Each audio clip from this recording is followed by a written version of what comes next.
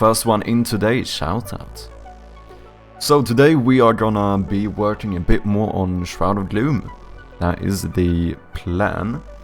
I did do a little bit of work this weekend, so let me catch you guys up to speed.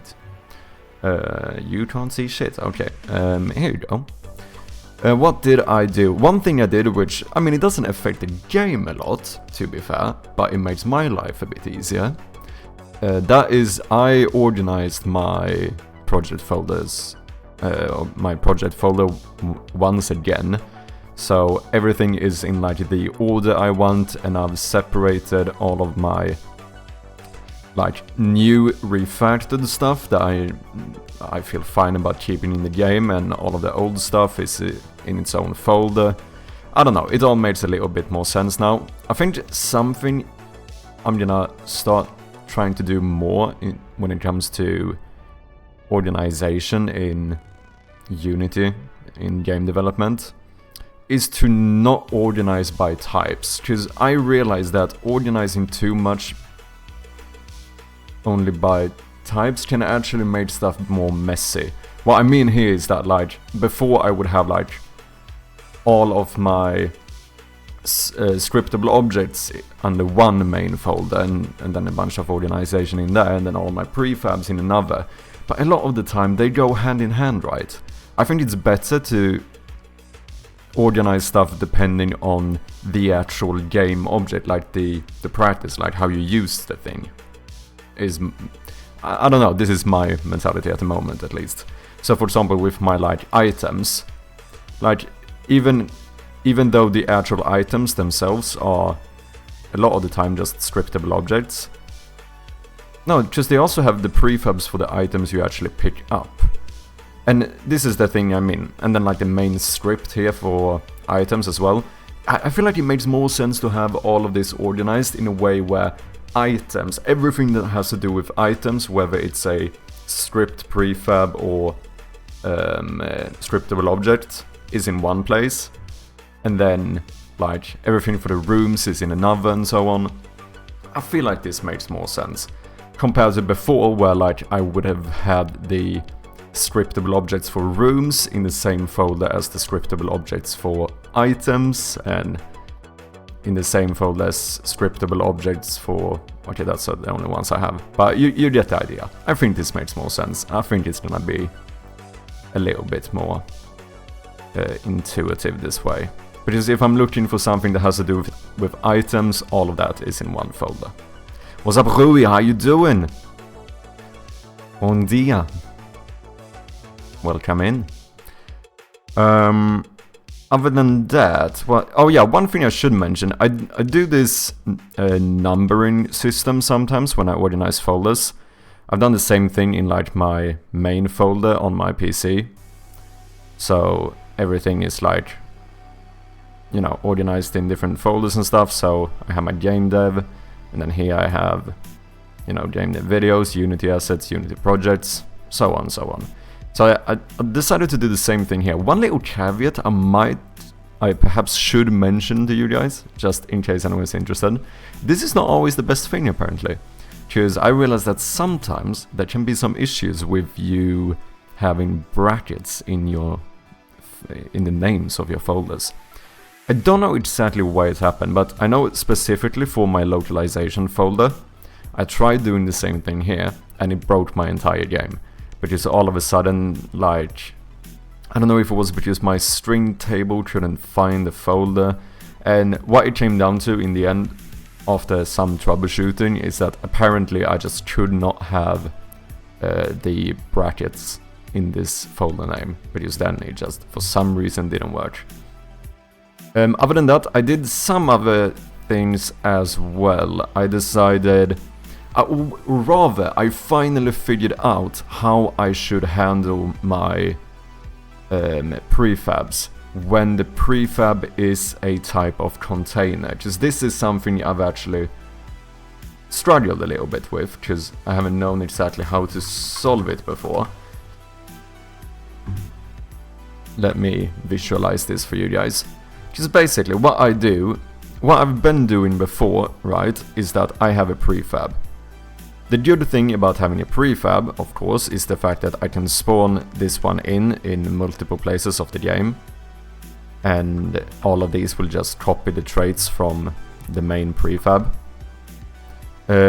Which is really neat. However, say that this prefab, for example, is like the... Say that this is the cabinet, which I might want to store things in.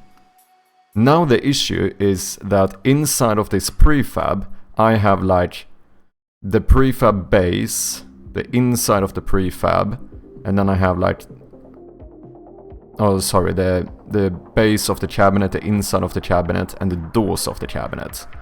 So in the game, the annoying thing now is that I have something else, right, that I would like to put in between here.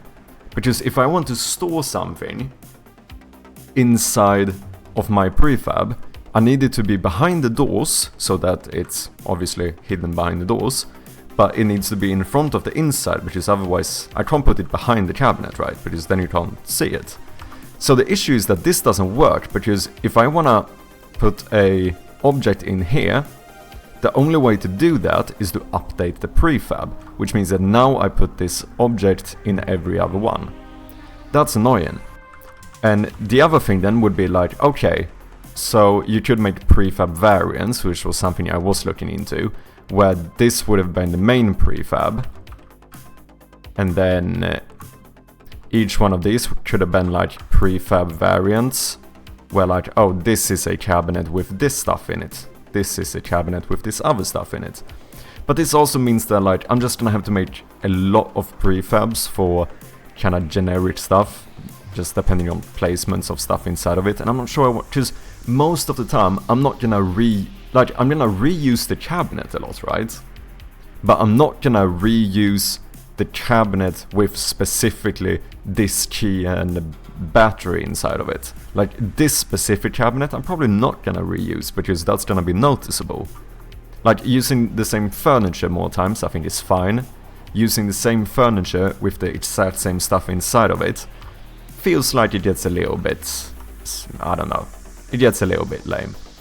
However, so yeah, the reason I made this before, or the way I fixed this before, is that I use the prefab to instantiate the thing into the game, and then I would, unpack this prefab, so that it's no longer a prefab, which means that I can put an item inside of it.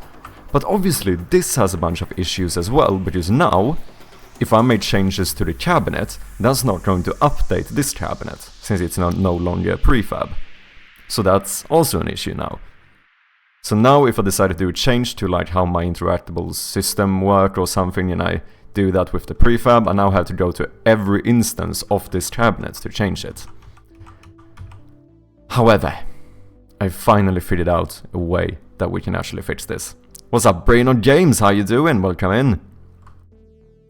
The way we fix this is just to have multiple prefabs, right? And I'm kind of hyped that I figured this out. So the way we do it is that we have a prefab of the cabinet.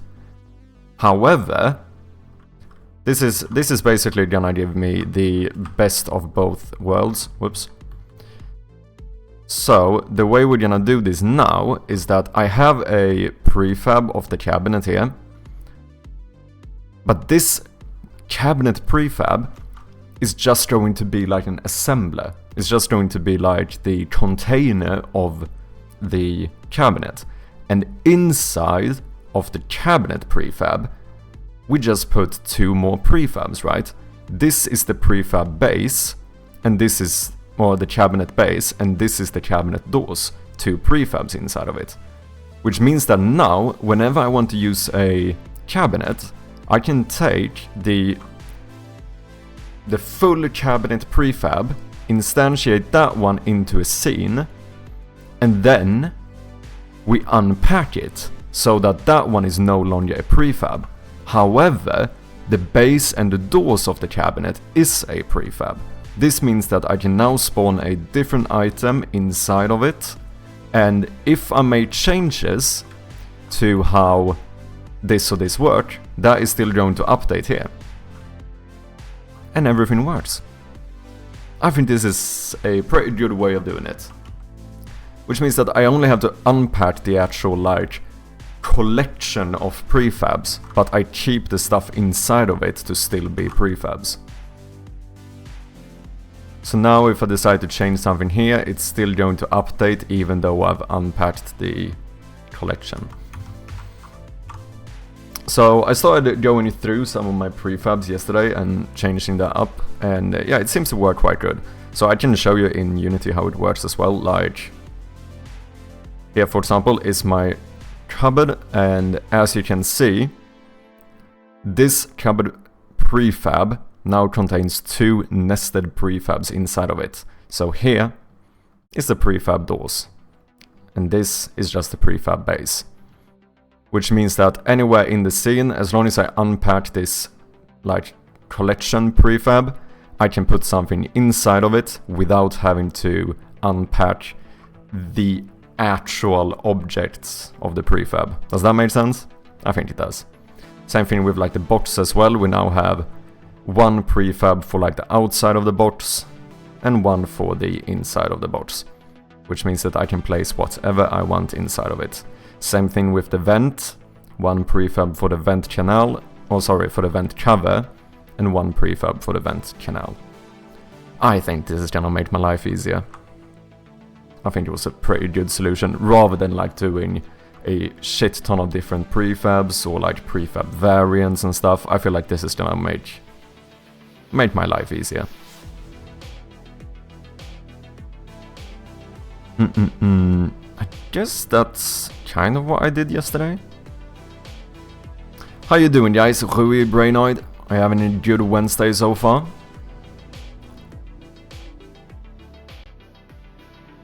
Why do I have 1944 changed files? Pierogi Dev is forcing you to stand up for 10 minutes. What's up, Pierogi Dev? How you doing? Why has this happened? This is interesting.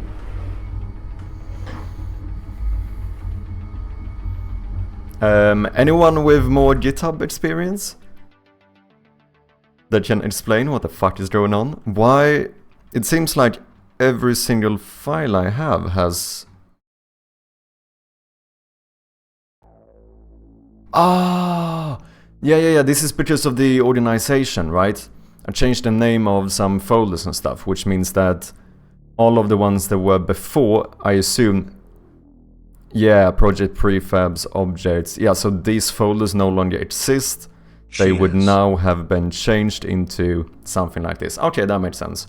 So let's just call this project organization and let's commit it.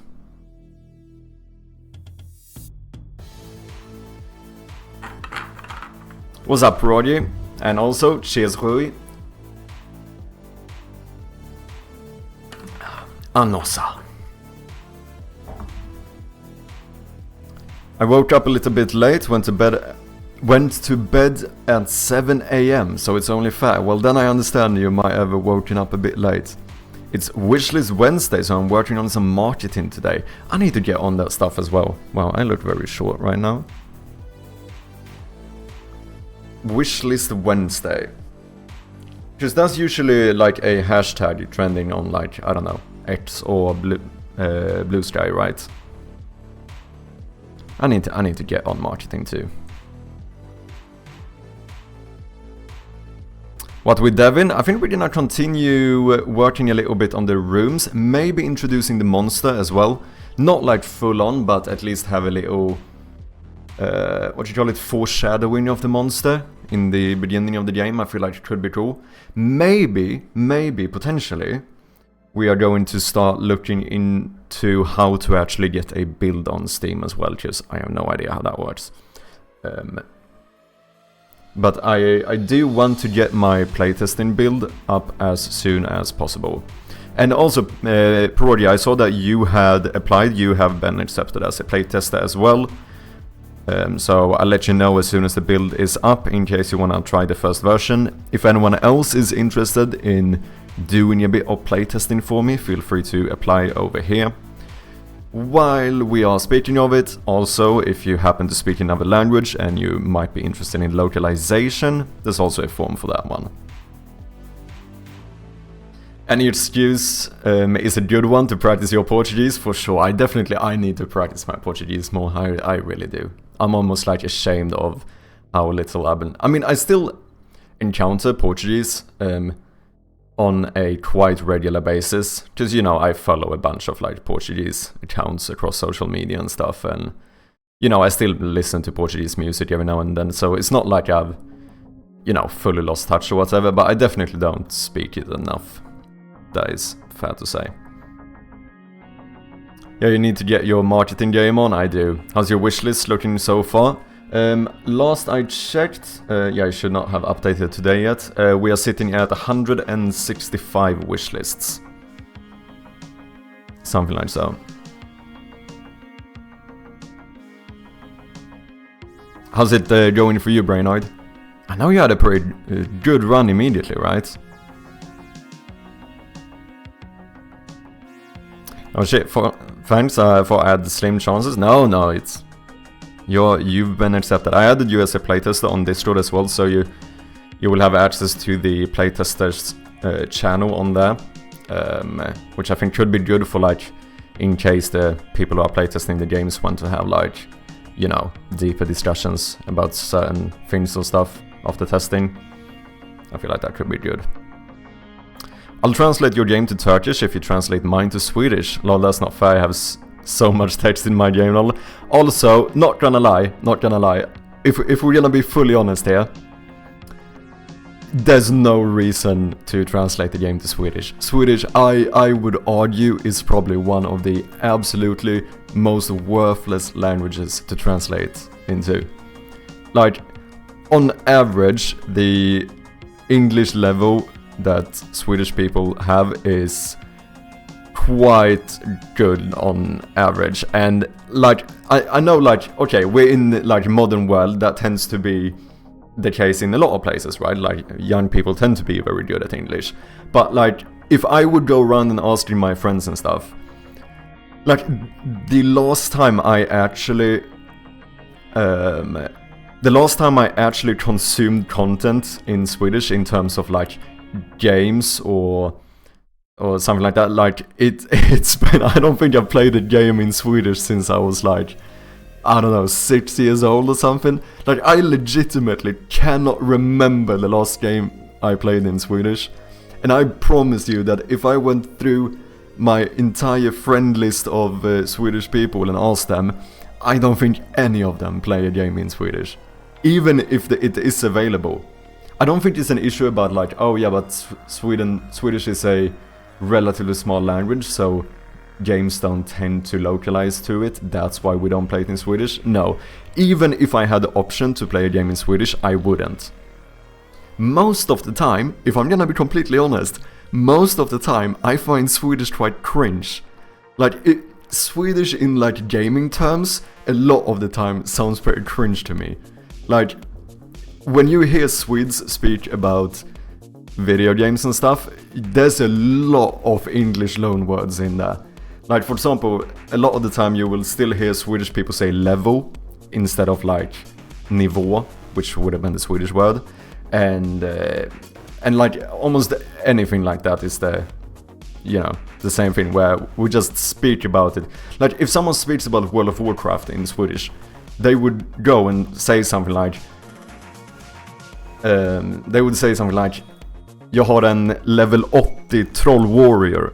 Like, they're speaking like Swinglish, you know, which also sounds kind of cringe, to be honest, but like, if you try to like literally translate it to Swedish, it just sounds worse. So in general, for any game developers, I would say that Swedish is probably the absolutely worst language you could ever translate to, because most people are not gonna need it, or like almost none are going to need it, and even if it's there as an option, almost none will choose it.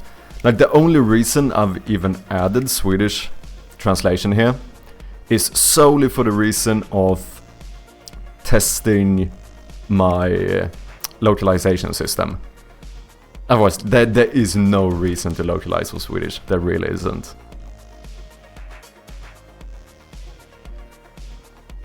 It doesn't make sense, you speak English basically. Yeah, like, one of the factors definitely is the fact that, you know, Swedish is quite similar to English, like it's probably one of the closer languages you could find, of course, except for the other Scandinavian languages, like Norwegian, Danish and so on.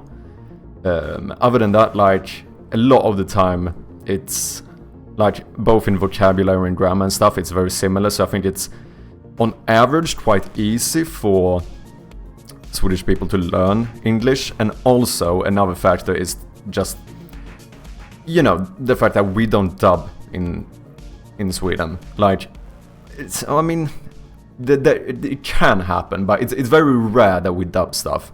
Like, in Swedish, most of the time, if there's, like, English content and so on, it's subtitled. And that can depend a lot, because if you're in, like, a Spanish-speaking country, or, like, in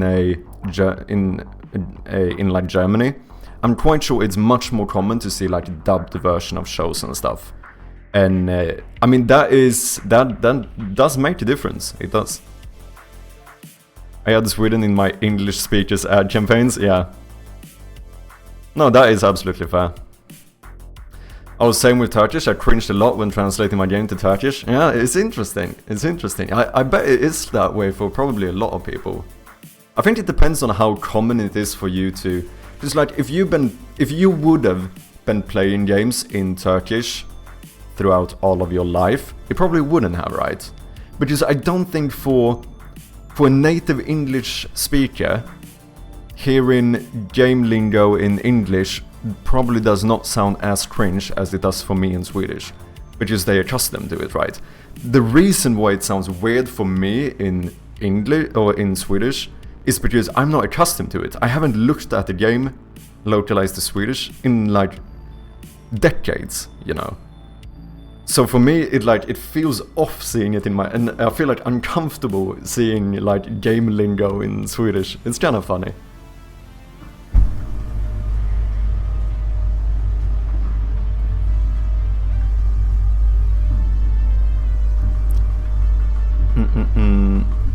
The terms/expressions don't seem to fit anymore. I use my phone in English, it just seems odd in Portuguese. Yeah, interesting. No, and same thing here, like, my computer is entirely in English. I don't see the reason for me.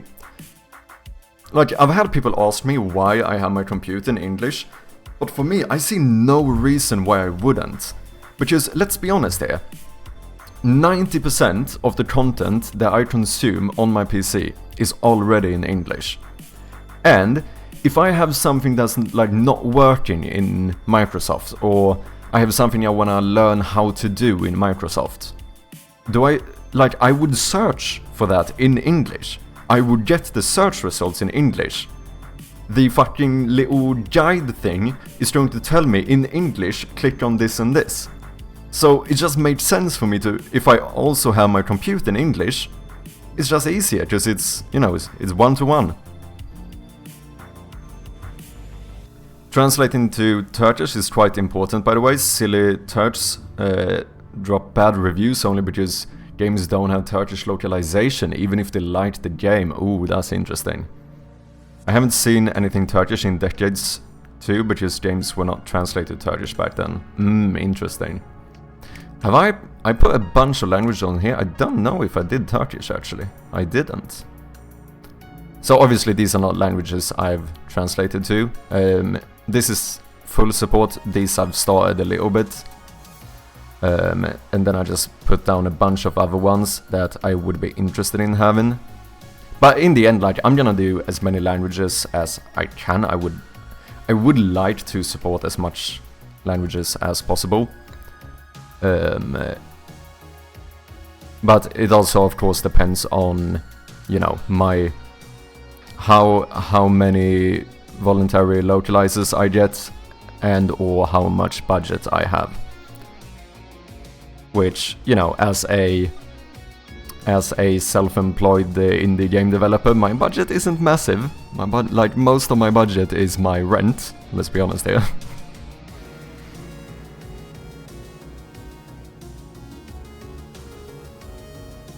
Regarding the previous subject, my Steam page has been up for 23 days. I have 270 wishlists so far. Yeah, I've been trying my best with marketing, so it kind of pays it. Yes, yeah, that sounds good. That's way better than what I'm at. How long has my Steam page been up? But I mean, like I think you almost passed me in like the first 2 days, so I'm not surprised that you have passed me. Let's be honest. I also just think that I think roguelike is such a fucking good genre as well. I mean, horror is a big genre, let's be honest, but I think it's somewhat more niche compared to roguelike games. Just roguelike games are just popping off in it. How do I see when I published my Steam page? Oh, I bet I can look at my analytics and just go lifetime, and whatever the first data is would be around January 16. Yeah, so I've been up like a month and 10 days. Wait, I can see it here as well, right? Look at it, look at this man. Fucking, I can't even open Blue Sky without seeing the marketing efforts here. Go you, man.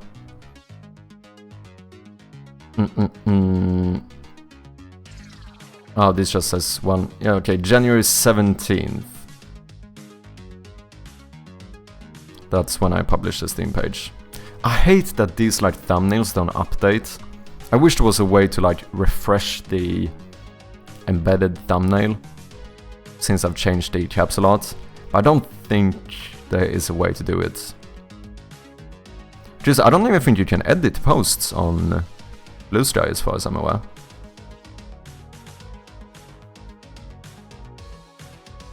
Yeah, I don't think you can. You can edit interaction settings, but that's different. Speaking of which, if anyone would like to follow me on Blue Sky, there you have a link. Feel free to drop a little follow. Horror games are doing better than roguelites at the moment, but yeah, it's kind of too crowded now. Yeah, I suppose that's a fact as well, true. Yeah, thumbnail not updating such, it is a little bit annoying. I mean, I just have to make a new post. I have not been active enough on Blue Sky, I should do more stuff. You'll have another post with your playtest version going live? True, we'll boost that up and you pin that one. Yeah, that is probably a good idea. That's the thing, I should try to... And even just like, you know, showing off new stuff is something like I did one of those before, which I think those kind of posts could be pretty good, like doing little update logs and stuff. Like, when did I do that? Here. Like just showing off the new highlight system I made for the game. Like these kind of posts, like this did relatively well. So I think that kind of stuff could be good as well. I haven't fully like decided what type of stuff I wanna get on here. I just decided that I'm not gonna do what I did on Twitter like a decade ago, where all I ever did was just to spam me going live on Twitch.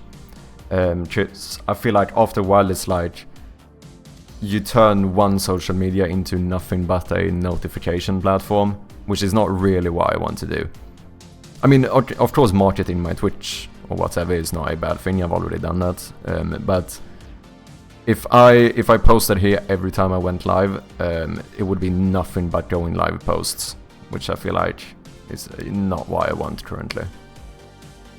To each their own, though. If anyone else is doing that, feel free to. I'm not judging. I'm just saying that is not what I want to do.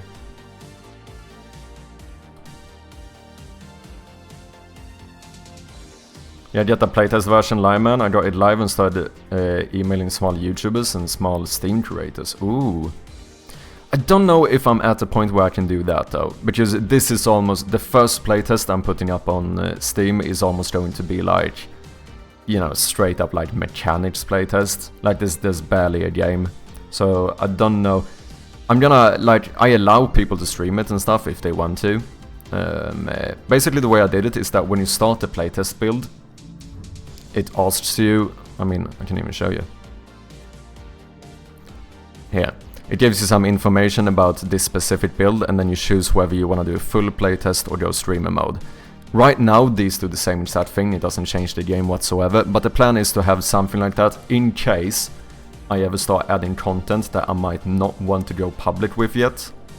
Like, if I'm having a playtest for like the ending of the game and I for some reason decide that I don't want to spoil this now, in that case I want to have something where I can still allow people to playtest the game in public, but I can still relax and know that they're not gonna show off content that I don't want public yet.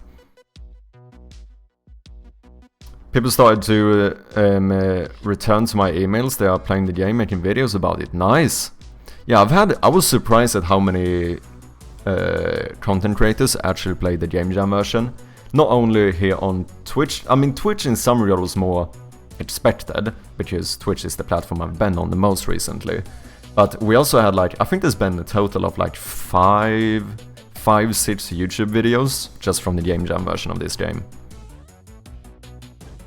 I wish I would have called it a Game Jam demo from the start though, because one of the issues I realized is that it only said Game Jam version here because I wanted to hint to people that like there's more coming.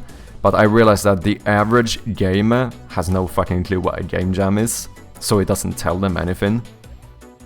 So at the end of the game it said something like, oh, you know, follow me to see when the full version gets released. And that's when people were like, oh, this is like a demo. So that's something I think I fucked up a little bit.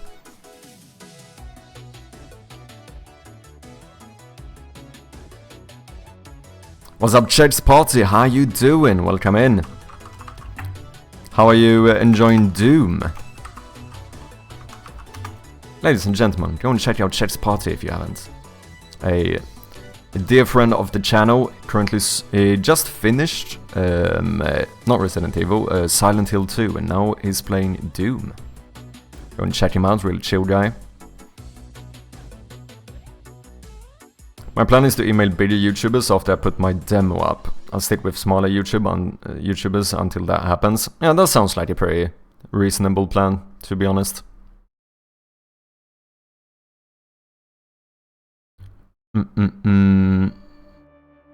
Super tired, thank you Chappy, no worries man.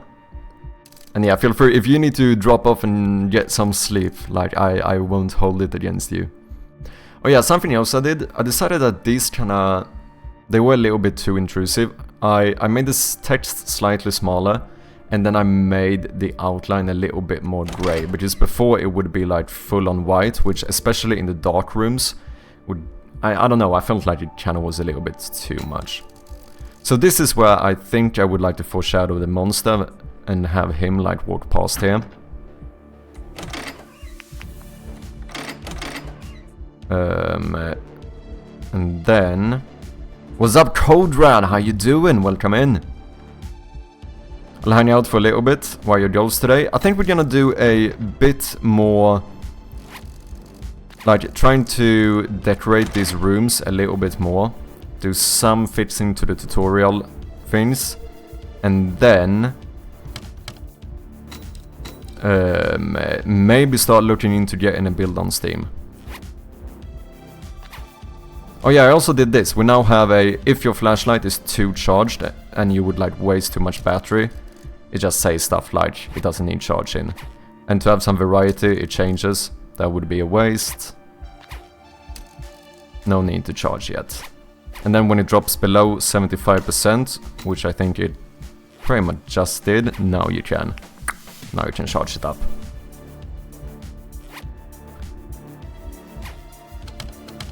Other than that, there's not too much changes. But yeah, I wanna fix some more items and stuff, because I know these broken lamps are a little bit weird now. Like, if I use the battery on the door, that's a failed interaction, so it says that won't do anything. But that doesn't happen here, which is not what I would like. Okay, this should be a failed interaction as well, and I think that is because I'm still using the old item interactable script on this one. So there's a few prefabs we wanna fix up. I've started doing it. We have these. These are the ones I've looked through and made sure that they are working good. Nifty Studios with the raid. How you doing? Welcome in. I was lurking a bit earlier. I saw you've been doing a lot of art recently, right? Learning A-Sprite, if I'm not mistaken. Ladies and gentlemen, go and check out Nifty if you haven't. Really cool guy. Check him out. How you doing? If you're coming in from Nifty and you don't know who I am, I go by Madchirpy and I'm currently developing a point-and-click horror game called Shroud of Gloom, which, if you're interested, you could go and throw a little wishlist out on Steam.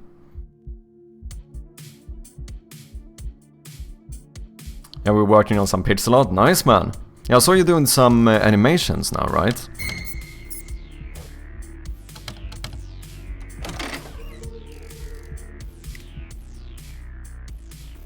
Okay, let me catch up with chat here. I think I missed a few things. 4 days ago, a super small YouTuber with only 1.2k subscribers played the game. He only has 20 to 100 views on his videos. My game got more than 1,000 views. Nice, dude. I guess that's a good sign, right? Yeah, definitely. And he sucked playing the game. Maybe people got cringe and that's why the video got popular. Interesting. Retro Rusty, thank you very much for the follow. Appreciate ya.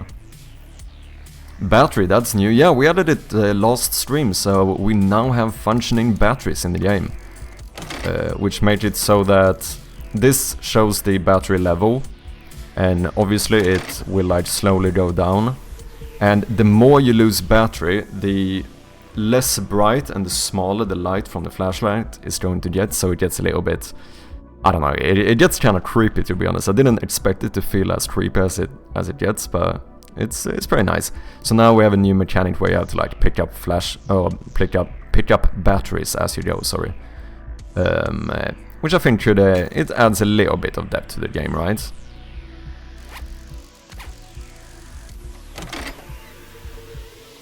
I feel like it does.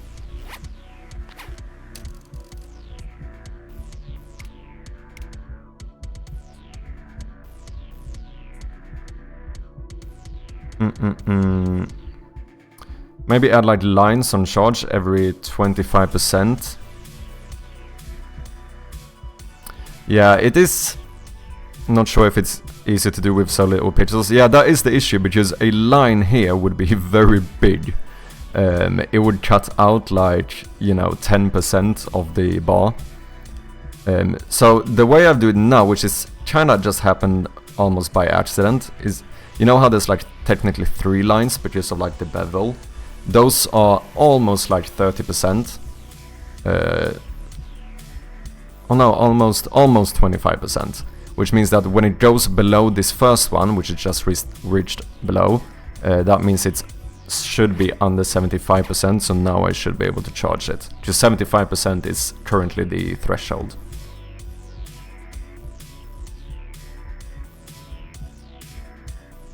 It could be 1 pixel wider, maybe. The only issue is that doing like lines still doesn't change it, right? Oh, what we could do is do every other a little bit of a different color.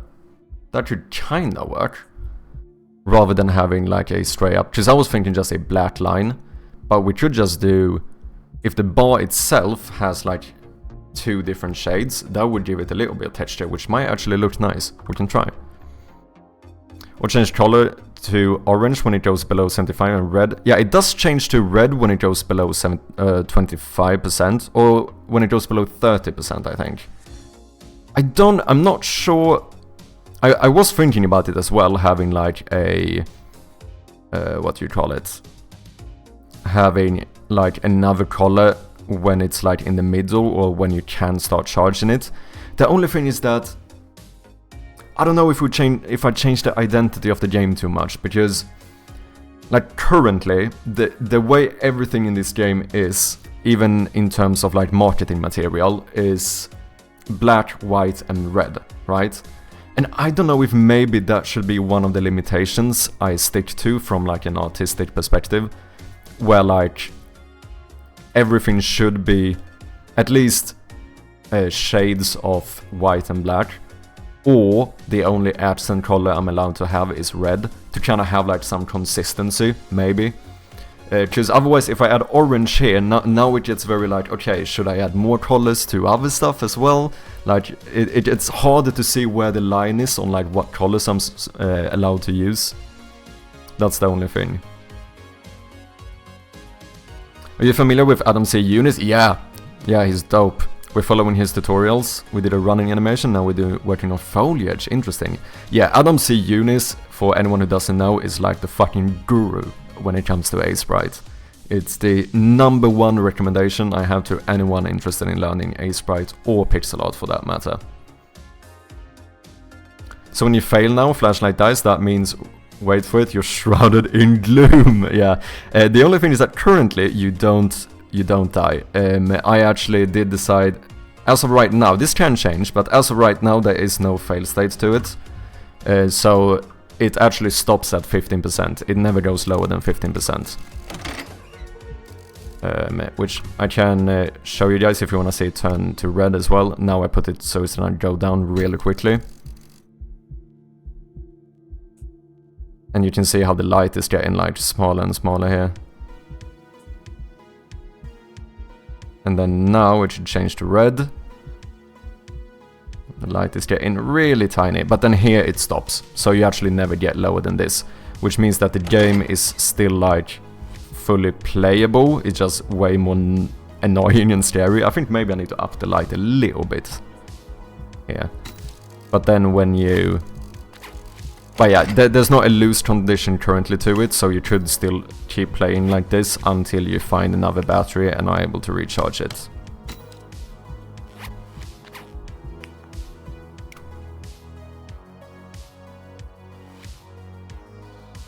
Basically visually showing you can showing you see an insert battery would be nice. Yeah, I feel like maybe having some... I agree that having some more clear visual feedback that you can charge it could be good, since there is a like, you know, behind the scenes threshold to when you can and can't charge it. That I do agree with. That's true, maybe keep those 3 colors. Keep it 3 colors, your sanity will thank you. Yeah, I think it's gonna start getting a bit messy if I decide to add more colors. Because even in the Game Jam version, I actually had blue as well. If you remember, the PC actually had a blue screen. And I think that was a bad choice. I think I should be more strict about the art style. And I think I'm gonna go for the general style, which is like mainly black and white, shades of grey. And then the only accent color I'm allowed to use is red. Because in the end, like we said, that's even my marketing material. This is the same. This is white, black, and accents of red. Like everything is white and black and white with accents of red. So I think we should keep the general style like that.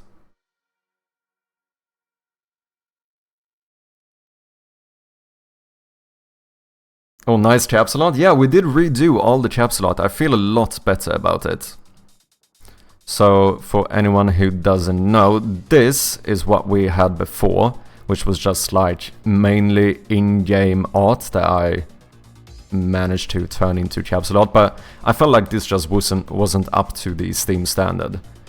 So redid all of it with more of an illustration, also made this new logo that I then made a pixel art version for the actual game. So if we go back to the main menu here, in the actual game is the same logo but pixel art, which I kinda like.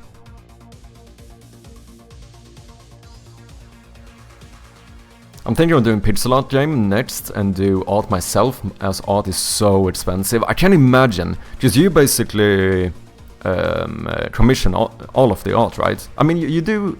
I've seen you do a little bit of art, but I don't know if you mainly do prototype art to give to the artists, or whether you have... Do you have some art in the game that you've done yourself as well? Like final art, so to speak?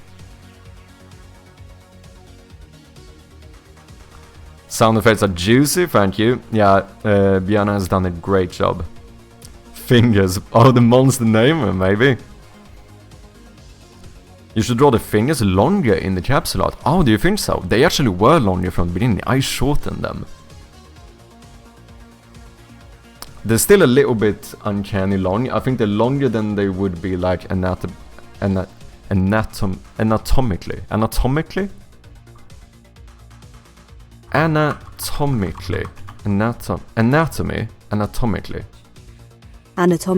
Anatomically. Okay.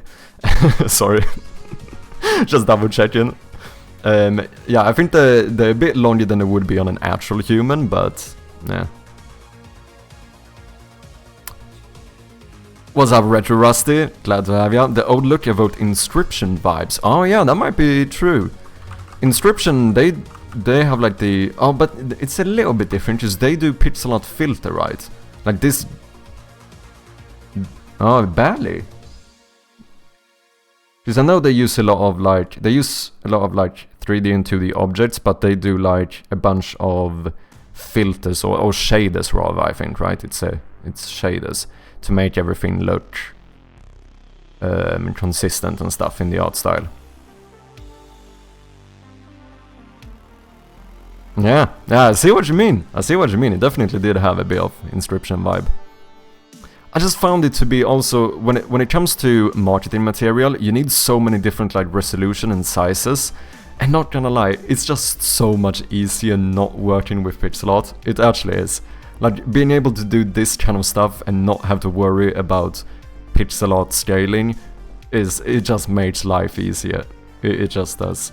Which is why I think it might work better for something like Inscription, since I'm quite sure that everything is like shaders and stuff. It's like the art itself is not pixelated. It's just prototype art, yeah, I don't do any myself, okay.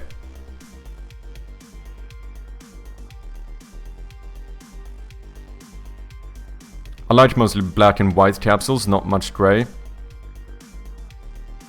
Yeah, in the capsule art I went pretty much 1-bit, like there's almost no shading whatsoever. It's pure white, pure black. Then in the game, I mean in the game it kind of is as well, but because of the way light works, technically we have grey shades in the game. I only say so because the jump scare art is finger-centric. That is true. His fingers are what you see the most, yeah. I mean, on the screen they take up more space than his head. It works very well with your game, the capsule art, because you went like 1-bit. Yeah, exactly. I mean, I'm kind of following the general art style, right? Which is 1-bit with details of red. To be fair, it's more red here than it is in the game, generally speaking, but... Yeah. As some of you know, there is going to be certain... I mean, here, you have the red as well.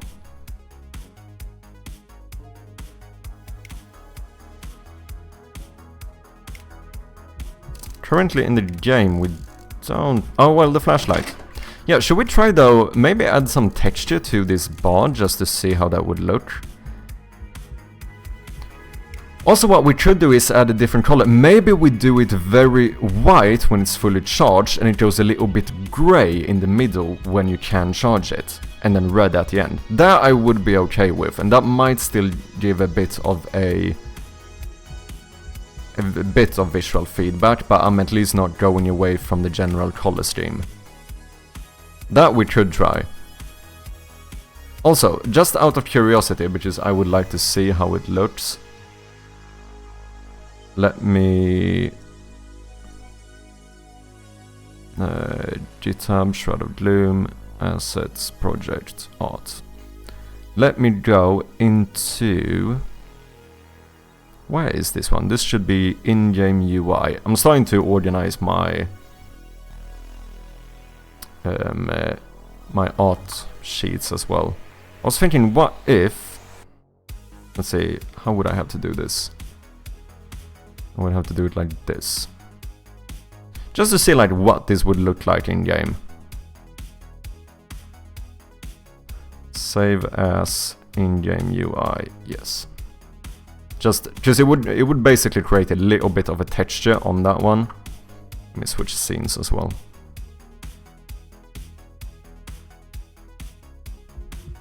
I think the color limitation you have is a really good idea. Keeps your scope small as well. Yeah, I think so. Oh yeah, I did mess this up as well. The room is no longer rotated in the intro. I kind of fucked up and changed the way I have my hierarchy without realizing that I removed an object that was animated, a parent object. So I'm gonna have to look that over again. Whoopsie.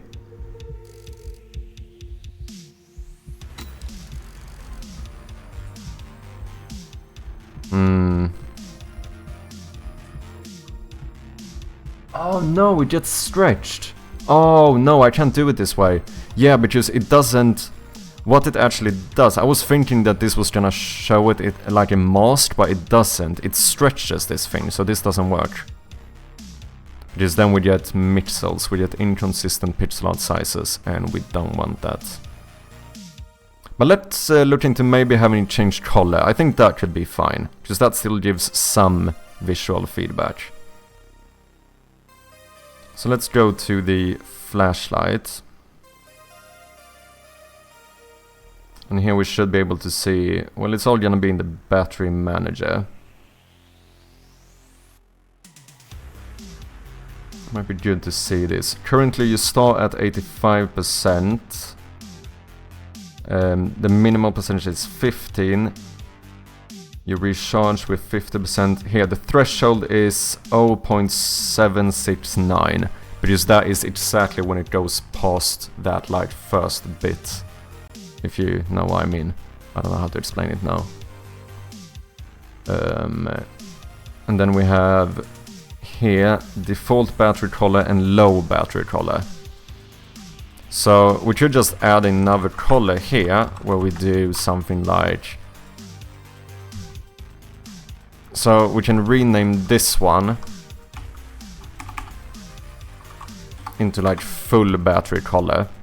Not entirely true, but you get the idea. And then we do a new one called... I don't know, mid battery color. And then we can just check whenever it goes below the recharge value.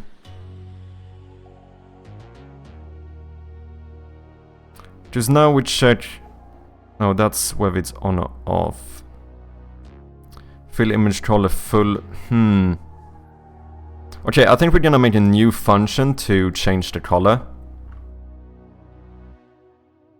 Yeah, I think that's the best way of doing this. We're gonna move all of that logic to a new function, which is called something like update colors. So now let's find anywhere here we update colors.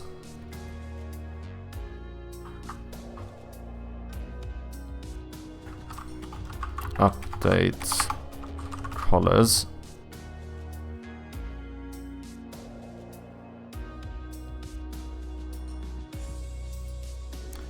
So we set it to when you charge it, but we're gonna move this logic anyway, so it doesn't matter. Let's just do update colors. Where else do I do this? I do it when we charge it. We also do it in the update function, I think.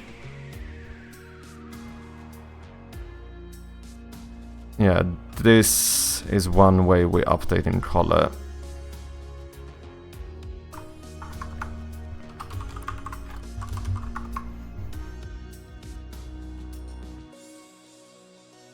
Let's move that logic down here.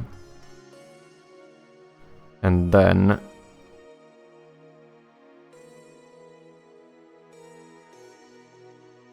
fill image color when it's on is either full battery color. Oh, but then it's... Oh no, so all we do...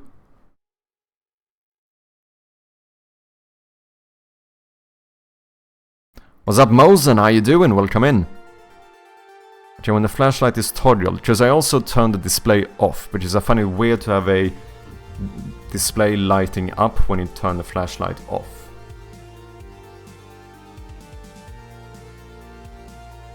So I wonder, maybe we take in parameters here.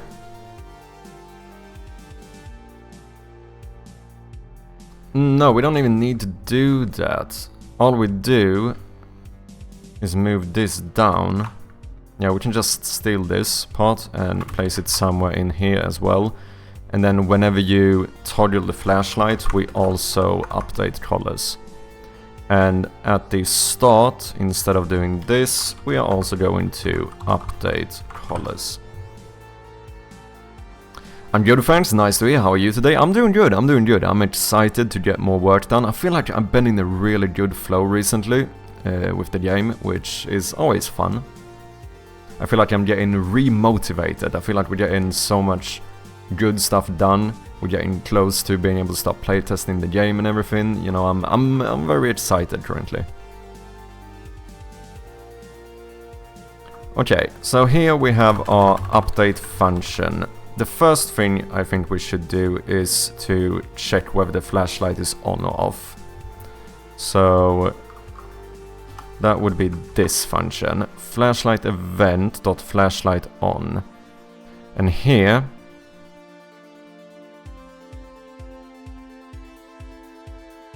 we cannot put it to full battery color.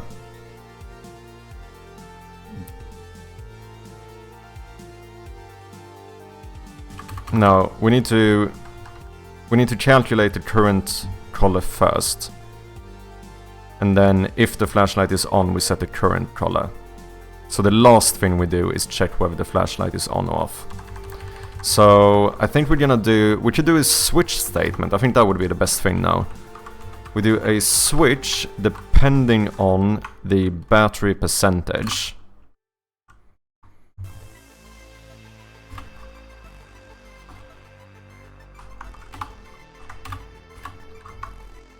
Where we say that if the case is... Oh no, wait, can I do this? Notice, I want to compare it to something. And what I compare it to is different. But not really. But wait, can I put conditions here? Can I do like case battery percentage less than... what is it? Threshold? Something threshold?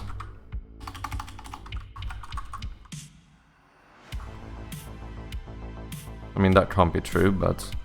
No, I don't think this works. Wait, how do I do this? Because this would just...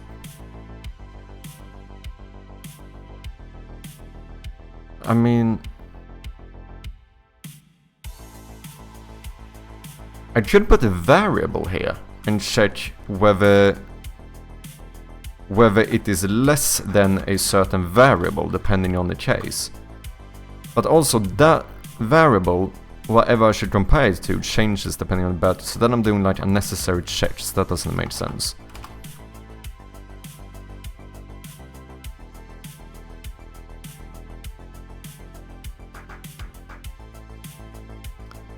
Mean percentage times 2. Okay, I think we wanna script that one.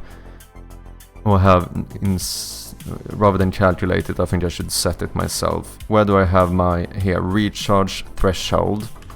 Let's do a float. Low battery threshold is equal to... Now I did mean percentage times 2, so that would have been 0.3. I think we're gonna change that a little bit.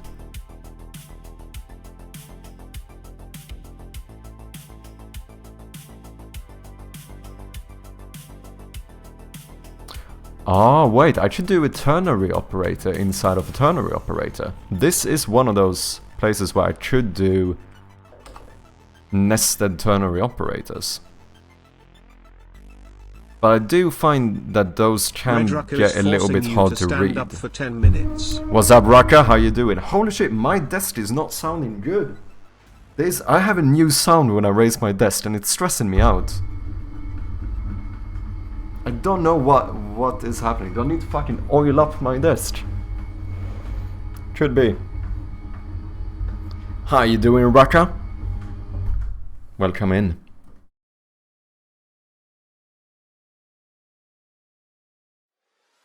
Yeah, I think that is the easiest thing, Code Rad. I think I'm over engineering this at this point. Just keep it simple. I probably should. So in that case, I think we should check. Let's go from top to... No. Since all I ever do is... Oh, well, I want to start to check if it's less than something. I mean, it doesn't really matter. We do if battery percentage is less than the low battery threshold, then I would like to say that the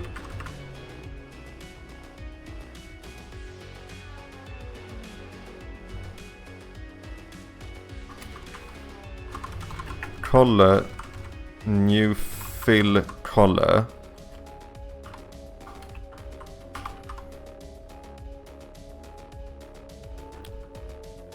oh yeah, wait, this is what we can do.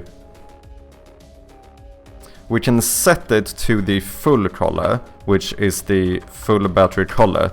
Then we get rid of one check. We default the new color to the full battery color.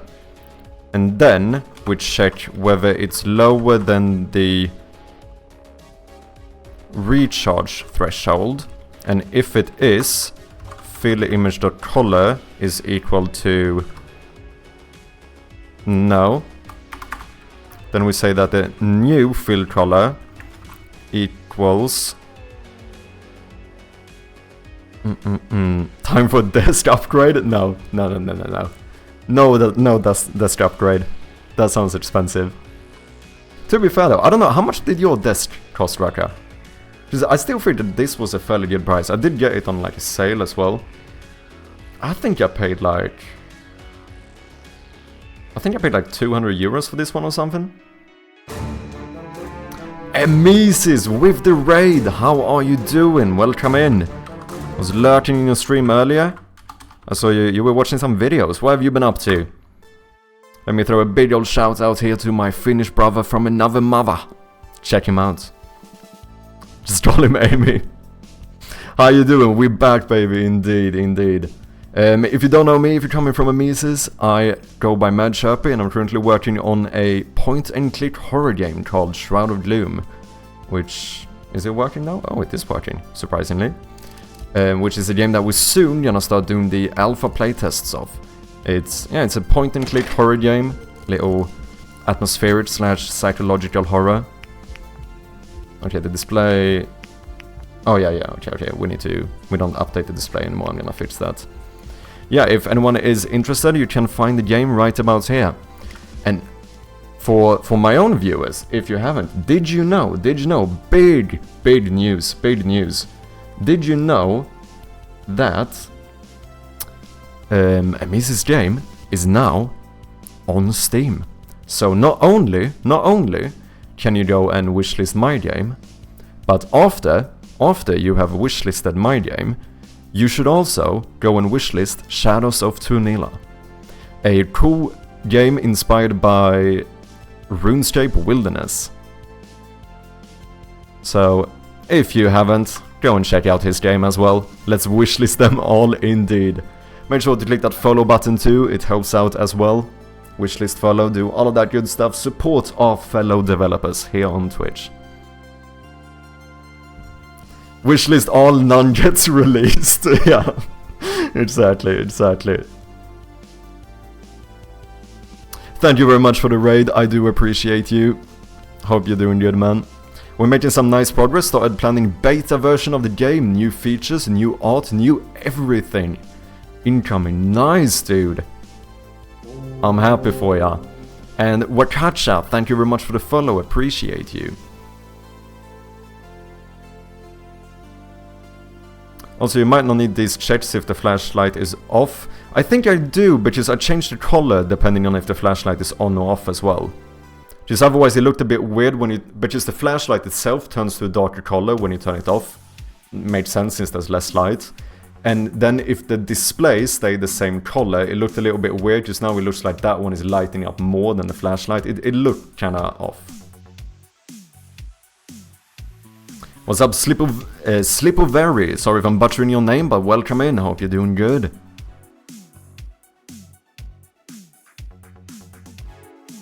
F1 Manager 24.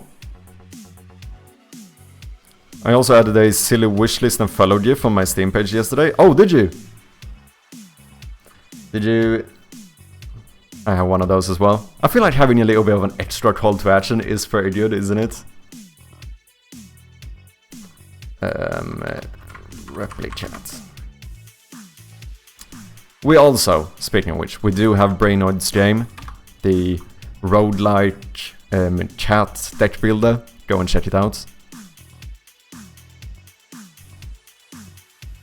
Ooh, playtest as well. You can request access. Oh, I'm on my other account. I have wishlisted the game. This is not my actual, this is my dev account. You know what, I should, fuck it. I can wishlist your game on my dev account too. Yeah. Oh, Brainoid. Just a little tip, because I was not aware of this. Apparently, you are not allowed to use Steam UI in your About This Game section. I did one of these as well. I actually changed it after someone let me know. They made an update like a few months ago or something where they explicitly said that you are not allowed to copy Steam UI or made something that like looks too much like the Steam UI on your page. So yeah, I know like it looks better to do it this way. I did it this way at first too, but just so you know, they do have a little, technically they have a little rule against it. You're not allowed to use the actual UI from Steam. Just as a little heads up. You do as you please. I'm not gonna force you to do shit. If you wanna keep that, do it. But just so someone has let you know that there is a little rule about it.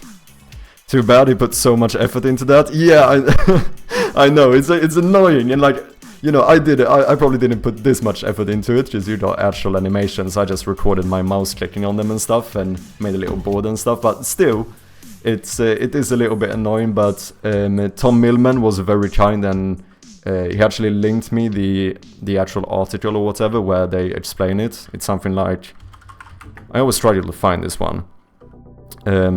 Steam new update store page copy UI elements. Let me see if I can find it.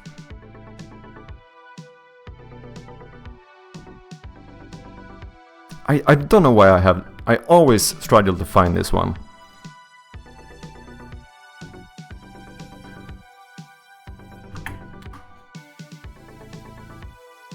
Changes here. I think this is the one. Yeah. The section will have the following new limitations: about the game, short description, special announcements, and the reward section. No embedded imagery that mimics Steam Store UI or buttons. You should not have images or animations that are meant to look like Steam UI, such as images that look like wishlist buttons or game capsules or prizes. That is the one. So yeah, just thought I'd let you know. What's up, Toasty? How you doing? Welcome in, man. Nice to have ya. Morning, finally back from my trip. Welcome back. Hope you're doing good. Hope the trip was good. How's development been? Really good. I feel like we've been in a fucking flow recently, you know? It feels good. It feels good. I'm very excited.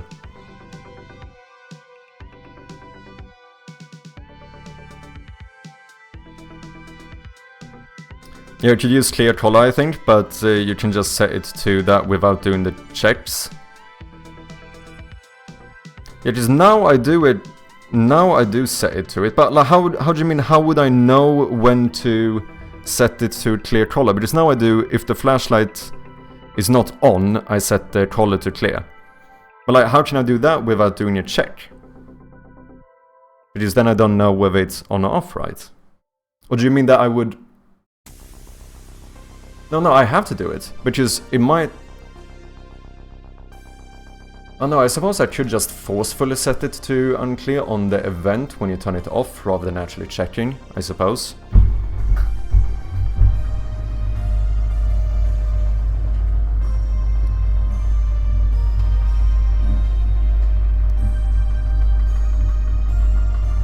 Honestly, it made sense. Yeah, I do think so too. I understand their like reasoning that you're not supposed to use, you know, their type of UI. Because it can, I assume that it could be viewed as a little bit, I don't know, you trying to mislead people or whatever. Not that I think that the way we did it is a way to like mislead them, but I still understand that reasoning, but it's a little bit annoying because it looks better using the Steam UI. Like, I would have kept mine if it wasn't for that post, but when I saw that update, I was like, yeah, I mean, this is my first game and stuff. I probably don't want to, you know, start going against the Steam guidelines immediately. I feel like I'm not at the point where I'm cocky enough to start, like, you know, doing stuff that I'm technically not allowed to do. I'd rather keep it safe for now. If they say I can't do something, I'm gonna try and not do it. Actually, I finished the show and I'm not sure what display off color is. Do you set it in this function or is it a constant? No, I set it in this function. So display, it's a little bit confusing here. Display is the outline. It's this thing. Now this looks a bit weird here, but in-game it looks like this. So it basically makes this darker when the flashlight is off, since the flashlight changes color. Otherwise it kinda... Because it's weird, you know, if... It's basically like this. If I... The way we visualize stuff, if I change it like this, now this looks... No, let's do this instead, actually. If I make the background white, now this looks very dark, right? And then if we go black, now it looks very, very bright instead. So it ended up looking very weird if I didn't change this one's color as well, since I do change the color of the actual flashlight in the game.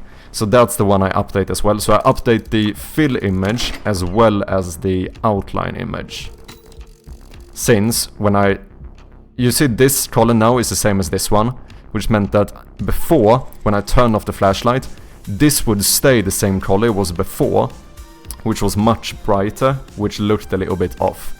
Like, you imagine that one would align with the colors of the flashlight, which it currently does.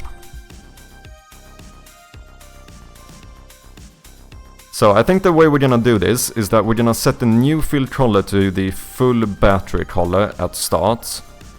And then we're gonna say, however, if the battery percentage is less than the recharge threshold, I would like to say that the new fill color is... So we basically overwrite this one depending on...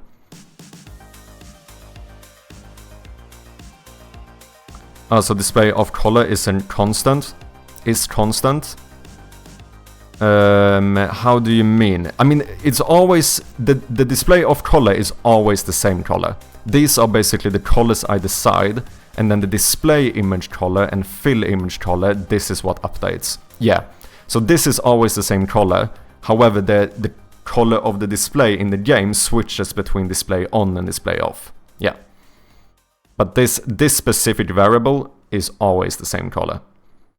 It's just a way for me to be able to switch it out in case I would like to, like for artistic reasons or whatever. But in runtime, it never changes. Hate to miss the coding, but gotta head to sleep. Have a good productive session, brother. No worries, man, I understand it. I know we're in quite different time zones, so go and get yourself some well-deserved rest checks, and I'll catch you next time. Appreciate you dropping by. Always nice to have you here, man. Watch me update the thing in 30 minutes, let's go. Okay, let me see here. We set it to the full battery color. However, if the battery percentage is lower than the recharge threshold, we are gonna set the new fill color to the IntelliSense, please, mid battery color. But then here we could do a else if. I don't think I need this even for an else statement. Else if... But no, both of these will be true.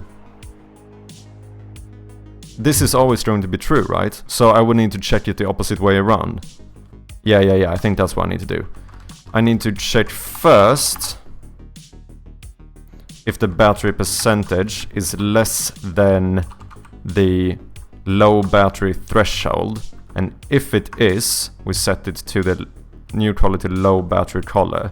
And otherwise, if it isn't, we do another check if the battery percentage is less than the recharge threshold, meaning that it would be over this one.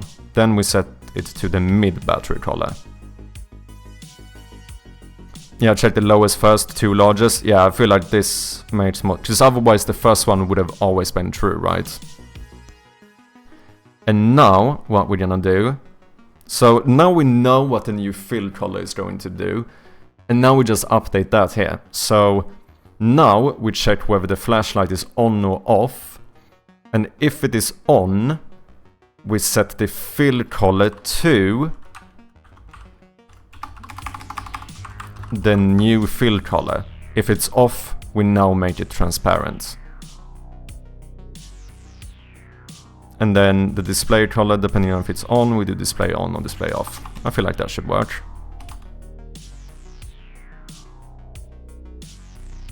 Boom, and I think I called that function in the correct places, so everything should be working. We just need to set up the actual colors now. I might have lost one actually since I renamed some stuff. I hate the fact that you lose... Yeah, look. Since I changed the default battery color to full battery color, I now lost the color. That stuff is a little bit annoying. I think there is a way to make sure that doesn't happen. I don't remember. I know someone spoke about it. So, what we're gonna do here is... the full battery color is almost gonna be fully white, meaning it's almost gonna be shining in your face. And then the mid battery color is gonna be a little bit more grayish. And then low battery color is red. And now we're gonna change the... Oh, we have to set the thresholds too, right? And that's fine for now. But actually, let me check. If we enable this one. Because right now, the way I do it is... when we go below this pixel, it switches to the mid one. Okay, we have an ad going. I'm gonna quickly run and reheat my coffee, and I will be back before the ads are over. Thank you guys very much for your patience.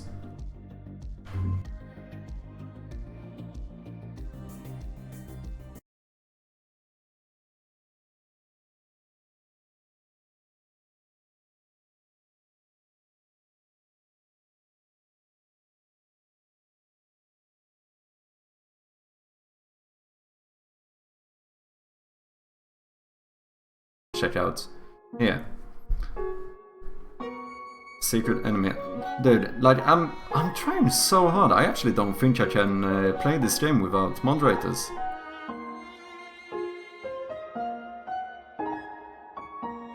I actually think it's impossible to play this. This game might actually even top Dark Souls. When it comes to like backseat gaming and stuff. And I think that's actually an achievement, to be honest. I'm actually quite impressed. I hate you. You can't kill me after I get Guppy on the first floor. That is not okay. No, that is not okay, dude. Just don't. And I kill myself. Please restart. Oh, dude, I hate it so much. I fucking hate it. We are back. Thank you guys very much for your patience. Okay, so, as I was saying, we changed the color to the mid one when it goes below this line. So I think we're gonna do the same here, where we changed it to red when it goes below this line.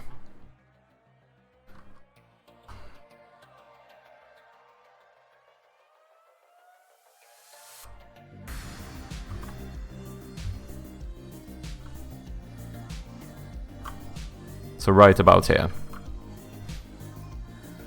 It's not that important, but you're doing checks for battery when the flashlight is off, which are not necessary. That is true.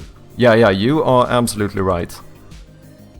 Yeah, it's probably not the worst thing, but just because it's interesting, let me see if I can work that out as well. Let's see, low battery threshold would be this. Yeah, you're right. Even if the flashlight is off, we still do this, which means... Oh, we can just nest this inside of another if statement. So here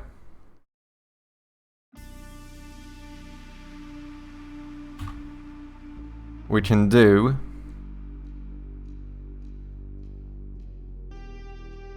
Or we should add it as another... this is what we do. We move this thing up. We check if the flashlight is on. And then we check if it is on and the battery percentage is lower. And then here we do else if it is on and the battery percentage is lower than recharge, then do this. So now it means that if the flashlight is off, it's going to skip this part and then only update this to clear and this to off, right?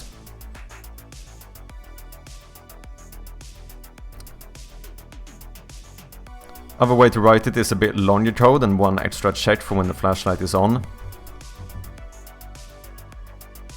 We should also do like a return statement somehow, I think. Like, I would just put the whole thing around this on.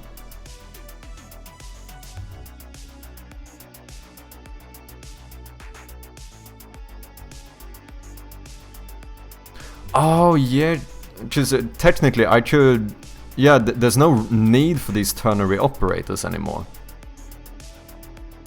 Yeah, we do, if it's on, you check the new color, blah blah, because even this is technically unnecessary, because if it's off, it's always gonna set it to this. Yeah, I think you're right, I think we would, the first thing we check is if the flashlight is on, and then... Yeah, I see what you mean. We don't even need the ternary operators. We do a if on else, which means that now, if it is on,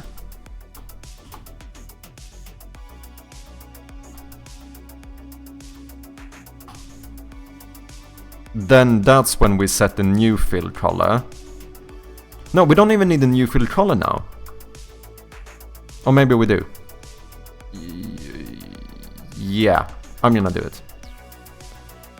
I'm gonna do it this way, it doesn't really matter. And then here we're gonna say that the fill image dot color is equal to new fill color. And then we say that the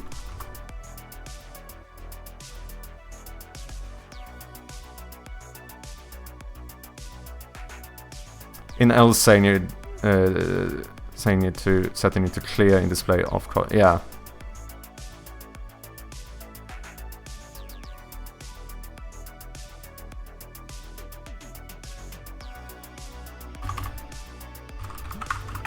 This is just because it's fun. I'm gonna do a new private void. This is a little bit with update colors and set colors. Because then we should take in a parameter of color, fill color, and color, display color. And then here we say that fill image.color is equal to fill color, and that is equal to display color. And then here we would set colors. And then we pass in the... I feel like it makes more sense to do this the opposite way around. Here we should do the...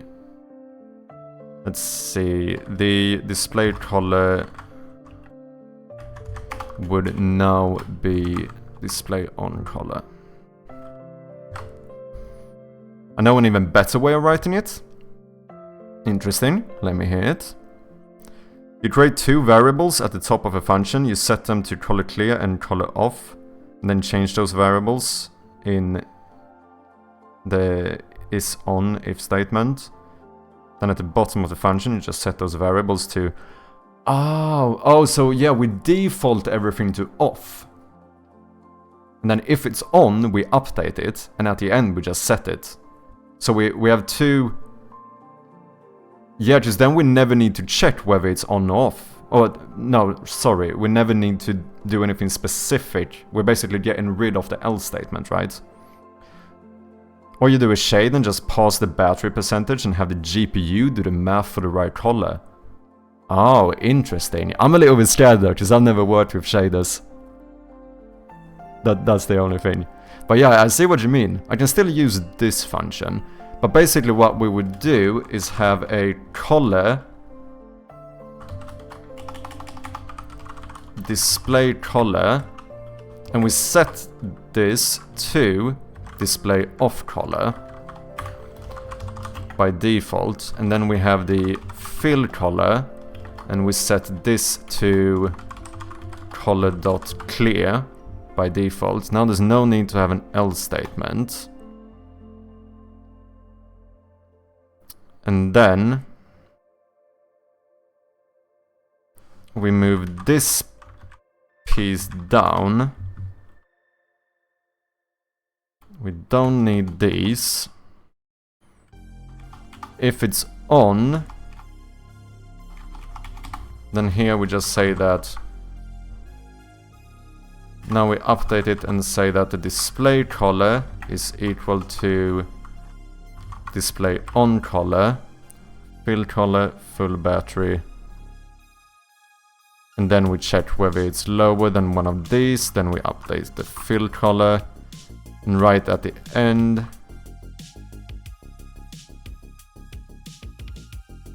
we just pass these ones in. I mean, let's be honest here, I don't need a separate function for this. This could just be here.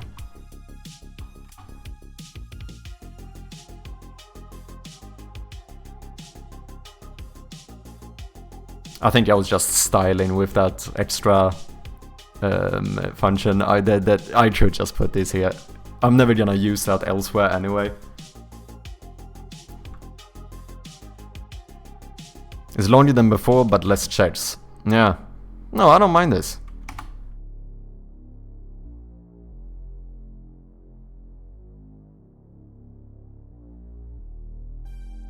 Technically, I could, but that would probably be unnecessary, because then we're doing double updates for the game objects. We could have even set these to be off first, because it would immediately be set to on anyway. Doesn't really make a change.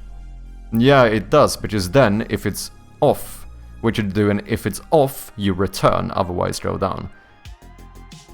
Right? Theoretically. That would still work. Then I wouldn't have to nest these either, because we could just do, if it's not on, return, and don't do anything more. Otherwise, re-update with the new ones. But I suppose you can argue that maybe it's unnecessary, because when it's on, every frame it would technically, it would probably not be noticeable, but technically speaking, we would set the color to the off color and then set it to the on color, which might be unnecessary. I think this should work. And I updated that one correctly. Let's see how this looks. Let's set the, what is it, time increment. Yeah, 0.2, that's probably fine.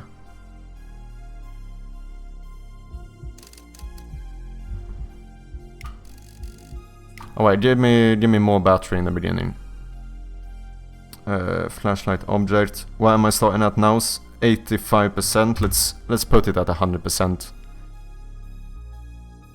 And also, most of the time you're gonna be in a dark room, so let's start in a dark room as well.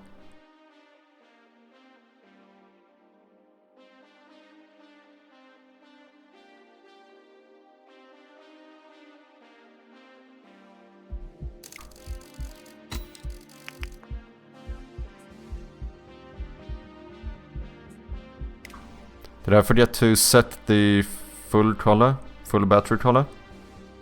Oh no, I don't have an alpha value on that one. Okay, I see.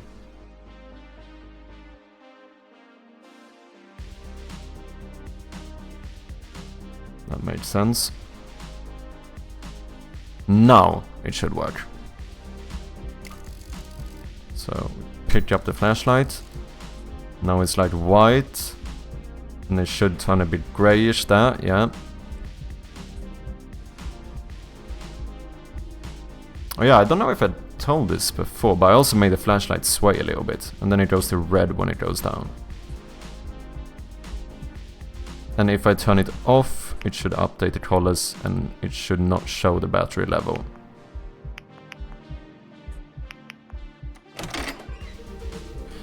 Is this too much? Are we doing too little light on the lowest one? I mean, I suppose the way you can balance it as well is make the flashlight battery go down very small, but I wonder if this is low enough to where people would be like, fuck this, I'm not playing with this low light. Did I go a little bit too far with the... How little light you have at lowest level? I don't know, it's so difficult because it also depends. I've said this before. It depends so much on the monitor. Because on my monitor, on my main monitor, it looks way too little. On my secondary monitor, it looks kinda fine.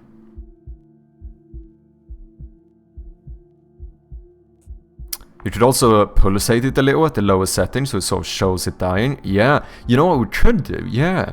Because I do have flickering. It's not as noticeable now. I also did minimize the flickering. I found it to...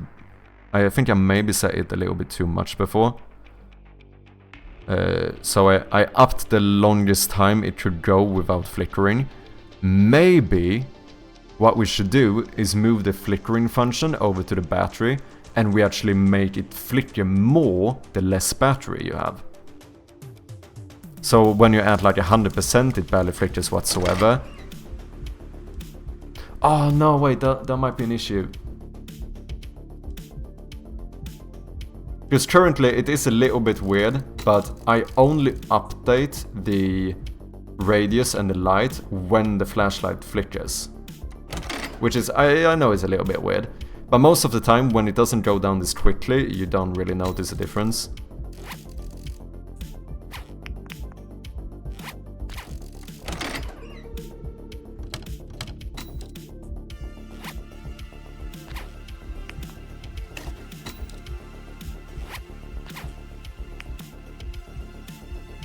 Yeah, I think maybe I did push it a little bit too far. I don't think the light should be that low on the lowest. Maybe the radius is fine, but maybe we up the intensity a little bit. So we keep it a smaller radius, but maybe make it slightly more intensive so that you actually can see something.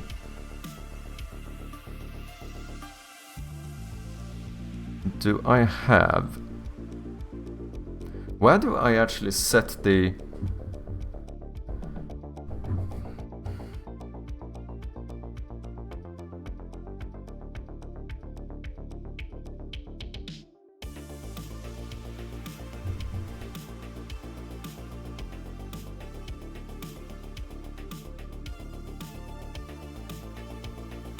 Oh no, am I using magic numbers?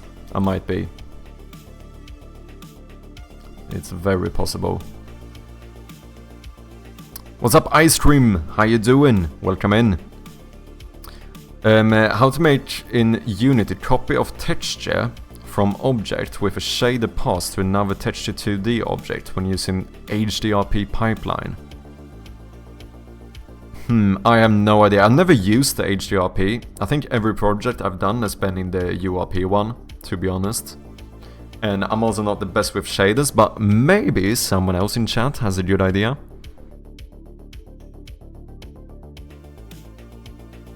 But unfortunately, I don't think I'm the man. I wish I was.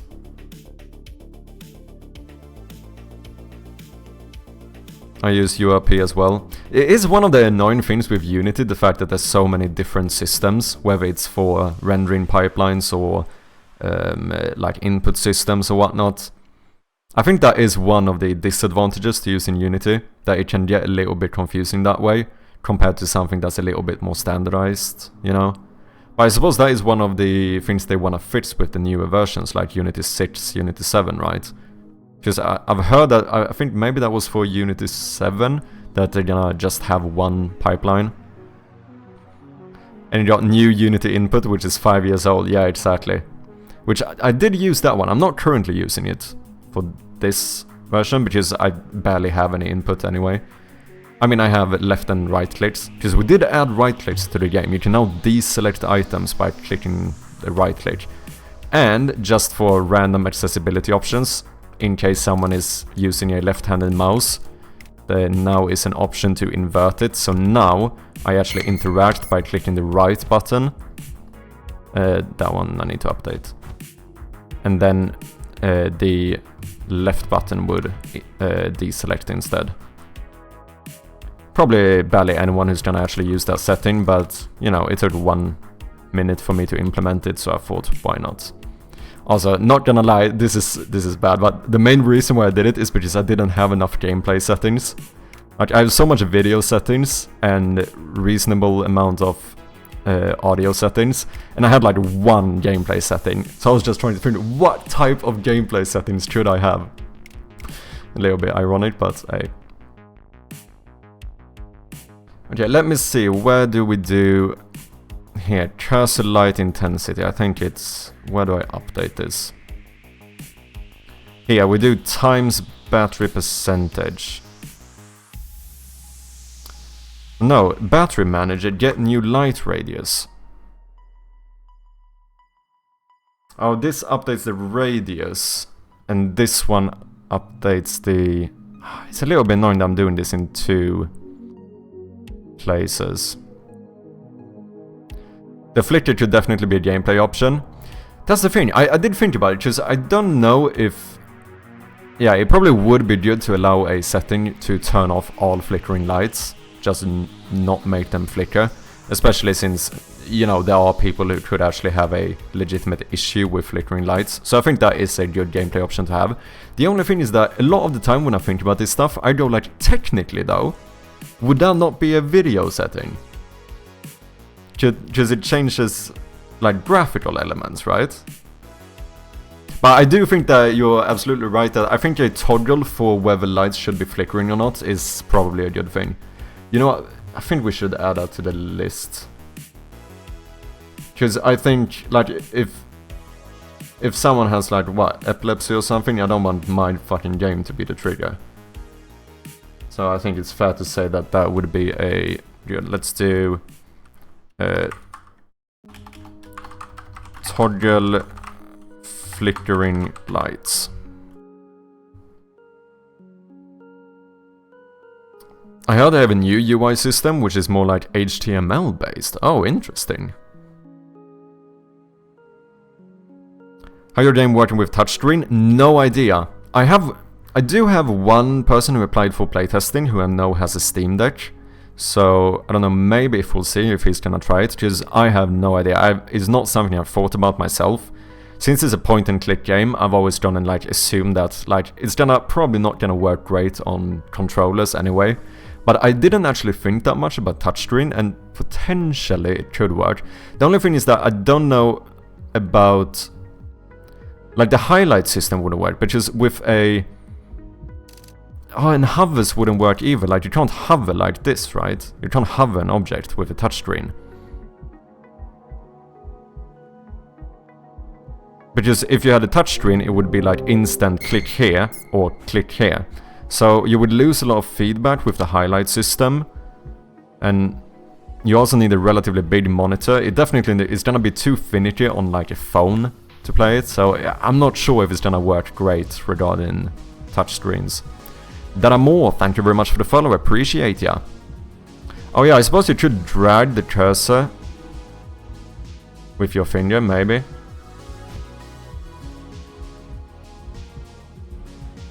Oh, I feel that could be a little bit weird. So what, you would use touch to drag it over here and then click on the flashlight. Do you support controller? Currently no. I think with controller you would need a new button. If you hold flashlight moves faster, so you can use that to disable it faster when the monster comes. Yeah, because that's always been my issue with controller support. Like, it obviously works in terms of like, I could make you just move the cursor around and like click on objects with a cursor or with a controller, absolutely. The only thing that's weird is when you have to do stuff quickly or when you're stressed. I feel like because you're gonna be way slower with a controller, right? Because like on a PC, when you're using the mouse, if I like panic and I have to turn off the light, like I can do that in like, you know, split second. Like on a controller, you would almost need to have lower sensitivity, so it would be like, oh yeah, I'm pulling the mouse over here, turning it off. I mean, I would have to try it. I'm definitely up to try it. I don't know if my current interactive system would work the same way. I think like, because I'm using on pointer down, that interface, and you don't have a pointer. I suppose what I do is change it to the Unity, the new UI system, maybe. Maybe.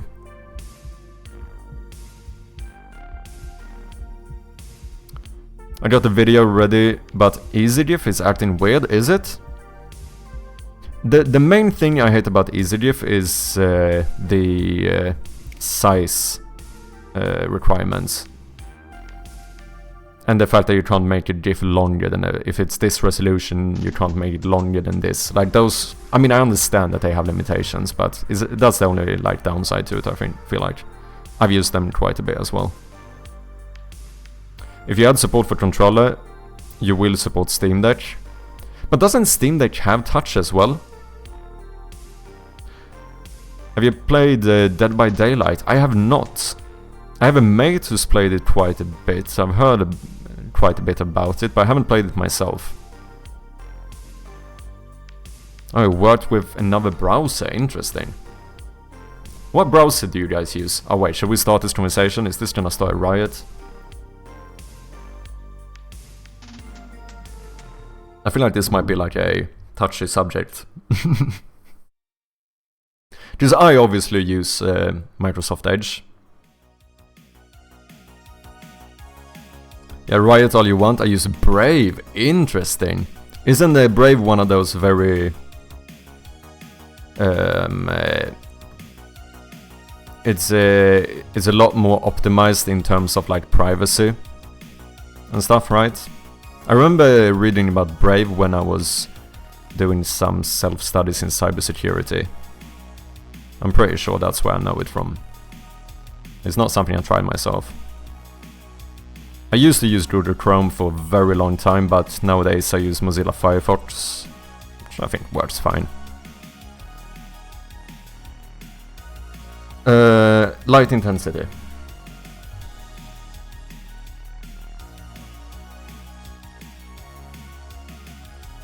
Coderad, or anyone else who's released the game on Steam, if I do a playtest build and release that on Steam, do Steam still need to check it? Is it gonna be like a few days for them to make sure it's a good application, even when it's a non-public one? Yeah, they check it. They do check it. Okay. But they are very lenient. Okay. Yeah, because obviously it's not gonna be in a good state. I have heard that they are fine with that, like if you explain that, oh yeah, there's gonna be bugs and stuff, and as long as you're like, you know, if it's not like the final version and stuff, they understand it, which is good. But my game was not in a really playable state. Yeah, just, I mean, mine is kind of going to be in a playable state, but the content is gonna be like 1.5 minutes, you know. Because the first build I want to get out there is basically just for people to test the new UI system and, you know, the mechanics, and feel like whatever they find the polish level of the game to be. So it's not really about playtesting huge amounts of content. It's just like I wanna try and get playtesters in as early as possible.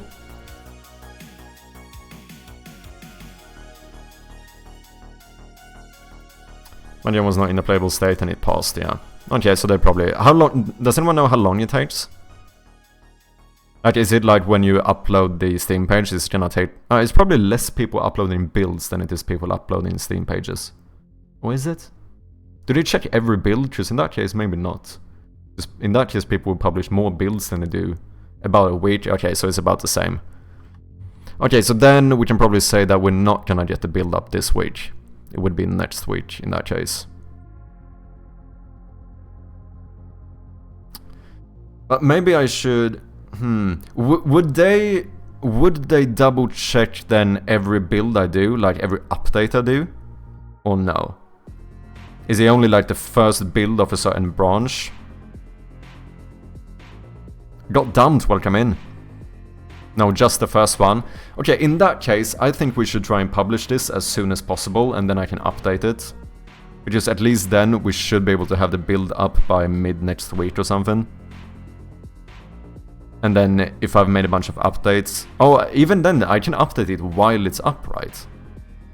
Is it difficult to get a build up? I still haven't like looked into it whatsoever.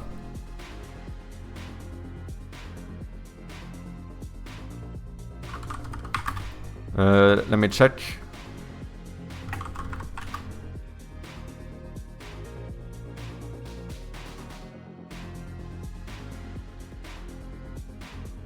That's probably fine.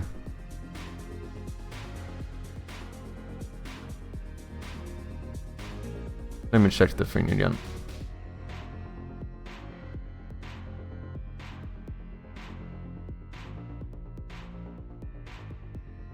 No embedded imagery that mimics Steam Store UI or buttons. So it shouldn't be general buttons, right? It should be Steam Store buttons, they mean.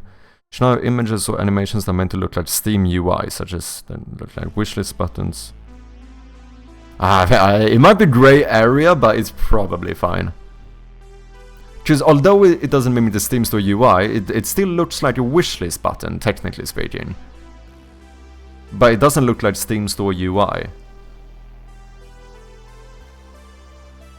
Because what I did is, I went away fully from even button, even though it's not as good.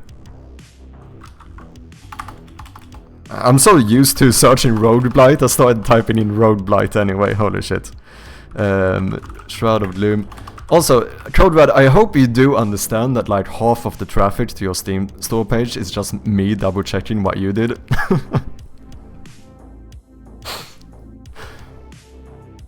Yeah, I did a checkmark thing instead. I know that Hillfoot Games used to have the Steam UI at first as well, because he's the one I copied it from at first. But he also updated it. I don't remember what he did.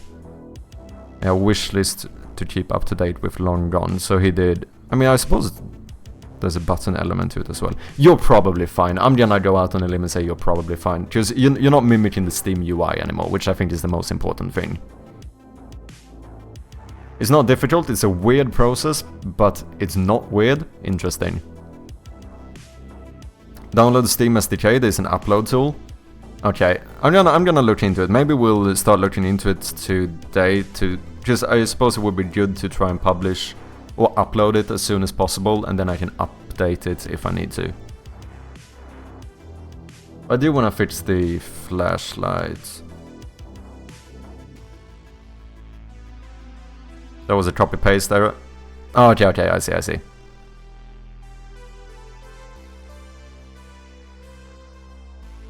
Oh, am I not using system no more? I don't need to say Unity Engine here. We can just use random range, I think.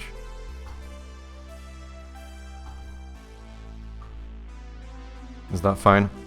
Because I think sometimes when you use both system and Unity Engine, you get that weird error when it doesn't know which random you want to use. Use a special software to upload your builds. I can help you if you hit me up when you're doing it. Yeah, sure. I might be very possible that I'm gonna get a bit confused. Let's see, I think potentially the light radius is fine. Let's see, here we do... Oh wait, so this is the modifier. But then we do times battery percentage. So this is what it flickers down to. I should up this to get a more visibility when you have low battery. We could also make this change. No, wait, because if I change this here, I will be changing the intensity both places. I could also move these and put them inside of the else statement and then do for the... No, wait. No, I don't care whether it's flickering or not. No, I don't want to change this. It's when you're at the lowest thingy that I want you to be higher. So we do cursor OG intensity times modifier times battery percentage. So I want to set like a minimal threshold to this.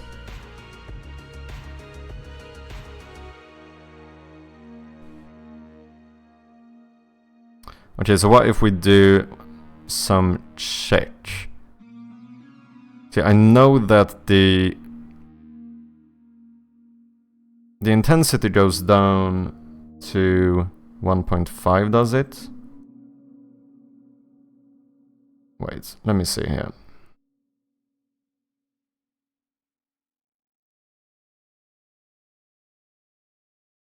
I mean, I suppose... No, I should also make it minimal and do a check. If it's under the minimum, then... Because here we have the cursor light. Oh wait, I need to update this thing. Let's make it go down quicker. Flashlight object.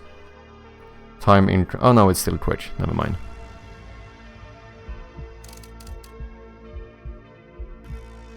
Cursor light.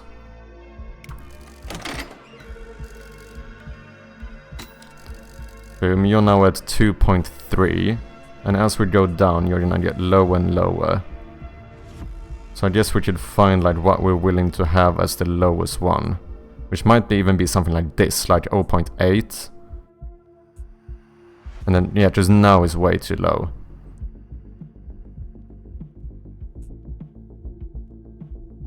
Maybe we keep going down with the radius, but we stop the intensity at 0.8.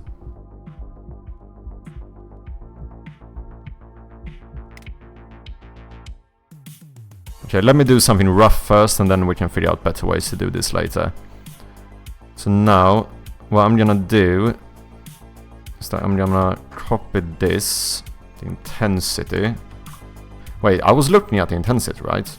Yeah, I was. Because then we also changed the outer radius.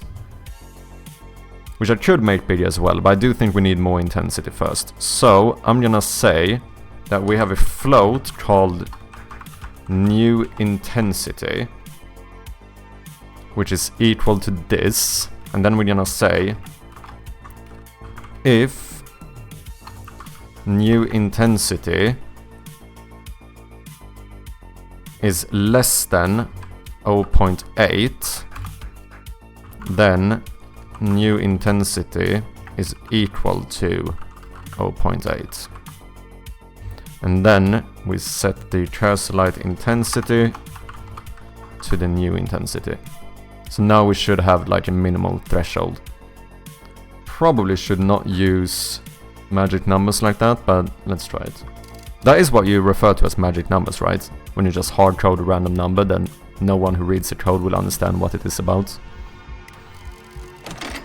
I think that's what you refer to as a magic number.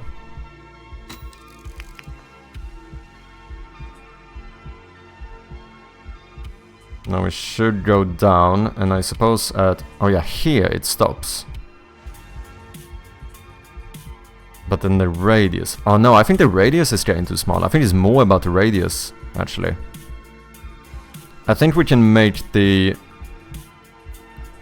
I think we can make the intensity even a bit lower than this. But we need to make sure that the radius is a bit bigger. So let's put this at like maybe 0.4, we halve it. And then we go to the battery manager, get new light radius. So here, I think 1.5, more magic numbers, sorry guys. Is this what you mean? Programming magic numbers. Magic number programming. A unique value with unexplained meaning or multiple occurrences, which could preferably be replaced with a named constant. Yeah. So I actually think this... Oh, but wait, if I change this, I'm changing the max value as well. Oh no, because then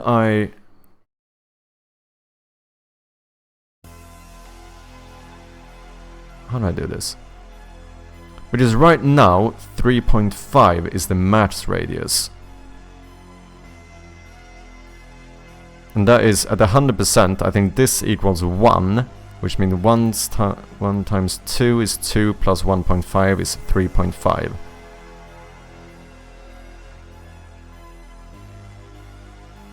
Whereas the lowest this can get to is like almost 0, where it would be slightly above 1.5. So what, I take a number here and move it over here and we should be fine.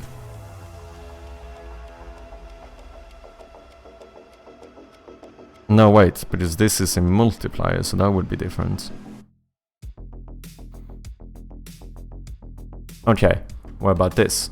We do a check instead. We do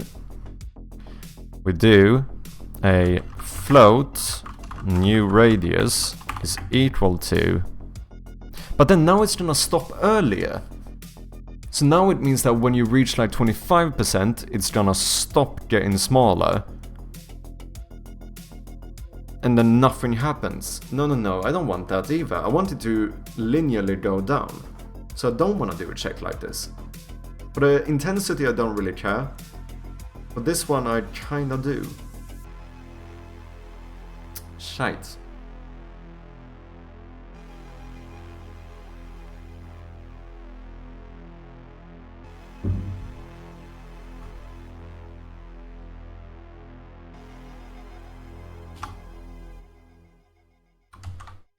Let me see, I had some help writing this, so I barely understand it myself.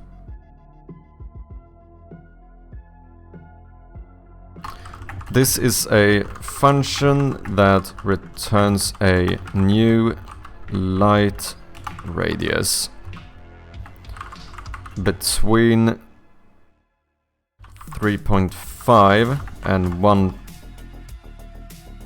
I think, and technically around 1.5. Just wait, I don't pass in any parameters here, do I? No. Depending on the battery percentage of the flashlight. Currently, the lowest rate... Oh, first of all, can you explain this calculation? And then, how would I increase the lowest radius?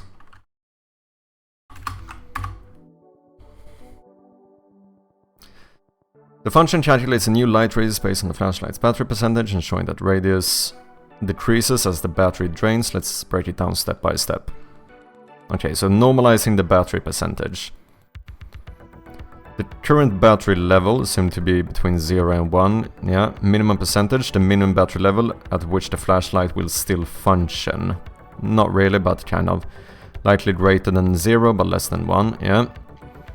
1F minus min percentage. The maximum possible range for the battery percentage above the minimum percentage. This division normalizes the battery percentage, mapping it from the range min percentage to 1. Yeah, that makes sense. So we get 0.15 to 1, basically. But we range that, we normalize that to 0 to 1. Scaling the value. This scales the normalized value to range from 0 to 2. Right. And then shifting the minimum radius plus 1.5. But like shifting the minimum radius, this would shift the max radius as well, right? This shifts the value so that battery percentage is... So that when battery percentage is at the minimal percentage, the output is 1.5. When battery is to 1, the output is 3.5.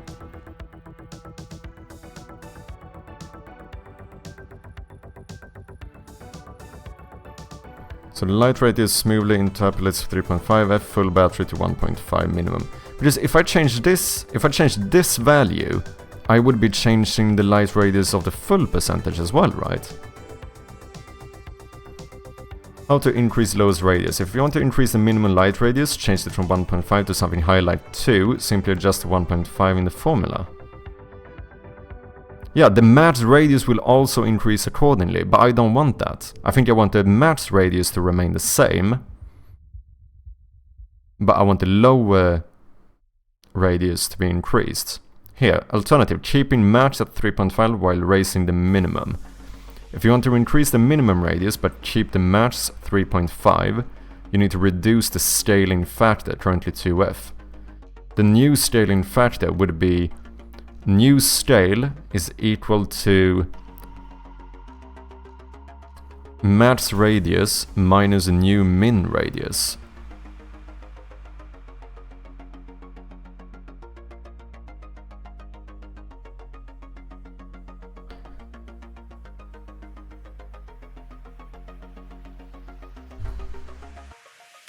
I should have paid more attention on the math lessons, that's what I'm realizing.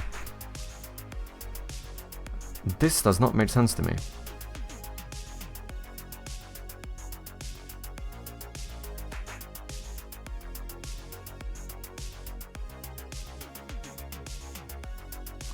Oh yeah, if this is 0 times 1.5 is 0 plus 2, so now the lowest is 2. If this is 1, it's 1 times 1.5, which is 1.5 plus 2, 3.5. Oh, okay, no, it makes sense, I see. Okay, so then basically I just have my, these are, well, this is the interesting thing. This is not the match radius.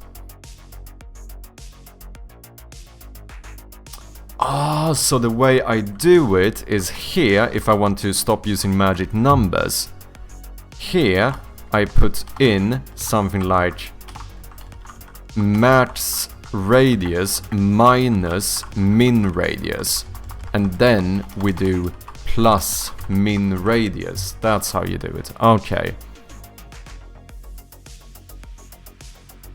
Yeah. No, I get it. Then I can stop using the magic numbers without having to like do any calculation. Yeah.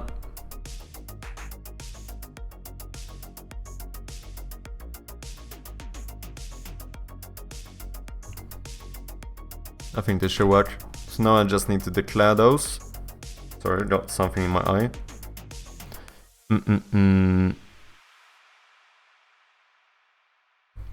So let's do serialize field private float max radius is equal to 3.5.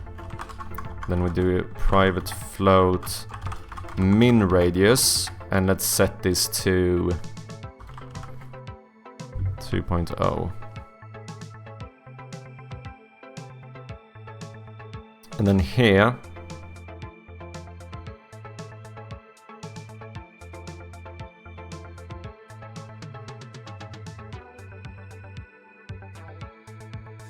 I don't even know if I need to do this. Let's try not doing this.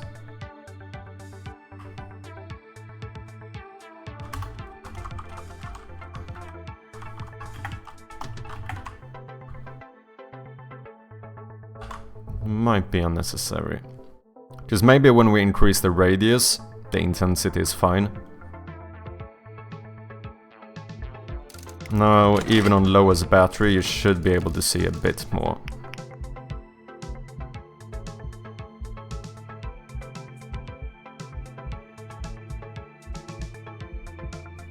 Or are you?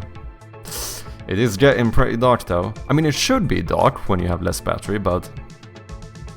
I mean, it's definitely better.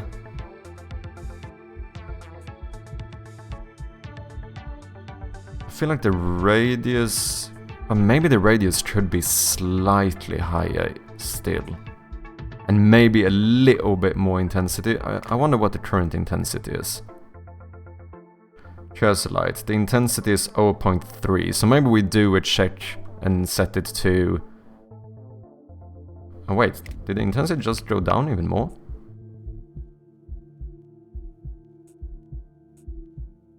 Oh, it's because it's flickering, right. Oh, so if I change it there, it's gonna change whatever the... lowest... Oh, it might stop flickering then, which is a bit annoying. But yeah, I feel like this is still a little bit too... Maybe a little bit higher radius and a bit more intensity. I think I went too far. So... let's put the min radius at like 2.25 maybe? And then I feel like I should handle all of this. Technically I should move all of this into the battery manager. Maybe the battery manager should make all of these calculations. It would be interesting doing something like we spoke about before, where we make it flicker less on full battery and more on low battery. Could be cool as well. If the flickering is a percentage of the current value, it will always flicker independently of the brightness value. Yeah, currently it does always flicker. And I think I might always want it to flicker, but maybe want it to flicker less when you're on full battery, more when you're on low battery. Just that kind of makes sense, doesn't it? Or maybe if you're like over 80%, it shouldn't flicker at all. I mean, that's also... Ooh, wait, do I have the minimal percentage here? No, that's on the other one.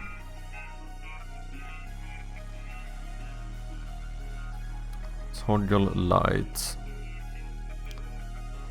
Start. Publish flashlight event is on. I think maybe it's a flashlight found in an abandoned house. You expect it to work well. True, true. Maybe it should always flicker. But I feel like having variety though, maybe making it flicker more the lower you get, could be cool. I also feel like it could even break for a few seconds every now and then. I thought about that too. I actually thought about that like last night when I was trying to sleep. I was like, maybe I should make it like randomly just stop working for a little bit. The only issue that I realized with that is that potentially in case the only way to really make that work flawlessly is if I can make some type of check in certain places when that should not happen. Because it would kind of suck if I have planned up some like jump scare to happen, and right when the jump scare like gets triggered, the flashlight stops working for a second and you kind of miss the jump scare. Like that would feel a little bit weird. To be fair though, what I could do is just always light up the jump scares a little bit manually, and that would not really be an issue. Because I could also change this. This is when it flickers, when it goes down a lot in intensity. Here we check how long you should wait between... Wait, when it flickers, it waits between 0.1 to 0.3 seconds. I can also make this longer, which means that now, potentially when it flickers down, it's gonna stay lower for a bit longer.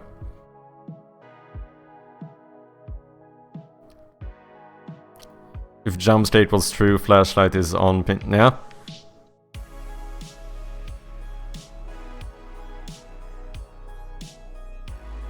No, it would probably work. I mean, I'm definitely up to try it.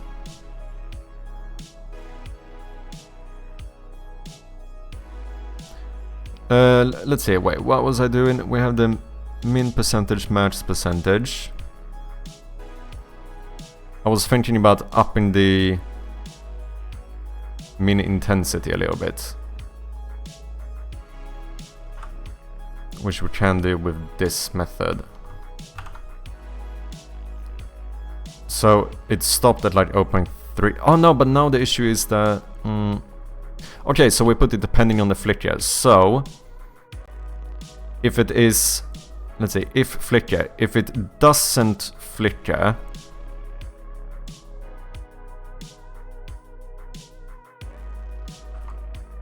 If it's not flickering... No, wait, I can move this as well. So the new intensity is equal to cursor OG intensity times modifier times battery manager battery percentage. But then we put a threshold where if it's not flickering and if the new intensity is less than 0.4, then I cap it at 0.4. And then if it is flickering, I can just say if it's lower than... No, you know what? If it is flickering, I don't care. Go down to whatever you want to. It's only when you're not flickering, I want there to be a lowest intensity. And then here we just set the cursor light to the new intensity.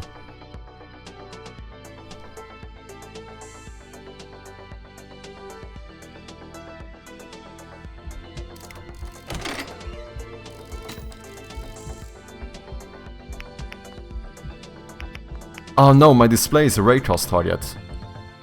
I can't turn the light off if I click on the display. That's something I need to fix.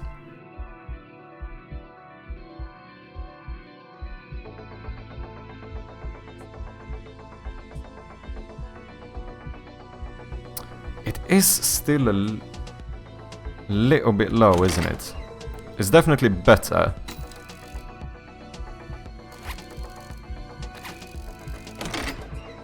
But it is still very dark. Do you guys think this is too dark for the lowest battery level?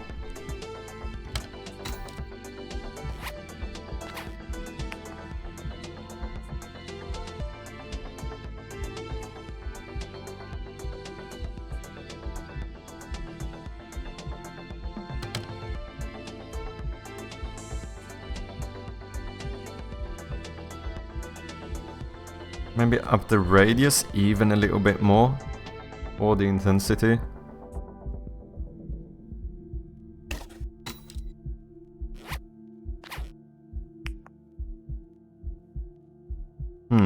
That one is kind of slow at updating when I recharge it. Did I do that correctly?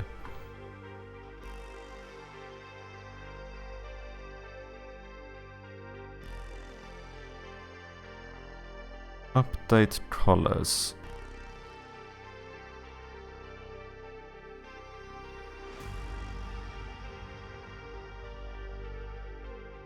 I up the battery percentage.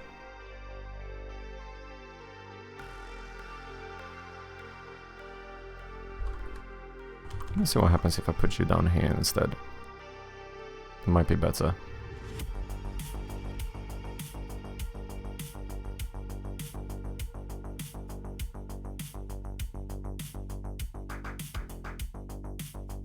What's up, Anshu Studios? How you doing? How you been? Considering not all screens have the same brightness, or maybe add a brightness setting for accessibility. I do have a brightness setting. Because that is true. Something I notice a lot is just comparing one of my secondary monitors to my main one.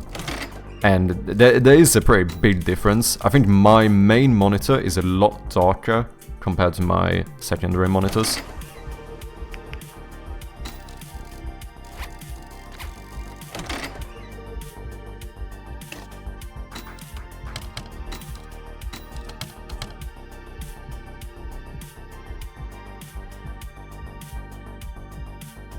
Because on my secondary monitor I feel like this is kind of fine. On my main one this is very dark, but as you said, like if I would go into video settings and I up the brightness, now it's pretty good. This I feel like is fine.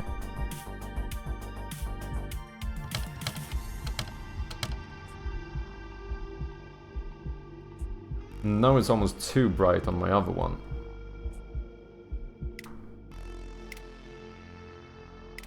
The thing is that this changes the bloom a lot as well, right? So if I would charge the flashlight now,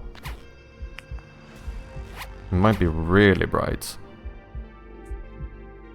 Which is kind of fine though, to be honest.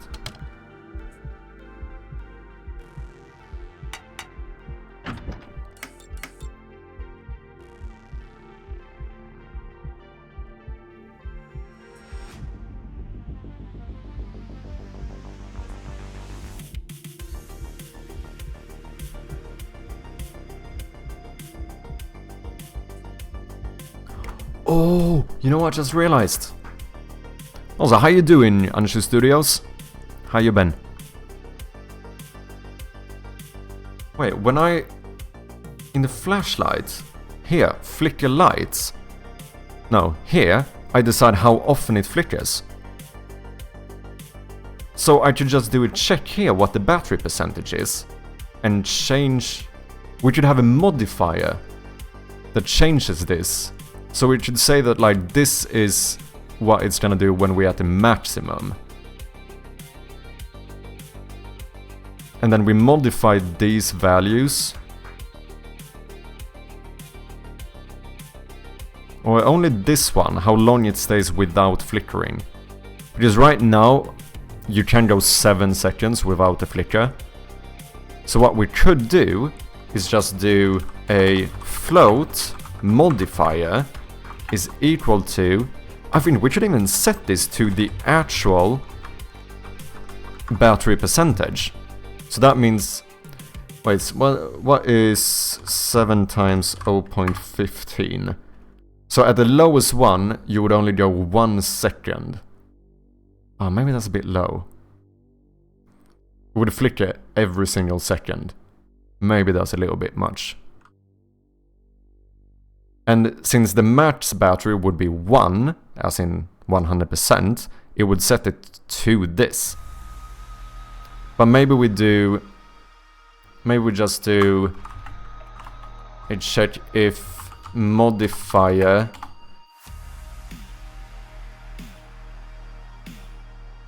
no, we do this. We do new float, which is the max non-flicker time is equal to 7 times modifier. And then we should just do a check if max non-flicker time is less than... what's the minimum time it should be? Because I feel like flickering every second is gonna get way too much. Maybe we do just maybe 2 seconds. If it's less than 2, then max non-flicker time is equal to 2. Because this would make it flicker more when you're on lower battery.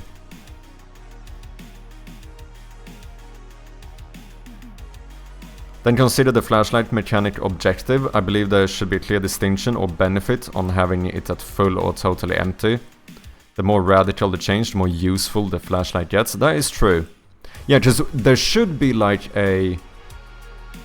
as you're saying, there should be a benefit to having more battery, right? Like, and that also makes it so that you benefit more from being more thorough. If you made sure to actually look through the rooms rather than like speedrunning them. It means that you're gonna be able to pick up more batteries, right? So now there's an advantage not only to having more battery, but actually searching through the rooms gives you more of an advantage. So I suppose it is true that like there should, which means that there should be a disadvantage to having low battery, right? Because otherwise the mechanic is useless. Otherwise you don't care.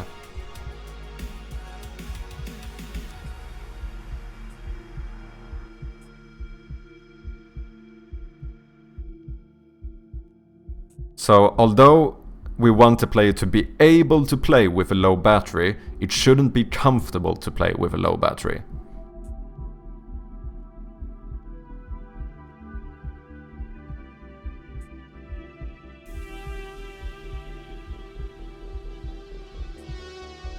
This doesn't seem to be working. It should flicker more than this. I'm all good. Did you get into the next fest? No. Currently the plan is to hopefully have a demo for the next fest. So this one I am not in. Are you? Do you have a game for this one?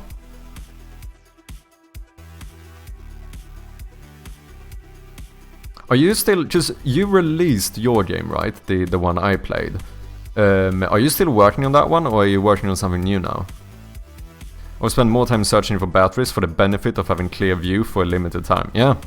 But at the same time, I may use the flashlight time to search for those batteries. Oh, that's an interesting... Yeah, that's true. That's true, because if you look through the rooms more, you end up spending more time with the flashlight on, which means that you also drain more battery. Oh, yeah, I kind of had not thought about that. That's true. I think in the end, I'm not gonna be too, like, unforgiving with it, like... Because obviously now I've set it so that you lose all the battery in, like, you know, not even a minute. Like, it's gonna be like... Of course, you're not gonna have to charge the battery every other minute, you know. But... yeah. Are you able to turn it off, or it just runs continuously? No, you can turn it off, and if you do, the battery does not get drained. So if anyone... Which is kind of interesting, because that gives the player a... Why is this taking so long? A way to, like, have some time to process stuff. Like, if you go into a new room, you're looking around and you're like, okay, so maybe, okay, I need to open this door, and there's a puzzle here. Maybe I could do, wait, let me turn the flashlight off and let me just think. You know, it could give that kind of vibe, which might be good. Just like, this gives you like a safe space with the flashlight off, in some regard. Like, now I can take the time to think, because when I turn the flashlight on, I need to make sure that I'm not wasting it. So it should be like, okay, look through the room. Okay, we had a box there and a cabinet. Maybe, okay, we look through the cabinet, see if we can pull that lever, do this. Yeah, that kind of thing. I did on a past Netfest, no current projects. Okay, gotcha. Seems good then. Yeah, I feel like this. I feel like the battery thing is a good addition. It feels like it makes the game a little bit deeper, you know.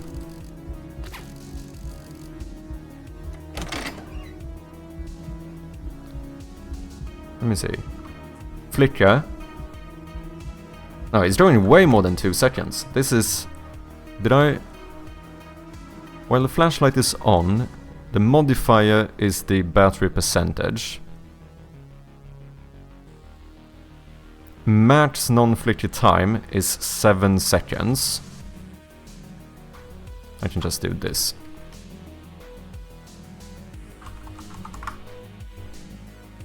Oh, I haven't set the modified time here. Of course it doesn't change anything. So wait, 7, so we're gonna call this modified... Oh, does that not work? Let's do modified value. Boom, and then here we just set it to the modified value. You could make the cursor fade with the flashlight power too, but it may be annoying. Yeah, maybe a little bit actually. Just, yeah, maybe... Normally the flashlight is like bright. Like, I could do something similar to the flashlight, you know? When the flashlight is on, it's quite bright. When I turn it off, the actual sprite of the flashlight gets darker. Maybe we should do the same thing with the cursor. Because I suppose there is an argument to be made that maybe the cursor is a little bit unusually bright now. Like here it's fine. I was gonna say, should I not make the... I should make the cursor lit material, because even here it does have a bit... Oh, so it probably is a lit material. But I could make the cursor subscribe to the flashlight toggled event, and when it gets toggled off, we make the cursor a little bit darker. Like, we're not gonna make it, like, you know, disappear, but maybe a little bit could be nice. That's actually a pretty good idea. I just need to make sure that you don't have it set to dark when you return to the menu, since it's technically the same cursor here. Or is it? No, we can just check if you're in gameplay. Only then change it. If you're not in gameplay, you should always be the normal thingy. So yeah.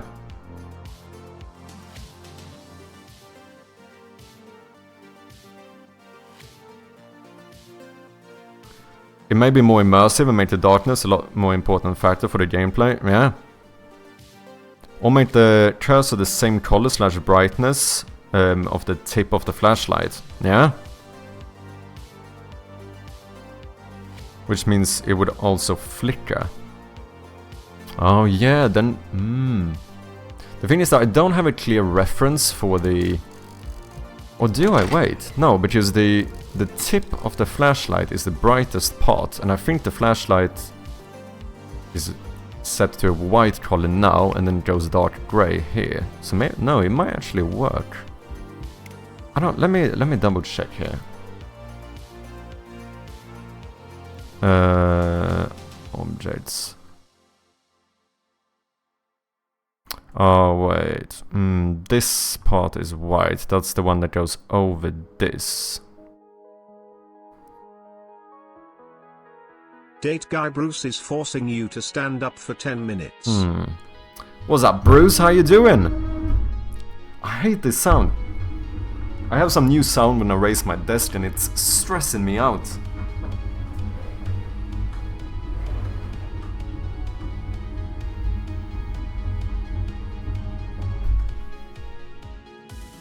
How you doing, Bruce? Hope you're having a good Wednesday. You're doing good? Nice, nice.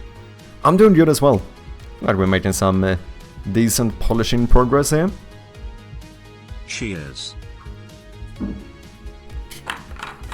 Cheers as well, Uchui. Soda.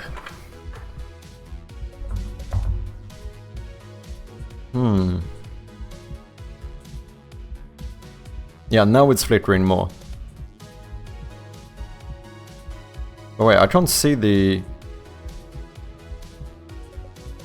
I only see this flicker, I don't see the actual light flicker. Wait, let me quickly go and get a battery.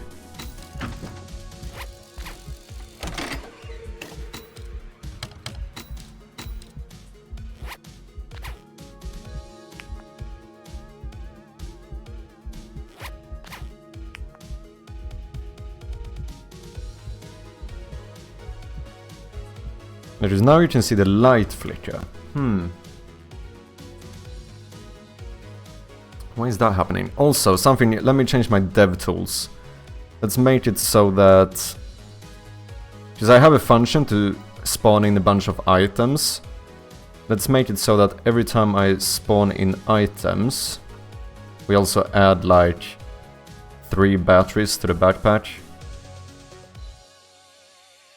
So now I don't have to go and find the batteries. Now, if I'm, while testing, if I'm running low on batteries, I can just spawn them in. Boom, we have 3 batteries.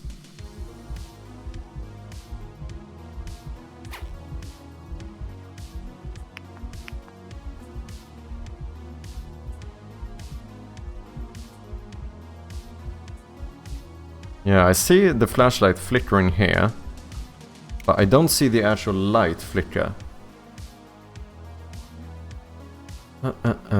So this is just... Here we just modify the waiting time. When you flicker... Oh! The modifier, when you flicker, only goes down to 0.4. And now we set 0.4 to be the cap on the intensity. Which means that it does flicker, but it flickers to maybe even a brighter value, which is a little bit fucked. So...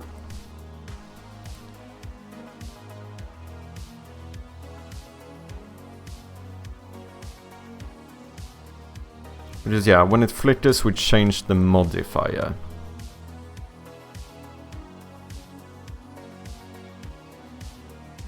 So I want to make these more and less depending on the battery percentage. This one I want to cap. This needs to go down.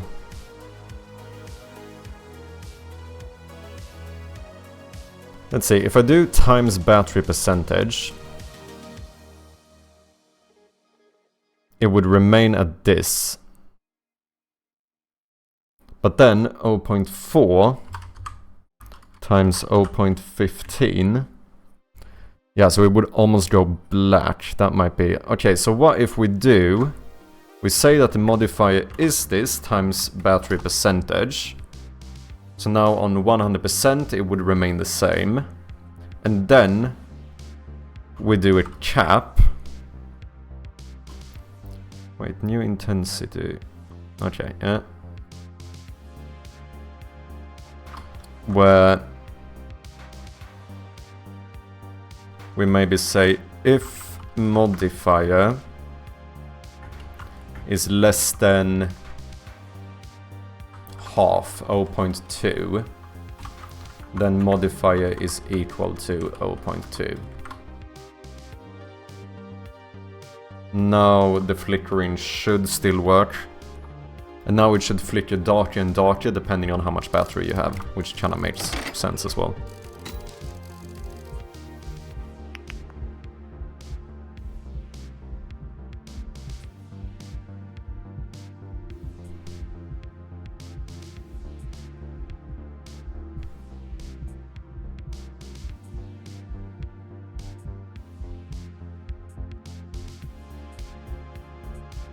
I can barely tell that it's flickering. No, it needs to be lower.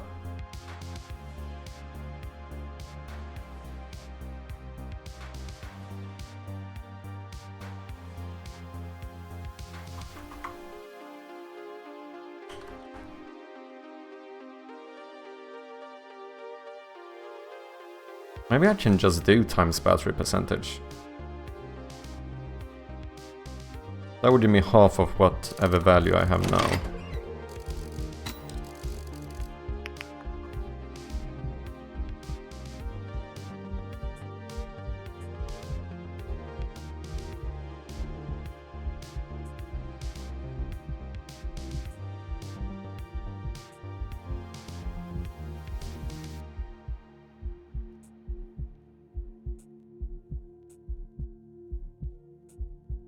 Now I can just about see that it's flickering.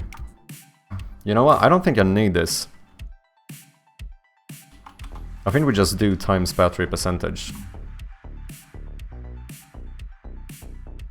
What's up, João? How you doing? Bem-vindo. Battery? Yeah, we have batteries in the game now. Made a lot of progress recently. Not only do we have batteries, something I'm really proud of. Did you know? You can close doors now. Amazing. Absolutely amazing.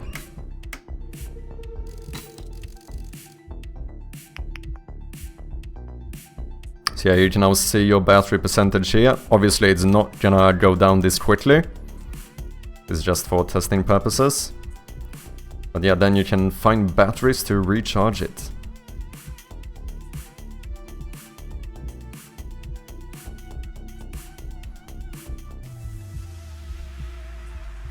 No, I still... Am I going crazy? I don't see the cursor light flickering. This one is clearly flickering. Almost too much even. Like it almost goes completely black. Muito bem, tu? Tá tudo bem, pá?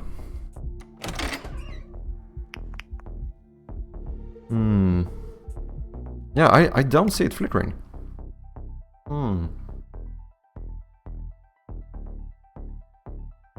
How is that possible?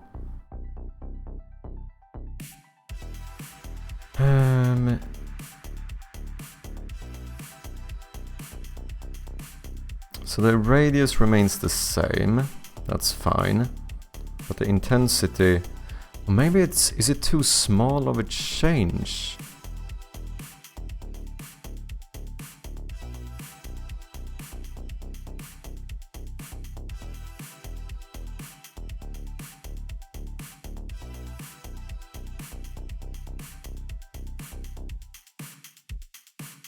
Should I do times battery percentage here as well?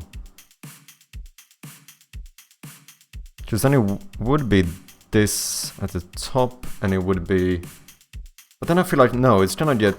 The new intensity is gonna be too dark. Because 0.7 times 0.15, that would get the intensity down as the lowest being 0.1. That's way too dark. Oh wait, modify. No. This is just this is the percentage of the flashlight intensity. But then we do times battery percentage here. Oh right, wait, this is getting confusing. But not on this one. Ah. We change the intensity of the flashlights depending on the battery percentage. But with the new intensity we don't. So in that case...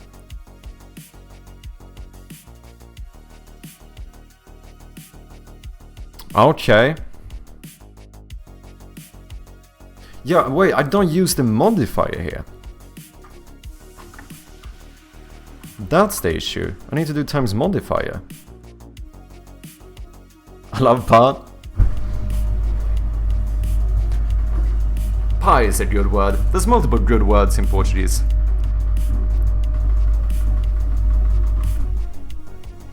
Pois is another one, right? Pois. Still barely understand it. You can use it fucking everywhere. It can mean almost everything. Pois.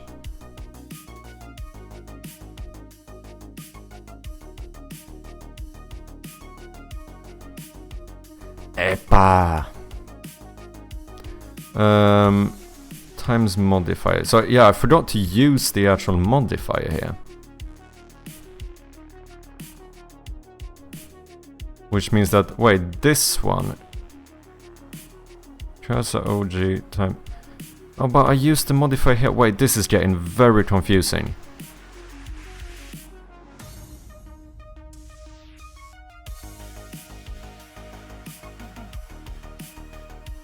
I need to sort this out.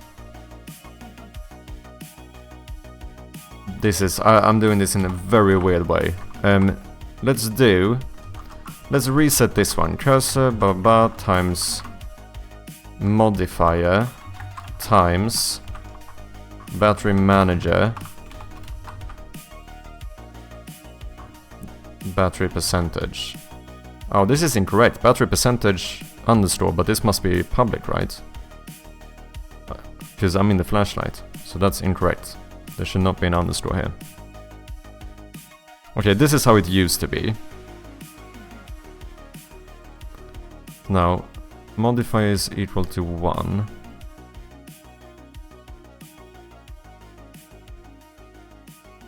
Here I did the same thing, I just added the modifier, but I changed the actual intensity to get a minimum intensity here. But this is not the minimum intensity, this should be the minimum modifier. No, because then I also do battery percentage here.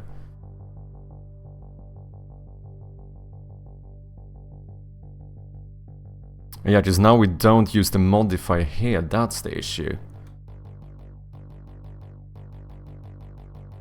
So what if we do new intensity is the cursor intensity times battery percentage. And then down here we say that it is equal to the new intensity times modifier. This is getting a little bit out of hand. There definitely is a better way to write this. Let's see what happens now.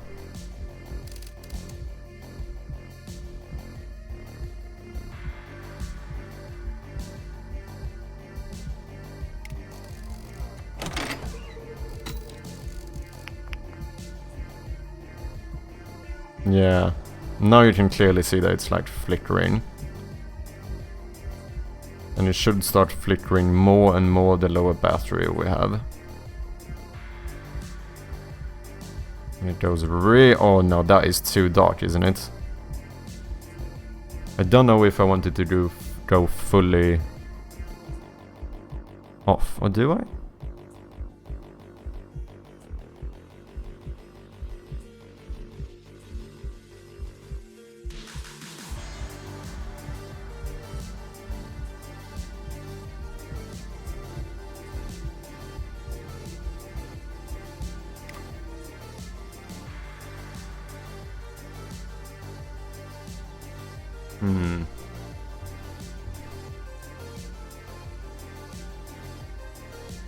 It should be as bright as having no flashlight as the beginning.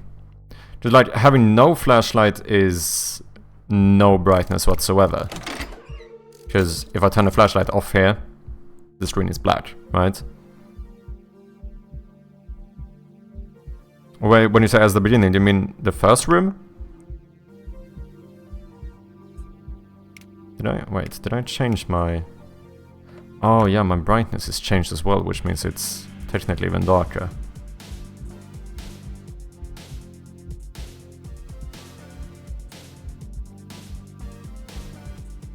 This is too dark and too much flickering.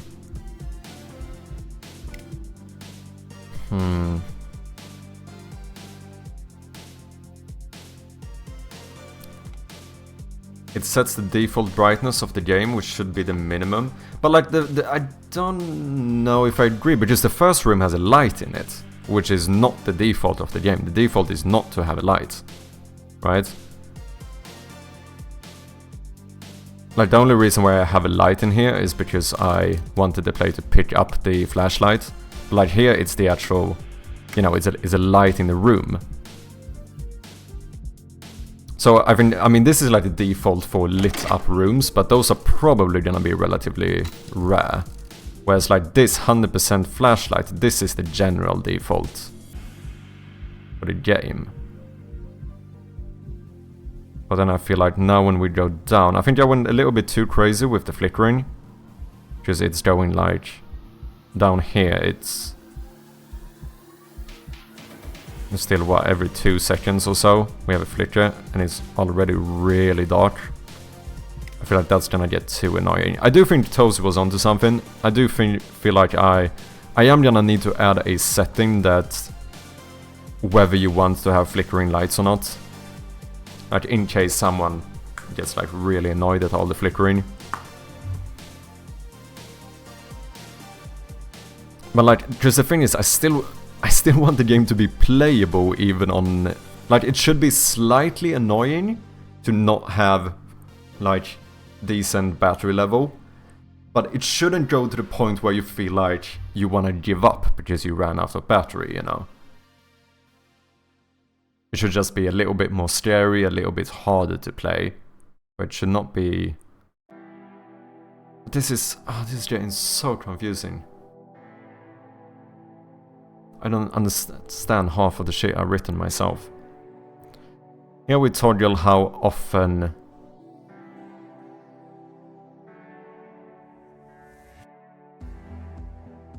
Yeah, this is how often it's going to flicker. Maybe we just go down to half, so we do 3.5. So at the lowest, it would flicker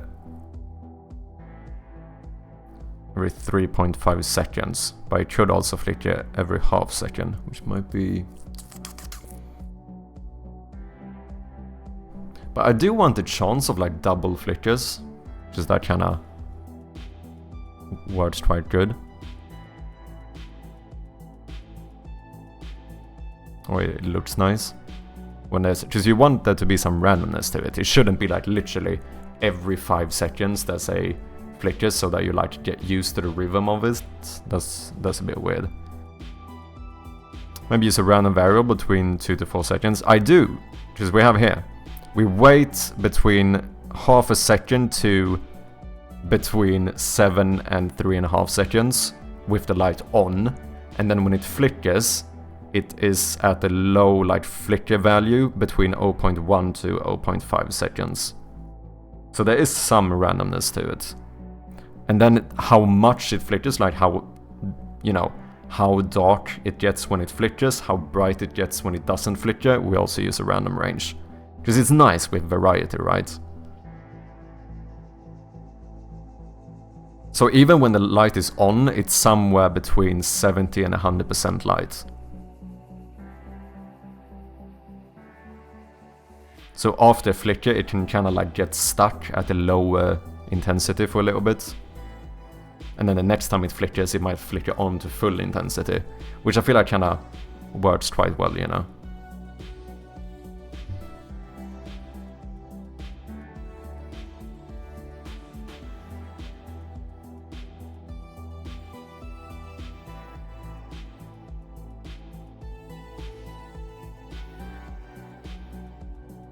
It's a little bit too hectic now, I feel like, especially on the lower one. Still find it a little bit too difficult to see, and it's almost a little bit too much flickering. Okay, we have an ad coming up in a few seconds. I'm gonna take a short little break here, just like a minute or two, and we'll be right back. Thank you guys very much for your patience. I appreciate ya.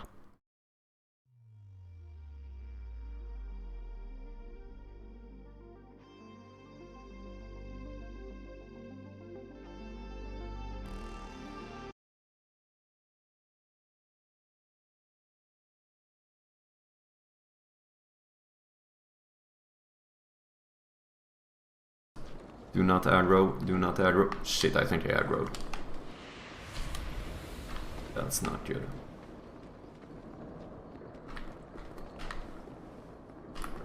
Here we go.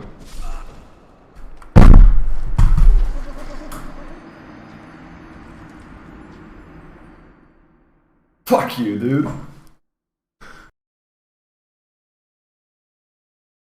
Your soul starts off weak, but you can grow strong if you gain a lot of LV. I suppose that's level, right? Yeah, level. Never mind, it stands for love. Of course it does.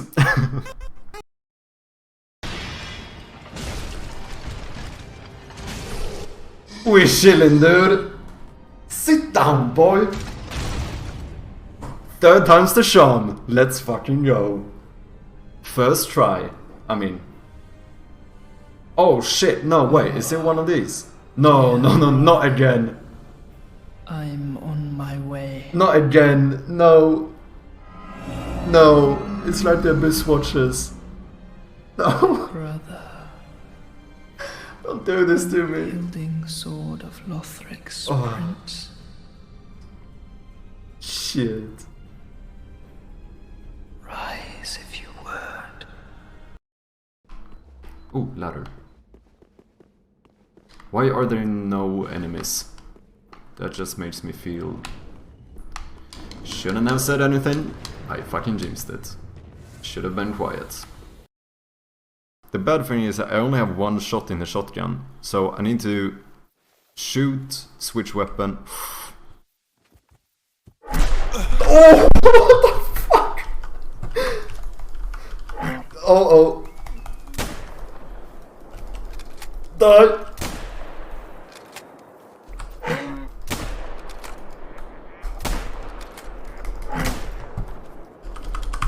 Oh, I have no bullets, I have no bullets! Fucking hell, give me bullets.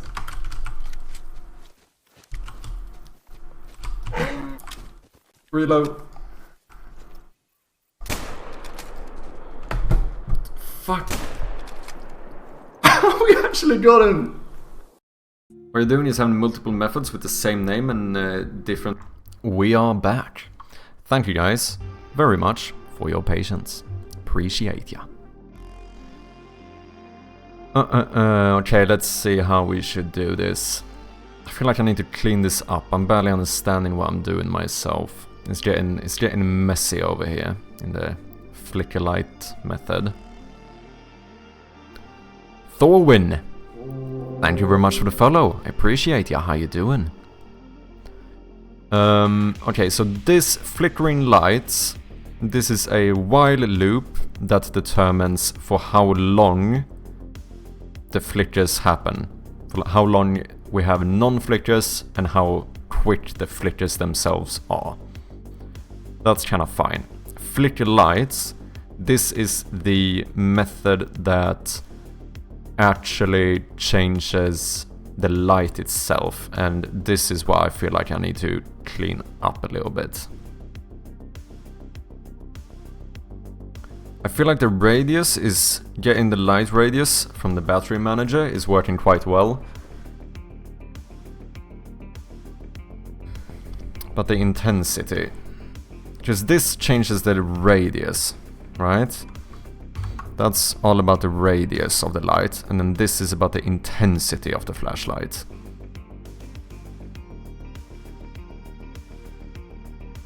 Where before, I never did anything with the percentage here, we just had a random modifier. And down here we added battery percentage.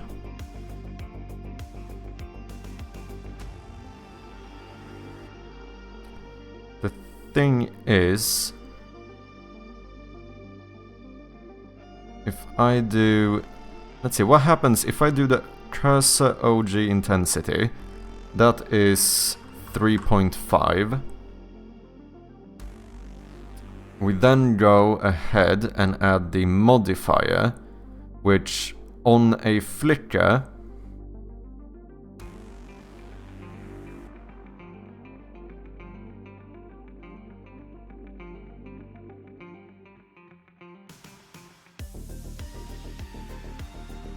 I think I need to start over. This is I barely understanding my thought process here. We're gonna do this and this. All we do here is when you flicker, you play sound effect and you do a light between 40 and 50%. When you don't flicker, we have a light of around 70 to 100%. Let's change this to 75. I know I'm using a bunch of magic numbers here. Probably shouldn't. But let's just see if we can get this working. Let me remove this for now. And then let's turn this into what it used to be, which is the cursor OG intensity times modifier. So now, for the flashlight intensity, we do times percentage. And that's, oh wait, I already have this one here. That's what we used to do with the cursor light as well.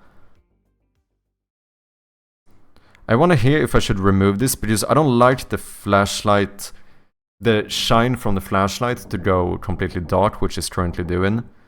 Let's only do times battery percentage on the actual cursor light. Let me just try this and see how it works.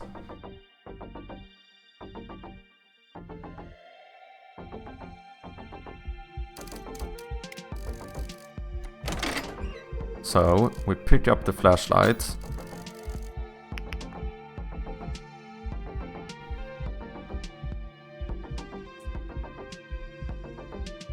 Now, as it gets lower, it starts flickering a little bit more, or it should at least.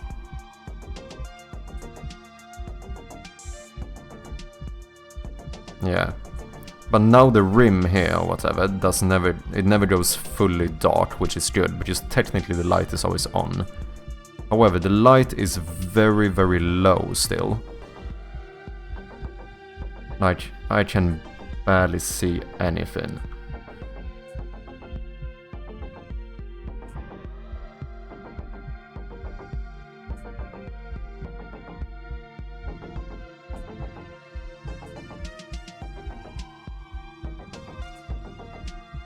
Okay, let's spawn in a few batteries. Let me just try something.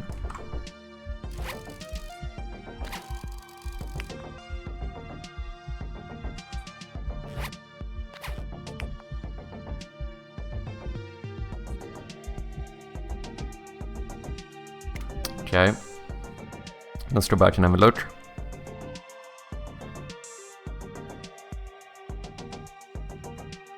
I feel like the timing is working pretty good. It gets a little bit weird now when I make the flashlight go down so quickly, because technically at 100% it might wait 7 seconds before it flickers, but after 7 seconds we're already at like 50%. So yeah, you have to keep in mind that this is gonna work better the longer the battery lasts. It gets a little bit weird now when we're using this like modified flashlight.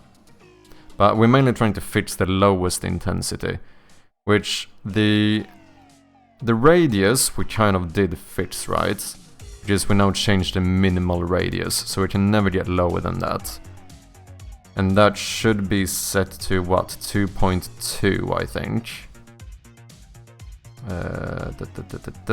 Battery manager, 2.25 minimum radius. That should be fine. The issue now is that when we go down to very low battery, the intensity is way too low. This works fine for the high one, but it gets very, very dark when you're on low battery. It should be dark, it should be darker, but I don't know if I want it to be like you barely can't see what you're doing, kinda dark. So, let's see. When you flicker, we don't have to really care about flickering right now, that's not the issue. The issue is when you don't flicker. The modifier is between 75 and 100%. Cursor OG intensity. That should be the starting intensity, 3.5, right? Oh wait, are you hard-coded? Oh no, I get the intensity from the actual light itself. Huh, which is interesting. Maybe there's an issue there. Wait, start OG intensity is equal to cursor light intensity. Let's do a debug log. I want to see exactly what do you set the... Just to make sure this is working correctly. Cursor OG intensity. Let's make sure that this is always 3.5. But it should be... Yeah, that should not be able to change. 2.57. Interesting. Wait. Cursor OG intensity. Wait. Do I change the intensity? Have I... Private float, cursor OG intensity. And then here I say that cursor light dot... When you toggle flickering, cursor light dot intensity is equal to cursor OG intensity. No, look, no, this should be fine. Cursor OG intensity is cursor light dot intensity. So that should be set, oh, this is interesting, to whatever the cursor lights, oh, 2.57. Oh. Oh, 3.5 is the outer radius, I'm mixing them up. I'm mixing up radius and intensity. Because I think this is fine. The intensity when the flashlight is at like 100% is fine. This is fine. We don't need to lower. This is not even 100%. Like, if we spawn in a few batteries. This is enough light. For when you have a high battery. Okay, so that's fine, that's fine. But then down here somewhere it's gonna start. This is kind of fine. Now I feel like it's starting to get a little bit too dark. We go down to 0.36 in intensity. I think that the radius is fine currently. I think the intensity gets set too low. I think that's the main issue. Like we said before, this does change a bit depending on the monitor you have, but we do have brightness settings. So I think the best way for me to do this probably is for me to try and make it seem relatively good for me, and then if it's not good for your monitor, you just change the brightness thingy. Because I need something to... I can't try to make it good for multiple monitors at once, right? That's what the brightness slider is for. Which I assume right now I'm actually doing this in a bit of a weird way, where my brightness slider has set, like, you only have 5 brightness levels. I think I should make this a full-on slider. Where you, like, where you can put it exactly where you want it.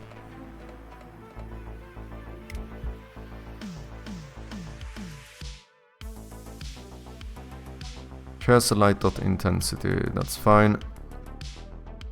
Okay, so it is when we flicker the lights. And it is because we do times battery percentage. But here's the thing. We do want it. Oh. What if we do... What if we raise this? Oh, yeah. But then we put a cap on it. That could work. Wait. So instead, we keep these modifiers the same. We keep everything the same. But what if we do like something like times battery percentage times 2? Then the lowest would be 30% instead. And the highest would be 200%, but then we cap that at 100. But no, because now the intensity is not gonna change in the beginning. It's only gonna start changing when you drop, so I don't like that either. Do I need to normalize a value here?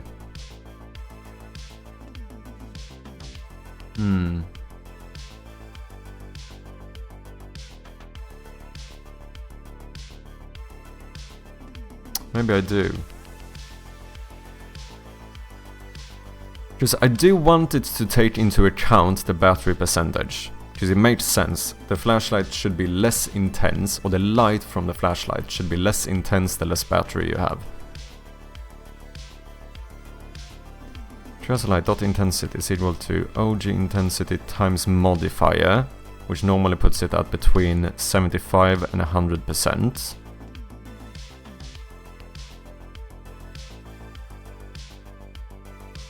And then we do times battery percentage. The thing is that if I just increase this value, it's not gonna change in like the top 30% units, which I don't like. I want it to always change. I think I might actually need to normalize this value somehow.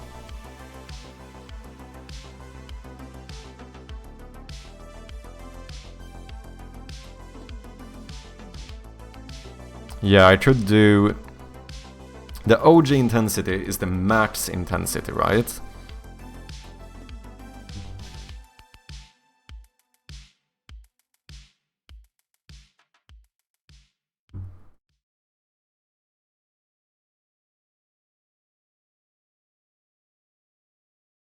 Flipping places on these are not going to do anything. On value, at least. We do need the battery percentage in here somewhere, because that is... we do want to take that into account. I could...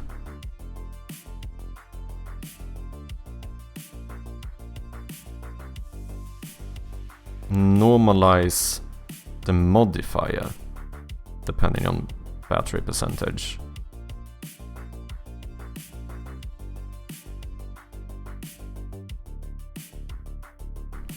How do I want to do this?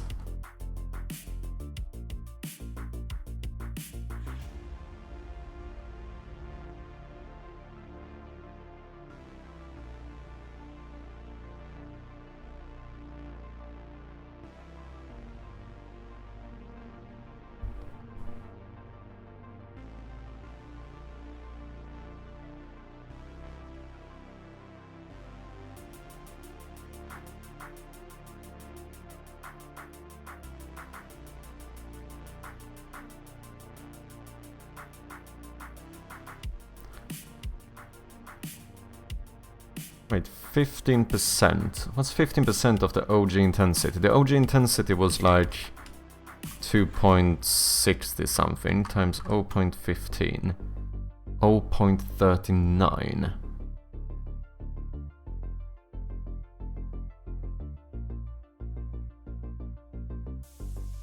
What if, when we don't flicker, we actually don't have a range? Meaning that if you're not flickering, this is 1. And we do that times battery percentage.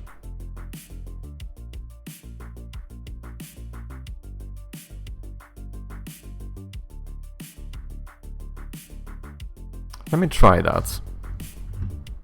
This means that it's gonna be less random how bright it is when it's not flickering, but I think that should be fine. Let me just see how it looks.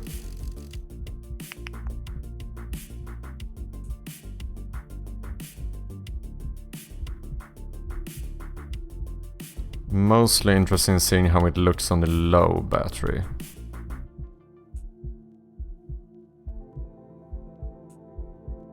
I mean, it is dark, but it's definitely better. And the flicker is clear.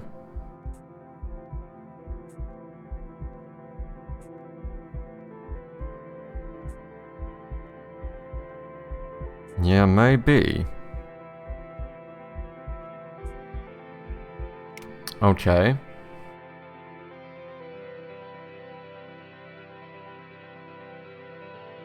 So now we just do we basically just do cursor intensity times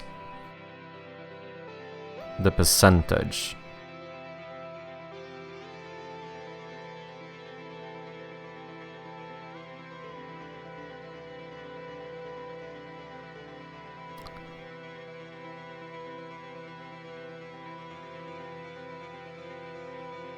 We should add a little to the battery percentage as well. How would that? That's the same thing. Yeah, now we're doing the thing where it's gonna change less on high battery and change more on low battery, which I'm not sure if I like. So I still feel like it might be a little bit... Ah, no. Maybe. What if I change the modifier depending on the battery percentage, and when you're at a really low percentage we add a little bit instead? That kind of does the same thing though. Somewhere there's gonna be less change. So if we would do like, if it's over 50%, then the modifier is 1. If it's under 50%, the modifier is 1.2. That's gonna be weird when you drop from 50 to 49 or 51 to 49%. Because it might actually go up in intensity when you go down that percentage, which is a little bit weird.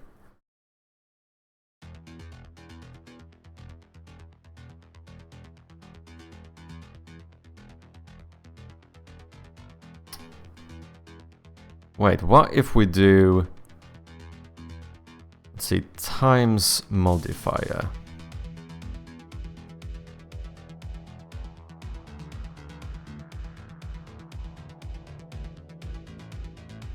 Wait, 1 minus battery percentage. That would give me 0 on full battery. Oh, that could work. What if we say that the modifier is equal to 1 plus... No. Let's say, wait, if I have 1 minus battery... You know what, I should stop. Wait, if I'm gonna use battery percentage in multiple places, we should just say that float battery... Fuck it, float battery is equal to battery manager battery percentage, and now we can just say times battery, and here we say 1 minus battery, so this would be 0, so this times 0 is nothing, so then we say 1 plus 1 minus battery.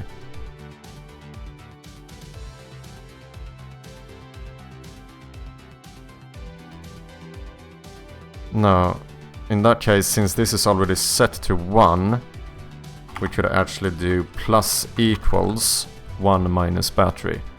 So now, if you're at 100%, this would be 1, meaning this is 0, so the cursor OJ intensity is... Wait, am I just cancelling out this changing? Am I being dumb? I'm lurking over here. Strom, thank you very much for lurking, I appreciate ya. Hope you're doing good, man. Wait, am I just cancelling this out now? No, because even adding the modifier here, we still do times battery.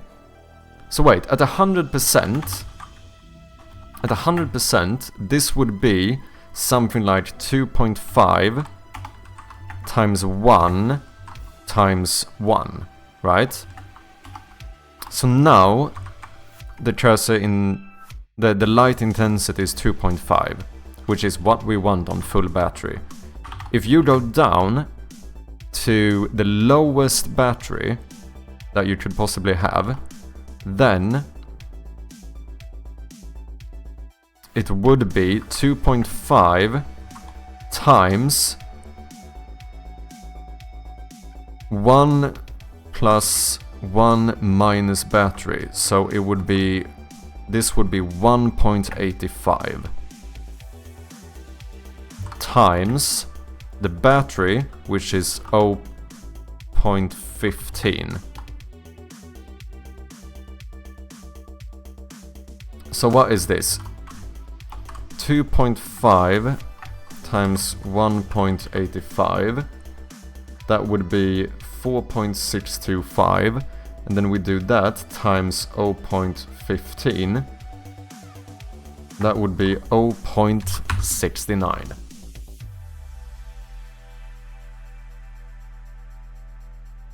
Which might actually work pretty good. So let's check if we go to... Let's see how that would look. We go to room 2, boom. We fix the colors here. And then we go to the... we turn on light. And on the cursor light. So this is full intensity. And at the lowest intensity, we would reach about 0.69 intensity. And we would have an outer radius of 2.25. So this would be the lowest light, and this would be the highest. That looks pretty decent.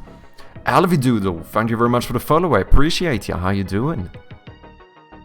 That looks better, because this is still like dark enough to where it might be a little bit more annoying. There's a consequence to running low on battery, but this still looks playable. Okay, let me try this. I think this could work. I think this could work.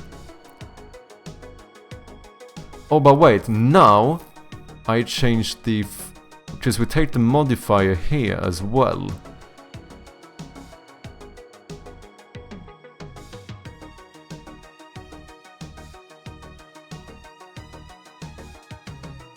Should I have 2 modifiers maybe?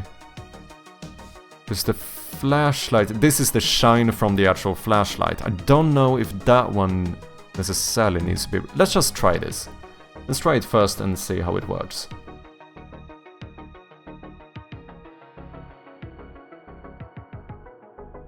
In that case, we might have to add times battery for the flashlight as well. Oh wait, am I in multiple rooms now? No, but let's do this anyway.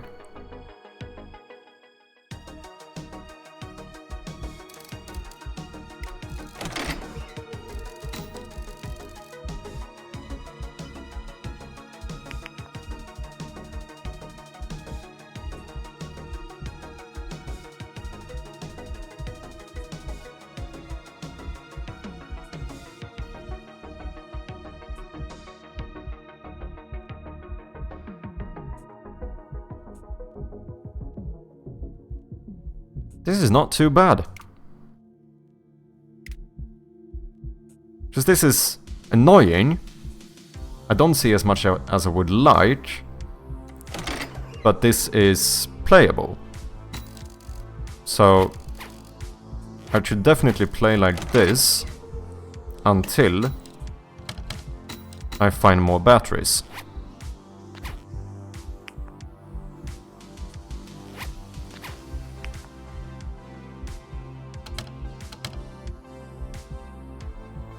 Yeah, I think that works.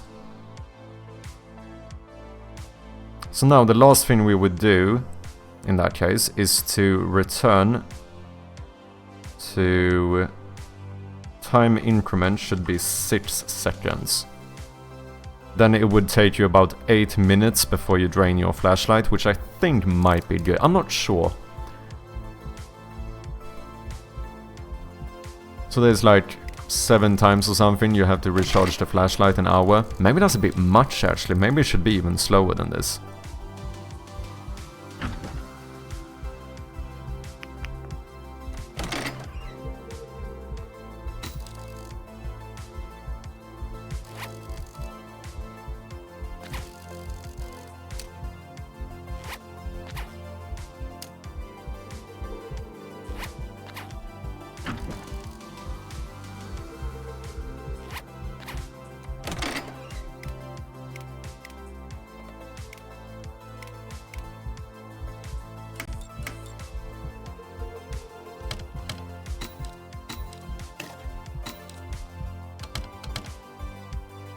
This might be fine. Like the battery, I played for a bit now and the battery has like barely gone down. Just obviously it shouldn't be too quick. It's gonna be way too annoying if you end up feeling like all you're doing is charging the flashlight. Like that's not good. But it should still be happen often enough to where it's a, you know, mechanic in the game.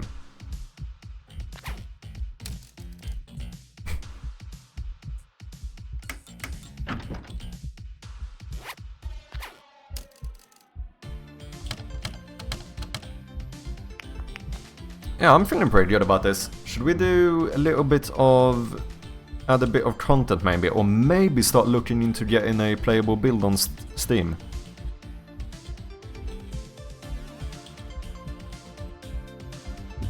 Oh wait, something I need to do as well, since I messed that up, is to fix the...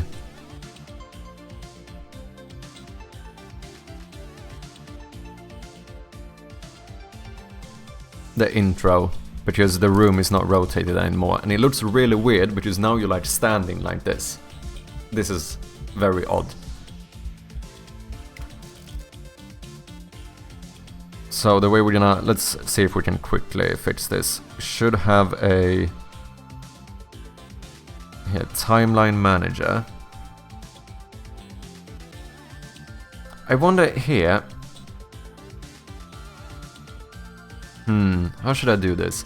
Since this is a cutscene that only happens in the first room, I think I should move this to the first room. Because otherwise, like at the end of the game, if I have multiple cutscenes, I'm gonna have a bunch of cutscenes here.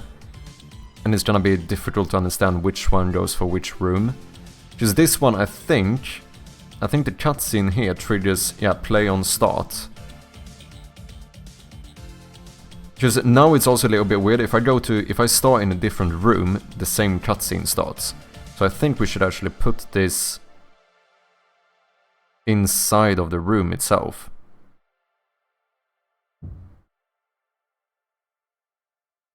Because that means that if I start in here, we get the cutscene.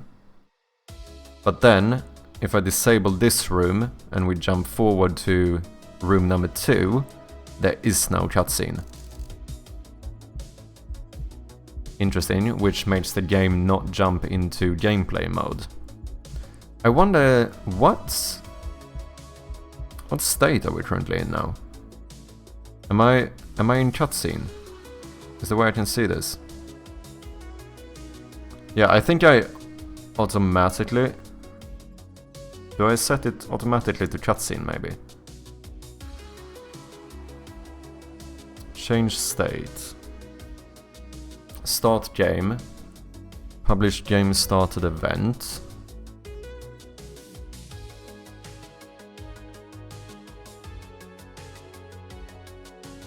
Yeah, I think my state is null currently. Because normally when a cutscene starts, we change the state to cutscene, and when it ends, we go back to gameplay. So maybe what I should do, it should probably be fine when I start the game, if I change state into gameplay. Because now, this room would work, and I think in the first room, it's going to instantly change to cutscene anyway. Yeah, now this is functioning. Let me get rid of this debug log as well. Actually, let me do this. Change state. Whenever you change state, let's do a little debug log here for now, and we just say that the state is equal to...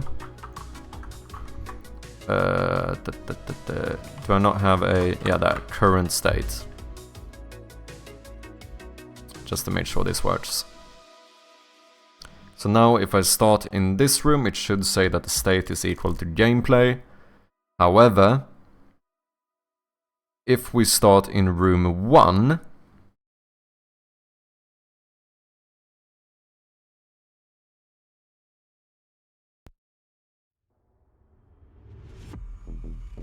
if we start in room 1, it should say state is equal to gameplay, and hopefully that should be like instantly changed into cutscene.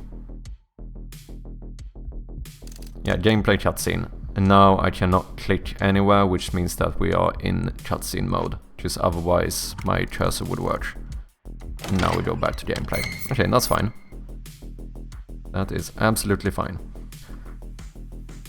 Now we need to edit this cutscene.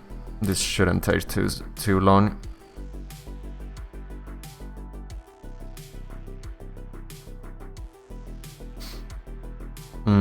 So what we do is that we go to timeline, and now there should be intro text. Why are you missing?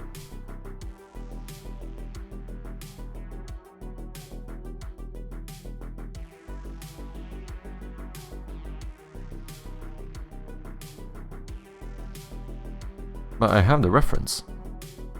The bound game object is disabled. Oh, that's fine, because do I not enable you here? Anyway. Yeah, this is to enable. Yeah, set it active. And then, what do I do here? Oh, this is the fade out. Okay, okay. Yeah, that should be fine. The issue is that we should have lost our reference to the room now. Here, rooms. What? I still have that one. Ah, no, here. Yeah, because I might have removed this object. So let's see. I don't think we care that much about anchors. The important stuff is the position, 41.7, and then 90 is the rotation. So rotate it minus 90 degrees. And then we put the position at 41.7, because I don't think I changed the scale or that part. That should all be fine. Why do I have multiple of these? They don't change, do they? The only thing that changes is at the end, we rotate it back the way it's supposed to. Oh no, we had that thing where it looks like you're standing up. Which means... yeah, there we can see that we go from we go from 60, anchored position of 60. We rotate it back normally. We go from 60 up to 0, making it look like we're standing up. Okay, so what we're gonna do is...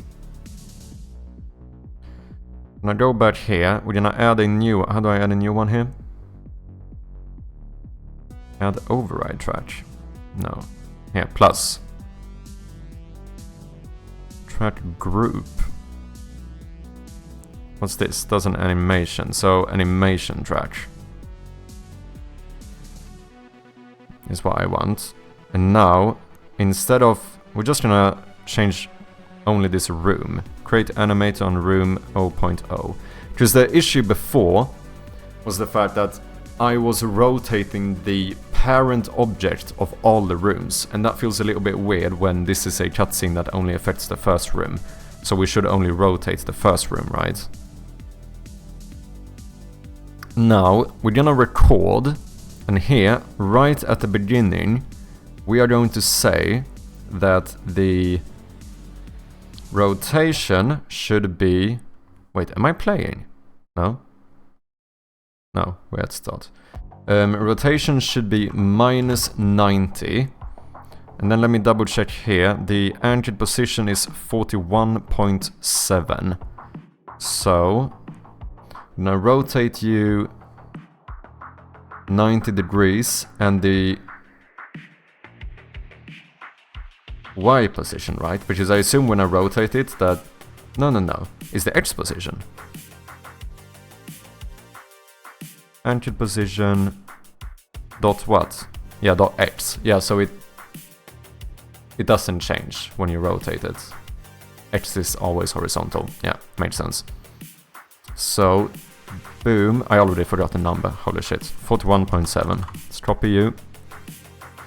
Wait, 41.7? That cannot be pixel perfect. Let's enable the pixel grid.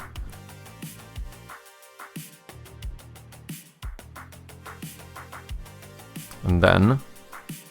I didn't do that as a... No, that's fine. Thinking if it recorded me enabling the pixel grid, but it shouldn't.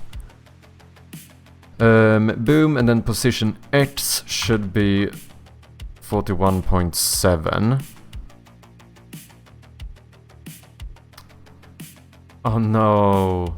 Now I rotate the cutscene elements as well, since they are a child object of this, which means the text and the eyelids and everything is gonna be rotated.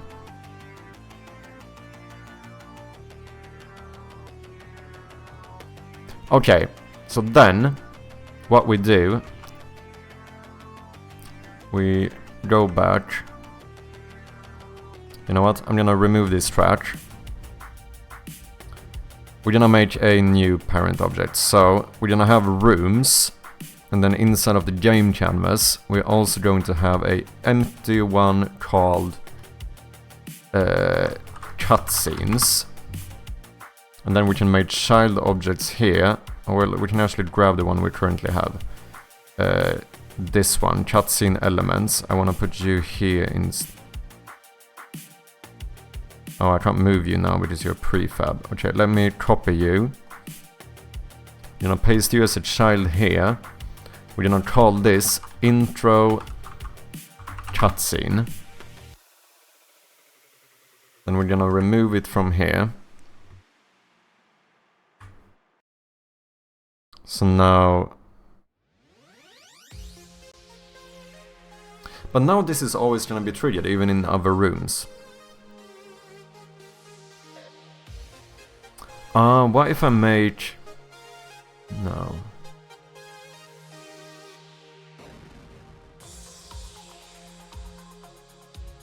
Because you play on start, which means you would play even in a different room. I mean, I suppose what I could do is not play this on start, and then we would... Maybe we make like a...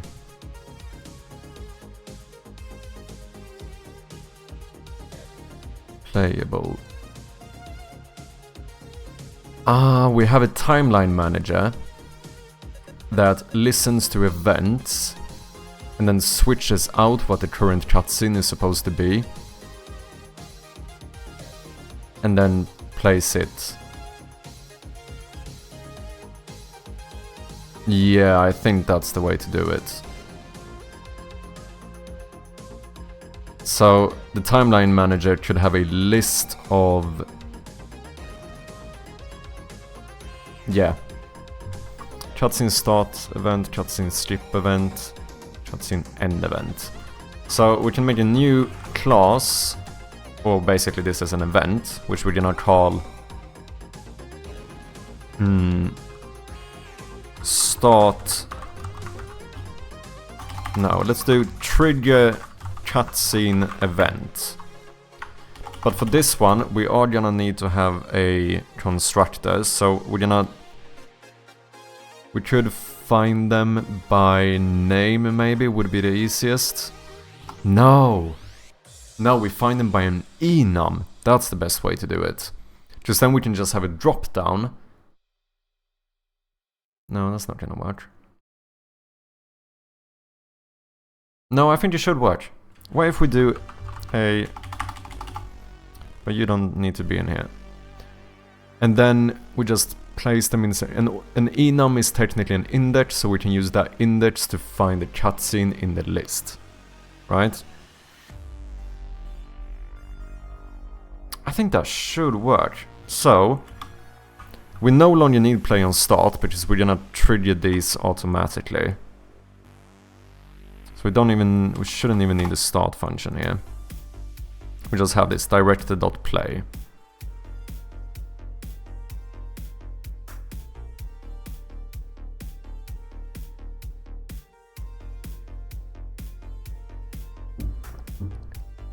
Oh, and then we should make non-skippable cutscenes as well. Maybe at some point I want a non-skippable one. Then we should have... Oh, you know what? So what we should do, maybe I should have a serializable class called cutscene, where we can have a bunch of...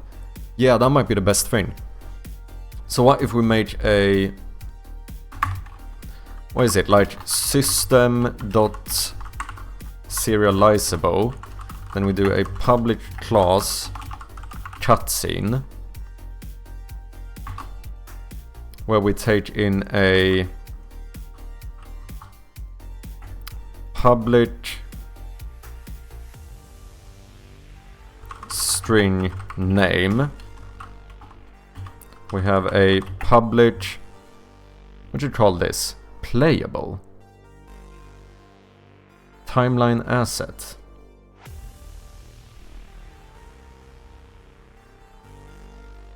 Intro cutscene .playable. So is this called a playable? Because that's the actual reference to what cutscene we are playing, right? Public playable. Let's call this the cutscene. So we have a name of the cutscene, we have the actual reference to the cutscene element, and then what we could do is have a public bool whether or not this is skippable. And then, since these are public, let's actually capitalize this. Because I might want to have more... This could make it so I have finer control for each cutscene.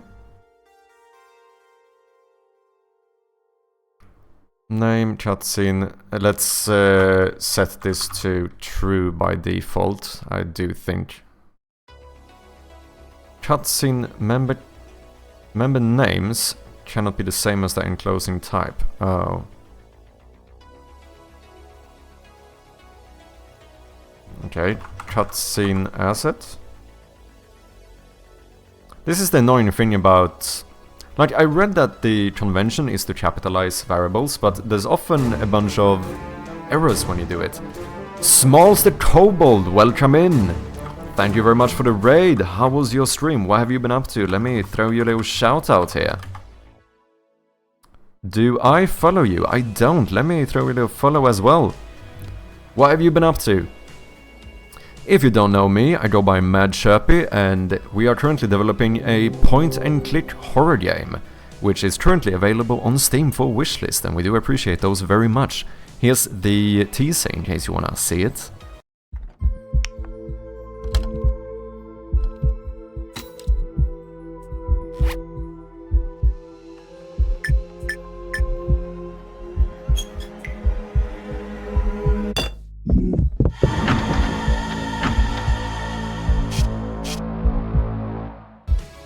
Slightly outdated teaser, but you do get the general gist of the game at least.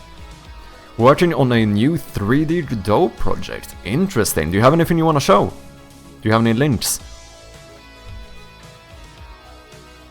And also, Kobold, thank you very much for the follow. Appreciate ya. We're currently trying to fix... I have a little broken intro cutscene that I'm trying to fix, but I'm basically refactoring my timeline manager at the moment. Not of this project, but I have older projects. Feel free to link something you want to show.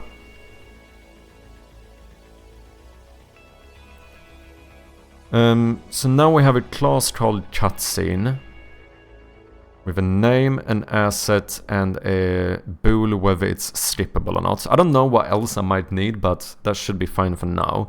So when we publish the event, we should have a public cutscene.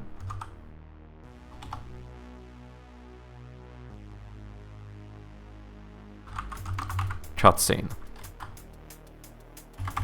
And then we're gonna do a public.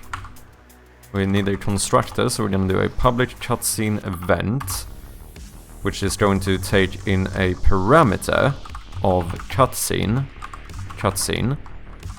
and then on that constructor we are going to say that this.cutscene equals cutscene. Also worked on the newest hit in the game, Block Shop. Oh, did you? Oh, what did you do on Block Shop? Dude, that game was so sick. I actually played a little bit off stream as well. It's actually a really good game. You guys have made a great job on it. I really enjoyed it.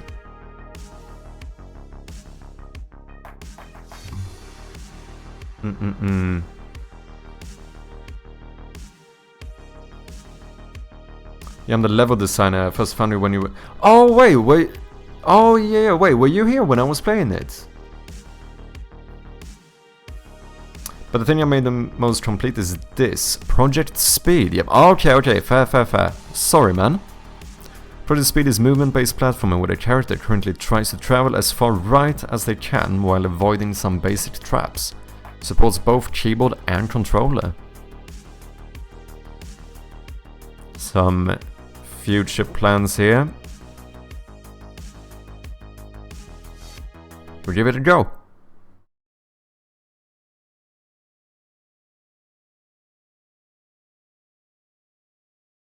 Oh, I like the art. Future plans that will probably never see the light of day, to be fair. I know what you mean. Ooh, this feels nice.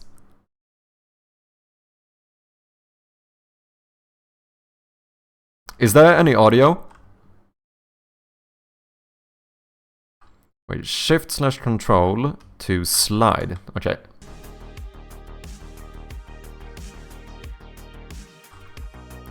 Sliding down hills gains speed. Oh, this is nice, dude. The controls feel quite nice. Ammo. Oh, I don't have any ammo, that's why I'm not shooting. Okay. I was shooting, I assume I'm... Oh wait, ammo 1. Sliding on flat loses speed down to 100. Running only drops down to 400. Sliding uphills rapidly loses. Yeah, that made sense. Spacebar to jump. Jump at the very edge to gain a horizontal boost. Oh, did I fail it?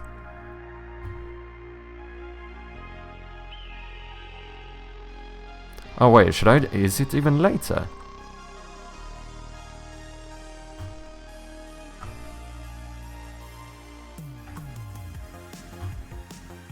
Oh yeah, you can like air jump, basically.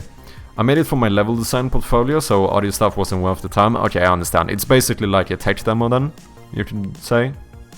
Kinda. I think that's what a tech demo is. Ish. But maybe not, because tech demo would be more... Like, this is more like a level design demo, I suppose. Slide plus jump at the edge to gain a huge boost. Oh wait, so I slide and then jump. Okay, I think I need to be... Yeah, there we go. Hold A or D into wall. Ah. Press jump. Oh, this is cool, man. Hold slide on heavy falls to power land. Okay, so I drop down and I click... No, wait. Hold slide on heavy falls to power land. Okay. Oh, I got some speed. AOD left is to launch left or right while power stands. Oh, that's what... Okay, I see. Okay, so I land in a... Yeah, exactly, it's a power land. Okay, I thought I would fall quicker, but no, I just misread this. to power land. So if I'm holding here, boom, I do power land, and now I have extra speed. Yeah, makes sense.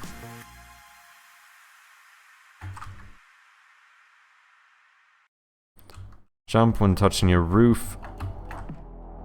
Oh, wait, let me try that again. Wait, jump when touching your roof to launch downwards.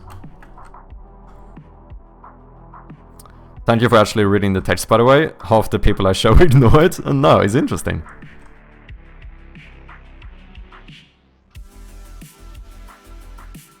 Okay. I was scared, I didn't know what... Escape to start to edit your recovery tool. Use it to recover from mistakes or change directions rapidly.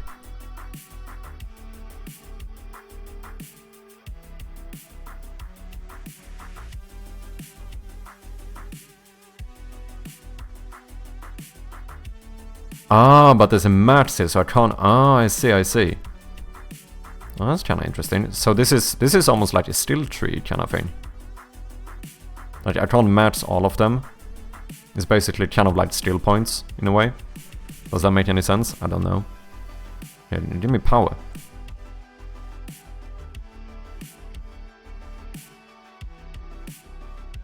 Is that matched? Yeah.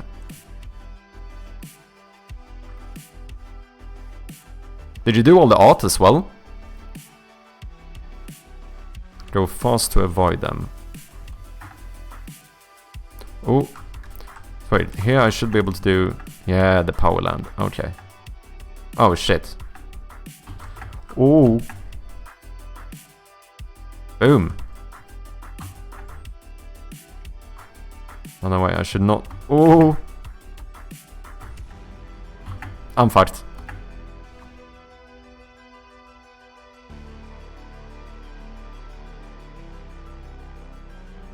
Can I go? Yeah, okay, okay. Oh,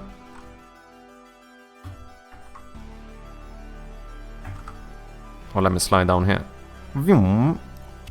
Oh, did I get shot? Okay, fair enough.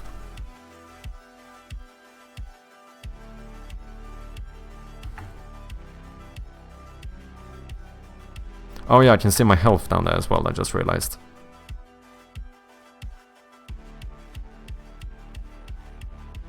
You did do the art as well? Nice, man. It looks good.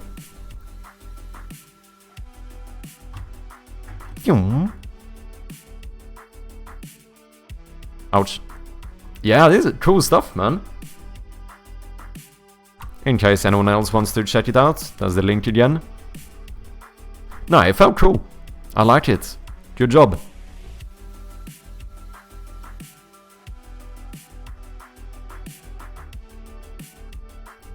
Okay, let's see if we can fix this. Wait.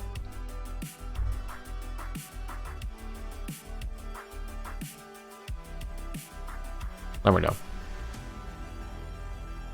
I think the tutorial doesn't really emphasize how important slide edge jumps are to the entire momentum of the game, but we'll live and learn. Yeah, for sure, for sure. No, I see what you mean, because this seems like a very... It's very much one of those, like...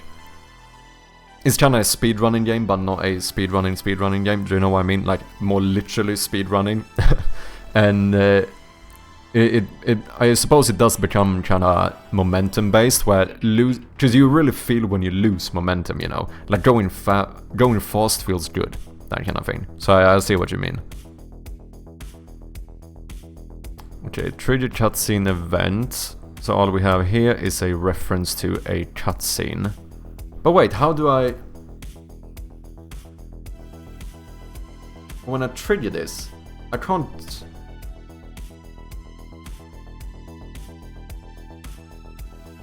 No, I can't use a cutscene like... What can I? Wait, a cutscene is now a class?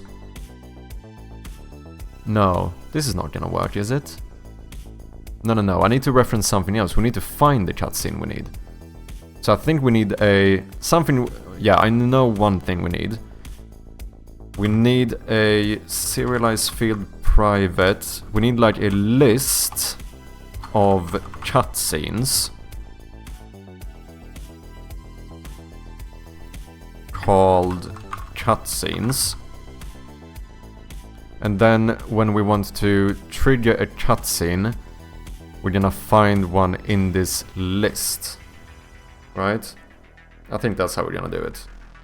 So here we could technically just pass in an index and get that index from the list. And then... because I don't think I can reference a cutscene like this. Let me actually try to... if we save this, what happens if I go... are you... let's see, mono behavior. Let's make this into... no, wait, I don't need to make you a singleton, because we have the event now. So all we would do is to publish the event, start cutscene event. Is that not why I named it? Oh, I haven't saved, that's why. No? New, start... why is this not working? Oh, trigger cutscene, never mind, I'm being a Dumbo. Trigger cutscene event. Because now the issue here is that I need to pass in a required parameter, cutscene. But like, I don't have a... unless each cutscene would be a class, because that would kind of work as a... I mean, I suppose I could find my, like, timeline manager and say on this list, blah blah blah, choose this one, but I don't want to do that. There must be a better way of doing this. We could use a string and then find that one by name, potentially. Yeah, a few complaints I got was that the speed into walls would launching you upward, launching you up at speed felt bad and uncontrolled, but was kind of the vibe. I want an improvisation. Making a mistake to fling your character was just part of the improvisation. I see what you mean. Anyhow, I'm gonna go for my daily run before the sun goes down. I'll see you around. No worries, thank you very much for dropping by, and thank you for the raid, and good luck on your run. I'll catch you later. Okay, so I don't think we're gonna reference a cutscene like this. Instead, we're gonna find a cutscene in this list, maybe by name. So we could just do a string cutscene, and then we have a string cutscene. You know, I don't even need to save this reference, just all we want to do is to trigger it. So, when we trigger cutscene event, we take in a string cutscene, and then all we say is... or maybe I should make an enum. But then I need to manually create the enum for each cutscene, and that seems a bit annoying. But that would make it so I cannot mistype this. But it's fine, I can just put in a check whether this one exists. And otherwise we just give an error that we couldn't find the cutscene with that name. So I think that's fine. Which means that now, play cutscene also needs to take in string name. I think that's the best way to do it, and then from here, we just say... oh, can I not do that? Oh yeah, just this is a different class now.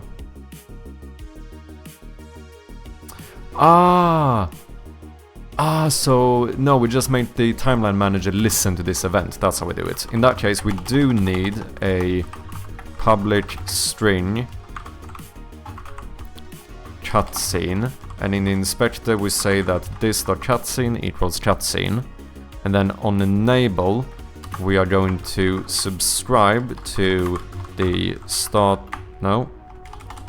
the trigger cutscene event, and we're gonna subscribe with the method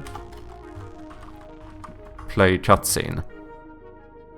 And then of course on disable we are going to unsubscribe from this one with this one. No, with this one. Wait, cutscene skip event? No. Boom. We subscribe to trigger cutscene event with play cutscene, and we unsubscribe from play cutscene. And now in play cutscene, we are not gonna do this. Instead, we're gonna take in a trigger cutscene event, and here we are going to find the cutscene. We are going to assign the cutscene. And we are last but not least, of course, going to play the cutscene. I think this should work. And then when that one is started, we are going to automatically switch to the cutscene game state. And then on cutscene skipped, if director equals null, here we should just do add, or if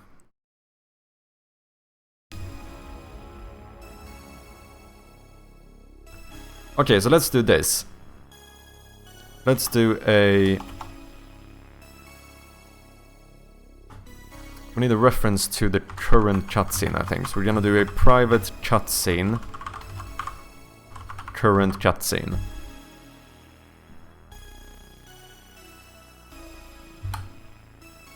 And then, not only do we find, we are going to assign it to the director and to the, I don't know, variable. So here we are going to say that the current cutscene is equal to, well, whatever cutscene we found. And then on scene skipped, we're gonna check if the director is null or if the current cutscene dot skippable. If it is not skippable, then return. Like I said, I'm not sure if I'm gonna have unskippable cutscenes, but maybe. Let's add in a function for it in case I want it. Because I do think there's an issue now with the way you strip cutscenes is to press escape and it automatically strips the cutscene. Which escape is normally the one you pause with, right? I think clicking on escape in the cutscene should pause the cutscene. And instead, maybe we do something where like holding escape skips it. Maybe. Because even myself sometimes, like, accidentally click escape and I skip a cutscene when I didn't want to. I think there should be... I think we should have the ability to skip cutscenes, but I think it's good to have the ability to pause during a cutscene. Which is why if someone is playing the game, someone knocks on the door, the only way to pause would be to skip the cutscene and then pause. That's a little bit... I don't like that. You should be able to pause a cutscene. So wait, on cutscene skipped, where do I actually publish this one? Space to hold skip. Oh yeah! Yeah, we should just have a... We shouldn't just assign a different button to skipping cutscenes as well. That is true. What's up, Glaslu? How you doing? Welcome in. Yeah, I think we should change it though, where you are able to pause the cutscene instead. So we basically pause the timeline manager in the background, open the pause menu, and then when you unpause, you would... Oh wait, I think, is this handled through the... The game manager handles the clicking of escape, right? So I think you are the one that... Yeah, publish skip event. So this should be a cutscene pause event. And then maybe...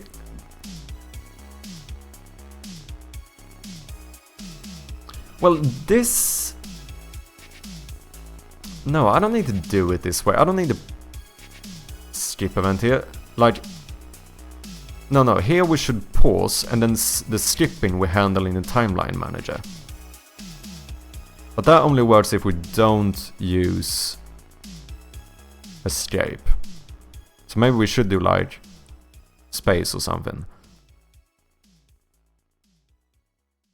Because this should still pause it, so what we should do, publish here, is a pause event. And there should be director play. Is that a... director.pause? There is. Okay, so let's do a public class. Might as well fix this while we're at it. Cut scene paused event.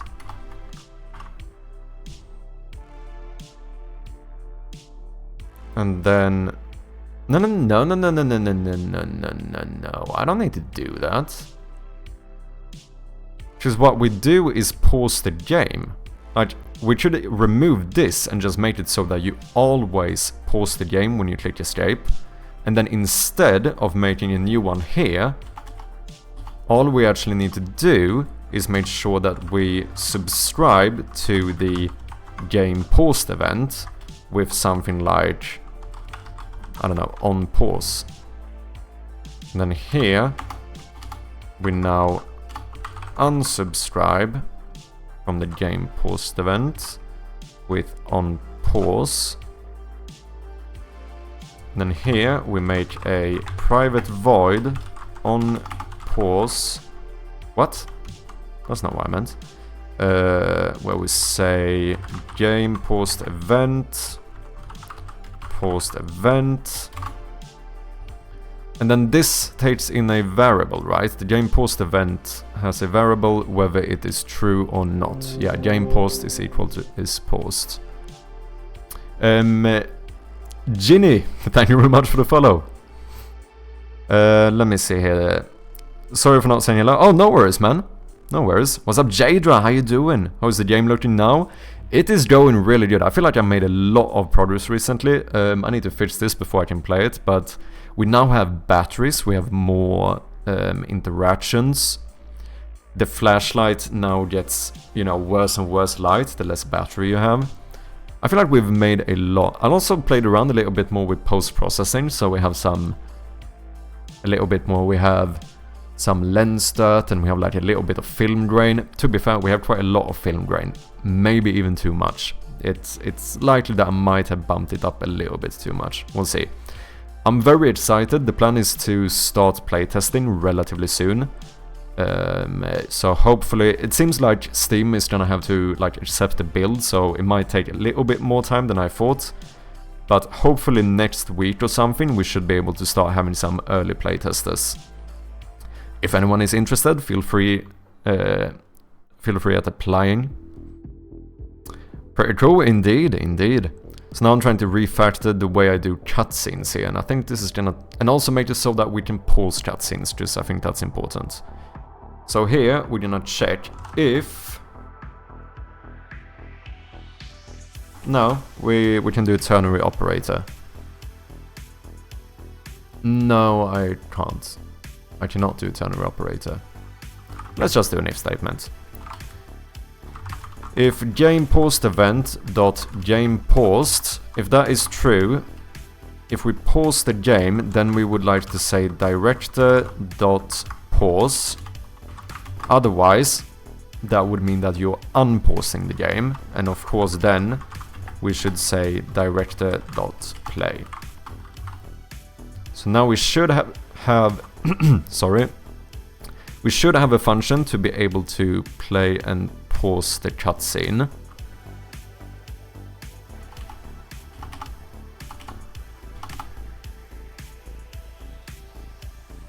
But we need to find a way to actually play the cutscene, because you can't pause a cutscene, you can't play. And now it also changes this quite a lot, because we don't need to do any of this. We don't even need to... At the moment, we don't even need a... Oh no, we do need a switch statement here, because if the game is paused, then of course we want to unpause it. Oh no, we don't. We can just... No. We can always pause the game. So all we say is that we pause the game, and then to whatever it isn't. So... game paused event dot, so whatever the game paused state is not, right? That's all we need to do. We could even do it. No. We could even, rather than checking the event, we could actually calculate this. We could say if the current state is not...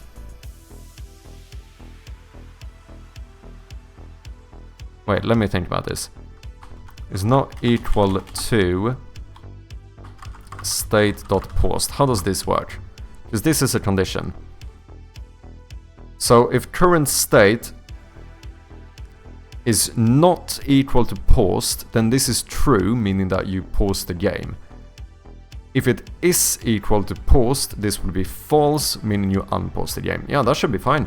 So now we can remove this entire switch statement and just say that if you press escape, then pause the game to the opposite. If it's not paused, unpause it. No, sorry. If it's paused, unpause it. If it's not paused, pause it. Does that make sense? I think it does. That should be fine. And now in Timeline Manager, you subscribe to the game paused event, so this should work fine. Skip event now checks whether the cutscene is skippable, but we need to find... Yeah, the last thing is that we need to find the cutscene in the list. So right now we take in a string, a name of the cutscene. So here we can check. We're gonna say that string cutscene is equal to cutscene event dot cutscene.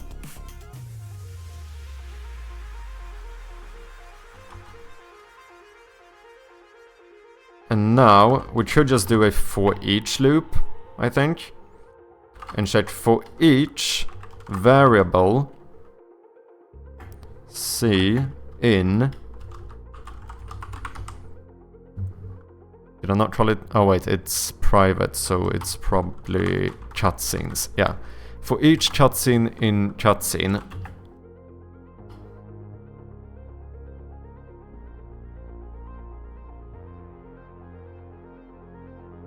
Now, whenever we play a cutscene, the first thing we should do is to...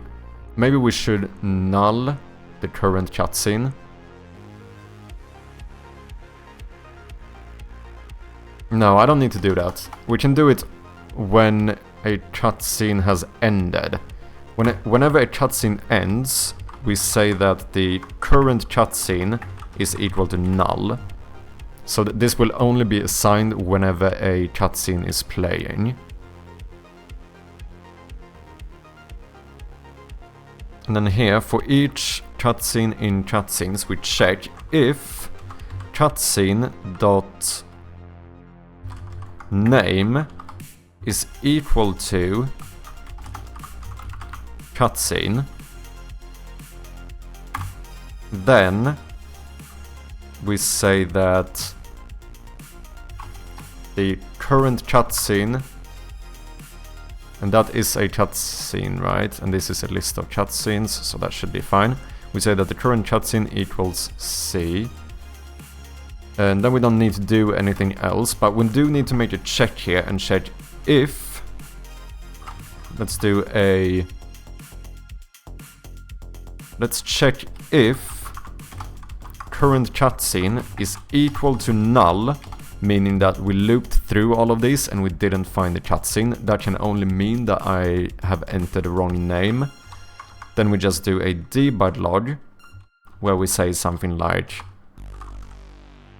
cutscene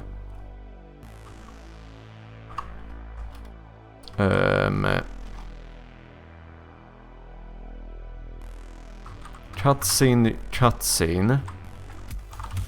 should not be found.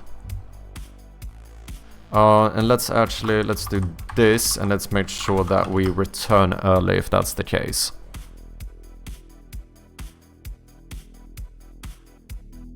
So now, if you loop through them and you can't find the cutscene, we just say that it could not be found, and we end this method. Otherwise, we now need to assign the cutscene to the director. Well, it's already assigned to current cutscene, so that is fine.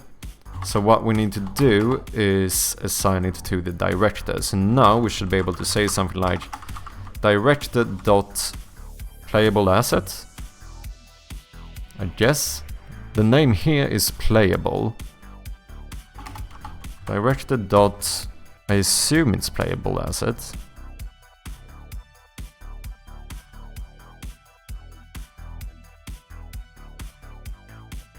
Yeah, it must be. Dot playable asset is equal to current cutscene dot cutscene asset. And then we play it. Why is this not working? Huh.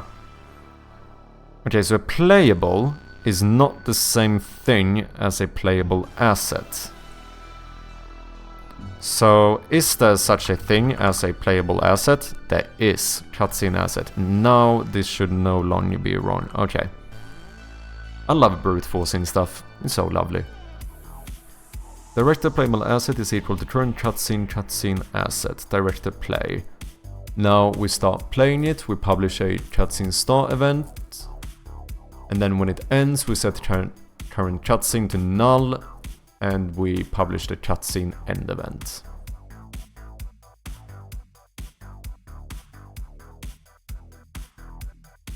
This seems like it should work. Now... No? Game manager. No argument given that corresponds to required form parameter of cutscene. Okay. Oh, because I was trying to trigger a cutscene here. We don't need to do this. We can remove you. And then instead, we're gonna make a new script. So now we could do stuff where we like play cutscene on click for like interactable objects. Like maybe at some point, if you click a certain object, it should start a cutscene. Now we can do that. But now we could also make here, room 0. We could make a play cutscene on start. So when this... Yeah, because we don't want to do it on enable. It should only trigger the cutscene once, right? So it should be in the start method. Now, in here, we can remove this and we just say... wait, we need a serialized field private string cutscene. And then in the start function, we are going to publish a new trigger cutscene event with cutscene as the parameter. Should not need any of this. Boom. So now whenever the first room is... Wait, we need to set this as well. So let's just call this intro. What's up, Dark Abilene? How you doing? Welcome in, man. Nice to have ya. Okay, timeline manager cutscenes. Now we're gonna call this one intro. We're gonna select a playable asset, which is the intro cutscene. Why did skippable default to false? Did I... Public bool skippable equals true. Should this not make the default to true? That's odd. Okay, let's make it true. How's the... with friends, how's the game going? The game is doing really good. I feel like I've been making a lot of progress over the last couple days. I feel like I'm... You know, I'm... revigorated. Is that a word? I don't know. If it isn't, I just made it up. But I feel very excited. We should have a early playtesting build up on Steam, hopefully someday during next week. Yeah, we made a lot of progress, both in terms of interactions, post-processing. We also have batteries now, so you have to charge your flashlight. It's going really good. I'm actually very excited. How you doing? Are you in the next fest? I am not. My goal is currently to have a demo for the next fest, so that would be the one in June. Because I'm still a bit too early in development to be able to have something for this one. Because preferably I would like to have a playable demo on Steam when I enter the next fest. So the goal is to join the June one. And Dark Abilene with the raid as well. Thank you very much, man. Appreciate it. Massive raid indeed. What's up, Meowch? Welcome in, how you doing? Just finished morning stream and going for lunch. Nice, man. Well, thank you very much for the raid, and I hope you'll have a good lunch. For anyone coming in from dark, if you don't know me, I go by Mad Sherpy, and as you might have been able to tell, we are currently working on a point-and-click horror game. Which I'm trying to fix the intro cutscene, but if anyone is curious, you can see the teaser right about here.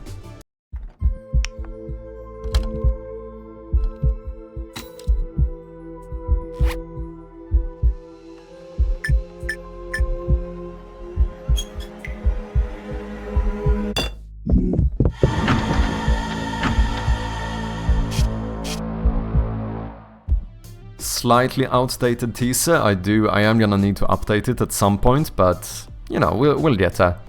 We'll get there.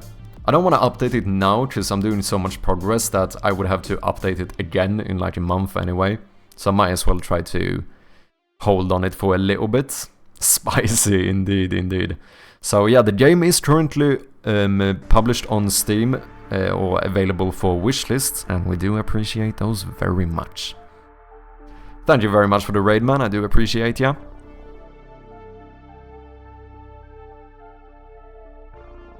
Okay, let's see. We have an intro cutscene now called Intro with the timeline asset, and it is skippable. Now...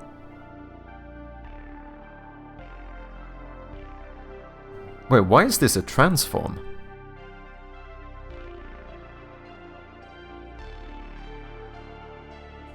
Intro cutscene.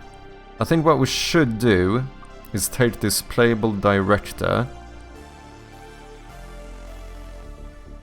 and we're gonna paste you in here. Can I not do that?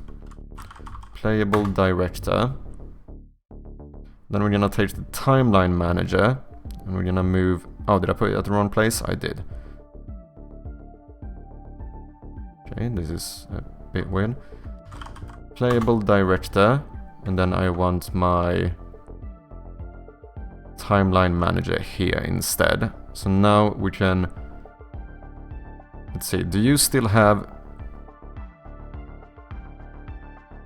Oh, wait. If I now assign the intro cutscene here, do I get the... Select the game object? Wait, is this not gonna work? Have I misunderstood how the playable...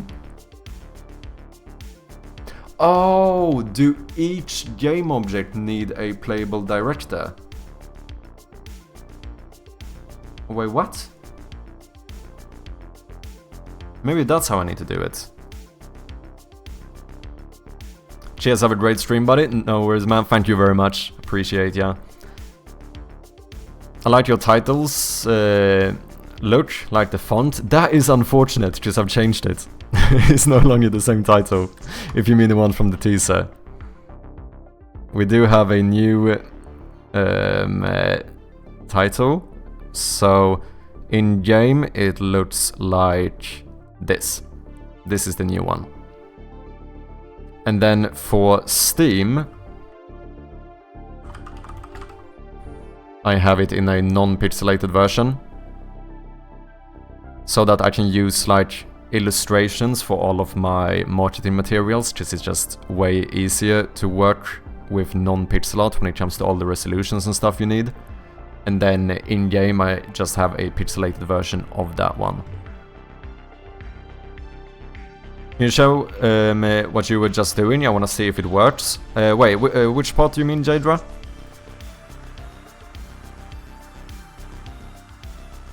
Oh, do you mean this? So, what I'm trying to do is, I was thinking about having here, the cutscenes object, have this be the cutscene, the timeline manager. And then I thought I could have a playable director here, with a reference to a timeline asset, and just switch this one out, depending on which cutscene in this list I want to trigger. But I don't know if it works that way. Does the actual game object here? Because when I go to... If I'm on this timeline manager and I go to the timeline, whoops. No, Yeah, here. If I go to this timeline manager, I can see the actual cutscene here. Which I don't do. Oh, now I see it here as well. Wait, now I'm confused. Okay, no, I think this should work then. So basically my plan is to have the timeline manager here switch between different playables and play them. And then I put all the cutscene elements in different game objects here.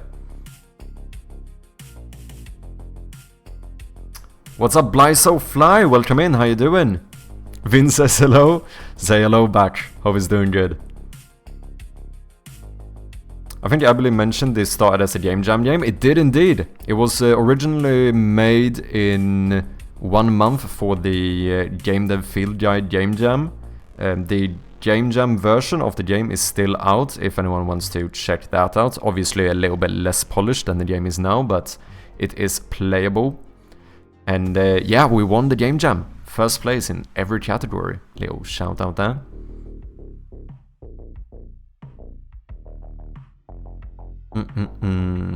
Still looks good though, thank you very much. Appreciate ya. Big news, Blythe, so game dev incoming once I figure out Unity. Oh, actually, nice. Test it in play mode. Yeah, let's just see whether it works or not. And Meowch, thank you very much for the follow, appreciate ya. Awesome, very cool, thanks. Add jail, oh sorry about that one. Okay, let's see, so in that case what I would need to do is I wanna, let's see, cutscenes, no, I want to keep you, but this timeline manager, I wanna say screw you and remove you. And then we're gonna rename this one into timeline manager.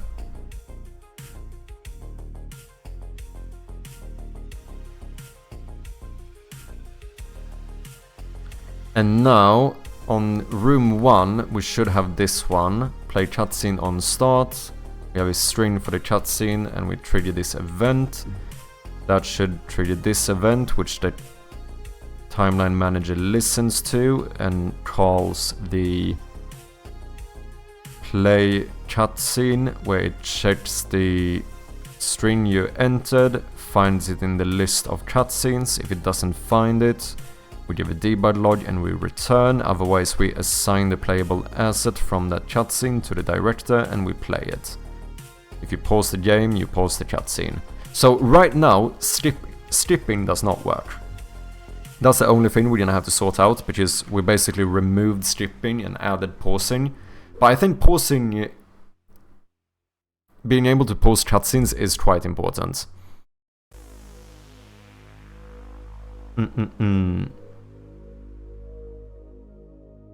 We will survive. I'm back. That's a cool emote, the countdown. Yeah, I have not seen that one. Right, I'm leaving you alert. I'm Hilford Mod now is my duties call. No worries, no worries. Appreciate you dropping by, Bly. Okay. Bum bum bum. So, I mean, we should just be able to play this now. As long as room 1 is enabled, which is this. This should start the cutscene.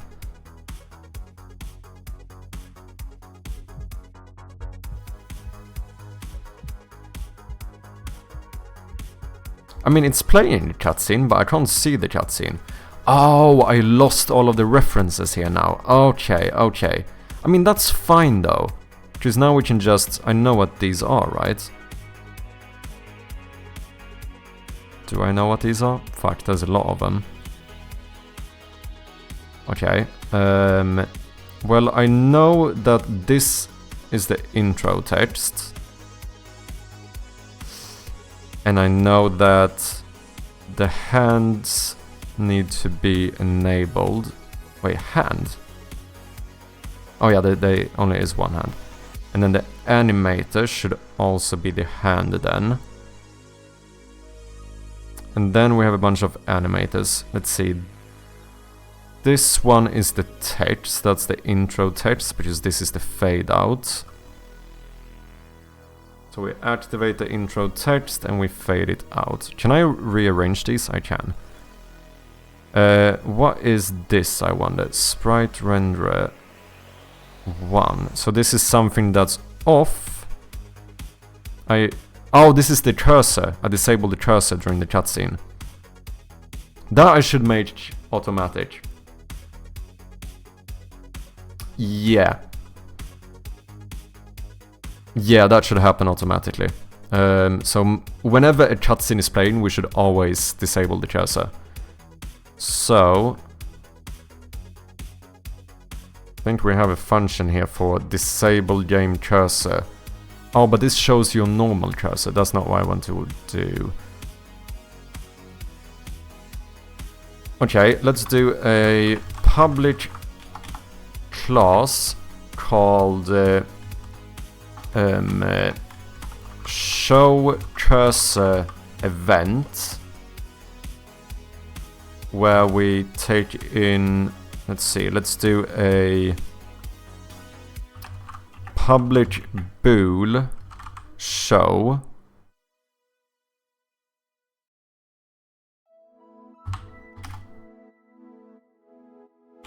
yeah, and then we're gonna do a constructor, so we do a public show cursor event with a parameter of a bool show, where we then say that this.show is equal to show. Now, on enable, we're gonna subscribe to... No, I don't need to publish, I can just listen for the cutscene started event. We don't even need a new event for this, I already have an event I can use. All we need is a method, which is enable game cursor, disable game cursor. This is different. I want to have a private void show cursor, where we... Yeah, and then we're gonna subscribe to the... Let's see, we should have... Yeah, cutscene started and cutscene ended. Cutscene end event, cutscene start event. Oh, but then we need... This gets tricky, because now if you pause during the cutscene, you won't have a cursor. So if you pause it during a cutscene, we need to enable and disable the cursor once again. Because otherwise, I like when you figure out bugs before they happen. Always feels a bit good, doesn't it? Because now if you just hide it when it starts, it's not gonna show when we... Oh! No. Do I not have... I have an idea. I mean, we have this one. Game post event. The thing is that we cannot...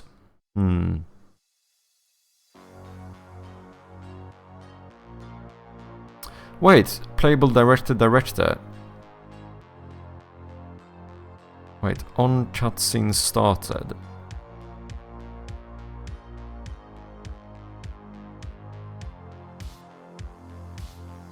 Played sub... Oh yeah, on started. This is not on started, actually. This is on play. Cutscene. This is not a cutscene start event, technically speaking. The cutscene start event is now trigger cutscene. This is play. This should... Because this will be triggered every time you play it, I'm quite sure. So let's rename this into cutscene play event. And then we're gonna do a public class cutscene pause event. And then here, this is not on cutscene started, that's incorrect Cheers. naming. What's up, Runeson? How you doing? Event bus for the win, made yourself? No, I cannot say I made it myself. I had Atrium help me out a lot with the event bus, to be honest. This is the first game I ever use events in, believe it or not. So I had no idea where to start, but the event bus is working really good. Also, cheers Insane, hope you're doing good.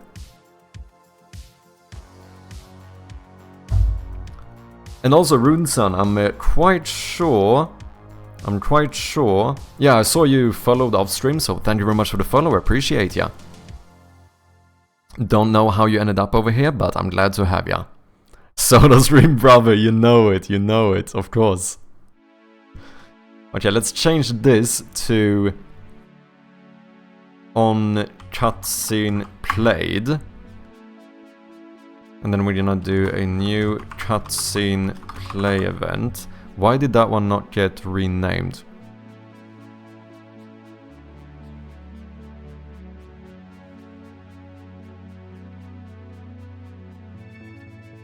That scares me a little bit. I did use the rename it. Let me see if I have any errors.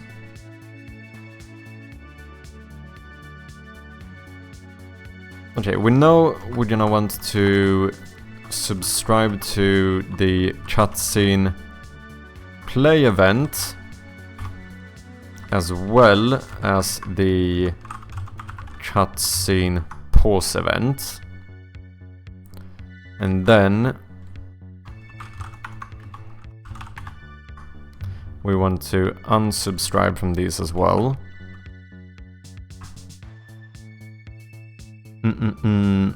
Lurking, been here since you started, but super busy. No worries, I appreciate the lurch. Very much. Whether you're chatting, lurking, whatever it might be, I appreciate each and every single one of you. Hope everyone is doing well, I'm doing good. Back to business I go, no worries, good luck with whatever you're doing.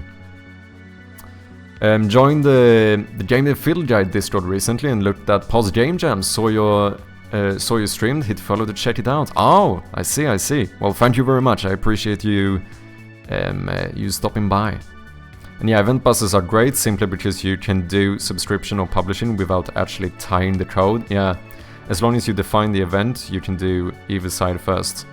Yeah, I mean, it's really good because the way I did it before, since, you know, I'm a self-taught little newbie, so in like the game jam version of this game, we just had a shit ton of singletons, and you know, the amount of like tightly coupled code I had was fucking insane. Like I had singleton managers talk back and forth to each other, like cross-reference each other every direction. Like, we're talking pure spaghetti here, like actual spaghetti code. And then after the game jam ended, I decided that if I'm gonna, you know, pursue this game as a serious thing, I need to make sure that the code isn't like hell to work with, you know. Which means that I decided to basically refactor the entire game, so I started reading a bit about what the, you know, concept of tightly coupled code is and stuff, and came to the conclusion that I basically had two major things with it. The first one, which is to get rid of a bunch of singleton instances, and instead of doing direct references, we handle like cross-manager communication with the events instead. So that was a huge thing in making my code better. 100%. And then the second thing is that for all of my interactable objects, instead of using a shit ton of inheritance, we instead started using interfaces. So I think the two things that improved my code the most at the moment would be me beginning to use events and interfaces. Two things which I had never used before. But I definitely recommend them. Holy shit, it's made my code so much more better and flexible. I love event buzzers, yeah, they're great. Makes sense, yeah. So, are you game dev as well then, Runson? What about you, Meowch? Okay, let's see here. Private void show cursor. Let's have this one just take in a bool actually, called show. And then what we're gonna do is... Why do I get component multiple times? This is the sprite renderer. Let's do a... private sprite renderer, which we're going to call cursor renderer. And then, instead, what we're gonna do is, do I have an await function? I should have. Okay, so we need to make a protected override void await, where we call the base await, and then we're gonna do... So this one is a bit messy. This is still a singleton. Obviously my cursor does not need to be a singleton, but you know, we have to do the refactoring step by step. So as you can see now, we're starting to basically slowly but surely we're moving everything to like an event system instead. So what we're gonna do now, but I'm quite sure that if I make this a non-singleton now, my game is gonna get mad at me, so we're not gonna do it. So here in the wait function, we're gonna say that the cursor renderer is equal to getComponent sprite renderer. There's no reason to do this multiple times. Also, I think my IntelliSense is bugged out as per usual, so let me quickly restart Visual Studio. If anyone has an idea why that happens, feel free to let me know. It happens on a daily basis. More than a daily basis. I don't know what's this doing here. Okay, getComponent sprite renderer, or cursor renderer, and now wherever we change this, so here for example, we're just gonna say cursor renderer.enabled. No reason to use getComponent multiple times. Okay, that should be good. I've not built a game yet, hoping to make something tiny for the GDFG Jam 38, but C# for normal software dev is my jam for the last 15 years, so this part comes easy. Nice, you definitely have a huge advantage then, that's gonna help you out a lot. It's like I started with 0 game design skills, 0 programming skills and everything, you know, pure brute force in the beginning. So it took me a long while. I'm just about getting to the point where I'm starting to feel pretty comfortable coding. It's funny though, because I realized I actually really like code. Like, I actually really enjoy just coding, which for some people might sound weird, but I think it's fun. I think it's fun. I went to college for it, but I'm mainly an artist working on some contract pixel art right now. Ooh, interesting. Dabble in coding here and there still. Nice. Do you have any art you wanna show off? Scriptable objects are awesome in my opinion for decoupling, with a trade-off that you need to manage setting in your scriptable objects to the right state if you're using it for data parsing. Yeah, scriptable objects I have used quite a lot.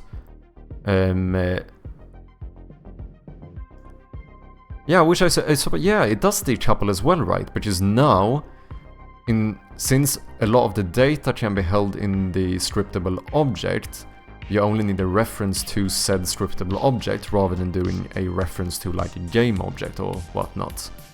Yeah, interesting. I've used scriptable objects for quite a long time, and I hadn't thought about it, but you are actually... Yeah, that makes sense. They actually do decouple code as well. I hadn't thought about scriptable objects as like a decoupler, but it's absolutely true. Yeah, makes sense. Because I use scriptable objects for like my rooms and all of the items and stuff.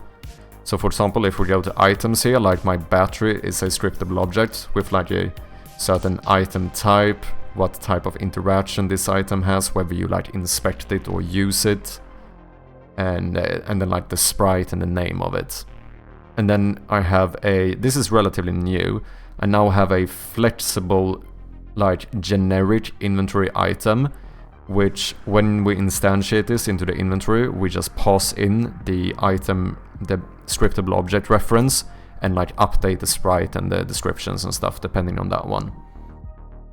Which works quite well. Before I was doing it so weird, I had scriptable objects for the data for the actual items, but then I made separate prefabs for every like collectible item and inventory item, so I ended up having to create so many different types of items, whereas now the inventory item is just generated, and then the actual items in the scene, the ones you pick up, those I make myself, because the reason I can do a generic one for the inventory items is that all of them are the same size, just they fit on a grid, right? But in the scene they're not, so it is a little bit more tricky. So for those I just use my own prefabs, but then at least I no longer have to make separate inventory prefabs as well.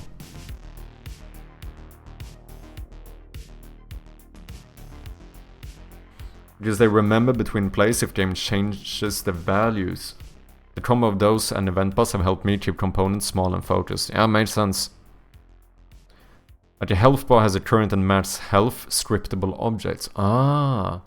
Now you can make that UI components play with the toggles. It doesn't know about the manager. Ah, I see what you mean.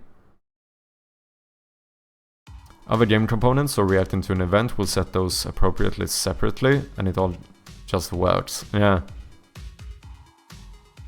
You have to be good about not writing it from multiple places, or you might get in trouble, but you can read wherever. So a GDC talk on it. Ah, gotcha. I have an art station, but it's mostly concept art / illustration, not much pixel art. Okay.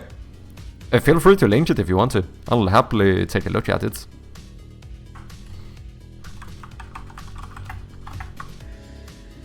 Okay, we now have a general function to enable and disable the cursor. All we need to do now is make a private void on cutscene played, which is going to say show cursor false. We're going to hide the cursor, and then we're going to do a private void on cutscene paused, where we are going to say show cursor true. Now on cutscene played event, we subscribe with the on cutscene played. On this one, we do on cutscene paused. And I think that should work. Because I don't want to do this on game pause and stuff, because... Yeah, no, I can't, because then I might... When you unpause the game, like in gameplay, you might disable the cursor. Why is this not working?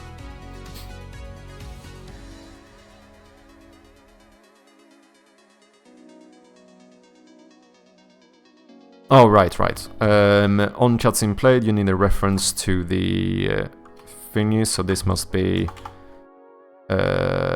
cutscene... Is it called play event? Oh, it is. Should probably be called played event. Oh well. Where did you go? Cutscene play event. Play event. Cutscene pause event. Pause event. Now that should be good.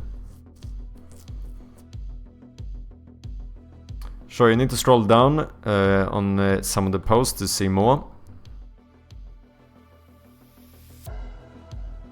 I can link the GDC talk for you to look at later if you want. This type of scriptable object thing also empowers the inspector if you're working with non-coders doing that type of work.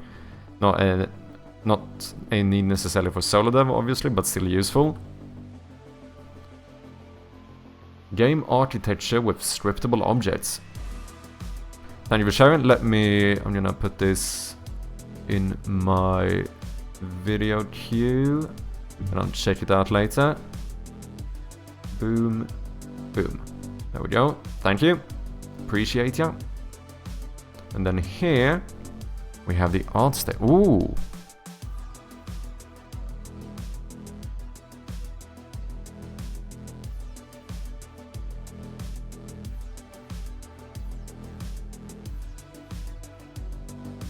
Oh, this is nice.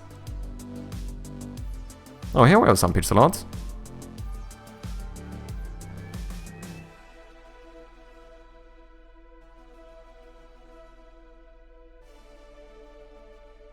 Yeah, this is good shit. Concept artist and illustrator. Yeah, fam, this is looking really good.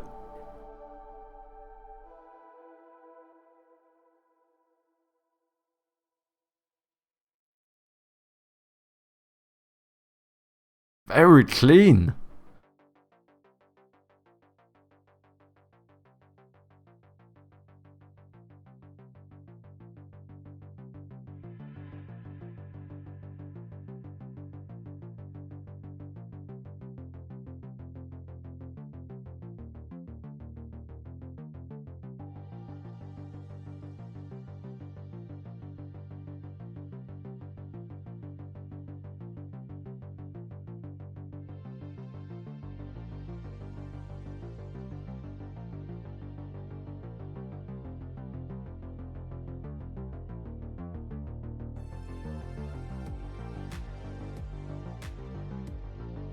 Fucking hell, I should hire you when I need to update my capsule art. This is sick.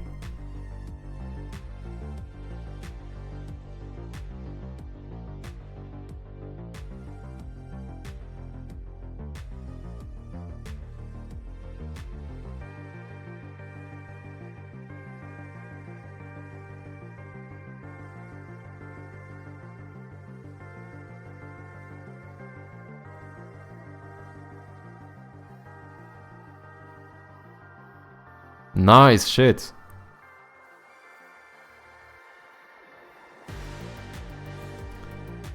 That thought changed how I approach like everything. Like all things in code situations will depend on how far to go with any given pattern, but good to have all these things in the toolbox. Yeah, I think that's the case. Like, it's not like depending on your current architecture as well. Like, it could be a huge change to like start doing something new. But anyway, like you said, like always knowing about different ways of doing stuff is definitely important. A lot of times I'm trying to get full-time work right now, it's hard to get in. You do animation too, or mostly static? I do pixel animations, nice. You can't use what you don't know exists. Exactly, which is the reason why I never used like events and interfaces before. Because I didn't fucking know about them now, did I? You know, that's the reason why I didn't use them. I didn't know about using them. So of course I didn't. I knew about singletons, so I thought, what's the best way of doing this? Well, obviously, I should make everything into a singleton instance, because now I have global access to everything. Sounds lovely until you realize the disadvantages to it. And then you're like, okay, I should probably stop doing whatever I'm doing.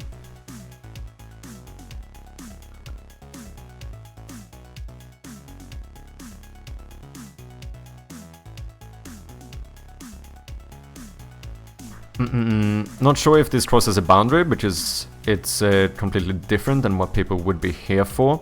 But there is a YouTuber like that has advanced coding tutorials for Unity. Ooh, interesting. No, feel free to share.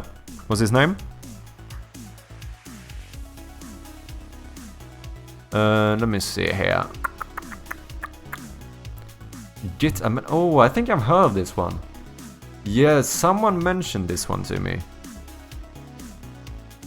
Oh wait, have I even seen something?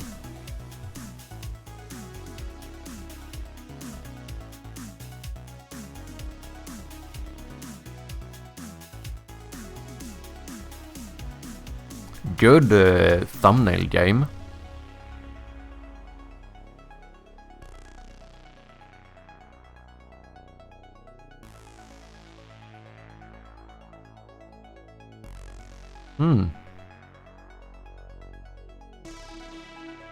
Thumbnail god, yeah, I mean, to be honest, that was the thing that was the most impressive. That was actually the thumbnails. I was like, holy shit, this like just the layout there looked really good. Can tell they put some time into his thumbnails.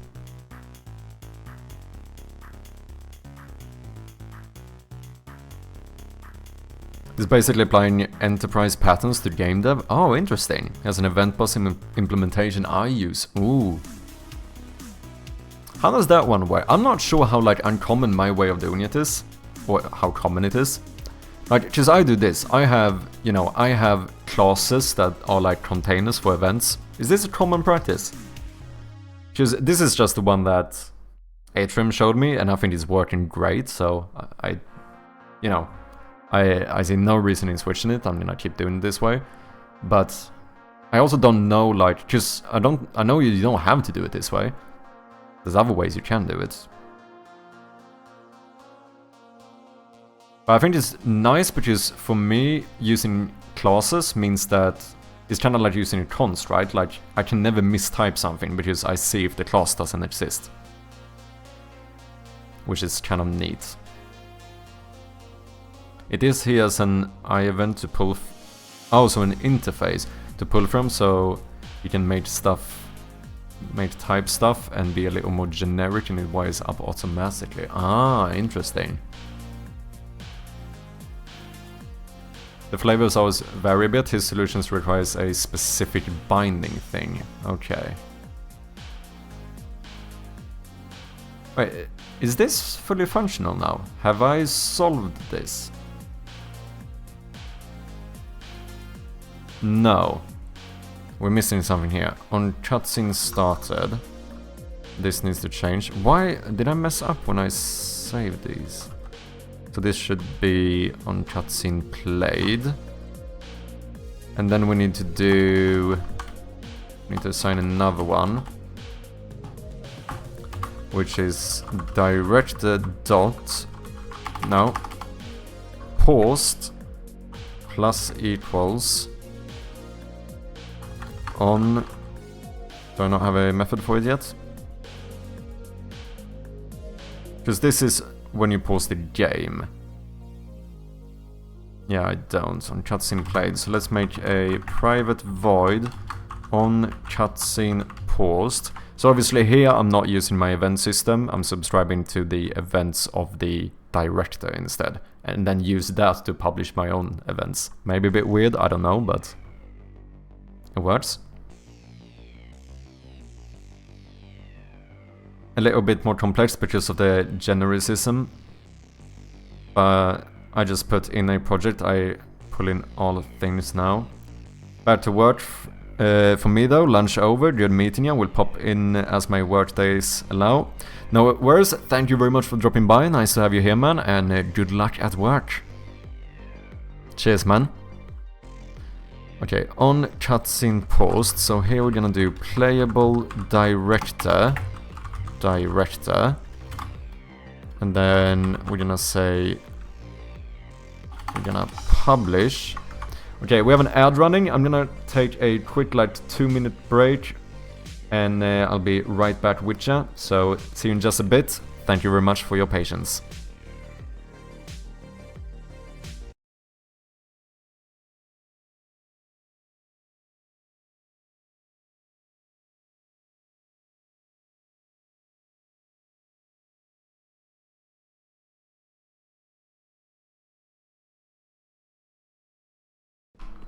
Ooh, ladder. Why are there no enemies? That just makes me feel... shouldn't have said anything. I fucking jinxed it. Should have been quiet. Human limit sounds like Doomsday AI Skynet shit. Yeah, pretty much. I guess they do something like if it's gonna be something like if humans is greater than the human limit, then destroy world.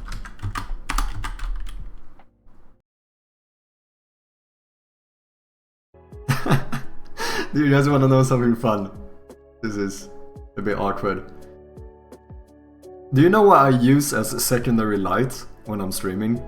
Because I don't have one of those fancy ring lights or whatever the fuck that everyone on TikTok uses. You know what I do?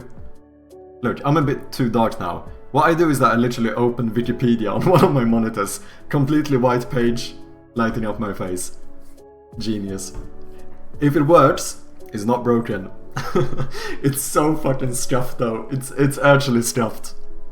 But that is legitimately, when I look at my cam and I go, yeah, I don't have that good lighting, do I? I just open Wikipedia. That's my literal strategy. The bad thing is I only have one shot in the shotgun, so I need to shoot, switch weapon. Oh! What the fuck? Oh. Die!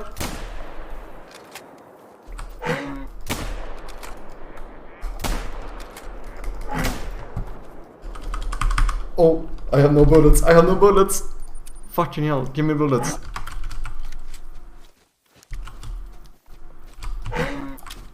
Reload. Fuck. We actually got him.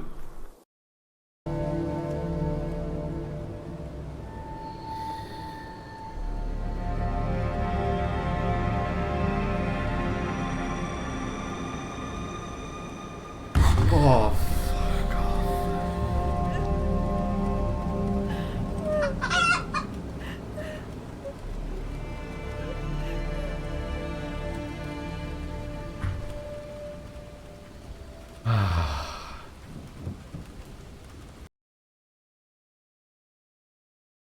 Let's save this and see if we have any errors going on.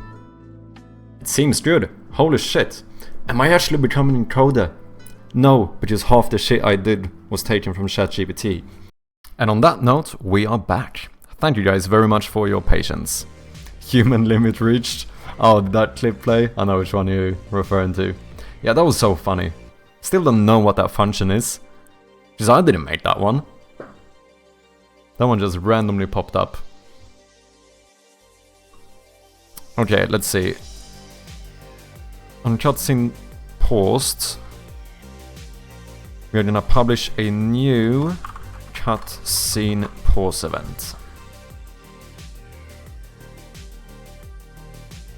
Okay, error thing you expected. Oh, I didn't finish this. On cutscene paused. Oh wait, whoa, be careful, be careful. We need to unsubscribe from stuff too, almost forgot. There we go. Now you subscribe to cutscene played, cutscene paused, play pause, play pause, play pause. Looking good. Let's make sure my logic is correct here. When a cutscene plays, we hide the cursor. When a cutscene is paused...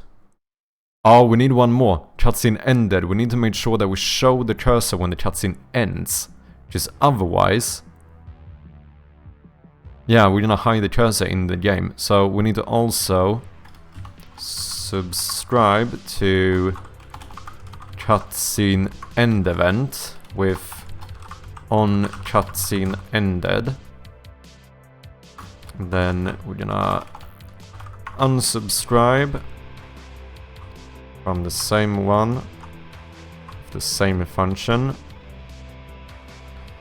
And we're gonna make a private void on cutscene ended, cutscene end event, where we're gonna say show cursor should now be true. Boom. Imagine if this works now, no error or anything. No, something's gonna be... So I'm definitely messed something up, right? And also, to make sure this works, the playable of the director here, I wanna null you. Because you should be set automatically, so I wanna make sure that works. Oh, one more thing. See if we can fix the cutscene. Which means I cannot have you null.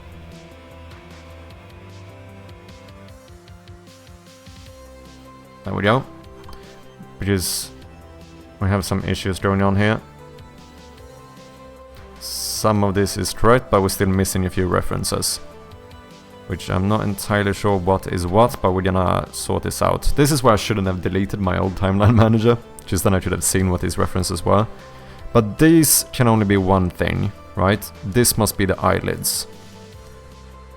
Which one is which? I don't know, but let's assume this is the eyelid top, and this is the eyelid bottom.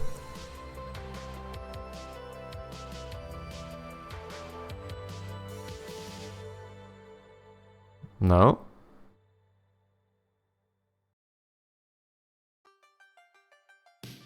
Oh no, wait, I have eyelids here. What do you do? This is the one I'm pretty sure disabled the cursor. So I'm pretty sure I don't need that one. What does this one do? You change position and color.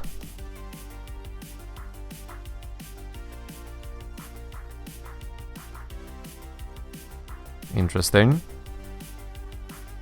GitHub commit history. Ooh, but did I commit it? Wait, can I remove it before I've committed it? Because it should probably be here. Asset timeline manage. No, this is the it's the object I want, right? Room 1 game manager. Because I didn't. No, yeah, I have not committed this.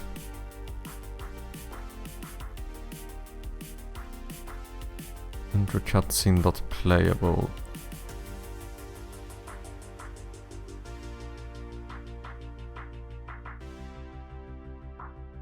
Because this is a script. Does this only show me scripts? No. Animations, intro cutscene. That one I'm confused. Still here, sort of. Will be muting at random, but lurking while I work on things. No worries, man. Appreciate the lurk as well. GitHub commit history was in reference to I should have kept X so I could see references. Yeah. I'm trying to figure out, but I can't find the object. You probably have to stash and undo, and then pop the stash out. In the metadata, files in some kind of Greek probably. May or may not show, just a tool. Wait, when you say stash and undo, do you mean that I should commit this? And then, like, uncommit one of the things? Is that what you mean? What do you mean by stash and undo? Pop the stash out. Speaking of which, I also have not been using GitHub for super long, but I am proud to finally be a responsible adult who uses GitHub. Stash is like a fake commit. Git stash is a thing. Oh, interesting. I have not heard that term before.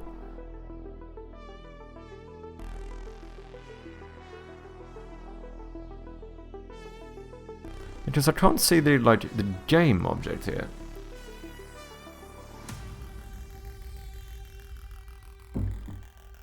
Okay. Yeah, let's see. I think I can figure this out though. It shouldn't be too difficult. Because I can also see what has a...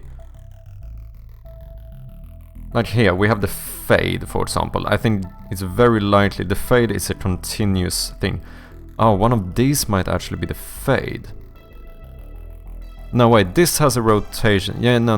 That one is not the one I need. Wait, why do I not see the references now? Wait, now I'm confused again. Oh, because I clicked on a different object. Yeah, there we go. Yeah, these are wrong, because this is the rooms. This is the rotation of the rooms, which means that I think this one is the eyelids.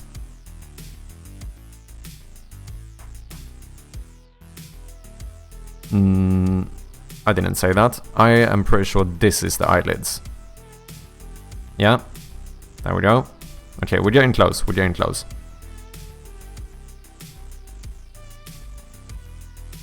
It was those big numbers. The references will be in random stuff. Figure that out later. Keep going on your thing. Okay. So wait, you're saying that just out of curiosity. Oh yeah, is it this? Like the file IDs? So like this file ID changing this weird ID or whatever, I assume is like the location of this file maybe or something. Okay, I see. I think so, but not sure. Yeah, I'm not gonna do anything crazy here now, but it's still good to know. It's good to learn this stuff. Yeah, a lot of changed file IDs here. I suppose that is it, right? Component file ID. Yeah. So that's probably the locations of stuff. Makes sense. Thanks, man. I appreciate ya. It's all ID references, so when you rename stuff, it doesn't unhook. Okay. Okay, we are getting close. So if that's the eyelids, I'm pretty sure that this must be the fade. No, I see no fade.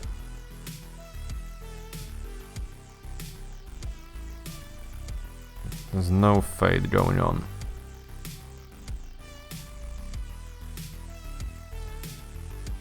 This one only changes the raycast as well as the alpha value. This is the fade. Yeah, just have to be a little bit Sherlock Holmes here, and we're gonna figure this out. Now we should have the fade here as well. Yeah, there we go. Boom, boom. Let me hide the fade once. Should I have fade? Yeah, maybe I should minimize it later if I want to, but let's keep it like this for now. Okay, and then we know that this is now going to be the room. Does a room have an animator? You do have an animator. But you don't have a controller. Is that why?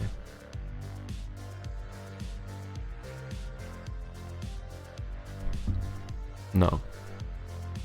Okay, I think I might have to redo that one since it was a different object before. An unhooked for a completely different, abnormal and frustrating reason sometimes, but we can't have everything. Yeah, I wonder what this one is. Wait, is this something I have not... Because we have the intro text being set active and deactivated. We have the activation, and animation of the hand. We have the eyelids here. It's very possible that this one is like the old eyelids. Since I have two eyelid objects. I have eyelid top and bottom, and then I have new eyelid. Yeah, so it's possible that this is an old one I'm no longer using. No. This was the cursor, sprite renderer enabled. Yeah, so this is the cursor. I don't need this one. Go away. Since now we're gonna do that automatically, because otherwise every time I create a cutscene I always want to hide the cursor, so now I would manually have to do it each time. It's better to just do that through the events instead. Which means we should now have all of the references we need. The only thing we have to do is to make sure that these are not missing. So what the easiest thing to do here, I think, is to actually make a new one. We're gonna do a new animation track, which is going to be the room. And then we're just gonna copy -90, I can remember. We're gonna copy this one. Because for the first two, these are the same. And then at the end we switch you up and we do the like stand-up animation. So now we can record here. We're gonna take the room. We're gonna put you at the position on X at 41.7. We're gonna do a rotation of -90. Now the room should be turned over.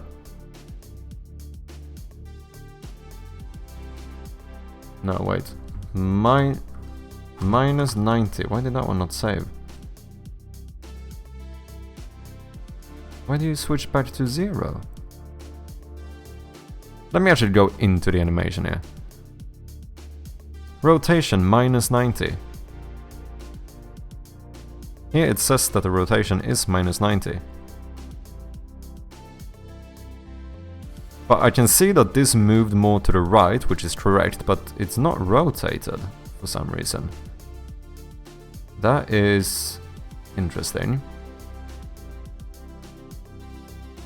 Okay, let me try and... because this is all I need for the first part, so let's stop recording this.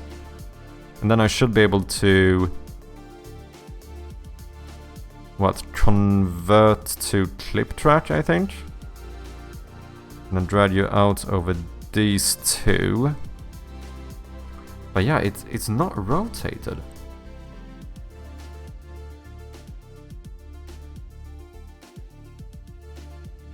Even though rotation Z is something blocking you from being able to rotate? -90. And that seems to work fine.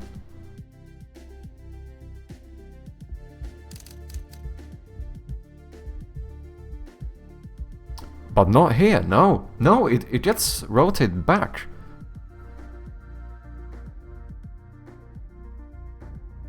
Is it because this one is scaling? Is it because I'm stretching the rooms, maybe? Scale with screen size. What if I make you one of these? Are you gonna stay rotated?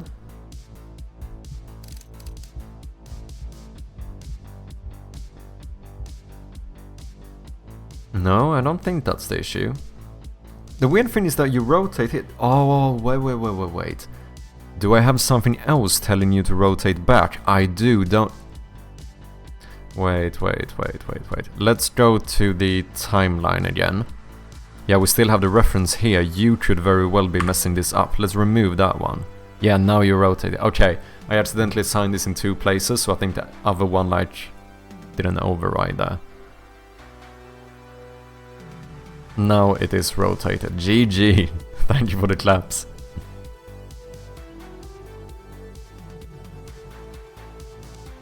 Boom. And then here is when we're supposed to stand up. So here we want to make a new clip. But we need to get some... let's check this reference here. So we start with an anchored position, which I think is on the Y scale of 60. Then we wait 14 frames. And then here is where we stand up back to 0 after 61 frames. We should be able to do something similar here. Let's make sure that we start at the same one. We're gonna be recording. We're gonna take the room. We're gonna make you normal again, so 0, 0. Everything is normal, but we're gonna make the Y position to 60. And you know what? That's all I'm going to do. Then I'm going to go into this one instead. Let's see, rotation, you should also be 0. What's up, amazes? I'm sorry for barging in with requests, but my whole family's gotten starstruck by one of the Melody Festival in songs, and a chance of a reaction. Oh, do you want me to check out the song? The only annoying thing is that my fucking VODs get copyright striked. That's the only annoying part. Do I try enough? Probably not. Oh, are you multi-streaming? No, but I post all of my VODs to YouTube as well.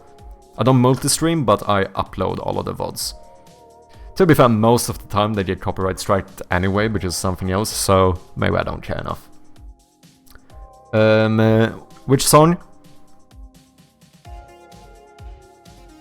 But yeah, currently I have no plans on multi-streaming. I don't know why. I probably should. I mean, I do have, like, you know, 4,500 subscribers on YouTube, so I probably would be able to get some views on that as well.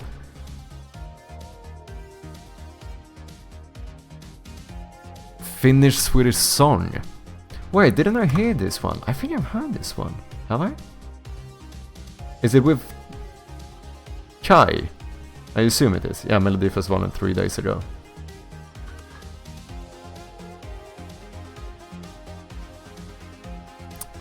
Bara bada bastu. So only like, this sounds so weird in English, because we say bathing sauna. So only bathing sauna, which is fucking ironic. Holy shit.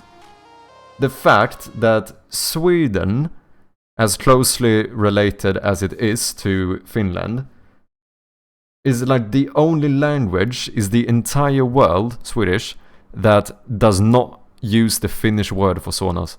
Sauna. However you say it.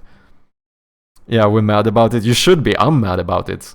I don't understand. It's so fucked that, like, you know, everyone else is like, yeah, obviously we're gonna use the Finnish word, and then, like, I guess fucking old-timey, not as Finnish-friendly Swedes were like, nah, we don't want to use a Finnish word, we're gonna make our own for it. But this song makes up for it? Interesting. Okay, let's check out the song. Sounds about right. I actually think that might be the case, like unironically. Melodi nummer 4. Text och musik: Anders Wrethov, Kristoffer Strandberg, Robert Skowronski. Och gruppen själva, Kaj.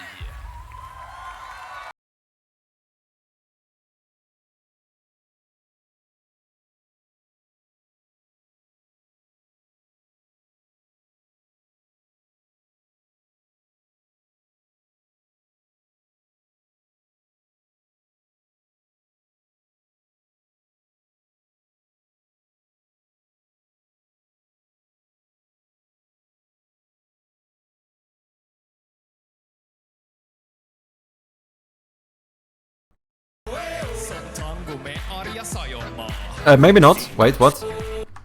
Klockan slår, nu är det dags. All bekymmer försvinner strax. Bästa boti för kropp och själ. 4 väggar i träpanel. Ved din vårvärme lika bra. Som tango med Arja Saijonmaa. Okay, that was Finnish, I think, because that part I did not understand. But most of it, like everything that's like Finnish-Swedish, I understand fully. It's just Finnish with it's just Swedish with a Finnish accent. Now this is the version of Swedish we learn in Finland. It's much easier to listen to since it's more Finnish. I can imagine for you guys.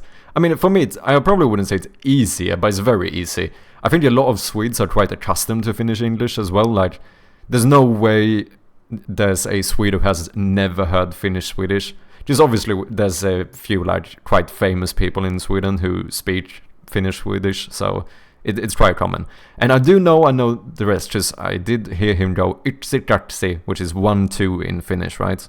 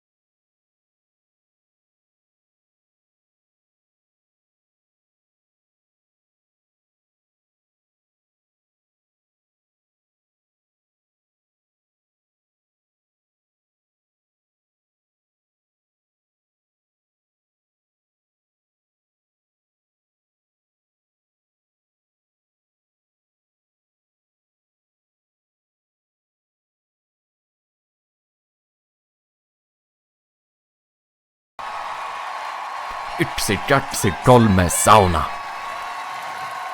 That was very good, not gonna lie.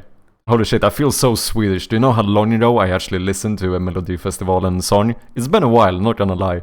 I'm not the most avid follower of Melodifestivalen, if I'm gonna be honest, but that was pretty good actually. It was pretty good. I don't mind it. Like I said, I can relate to it. I kind of want to go have a sauna now.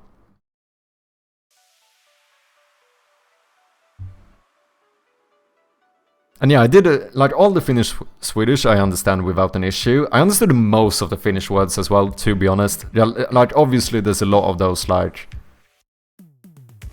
if a Swede knows any Finnish, that's like the words you know, like Yksi kolme, I feel like most know. Perkele, everyone knows. Oh, did they do the Esa Peite? Okay, that one I missed. Yeah, just that's another one of those that every Swede should know. If you don't know what Esa Peite is as a Swede, you're doing something wrong. Man, I wish Sweden puts this through, else it's gonna be something ultra processed. Yeah, probably. So I'm counting on you. Yeah, well, not on me personally, I hope, but...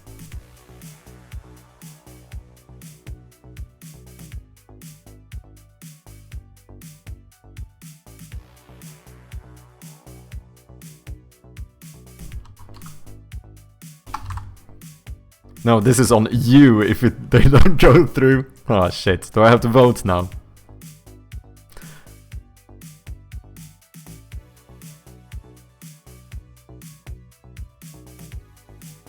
Okay, I think it was 61, that we should be at 0. Why are you still rotated now is my question. Position Y. And also, why did you not say... What the fuck is going on?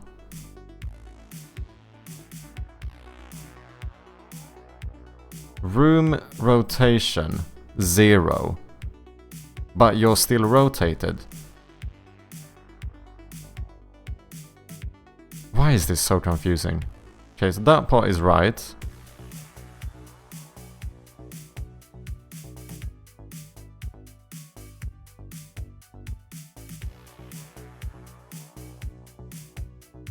$60.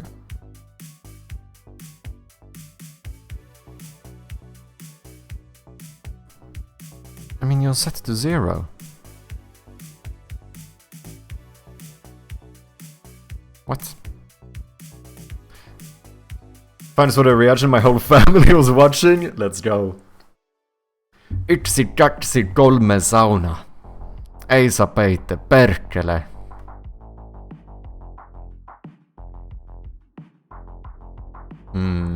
I need to learn Finnish, man. I really do. I should get on it. I feel ashamed of how little Finnish I know. Like, okay, I mean, I can curse a bit, which is obviously the most important part. But I should know more Finnish. I really should. Okay, so I'm animating the correct object clearly, but it's now. First, I didn't get the rotation here, and now I don't get the rotation here. Anchored position Y, X. Rotation 0. 0. Oh, wait. Is this doing like 0 compared to what it was before? So do I need to put 90 here to rotate you back? Ah. That's a bit weird, but kinda makes sense, I suppose. Okay, let's see the whole thing.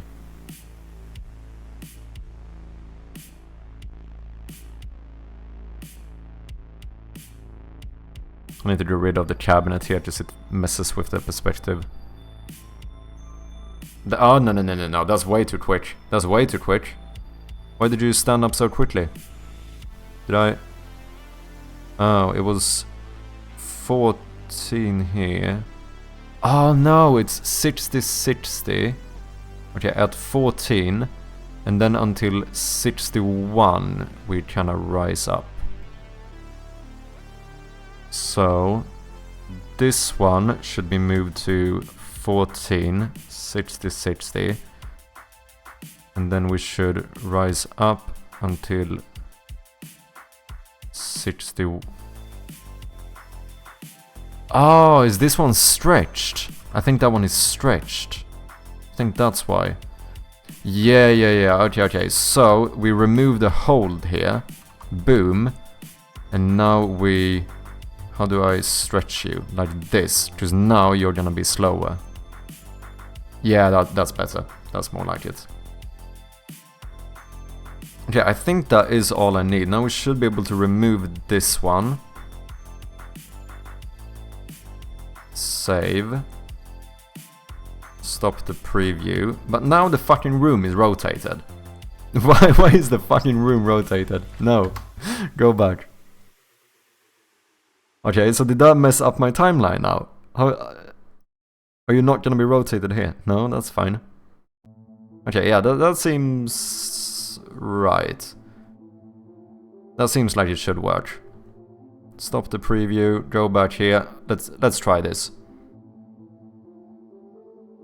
Interaction tooltip could not be found.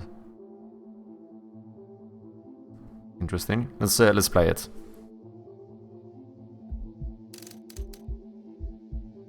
Cursor is hidden.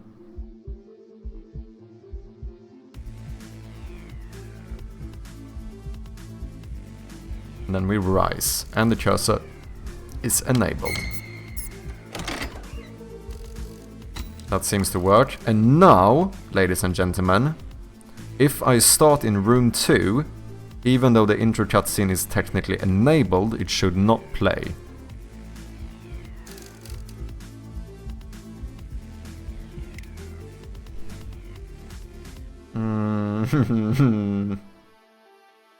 Oh, play on awake. No, never play on awake and remove the playable asset.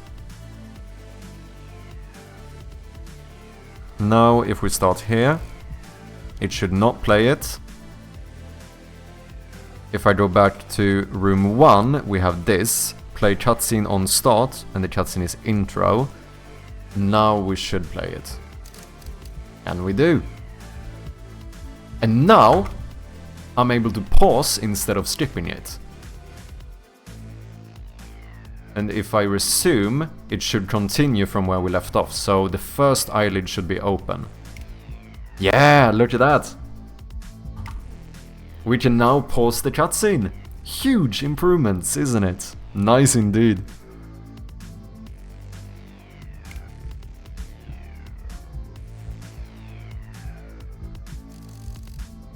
Did the cursor get enabled when we paused the game? I think it did, but let me just double check. Yeah, we have the cursor. We go back here. We don't have the cursor.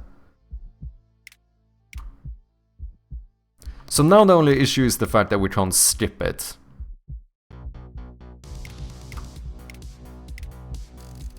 We can pause it, but we can't skip it. So, something I wonder, if I hold escape, do I open the... Yeah, because I think I pause on get key down, right? Yeah.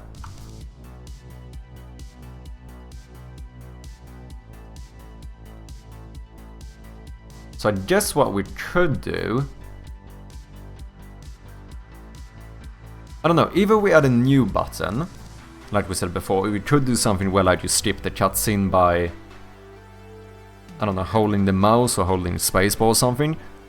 Otherwise we do it so that you would hold escape to skip the cutscene. Which I don't know if maybe I like that the most, just no need to introduce a lot of different buttons. What's up El Rafa, how you doing? Welcome in. So if you click on escape, you pause the cutscene, and then we can do it so that if you hold escape, you skip it. I feel like that makes sense. Also, let me hide this cupboard, because it makes the intro look weird. Also, cheers Iris.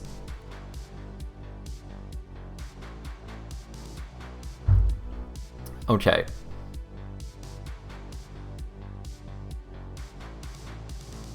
I think I'm gonna make it so holding escape skips a cutscene.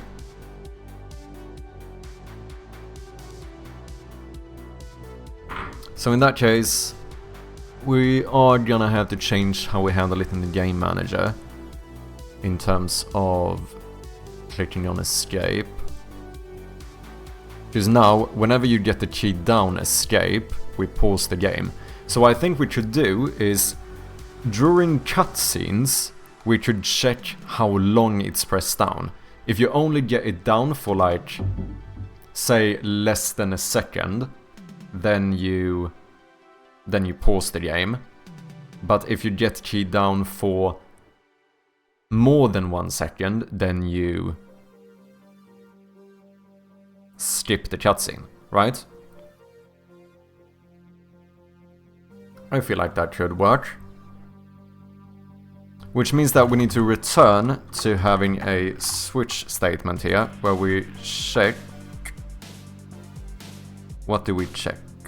We check the current state of the game.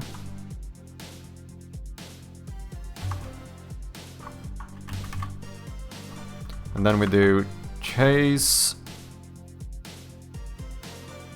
state dot, let's see, paused, none, gameplay, game over. Yeah, we're gonna need to do all of these. So in gameplay, if you're in gameplay, then we should do this.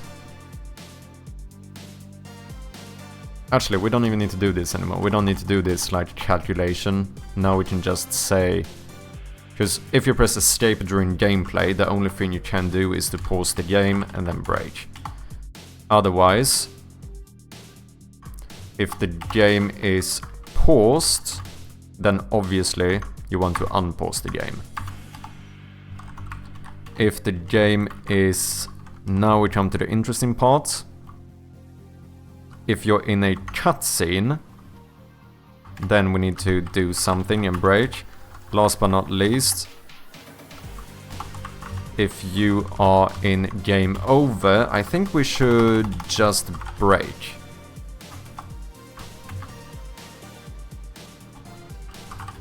Because in that case, like, if you're in game over, you should be in the game over menu. So there's no reason to like pause the game or do anything in the... Like, if you're in the game over menu, you should click like try again or back to main menu. So clicking on escape shouldn't do anything.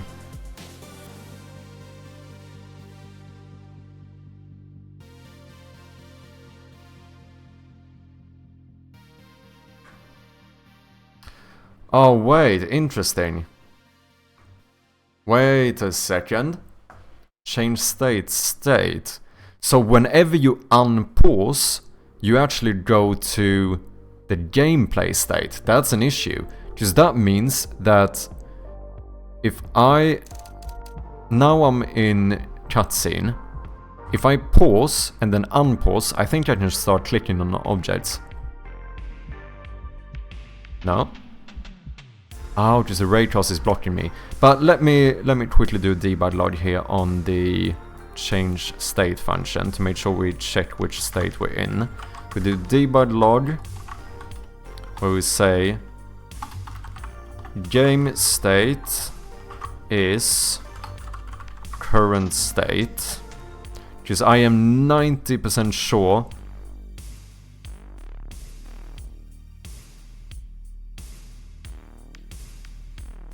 what am I doing wrong?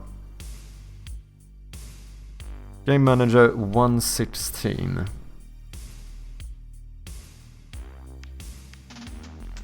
Oh, I didn't finish this.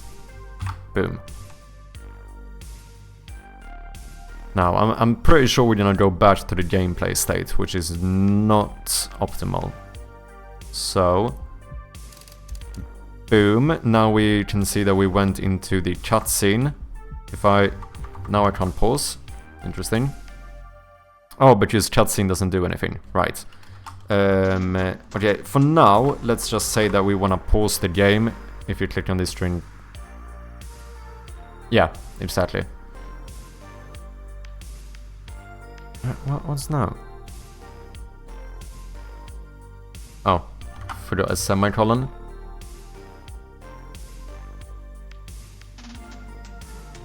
Okay, we play. We go into cutscene. Pausing should take us into game state paused, and I think we're gonna go back to gameplay now. Yeah, it tried to go back to cutscene, but then it got overwritten by game state gameplay. So that's an issue. So that means that every time we pause the game, where do we do this? UI Manager. Okay, so before we pause it and switch state, we need to log like what... we need to save somewhere what the last state was, right? And whenever you unpause, rather than going back to gameplay, we go back to whatever the last state was. Unless that state is paused, which is then, I don't know what the fuck to do. But something like that, right?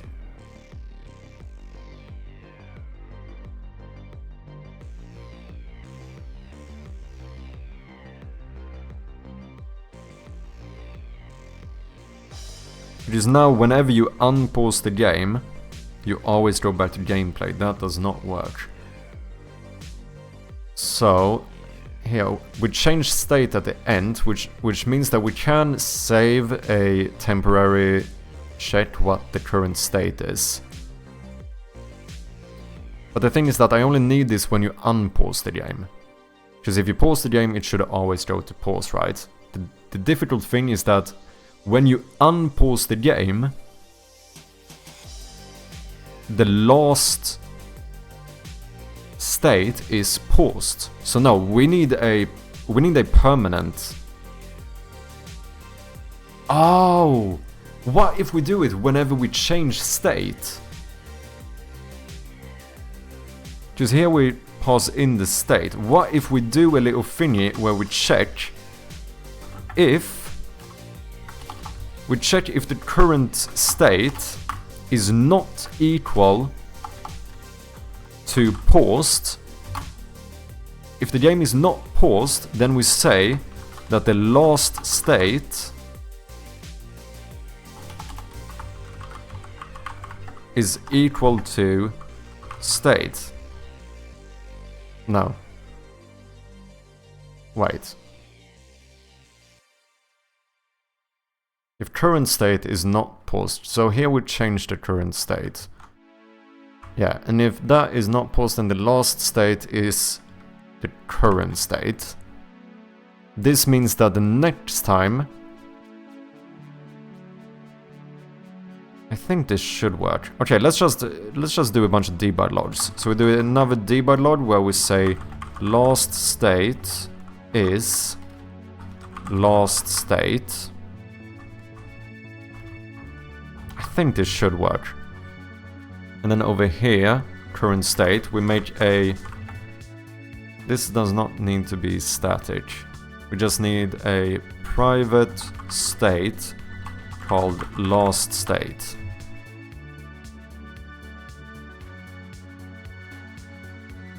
And now, here,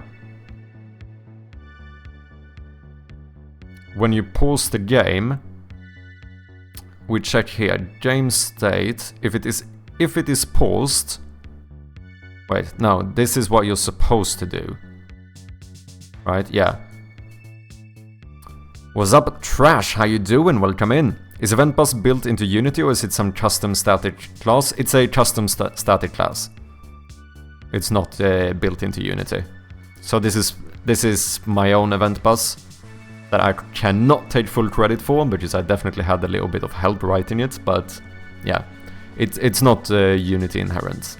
Unity does have events as well, both, I mean, you can use the normal C# events and you can also use Unity events, but this is, yeah, my own implementation, which uses classes as like containers for the different events. So basically, if we go to the game manager, I can show you here, these classes are actually events. So the game manager has like a game over event, game post event and stuff, and then this is what I use when I subscribe, unsubscribe or publish events. Unity uses delegates, right? Yeah, I'm quite sure they do. Like, this is actually the first time I've ever used events. This implementation of events are like the only events I've actually used. But this works really good. I think it seems a lot more convenient and straightforward compared to using the built-in events, in my opinion.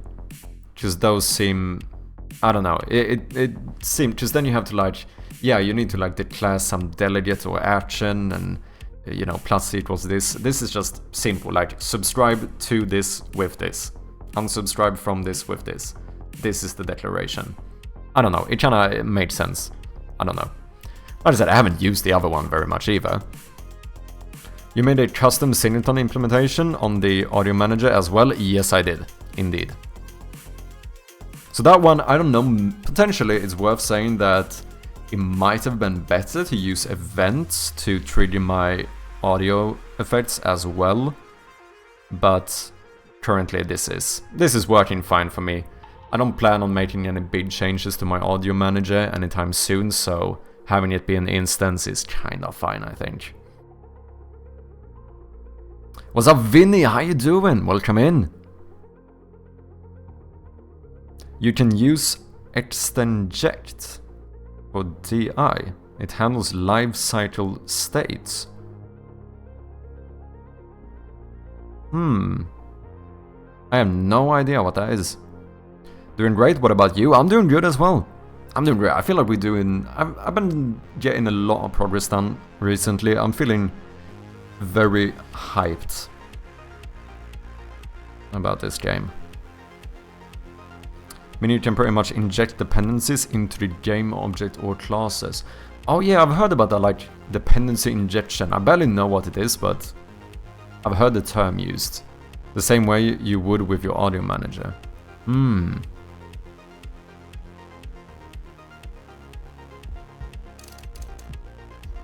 Okay, what happened here? Lost state, gameplay, game state, gameplay. Lost state, cutscene, game state, cutscene. So now if I pause, the lost state is cutscene, and the game state is paused. Did I forget to change it here? Yeah, I did. So now we're gonna go back to gameplay anyway, so that's incorrect.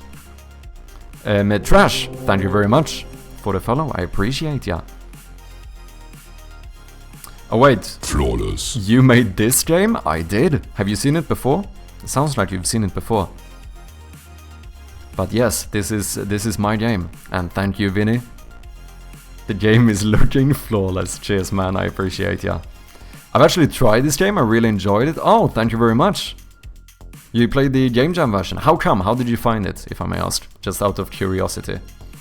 So yeah, currently working on the full version for Steam, which, if you enjoy the Game Jam version, you might want to go ahead and throw a little wishlist. Which, oh, I forgot to pin a message today, didn't I? Let me do that. Boom. In case you wanna be notified whenever the full version of the game releases, which is gonna have a lot of improvements and polish compared to the Game Jam version. I mean, we already have it. There's already a lot of improvements made. Okay, so the difference here is that whenever you unpause the game, instead of going back to gameplay, we want to go back to the lost state. And this should be working now. I think that's a pretty good implementation of it.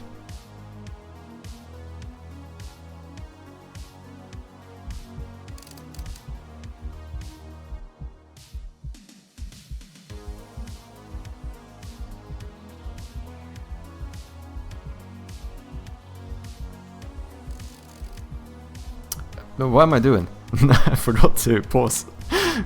Okay, wait, let me see here. Lost state gameplay, current state paused. Lost state... Wait, did I... Wait, how did I re-trigger the cutscene?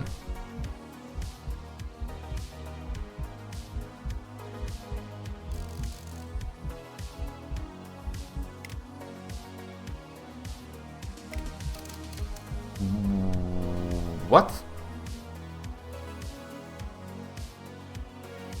What?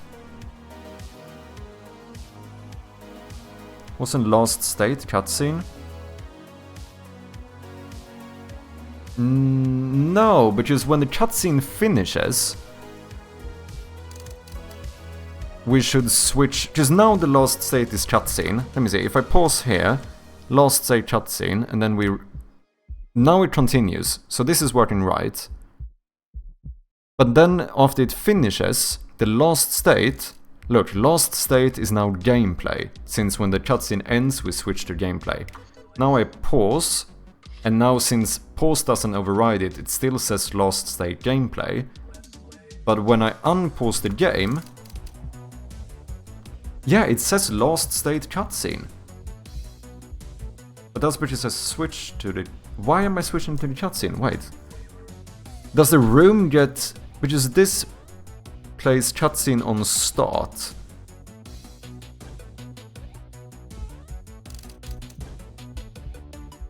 When I pause, you are still enabled. Do I disable this when I pause? I shouldn't.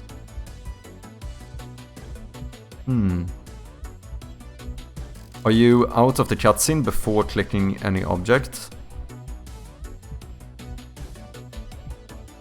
Wait, what do you mean? Let me see. You are enabled. Still enabled, which means that the thing here should... Ah! Wait. Am I... Do I trigger the game started event? Am I starting the cutscene here somewhere? It is possible. Wait, start game. Publish game started event. Okay.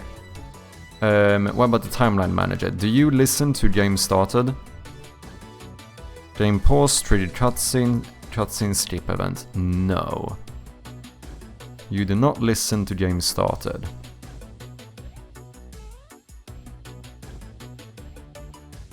Gameplay, pause the game true. Because the last state was saved as gameplay, but then it somehow gets... Somehow we like re-triggering the...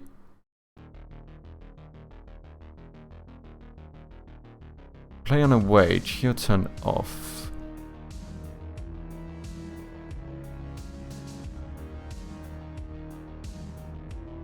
And this one, in the start function, publishes the trigger cutscene event. But that should only happen once, right?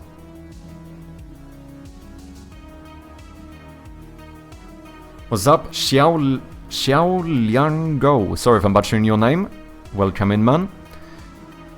What used to store local data? Player prefabs?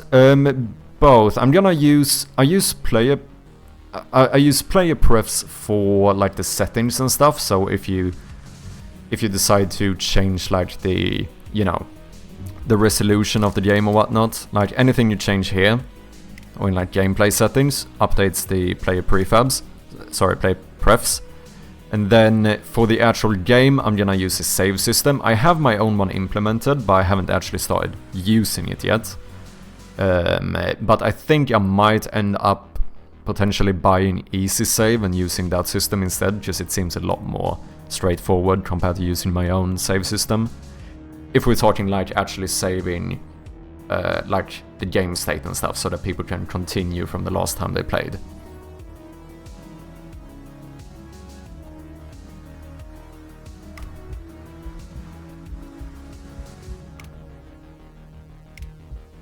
Wait, I need to see this thing. Last state cutscene, game state paused.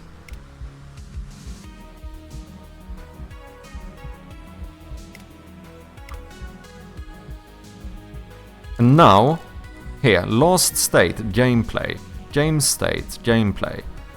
Which means that if I now pause, still, last state is gameplay, and the current state is paused. And now when I unpause, you should go back to the last state, which should be gameplay.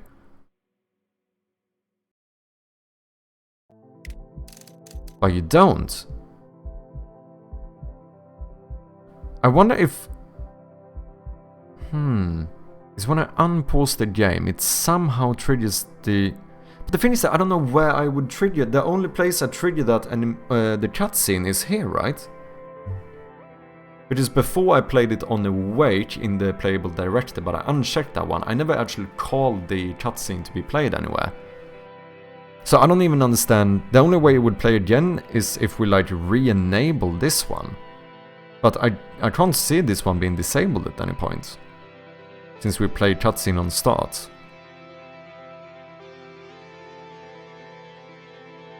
I meant to click on an object first and then try to pause resume. I mean, we can try it. Another thing now is that I can't skip the intro. We need to make that work as well. I think we're gonna do hold escape to skip intro. Let me see if it makes a difference, just out of curiosity. I don't think it will, but might as well check. Boom. Yeah. Wait, something happened here, didn't it? Something happened here. Something moved.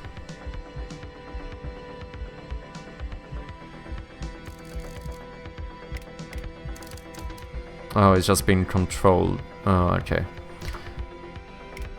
Why are you triggering again? Because I should not be like reloading the scene or anything, because that would trigger it again. But I don't. I press escape, which in a paused state that should unpause the game, which means that this is false. State. Wait, state. Yeah, no, this is right. Is equal to. Yeah, if this is false, it should be equal to the last state. If this is true, it should be paused. Meaning that when you unpause the game, we do publish the game paused event false. Ah, wait. Cutscene, do you... Timeline manager, no, you... Yeah, game paused event on pause. Oh. This is it, I think. Yeah, on pause. So, if the game is paused, then pause and play. Okay, so this is wrong.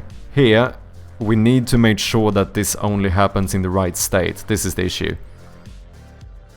Is that the timeline manager subscribes to the game paused event, and if it is paused, you pause and play, which means that when we unpause it, even in gameplay mode, we play the directive, which means we restart it. So the only thing we need to do is to have, we can just do a check here, if game manager.current state is not equal to, no, not paused. Oh, but wait. Oh no, yeah, we can do it like this. We can check if the current state is not equal to cutscene.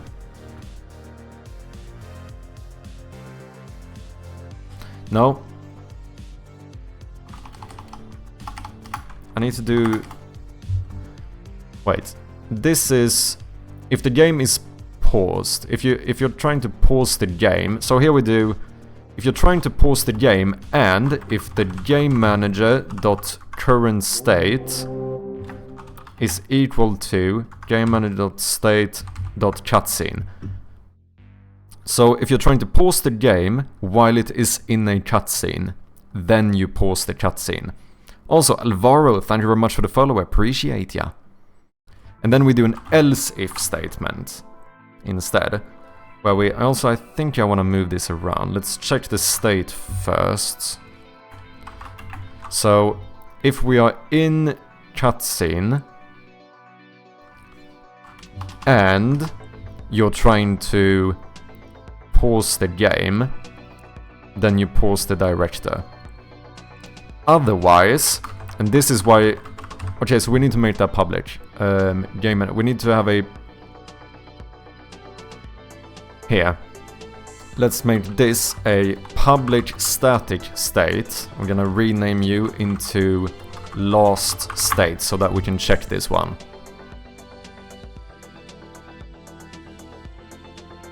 Alright, I gotta go for lunch and watch, so I'll tune in another time. No worries. Thank you very much for dropping by today, Meowch. I appreciate you coming in with the raid and leaving the follow. And I'll catch you next time. Have a good lunch. And walk. Okay, so now we can check the whatever the last state was. And here we can say that the only time you should play is if the last state is equal to the state called cutscene. And if you're trying to unpause the game. I think this should work. So now if you're in, for example, gameplay, that means that this is not going to be true, so it should never do any of this. And if you are in the cutscene, then you check if you're trying to pause the game, then pause the director. If you're trying to unpause the game, then play the director. Yeah, this should be fine. So yeah, that was a little logical error on my part.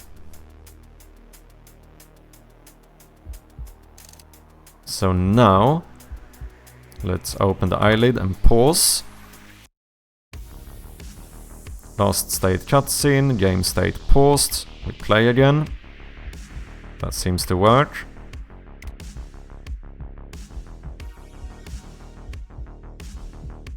Boom. Now, last state gameplay, game state gameplay. Now we can pause.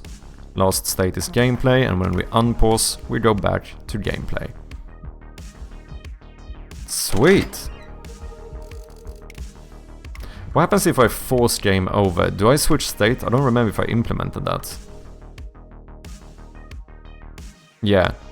So, okay, I need to update my game over menu. This is old, so we have some broken references here, but it's because technically you can't die in the game right now, in this version. Rui_P_Ribeiro wants to play words on stream. Let's do it. So I need to enable it here. Switch. Boom. I should... do I not have a... oh no, I do. Okay, it should start soon.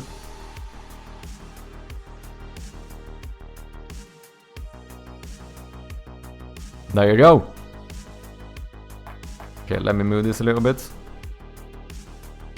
Do something like this.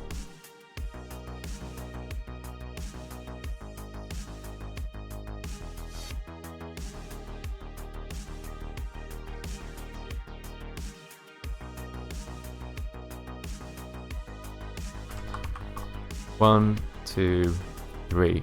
I need to always wait a few seconds because otherwise, you know, fuck it, let's play. Because I do have... you have more of a delay than I do. So I need to give you guys a few extra seconds before I type any word I see. Wait, there's 2 6-letter words. 2 6-letter words. Oh, bah. Oh. 2. Oh, Rui! No, I had the same one. Shit.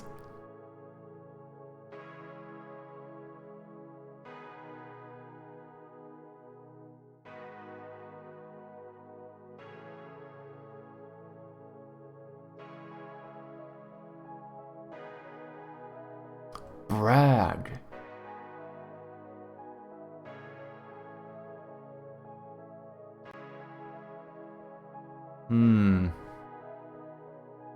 Barge, that's a good one.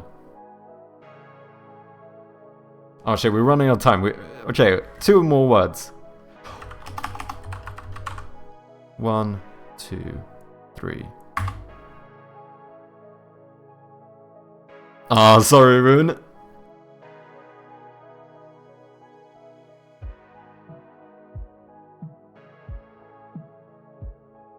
Yeah, we did pretty good. We did pretty good. How many stars? Only 1 star. Nah. I don't know if this is gonna automatically close. I think it might. My bot might automatically close it after a while. Rui and me in the lead. Let's go. Okay, let's continue. I think it's... if I remember how I set up my bot after the redeem, I think it automatically closes. Oh shit, Rune! Fucking hell. That was a good one.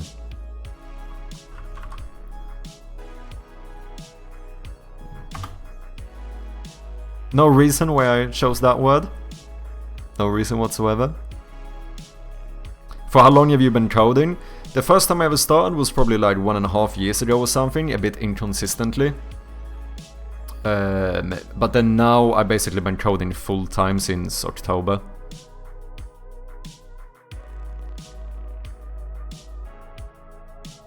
With the... yeah, I started off just self-taught by brute force basically. sect. Ah.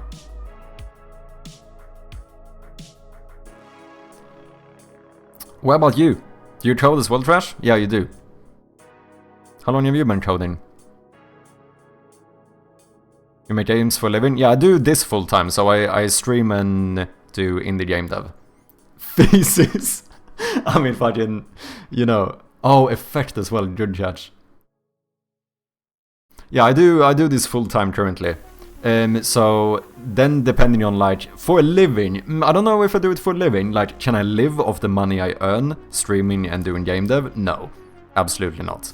I'm currently living on my savings, so I quit my job in August and decided to basically burn up my savings by doing something I love, which is to stream and do game dev. And you know, we'll see how long I make it before I have to become a responsible adult and get a job again, but currently it's working out. Hopefully we can get this game released. Honestly, Runeson, you fucking obliterated this run. Still only 1 star though. When I saw the W in the points, I meant to use it as a W for win. There you solved the issue, I had no idea this game existed. Oh, interesting. Got lucky on the first word. I mean, that was a good one. That was a good one. Okay, let's do one more. They do. Now we're on level 3.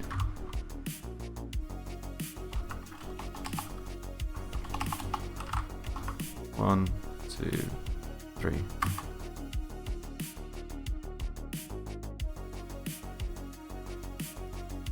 Oh, I hate that there's no 3. I often see like 3-letter words.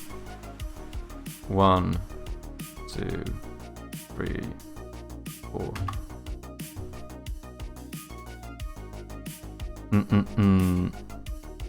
You're Swedish, right? We're in Sweden. I live relatively central. I usually don't go too specific.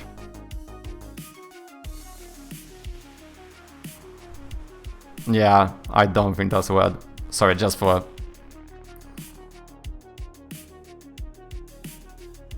It would have been mad if it was, though. Pair. Oh, repair. Yeah. Fucking hell, Rune, you're on a fucking roll with this one. Did someone... Yeah, oh yeah, I took ripe. I was gonna do the same word again.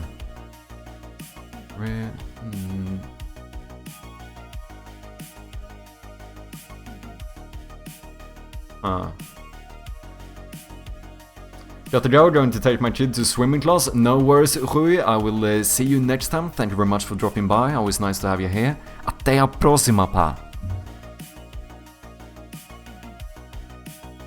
Oh no, I was gonna say aspire, but we don't have an S. Used to play this a few years ago on a friend stream. Oh, interesting. You should come work with us, we need you. Wait, are you in Sweden as well?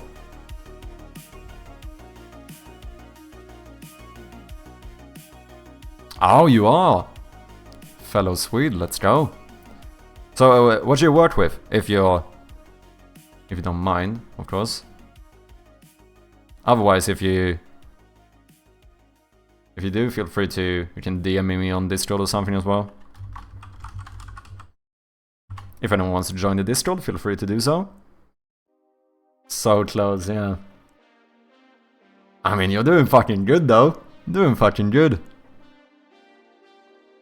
Okay, I think that's it until someone else redeems it.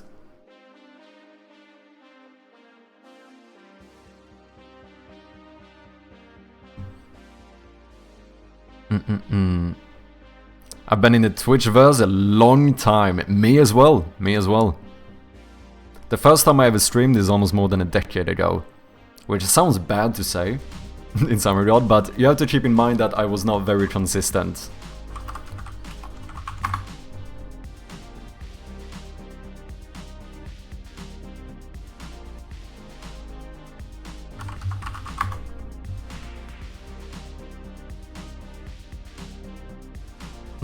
Now I even have this one as the thumbnail.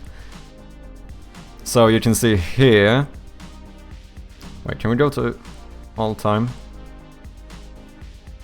So So yeah, on this account I streamed for the first time in July 2017. For like 1 month, and then I didn't stream until February 2020, and then like sporadically here and there. And then as you can see, like October here is when I went full time, and yeah, I've never been this consistent. I have been streaming for a very long time, but never as consistently as I've done now. Like, I don't think I've pretty much have not missed a single week since I went full time. Which, I mean, I don't have that much of an excuse to miss my streams. This is literally what I do, so... Like, obviously here, I had a full-time job and stuff, so...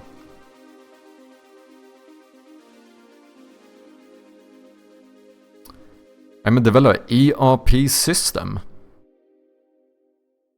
Enterprise Resource Planning. Oh, interesting.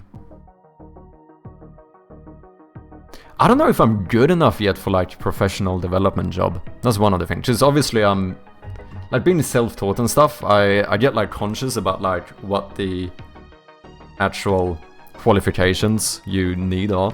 But like one of the plans is that if I fail, well, maybe that's a bit harsh.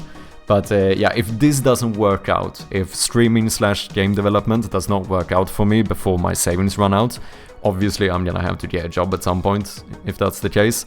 And then the plan is either to go back and re-educate myself into something IT related with the, you know, the knowledge and experience I've gained from doing this now. Or if I feel like, or if I manage to get a job only with the, you know, experience I have, then that could be it as well.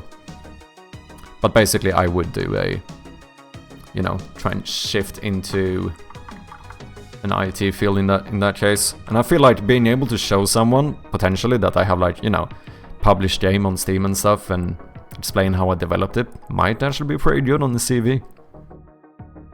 Been in Sweden, ever played Satisfactory? I have not. I have not. I've seen the game quite a bit, but I've never played it myself. Pull up RuneSun on Twitch Tracker. I don't stream anymore, so it's not an advertisement.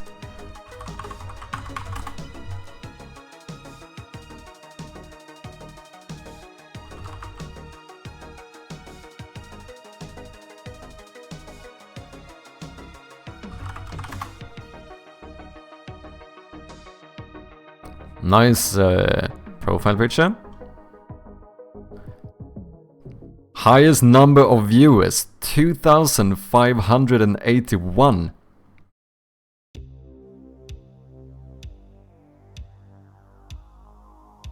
October 20th.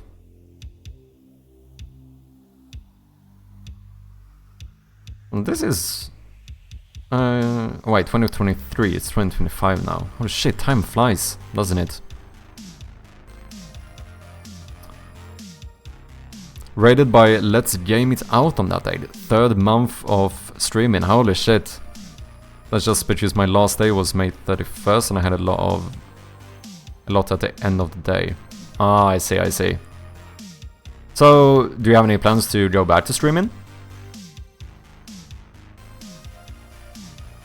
I mean, your average viewers were fucking good. Pretty much straight from the get-go. Yeah, so a bit of Valheim, a lot of Satisfactory. That seems like that was the main thing, right? Cool stuff. Not in the same capacity, life changed. Little one started school, I understand. A full-time and family, couldn't keep up Monday to Thursday. No, yeah, that made sense. I mean, obviously one of the reasons why I can do my fucking 10-hour streams and stuff is obviously because I don't have full-time job. I don't have kids, you know.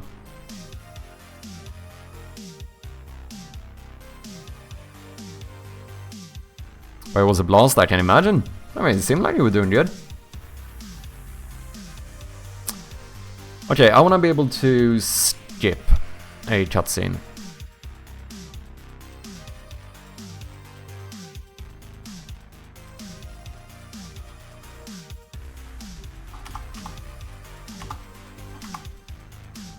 That's the last thing, which means that if you're in a cutscene, Wait, this is the wrong place. Where's my update function? Here. Oh yeah, I need to take a dinner break relatively soon as well. But it won't be too long. Okay, so here, if you're in the cutscene, I think what we're gonna do is something like check how long escape is pressed down, and then like, you know, if maybe like if under 1 second, pause the game. If over 1 second, skip the cutscene. I feel like that makes sense. In this weird place now, I still have all my emotes, but no access to them. Oh, left affiliate program when I stopped, so people wouldn't be subbed when I wouldn't be doing it anymore. Ah, I see what you mean. Had a lot of sleeper subs. Alright, that's fucking good on ya. Man's got morals. Love talking content though, made me realize it. Lurk, I don't meet it. No worries, man. Thank you very much for lurking, I appreciate ya. Yeah, I think this is what something like this is how we're gonna do it. But we need some visual feedback as well. I think when you hold down escape during a cutscene, I think a little message should appear where it says like, you know, skipping cutscene ... or something. And then if you keep holding it down, then you skip it. But if you let go too early, then you just pause the game. I feel like that's a pretty good way of doing it. Yeah, let's see if we can sort this out. But I do think I should take a little break here and just get some food down. So I'm gonna be right back. I will be back in like 20 minutes maybe. So thank you all very much for being here, and thank you all very much for the patience, and I will see you guys soon. Cheers.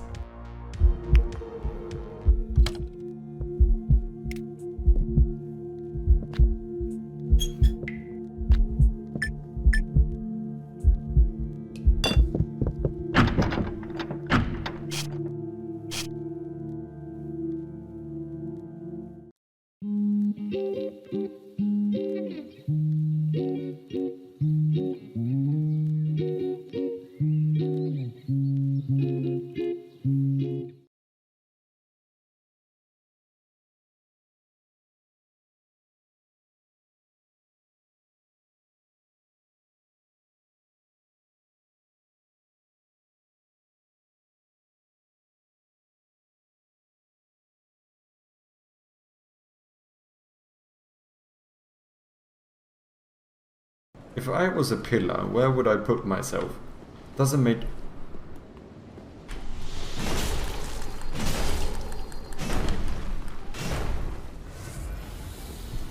I have no Estus.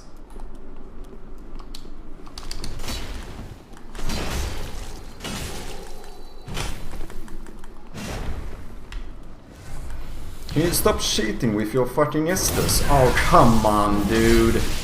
Come on. Yeah, sure.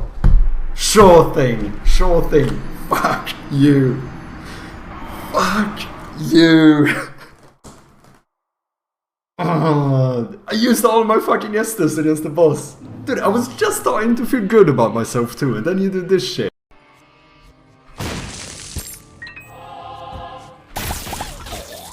Okay, side is old.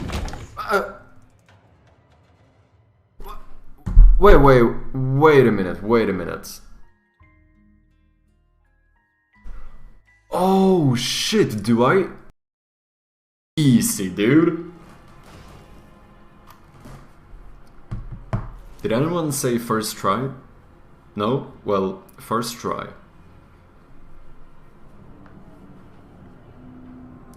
Wait. Am I bamboozled? This is not gonna be like part 2 of the boss fight, right? You're gonna stay down. You...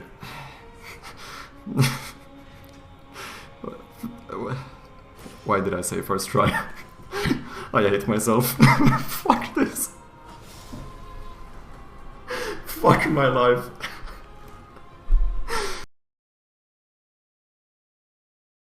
Did you notice the dragon? No, I did not. I did not notice any dragon. Unless you mean the weird statue in the middle, but I don't think that was a dragon. I didn't really pay attention. No, dragon these nuts.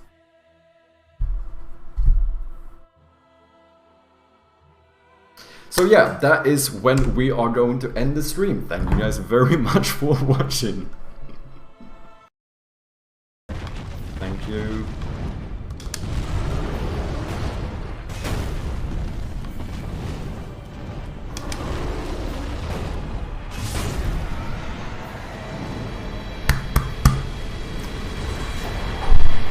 That was a bloody long fight. Jesus. Dragon headstone. Ooh! Easy! What is it? Fucking third try or some shit? Holy shit. You're a madman. Let me guess, there's an easier way to kill him.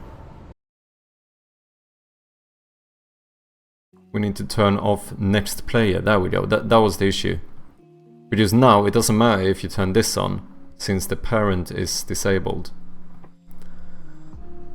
Dude, sometimes code lingo can sound very fucking weird. I just said that the parent is disabled. That, to be clear, that means something else in code than it does in normal life. If we are gonna talk about overrated stuff, don't fucking bring coffee into this. Chocolate is the most fucking overrated piece of shit ever. Like, it's not bad, but it's not really that good. It just isn't. Like, I am 100% serious. I don't think chocolate is that nice. I can eat it. It can be nice, but it's not that. People make chocolate into way too big of a deal. That's my fucking unpopular take. Chocolate, talk about fucking overrated shit.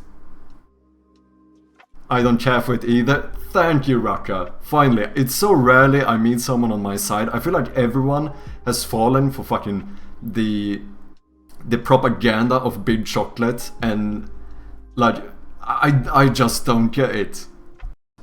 Do not aggro, do not aggro. Shit, I think I aggroed. That's not good.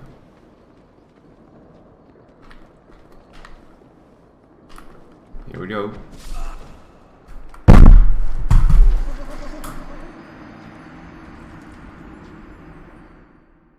Fuck you, dude. Please don't be a monster encounter or a mimic.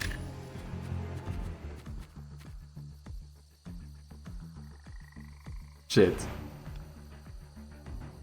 And I can't pay them off. I can't pay them off. Okay, I have 60% chance to run. The two enemies, this is... If I don't manage to run here, I'm fucked. I'm definitely dying.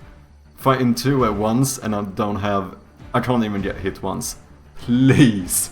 Please let me run.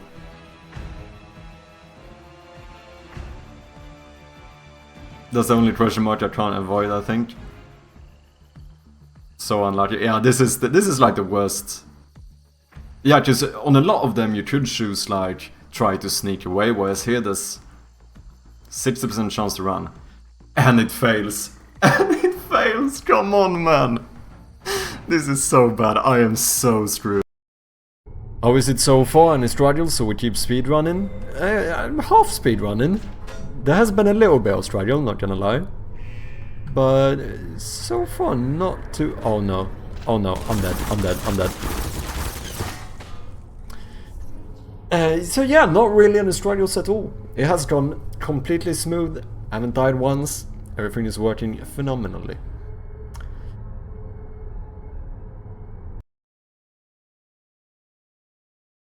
You must be so confused. I am, mainly about the key bindings actually. Why is A not the button to continue? B is. That's the main thing I'm confused about, to be honest. I understood the whole thing about falling into the mountain. It's the key bindings that confuse me. So if you mind explaining that to me, yeah? Right.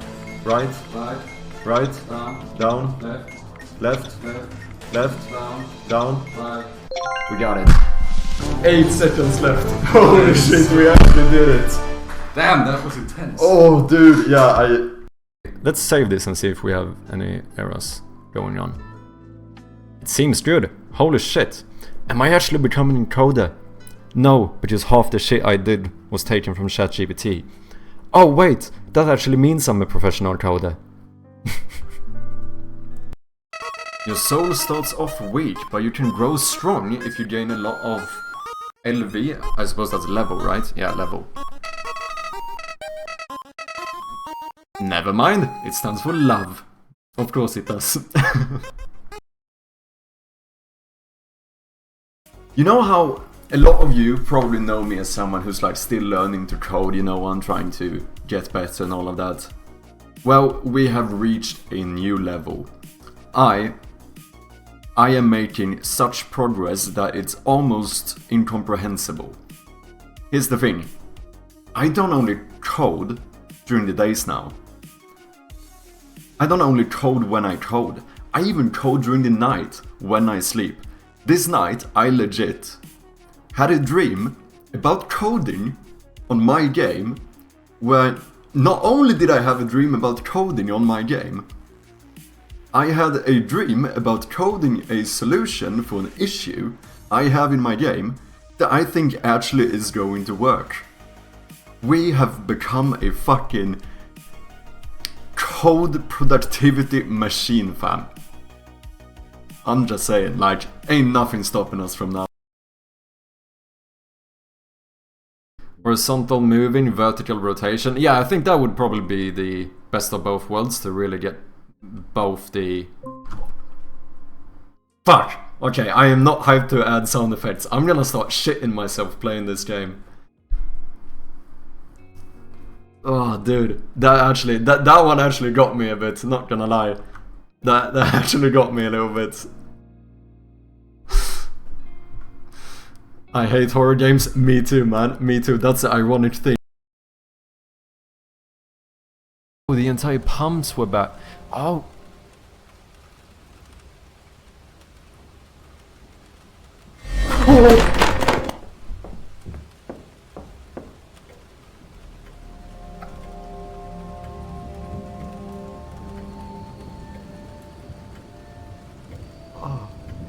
Yeah. We're getting there though, we're getting fucking close. Are you ready? Yes. Move around, get as many as you can.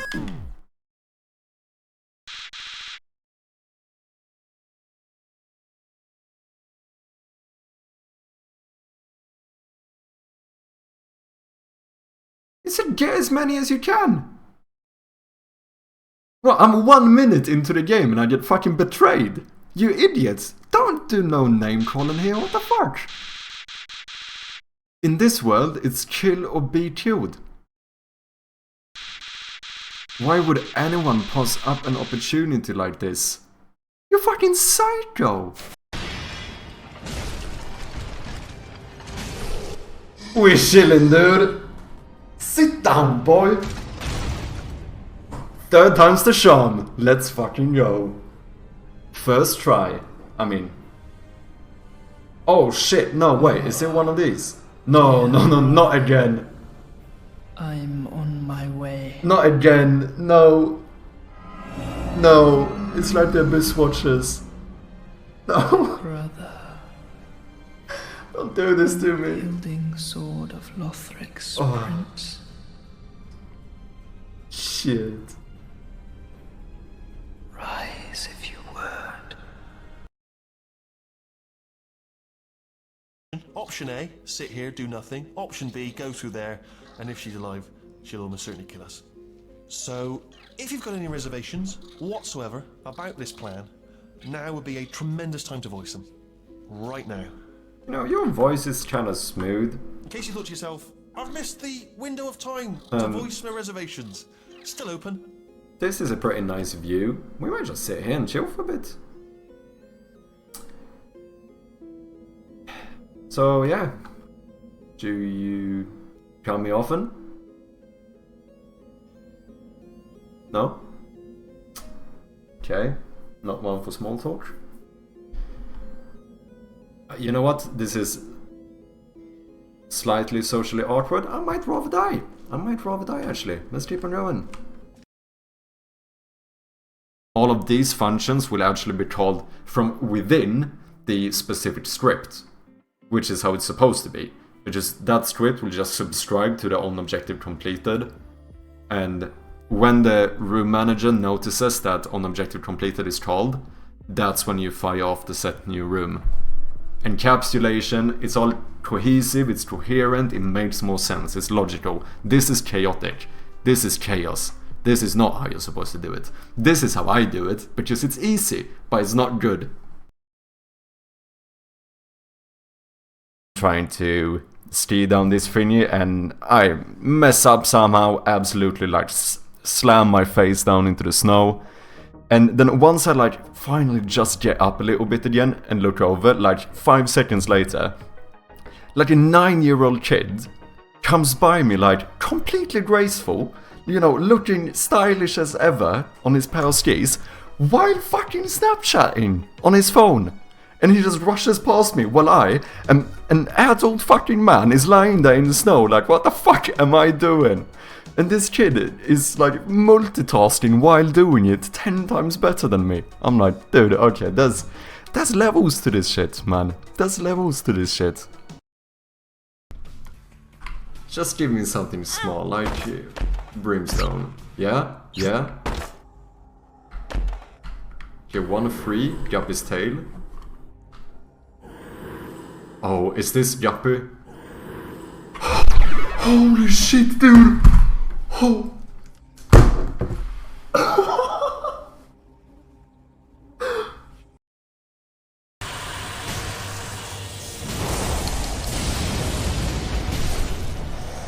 Fucking easy, bro!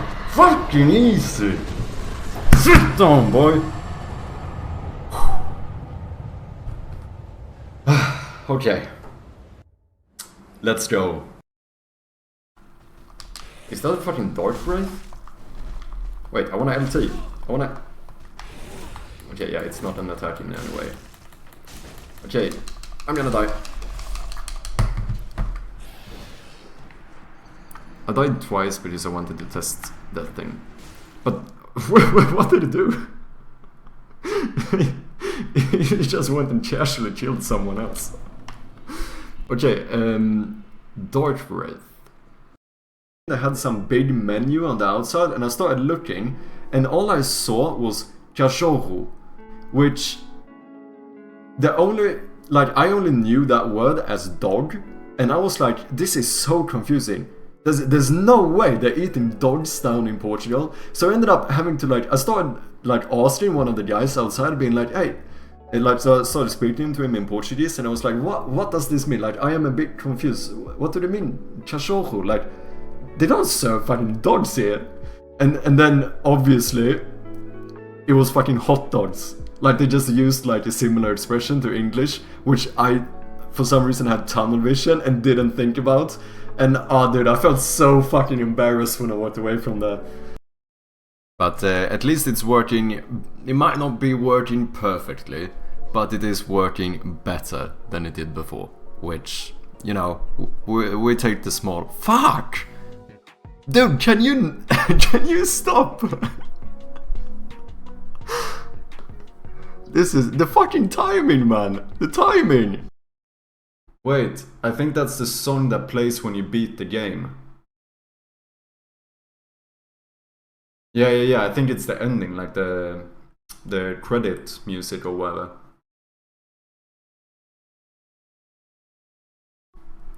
Oh wait, I think I have one left, don't I?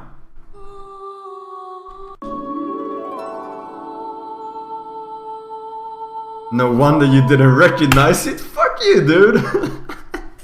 Okay, I didn't have anyone left. Ah, shit.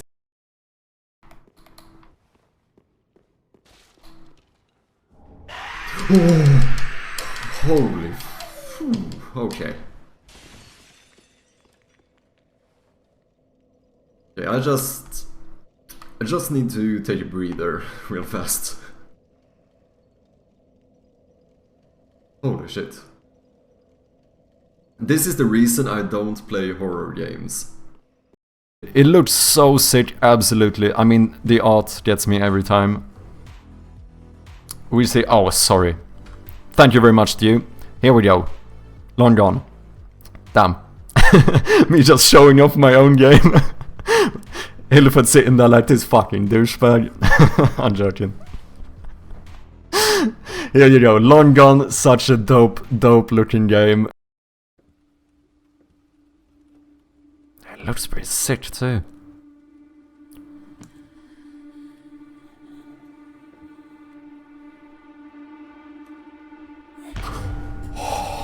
Fuck off, dude! No, no. Fuck off, man. That is so bad. Ah. No. Dude, I almost did this fight, no hits. Imagine. Yes! My shot hit so hard. Dude, I almost fucking got him, no hits, literally. Holy shit, that was mad. Exactly. People kind of look at it like 6 and below means bad, 7 is average, 8 is good, 9 is great, 10 is perfect. Like, that's how people look at these like 1 to 10 scales. And I don't know, as someone who has a bit too much technically inside of me, I'm like, it just doesn't make sense. Just 5 out of 10 would be considered average. Like, if someone would tell me that my looks are 5 out of 10, that shouldn't offend me. I should be like, oh, that means I'm average. That's pretty decent. You know? But that's not, humans don't work that way, right? If I see a movie that's rated 5 out of 10, you go, nah, that seems a bit shite. Not even a 7. Not even a 7. You know? I don't know why, this is something that pisses me off so much, but is it legitimately something that annoys me? 1, 2, 3, 4, come on.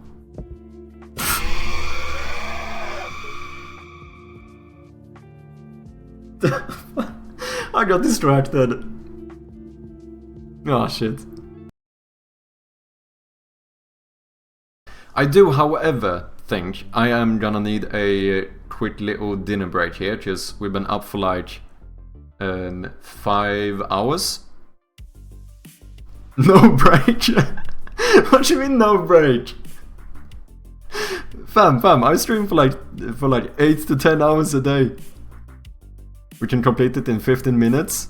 Agree? Oh, holy shit. Okay. I'm actually forced to stay here by my own chat. And you know what? I'm gonna fall for it. My fucking hammer, dude. You can't even see me. But one day, tiny flames will dance across the It's covering darkness. off the screen. Oh, that's so funny. Look at this shit. Like embers linked by lords past.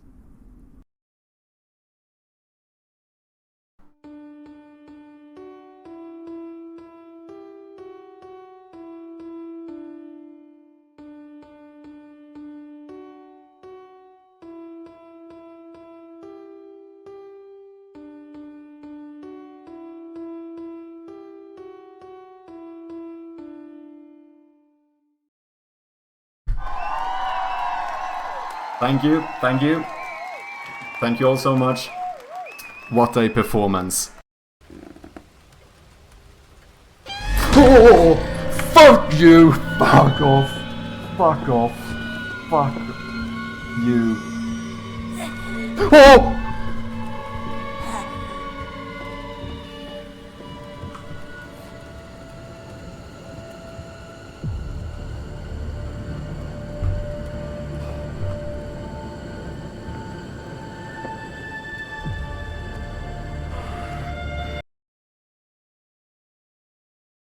Wait, you're telling me that I've spent 300 gold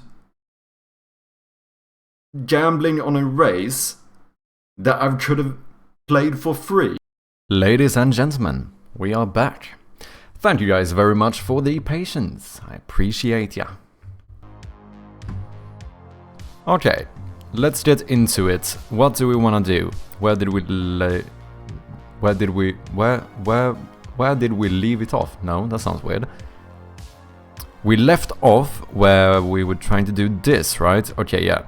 We want to make cutscenes skippable, because I don't want to... If someone does not want to watch a cutscene, I don't want to force them. So I think the best way of doing this is to check how long it has been pressed down. So, because normally we get key down, meaning that this... Because there's also stuff like get key and... as well as get key up, I think. So this is triggered right as the key goes down, which kind of makes sense. Which normally, in almost every type of game state, you want to pause the game. However, when you're in a cutscene, we want to check how long you hold the key down. And I think it's fair to say that maybe we do something where, like, if it's under 1 second, then you pause it. And then we put some kind of number to where if you hold it more than this, then you automatically skip the cutscene. So we should have, as far as I'm aware, in the timeline manager, we have a cutscene skip event. So that one we should be able to do. So basically, we are going to either publish, or sorry, we're gonna either call pause the game true, or we're going to publish a new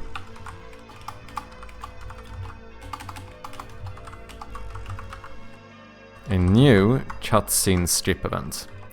These are the two things that we're gonna do, depending on how long you press it down. Now, the question is, how do we track how long the key has been pressed down?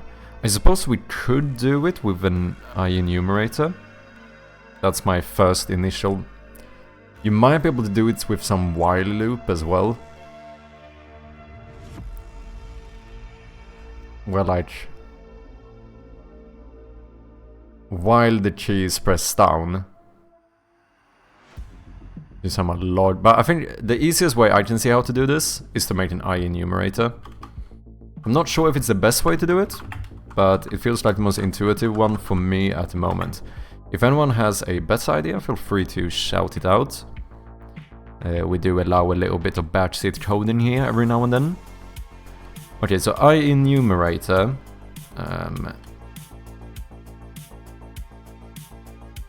What should we call this?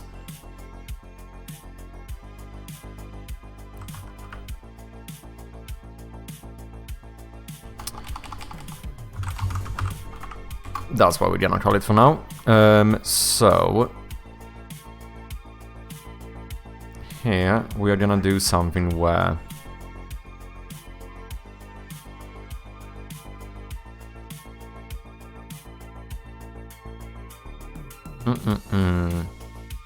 what are we going to do?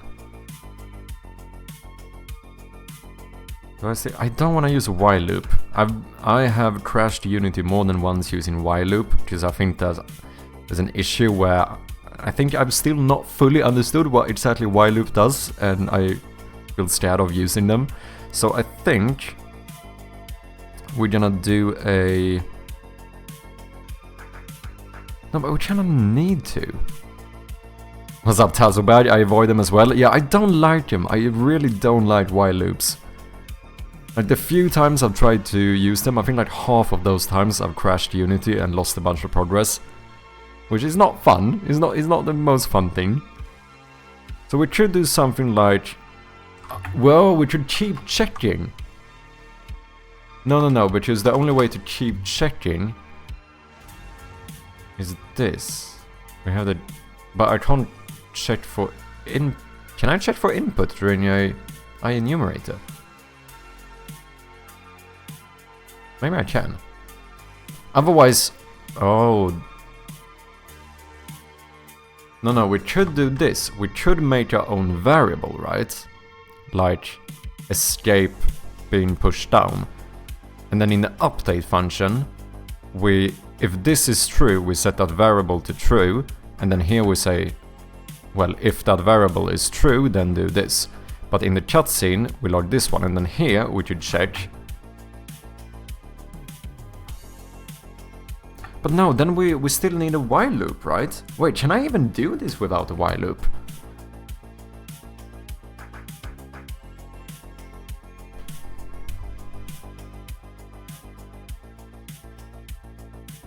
How would I do this without using... Because I need to check continuously while the escape key is pushed down. Right? No! No. Can I... Wait, can I make a IEnumerator that returns a bool? No, I don't think private bool IEnumerator? That doesn't work, does it? No. Oh. So we make another private bool something. And this is the one that's gonna start the IEnumerator that checks the timer. And then here, what we do, when you get the key down, we call the bool. But wait, is this one not gonna return immediately then? Which that's gonna be an issue. Oh no, but this is in an update function, which means that this is continuously checking if the key is down. So as long as the key is down, it's gonna spam this bool, which is fine. Yeah, I think this is gonna work. And then, if the timer reaches enough, then you're gonna return true. But no, because then I wouldn't need to do something like, if true, then this.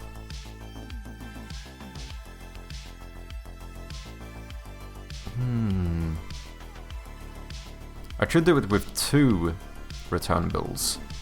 One that checks if this one has finished. And one that checks what the state of this, what the result of this one is, maybe. Damn, I have to think about this.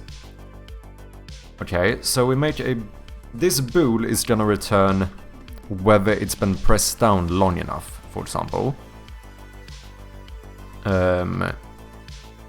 So bird bool is key pressed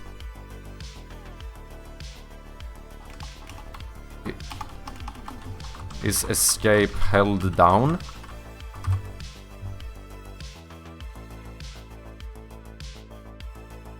Well, then technically held down long enough. And then this is going to well,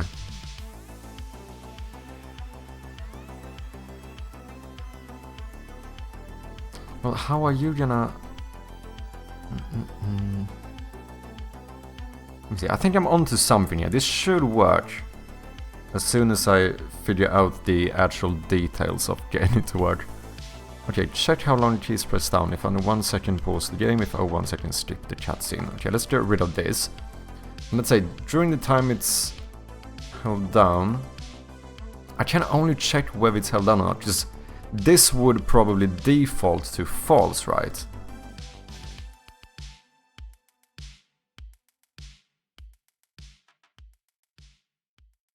And I mean, I know the key is held down because... Okay, wait. Oh, this is... Maybe I should use a while loop here, but I would like to do this without a while loop if I can, and I think there should be a way of doing it. Basically, we want this to be a timer where...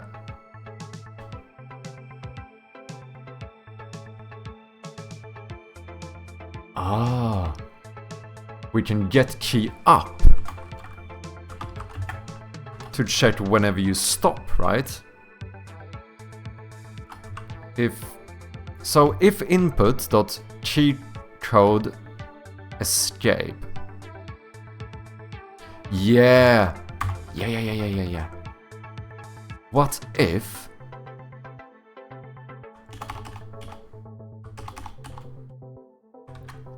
Okay. So we should make a bool which is called escape down, which is equal to, I think this should work, which is equal to... No, but is this... Does this return a... Can I make... Get key down? Yeah, I think this works. So if the key is down, that would say that escape down is true. Right? So now I don't even need to check whether the key is up, because this is gonna return false as soon as this stops being true.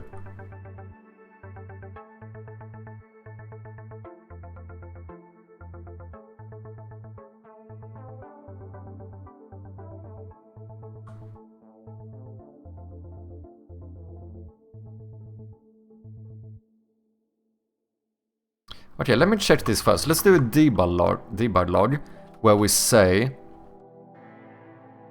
No. Let's do... If escape is down, then do a debug log escape pressed.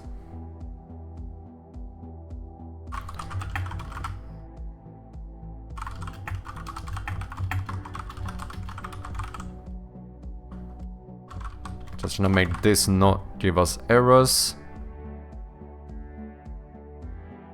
So now... Yeah. Let's try that and see exactly how this works in practice. I'm pretty sure as long as I hold it down, that should be set to true. So now nothing. If I click it, escape pressed. What if I hold it down? No! I only get one. Okay, so what other things are there here? Input.get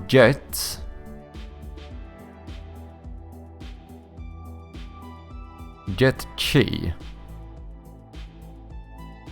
Because get key down only registers when the key actually goes down the first time.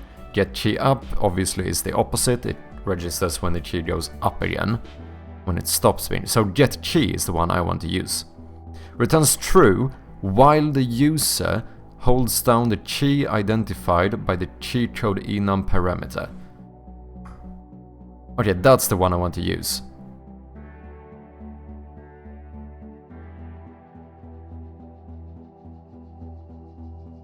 I don't know if I can put this one inside of this, because that might... Because this only triggers for like a frame, right? So I think that's gonna make it stop.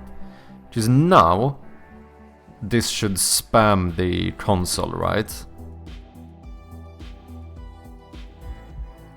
So now if I hold escape, yeah, escape pressed.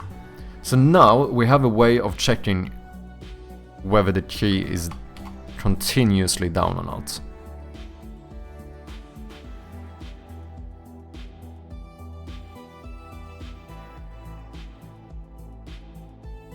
And I don't want to use get key here, because if I do that, then it would...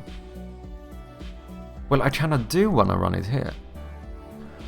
Oh, I see.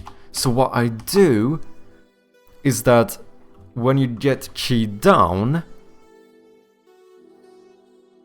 we just break here. And then we do a new if input dot get key code dot escape. If that is the case and current state is equal to state dot paused, so we do a new if statement here. So this one checks if you press down the key, which normally should just pause the game. But for the cutscene, we are not gonna do anything. If you're in the cutscene, we're just gonna break. You ain't doing nothing, man. So wait, do I even need this? I can just say default break, right? Because if this is something else than these, then it's going to default break.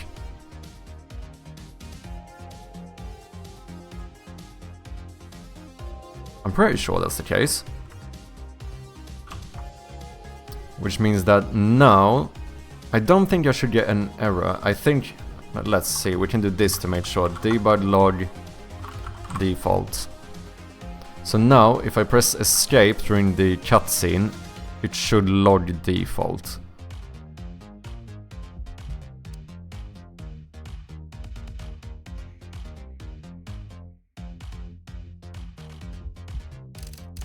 Yeah, default.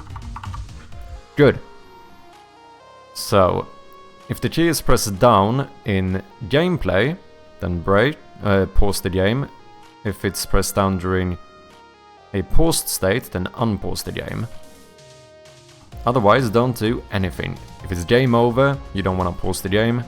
If you're in a cutscene, you might want to pause the game, but we don't know yet. That's what we're gonna check here. So, and let's turn this around as well. I think it makes more sense to check the state first. So, if the current state is not pause, no, this is wrong. If the current state is cutscene,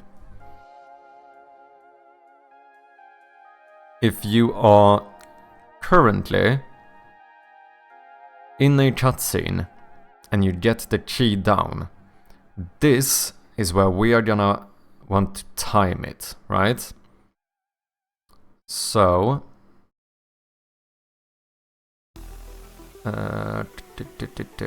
we already know that the key is down since we're now using get key.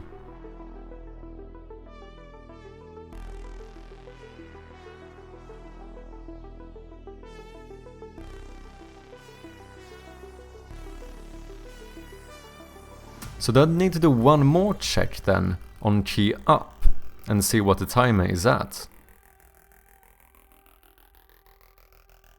Because otherwise, as soon as the key goes up, we exit out of this function.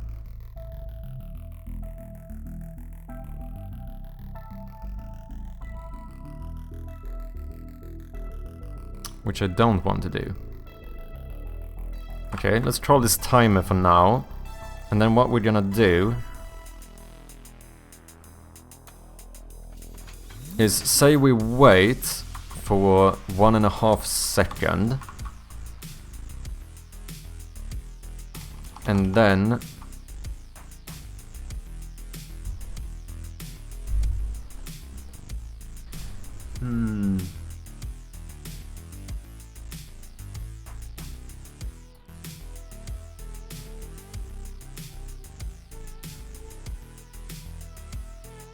okay, this means that you're in the cutscene and you're either pressing or holding down escape.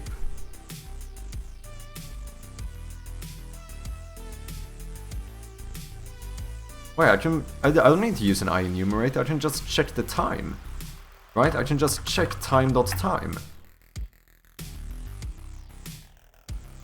Time.time gives me when the application started, right?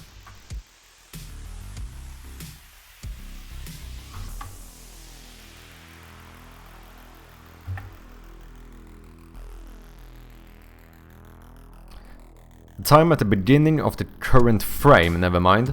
In seconds, oh, since the start of the application. Yeah, I knew it was something about the start of the application. Read only. Okay, I might not even need to use a enumerator here.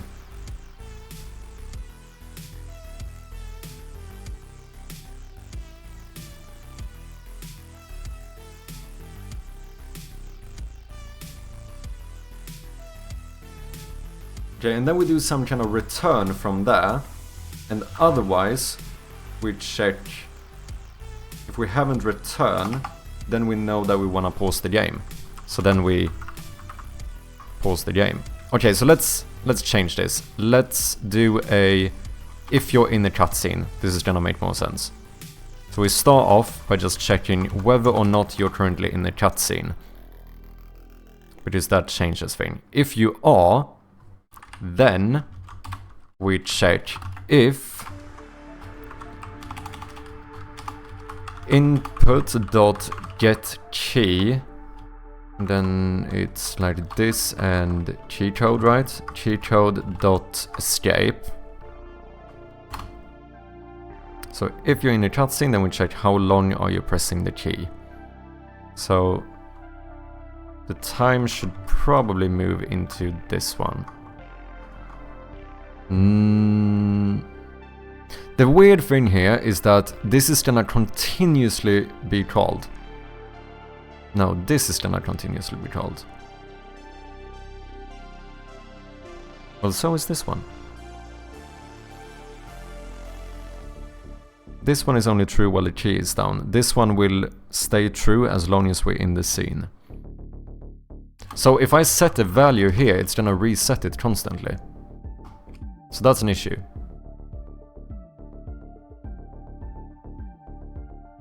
I don't know why this is so confusing.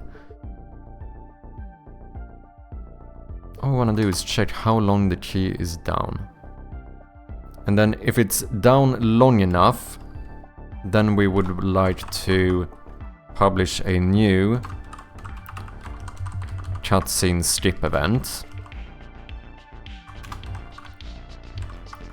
And return out of this function. Otherwise, if that doesn't happen, the only thing can mean that you did not press it down long enough, in which case we just want to pause the game.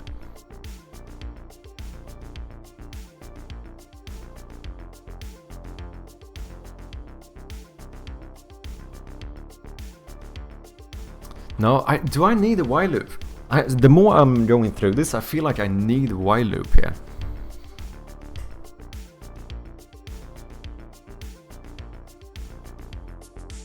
Because the thing is that as long as I hold this down, this is not gonna be like one function being checked. This is going to trigger over and over and over again every single frame. And I think that makes this confusing. I think I need a while loop. Doomed, thank you very much for the follow, appreciate ya, how you doing? Okay, let me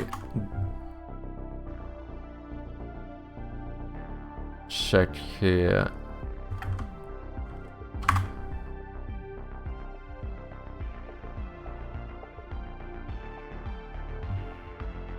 Here we go.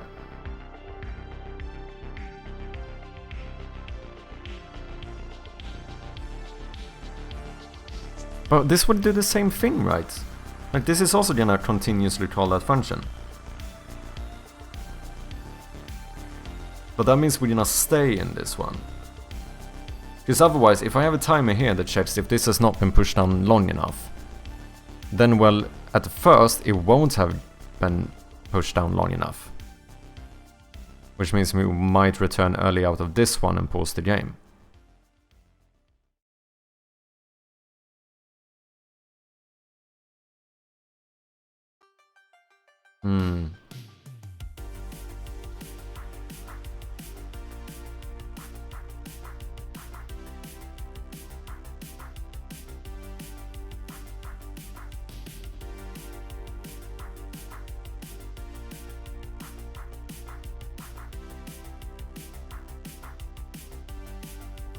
Oh, what if all we do is start a coroutine from here? Okay, we have a bool which checks if it's held down long enough.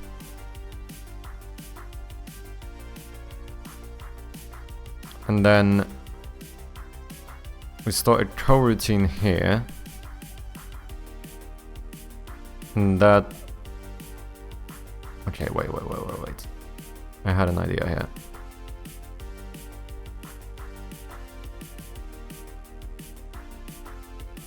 Because I could have a coroutine that checks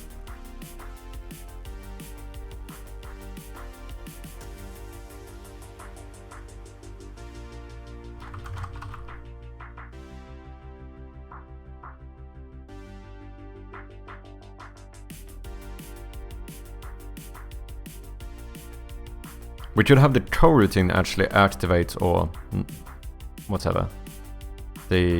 or this should trigger. Yeah. So wait, we should have this one. If it gets through the time before it's being stopped, then we publish the cutscene skip event. And then, if you get key up from escape, then we stop this one.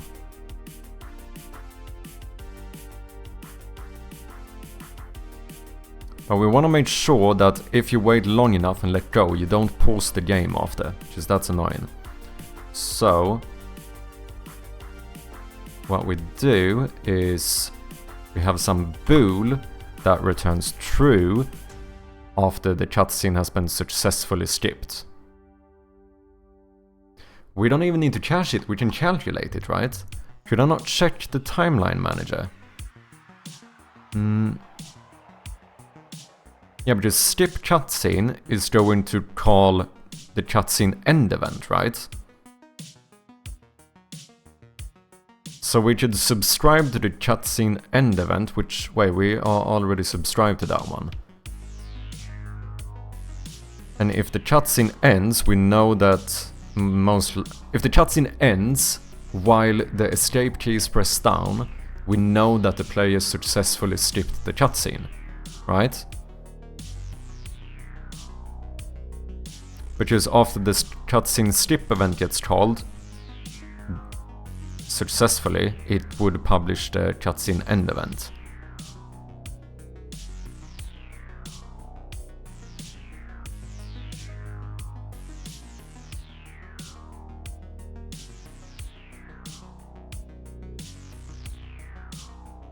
Okay, I think I'm onto something here.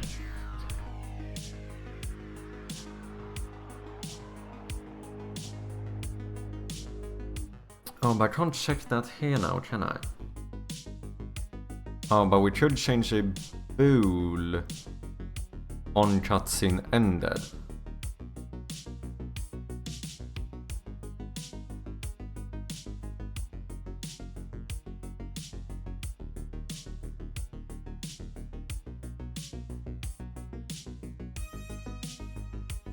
Well, the interesting thing is that this checks if the current scene is cutscene, which means that if you successfully skip it, the current state is not going to be cutscene.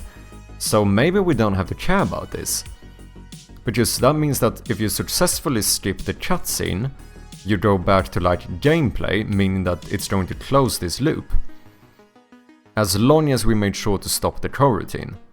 Well, the coroutine will already be stopped.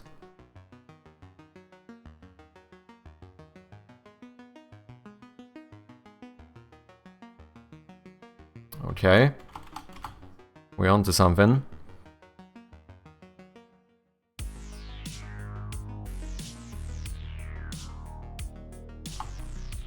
So what if this said something like, well, I do need a... Okay, let me try this. Let's do a private coroutine. Escape coroutine. And then when you get escape down, we check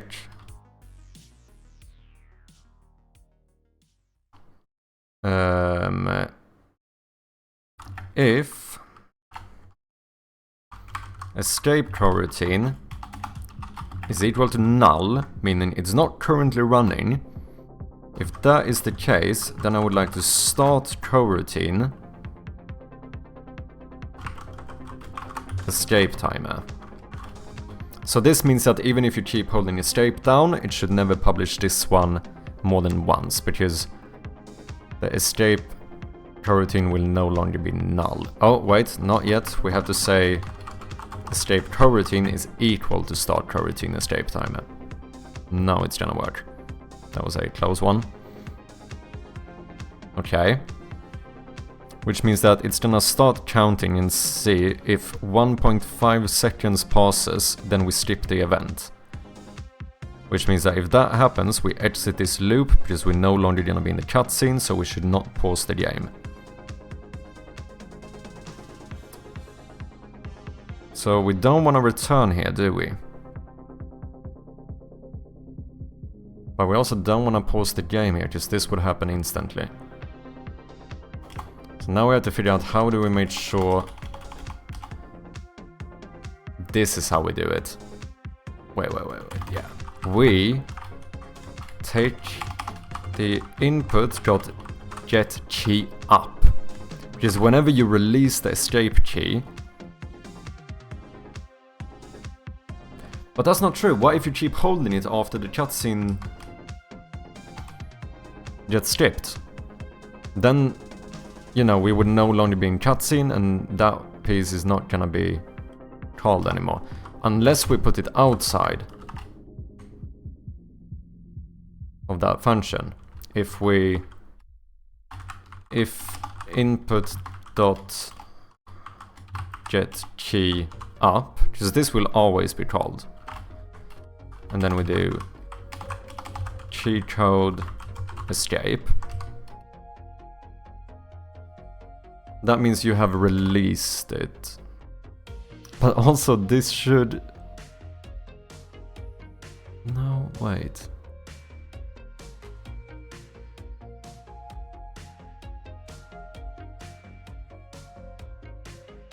This just breaks the loop. Should I put return here instead? Which means that if one of these are successful, then we just return. Why is this so confusing?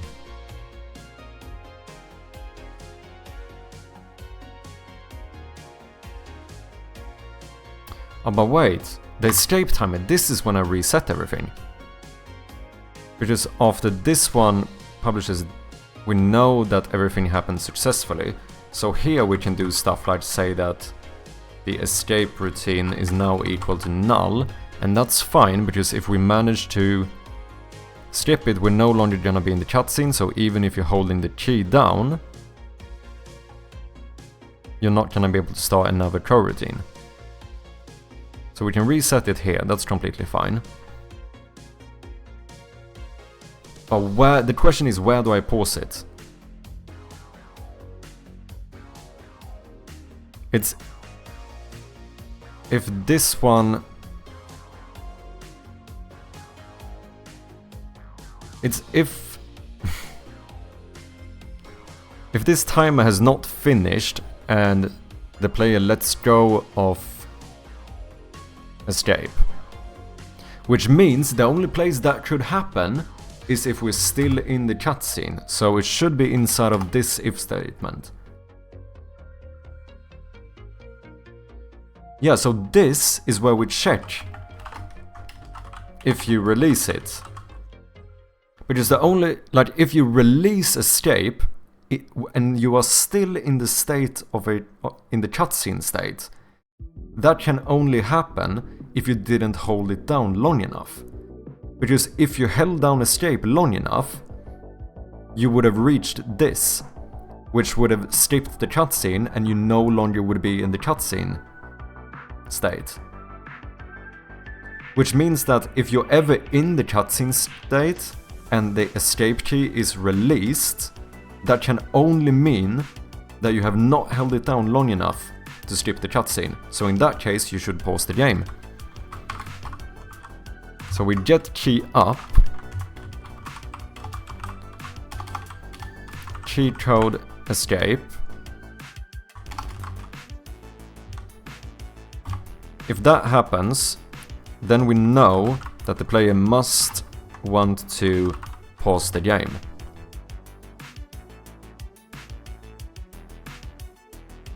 Now, the issue is that when that happens, we also need to make sure to stop the coroutine. Because otherwise, it's gonna call this afterwards. And so, which means that you would pause the game, and then in the pause menu after a few seconds, it would skip the cutscene. So here, when you get the key up, we check, we do another check. If escape routine is not equal to null, then stop coroutine, escape coroutine. I think this should work.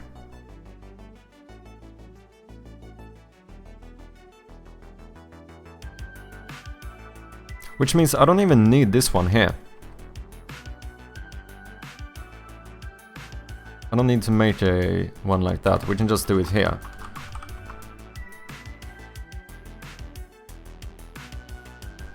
As long as we set this to null before switching. Oh, by the way, I can't set this to null here. And otherwise, the next time you get a cutscene, I can't null it here because then it would every frame get. No, I need to save it somewhere. I need to have this one. What's up, Same May the 2nd? How you doing? Which language is this, boys? This is C#. Welcome in, man. Hope you're doing good. And what's up? Morning, bot chirpy. Did you mean to say hello to my bot? But anyway, good morning, Mattbird's Quest. Hope you're doing good, man. Bots don't get enough love, true. Hey, Same May the 2nd. Thank you very much for the follow, I appreciate you. And what's up, Gamian as well? Welcome in. Okay, I think this should work. Okay, let's think through this logically now. This only gets trolled if you're in a cutscene. So if you're in a cutscene and you get the key down, meaning someone presses escape down, and there's not a escape coroutine, then you start it. Which is gonna wait for 1.5 seconds, and if that time passes, we will skip the cutscene and then set the escape routine to null. Otherwise, which means that then we exit out of the cutscene and this is no longer running. Otherwise, if you're still in the cutscene and you get key up, meaning they released escape, that means that this timer cannot have finished because you're still in a cutscene, and this would have made it so you're not in a cutscene. So if you get the key up, then we should stop the coroutine and pause the game instead. I think this is gonna work. Now I'm tempted to put a clock on my stream overlay to show local time. Wait, how so? Why?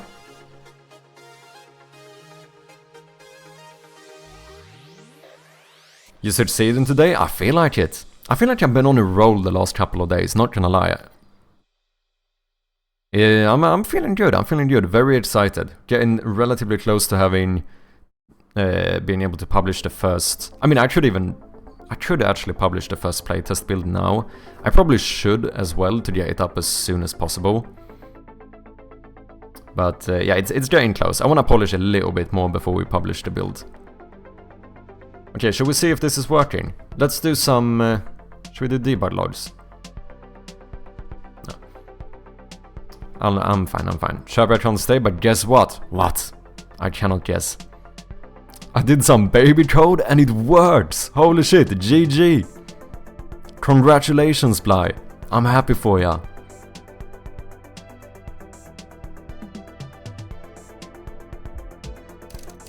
I did some baby code and we're gonna see now if it works or not. Okay, so if I click escape, we pause the game.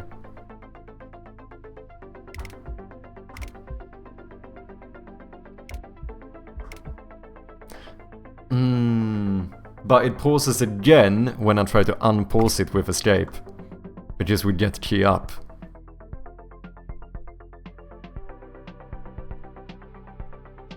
Huh. However, if I hold it long enough... Okay, wait, let me restart and then we're gonna hold down escape.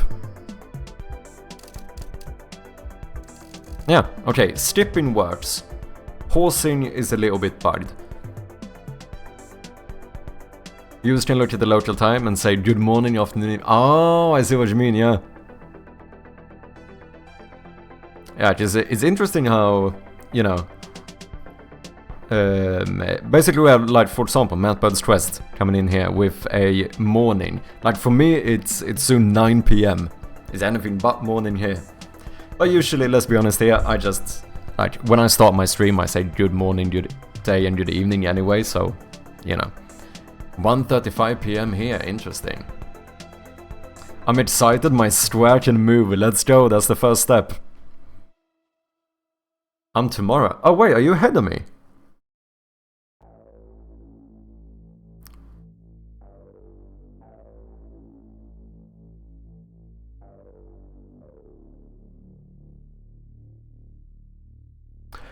Oh wait, do you live in Japan?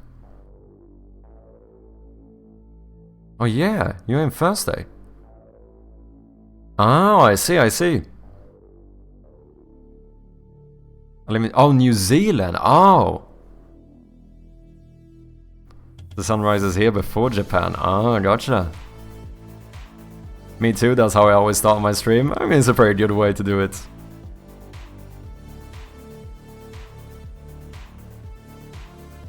I did live in Japan for 6 years. Yeah, because I've noticed you have some Japanese going on in your stream overlay and stuff.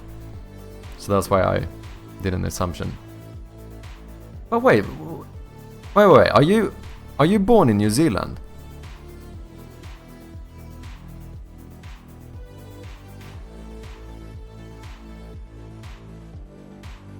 I bet New Zealand has some amazing hiking trails. Yeah, I would not be surprised. Yep, born here. Wait, how have I not noticed that you have an accent? Oh well, everyone has an accent, but a New Zealand accent. Huh, interesting. How the fuck did I not notice this? I feel ashamed. I should have noticed. Interesting.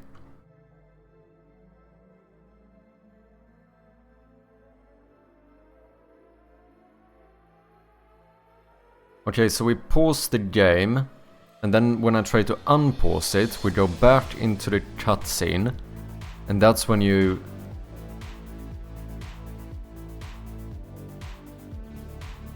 get key up, and that makes you pause the game again. Oh, that's an issue. I don't know how to fix this. I'm in Texas, US. There's a beautiful state park an hour north of me. I need to go there more. Oh. Yeah, as a Swede, the only thing I can say that...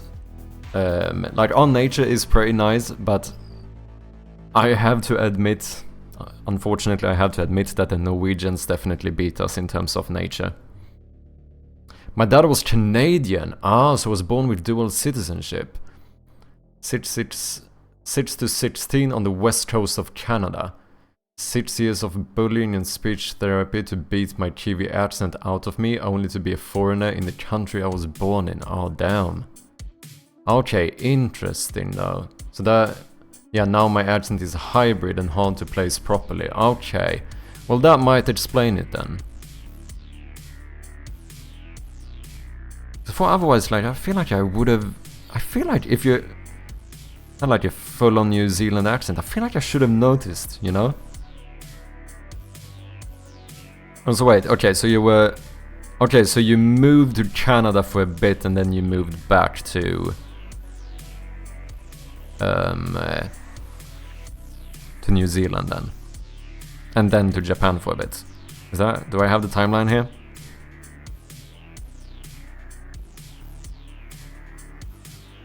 Now the annoying thing is that I would like to check if the last state was paused, but we don't log that because last state is used to check what we're supposed to return to after being paused. How do I fix this? Well, you know what? Let's fix simple stuff first. Let's go to our... I suppose this would be in the UI canvas. And then we're gonna do...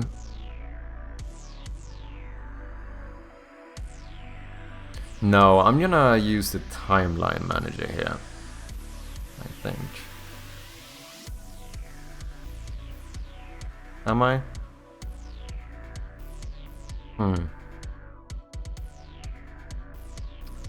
Not understand it, but lived in New Zealand for about half my life. Yeah, okay.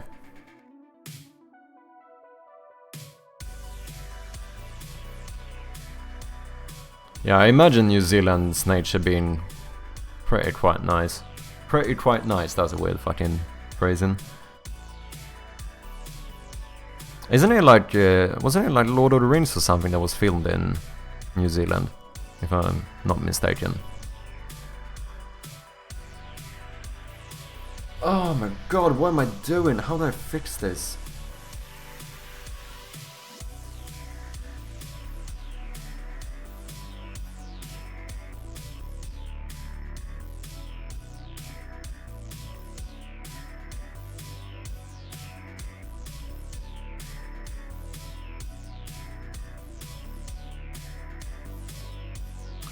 Well, first of all, since all of this is about cutscenes, I think it's fair to say that the game manager should not be handling this. So let's only make the game manager handle the other states. And then in cutscenes, let's do it here instead. In the timeline manager. Well, that's messy. Escape timer. Okay, let me see if I can fix this. I think I can. So we would have, not whatever that is, we would have a private void update. And then we remove this one.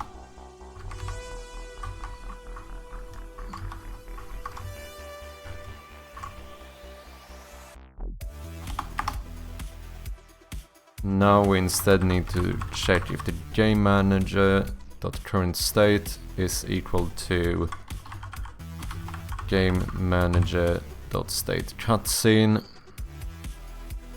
Another issue is that I can't pause the game from here. Ah, so wait. Could I publish a paused event from here? No, because we want to do other stuff here when we pause the game. However, this is public. I could be a little bit naughty and use the...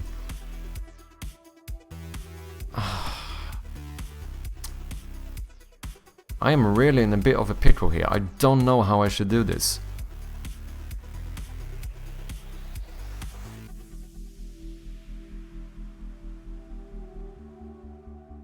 I mean, the easy way to fix this is to have another button to skip. So we have escape only handle pausing. And then I have another button to skip cutscenes. That is one way of doing it. That would simplify this a lot. Because I don't know how to fix this part.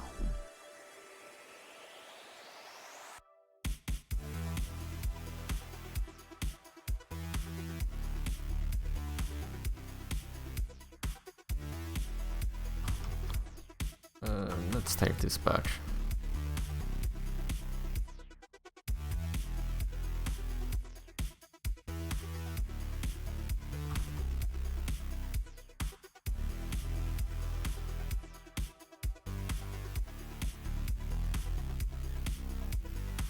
It means that it's a little bit annoying introducing more keys when I feel like I don't really need to, because my game doesn't necessarily need more keys.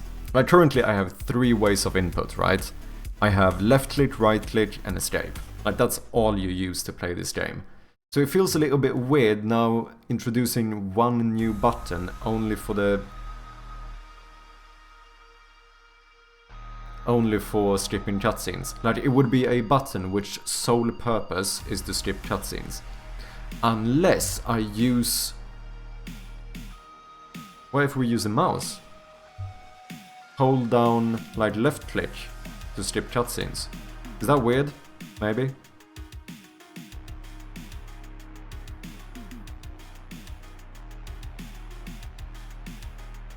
Because then we could make escape just pause the game during a cutscene here. And then here we instead check if you're holding down left mouse button.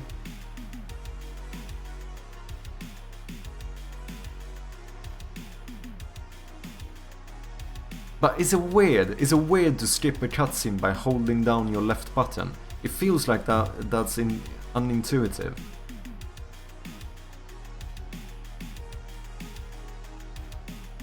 But this key up thing messes this up, because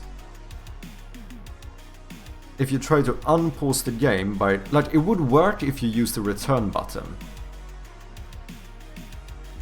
Like, if I pause the game here and click return to go back, it unpauses the cutscene correctly. However, if I pause and I then click escape to unpause the game in the cutscene, I pause the game again, since get key up happens after I unpause it. Not the first time I'd see a weird key skipping cutscenes. I think it was Overwatch Junkenstein event that had a let's say key you had to hold for 3 seconds. Interesting.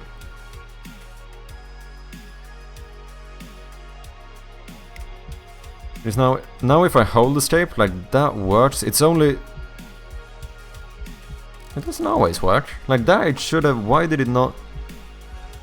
Was the cutscene... Wait, no, because... On key code, if you get that key up... Oh, you stop the coroutine, but you don't set the coroutine to null. Which means that down here, we would, no matter what, always need to say that the escape coroutine is equal to null. Well, that's why it doesn't work after pausing. That makes sense. Let me just see, how would it feel like if I'm in here and I'm gonna hold... It feels weird to hold the left mouse button to skip a cutscene. Like, holding escape, that makes much more sense. It feels more intuitive.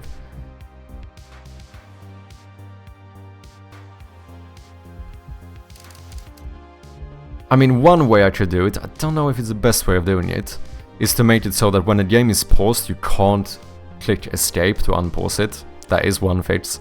Like, if you pause the game, you have to click resume. And then here I think you can press escape, because that takes you back to the pause menu. And that's fine. That could be like a little cheeky way of fixing this now. Just saying that you can't unpause by clicking escape. That also, I don't love it. Definitely don't love it. But it would fix my issue. Like, if the game is paused, don't do anything. Now everything should be working. Except, of course, for unpausing by clicking escape.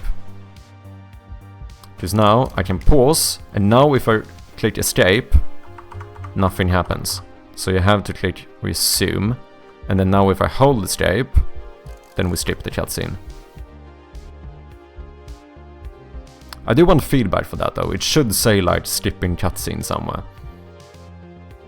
Okay, let's do it like this for now, and then I'll see if I can figure out a better way of handling this. But at least this is like working.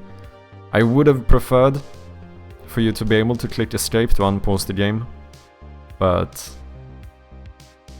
I'm gonna see if I can figure that out later. Get key, cheat code, escape, so then you start the coroutine. So then I suppose it is... How do we do this? If the... Okay, so here we could activate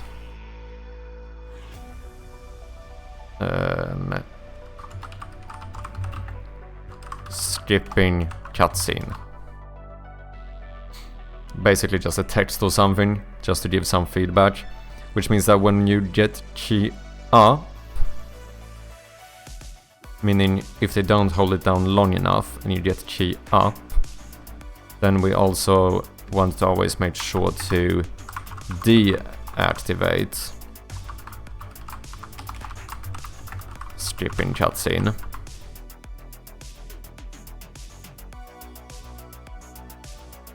And last but not least, if you successfully skip the cutscene, we also want to deactivate it. Now, I don't know if I want the game manager to have a reference to this one. So I think I want the timeline manager to handle it. That makes the most sense.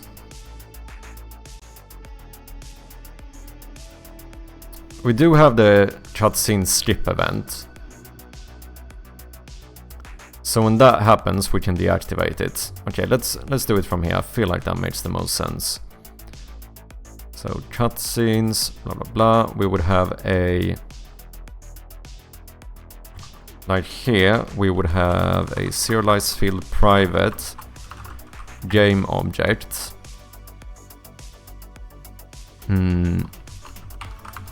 Skipping text. And then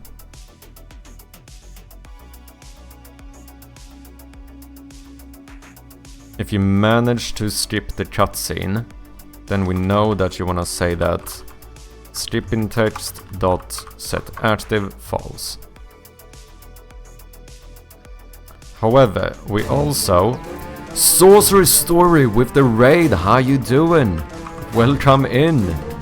And welcome back. I hope you've been good.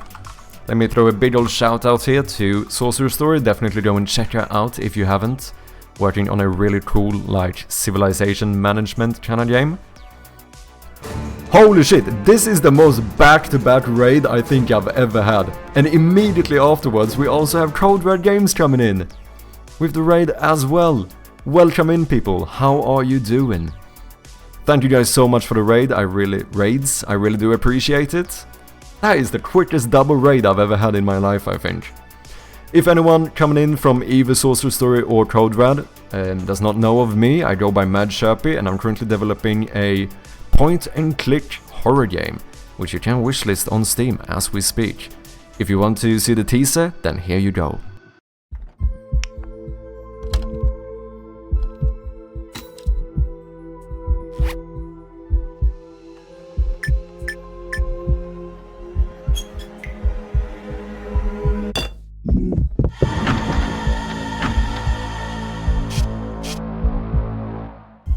There we go. Thank you both so much for the raids. Really do appreciate it. Let's see if we can do a little shout out for the one and only Code Red Games as well. Nope, not yet. But ladies and gentlemen, if you haven't checked out Code Red, definitely go and do so as well. What's up, Sorcerer Story? How are things going with your game? Hopefully everything's good. It is. I feel like I've been doing a lot of progress recently. So I'm very excited, hoping to have the first playtesting build on Steam, like maybe sometime during next week. Where there's a new little intro here to the game. Yeah, I've done a little bit more in terms of like post-processing and stuff as well. Not super noticeable, but fits the tutorial elements a bit. Not only that, the biggest improvement of them all. I keep hyping this up because it's fucking sick. Look at this. You can close doors. Amazing, absolutely amazing. It took me 3 months of development before you actually could close doors in this game. Kind of funny, but yeah. Not only that, we also have a little display for battery in your flashlight now. So we have batteries in the game. So if we go in here, we can now pick these up. And, I mean, now I have too much battery, so yeah, that would be a waste, but, you know, if you're low enough on battery, you can recharge your flashlight, which I think is kinda cool. Door closing tech, indeed. What have you guys been up to? Sorcerer Story? Holy shit, can't speak. What have you been up to? Do you have anything you wanna show? Is your game on Steam yet? Out of curiosity.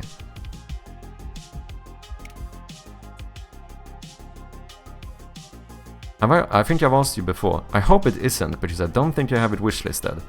Okay, I want to put it up soon, but not yet. Like, of course, in some regard, I wish you had a Steam page up, but I also would have been ashamed for not having wishlisted your game if it was up, so, you know, it's mixed feelings over here. We're having a bit of mixed feelings. Ryan on Journey, thank you very much for the follow, I appreciate ya.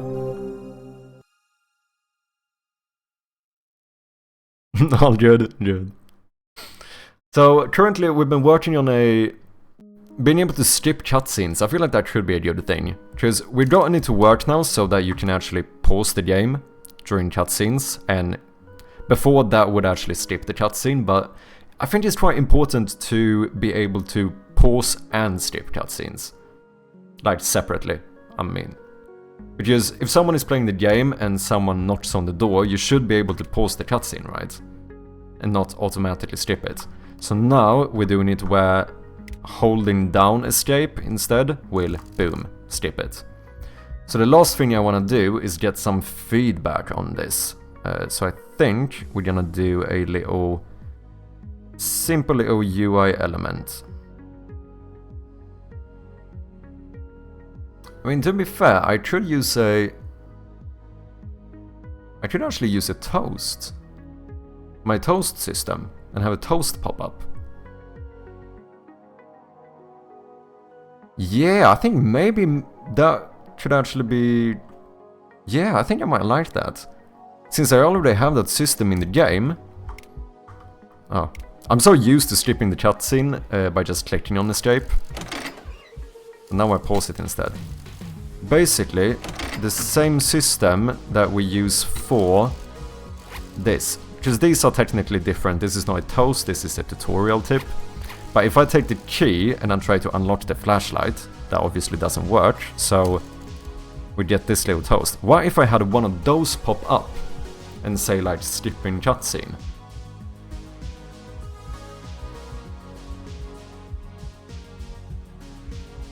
That could be kinda cool. Yeah, I'm slowly tackling some problems. I just spent 2 hours fixing a bug. Turns out I was calling the wrong method. But I'm trying to finally have the characters in the world interacting and going about will breathe a lot of life in the game, I can imagine. Yeah, that sounds cool. When do you have any like timeline currently for your game? Out of curiosity. Like, do you have any goal in mind when you would like it to be released? Pause and skipping separate is a must-have in my opinion, and the dread I feel whenever I need to pause a cutscene in the game and being unsure whether it will pause or not is just awful. Yeah. No, I think that's absolutely fair, and also welcome in Cage. No, I think you're right. I feel like... Yeah, being able to do both is super important, right? Because if something happens and you need to go away from the computer, you want to be able to pause it without accidentally skipping it. Because, you know, you might still want to see it. However, if someone is playing the game for the 54th time, which probably won't happen, but if they just don't want to watch the cutscene again, or if someone is just not interested in cutscenes, I also think we should give them the opportunity to skip them. I don't want to force someone. Like, I did add a method here, where for each cutscene I can choose whether... you can't see this, let me move myself. Yeah, so here I have a bool whether a cutscene is skippable or not, which I added just like in case I want to make a non-skippable cutscene, but I don't even know if I want to do that. I'm not sure. Because I think all cutscenes should be skippable in general. As long as you don't accidentally do it, which I feel like we've done a solution for, because now you need to hold the key down for like 1.5 seconds. Maybe that's a bit much, to be honest. Maybe 1 second is enough.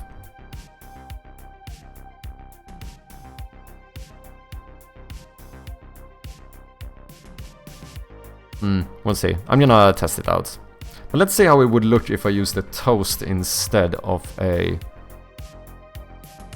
No. No, I'm not gonna use the toast. We're gonna copy the toast but make our own thing, because then we can have it stay up as long as you're trying to skip, which I feel like is better.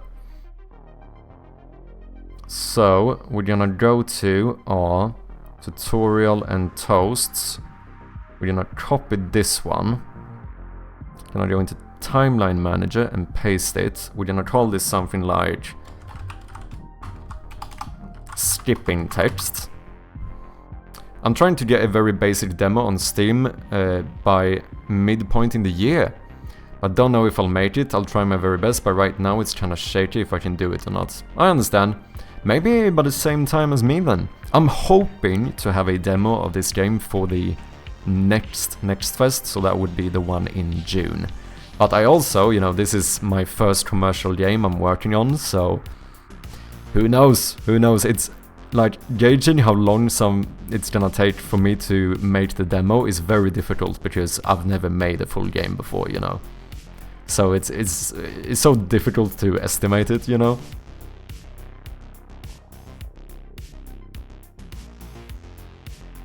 Okay, skipping text. Let's activate this one. And the good thing now is that on this one we can have...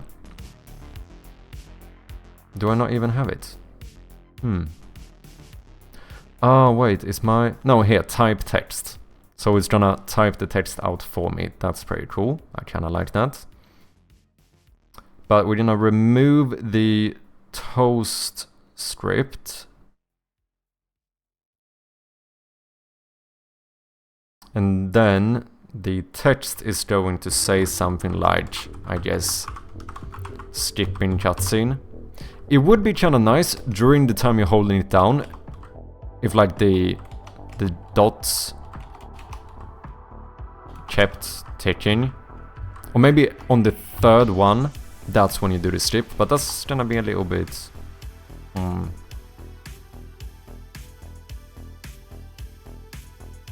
It doesn't have to be that difficult. No, I think I should do that if I want to. But for now, let's just do skipping cutscene ... What is this positioning though? Let me check the position of the other one. Tutorials and toast, -12. Put this one at the same place. Huh. What am I... Oh, is it because the timeline manager... Yeah, it's not... Can I... Yeah, it should be fine changing this resolution. As long as you are centered, since the intro cutscene elements will move as well. But those are centered, so I think you should be fine. And this is centered as well. So we made this 320 by 180, the native resolution. Now the toast is in the correct place. Let me double check so the cutscene looks good.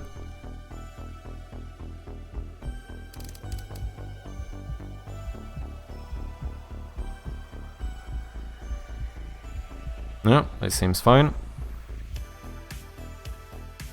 Now, ladies and gentlemen, what do we do? We're gonna... Did this type... did the text get typed? It doesn't. Oh, play on enable. There we go.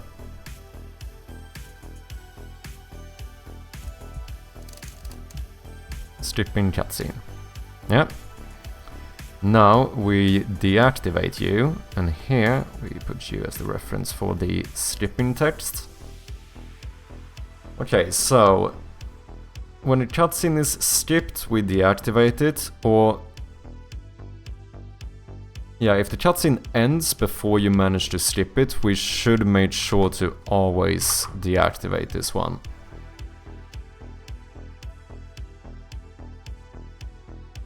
Now we just need a place to trigger it. Which gets a little bit confusing, because the game manager is the one that actually...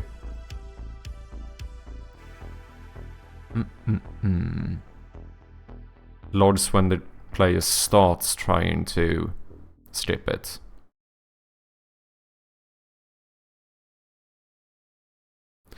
Why if I just do this again? Okay, call me crazy, but what if we... Yeah, because they don't need to be tied together, technically speaking.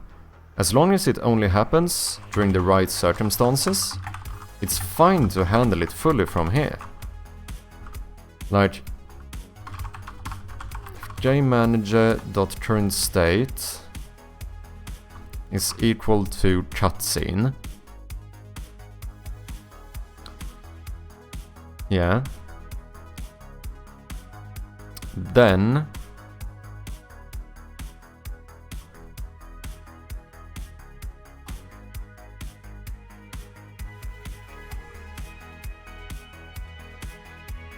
wait, if input got get key.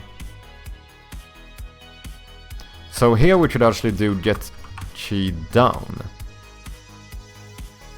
So if you get the escape key down, then we say skipping text set active true.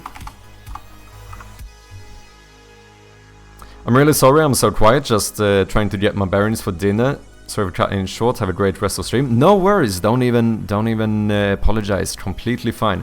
Thank you very much for the raid once again, and if you're gonna go get some dinner and sort that stuff out, feel completely free to do so. I appreciate you, Sorcerer Story. Set active false.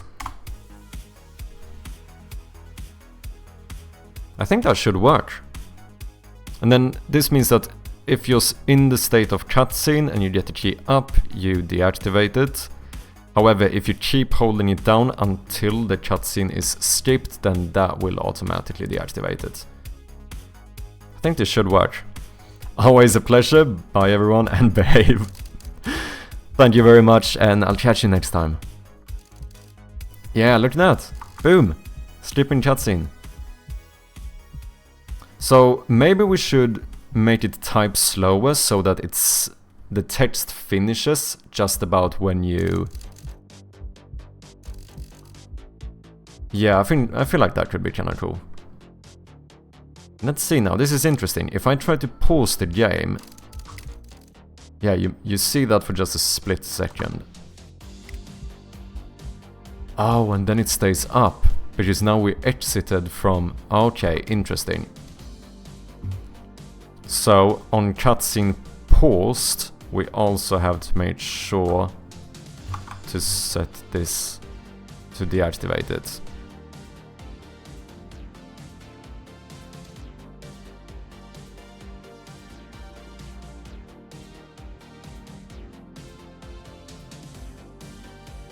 Well, I could also do it here, in the actual game paused event.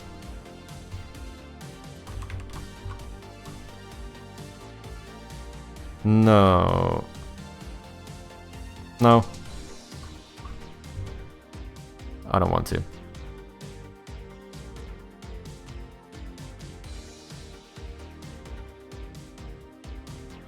Okay, that should be good. Let's test it. So, we hold it down and then we release early. Should you pause then? Because maybe this is someone regretting trying to skip it. In that case, maybe we should continue. Like, if the key has been held down for more than a second, maybe you shouldn't pause the game, only not skip it.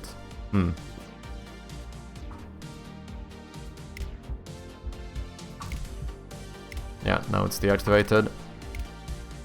Maybe, I think we should have this one fade in. That was interesting, the text didn't finish.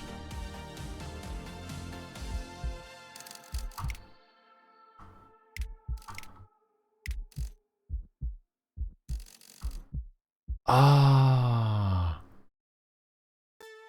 I know why. Because the function that types the text actually checks this text object to see what the string is. Which means that if you only type half of it and then stop, the next time I try to do it, it only reads half of the message. Ooh, that's an issue.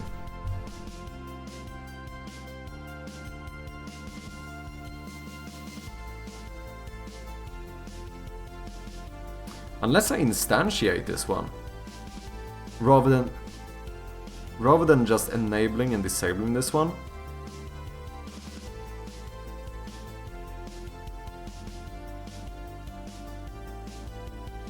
We instantiate it.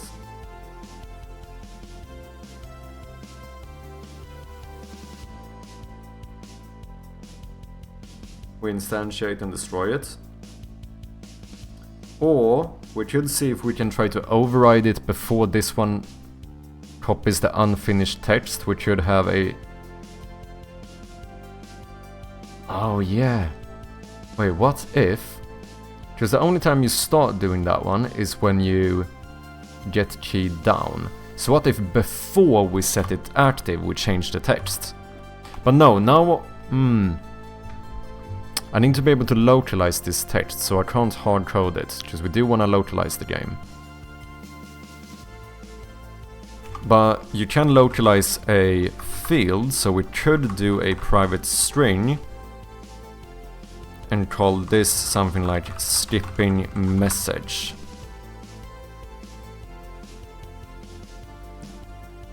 Let's call this skipping object instead.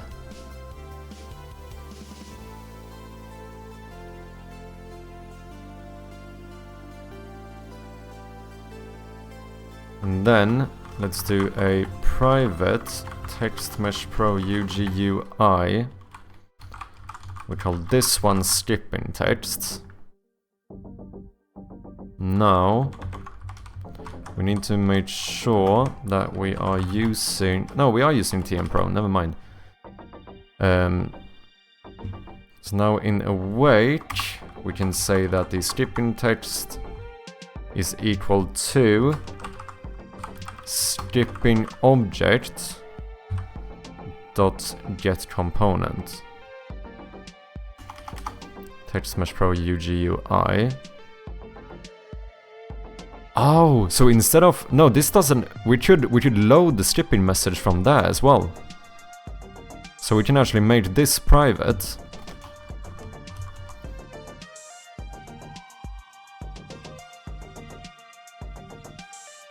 And then we say that the skipping message is equal to skipping text dot text. So now I can just localize that one anyway. And then when you first press down escape, before we activate the object, we say that the skipping text dot text is equal to skipping message.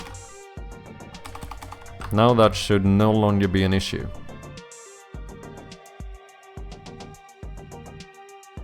And now I can localize this Text Mesh Pro element.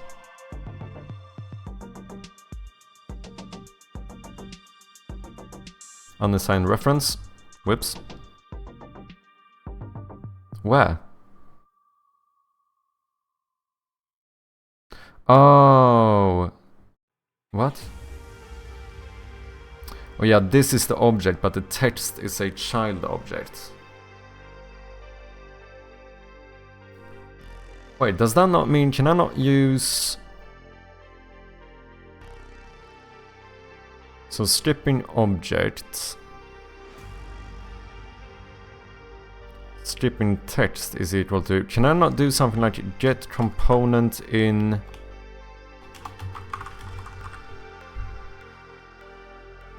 Yeah, get component in children. Text Mesh Pro UGUI. I think that should work.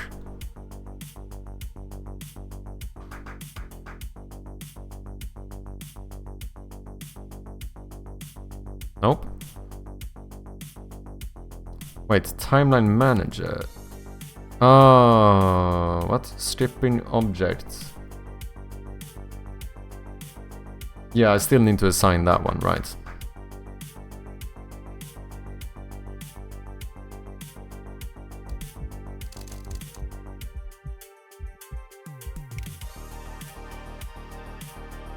Why did you activate?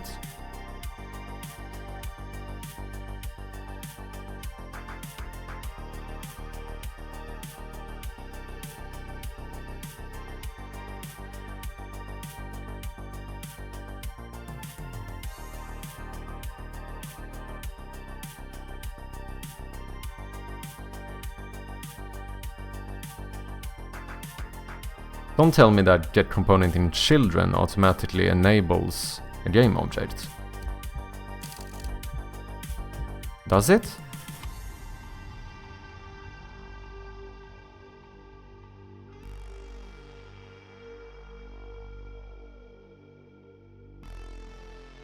Now the issue is if I comment this out, I'm gonna get a null reference.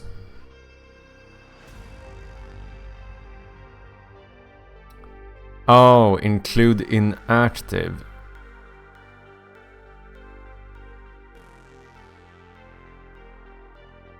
So maybe if I don't use that one, it forces it to be activated.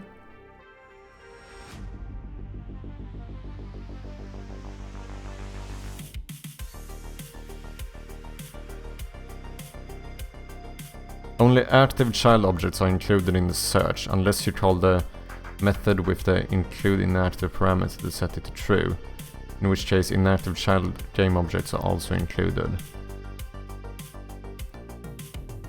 Huh. But why is mine being activated? Okay, but that is an overload method, right? So get components in children. Okay, so if I pass in, let's say, include inactive true.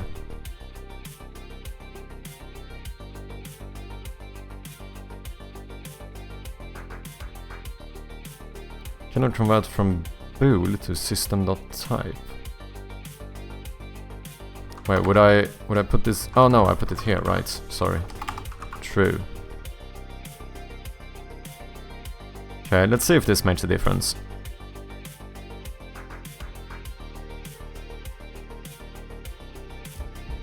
No, it's still being enabled. Yeah, it's automatically being enabled. Why?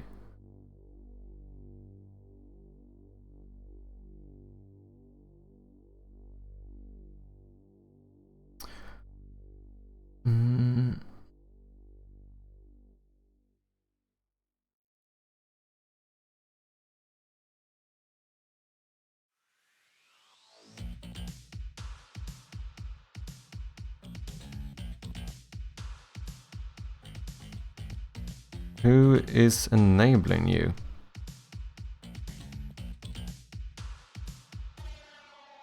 Is it this? Okay, stripping text.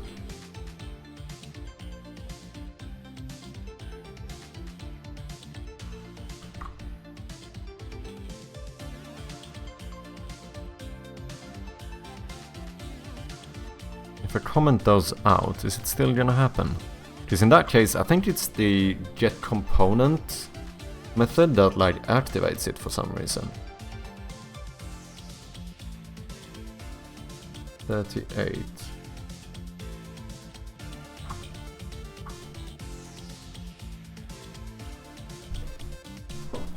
That's interesting.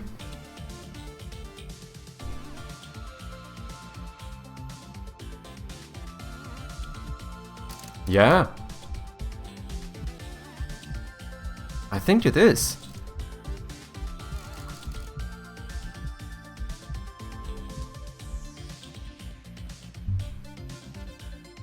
I think me trying to get that component strips it. Okay, so let's just do this then. We'll set this one in the inspector. Private text mesh pro stripping text, which means we no longer need to use any get components, and here we just say that the stripping message is equal to stripping text.text.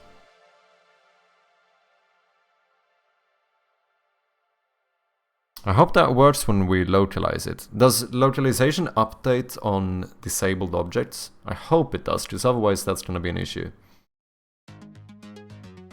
Wait. We're gonna have another reference.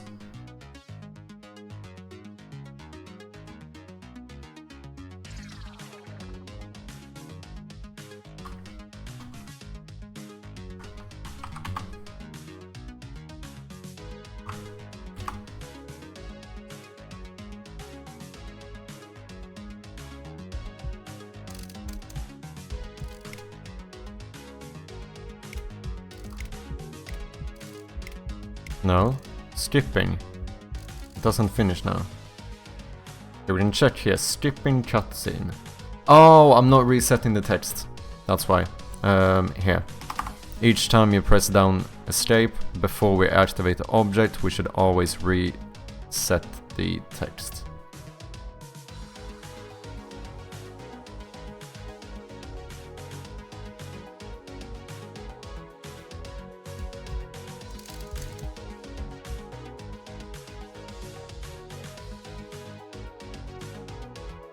I did not click escape. I was doing that thing again. Why? Why? Why are you activating? Oh, did I forget to deactivate you? Is it my fault? No, you're deactivated. But we do have some issue here. Tooltip object for interaction tooltip cannot be found.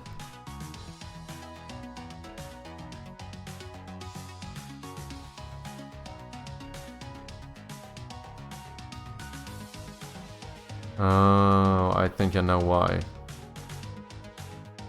Because now we changed it to where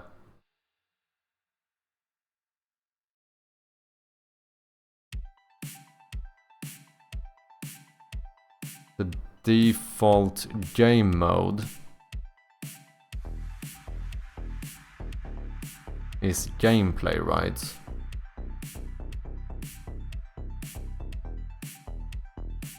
Yeah, at the start we set it to gameplay.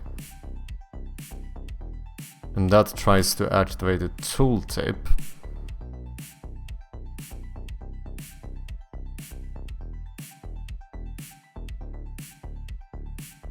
Which has not been initialized yet, I assume.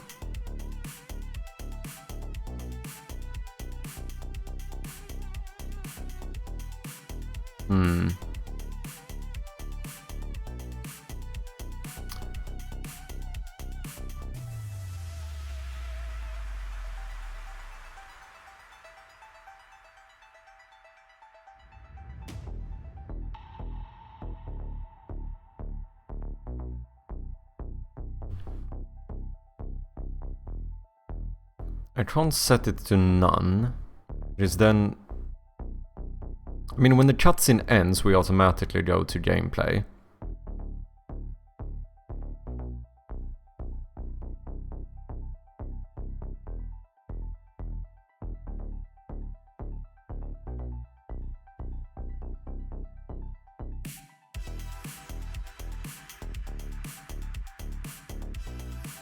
But what if I start a game in a room where there's not a cutscene?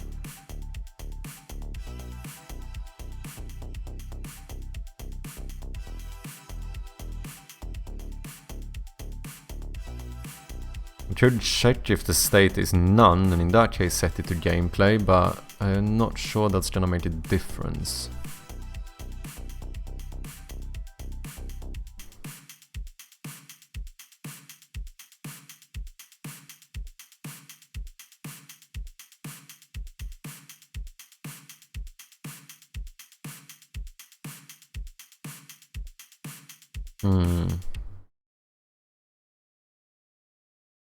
So I think that is the issue. Like if I comment that one out, I don't think it's gonna try to activate that tooltip or that tutorial tip. Yeah, no error. But this one is still being activated. And now this works. So the question is, why is that one being activated? What is activating you?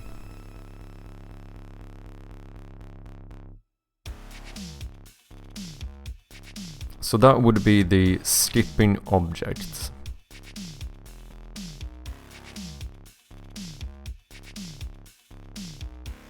Set active false. False, false, false. Cheers. Which means the only time we should set that one to true is when you click escape. So why is it happening when I don't click escape? Cheers!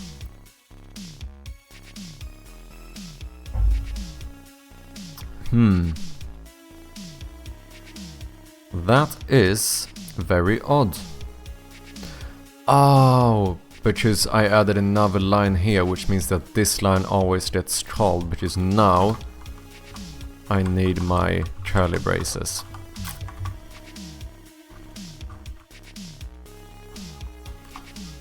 Okay, that makes sense.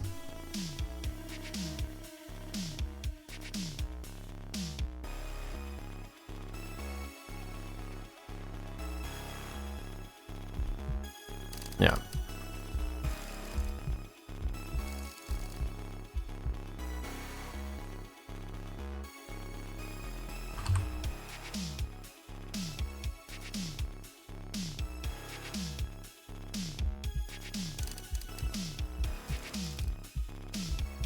I think the text can be even slower. 1.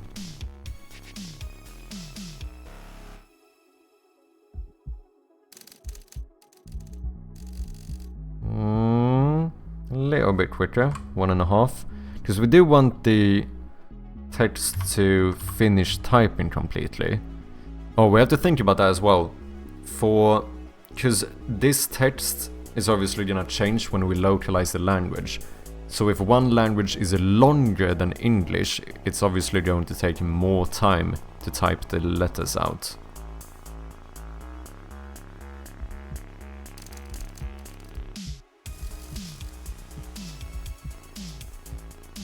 That wasn't too bad, but now I'm getting scared. Like, what if we do localization to German? German tends to be a very long language.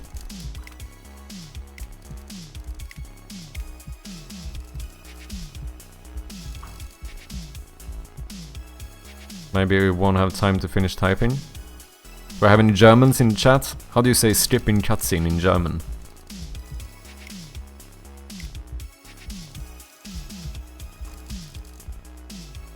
I do think I want to make some check here. It feels weird to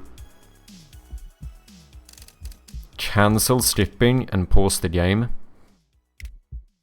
I feel like if you've held down the key long enough, then you should not pause. You should only pause if they like click it.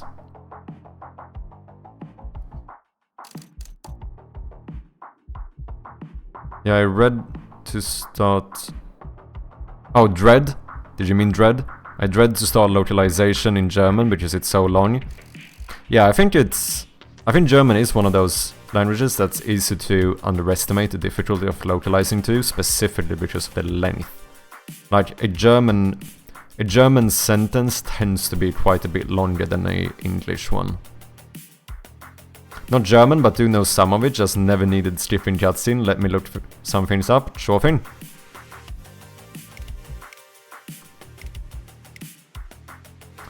Okay. I don't know how to do that though, if I'm gonna make it not pause. So get key up. We should have some bool here.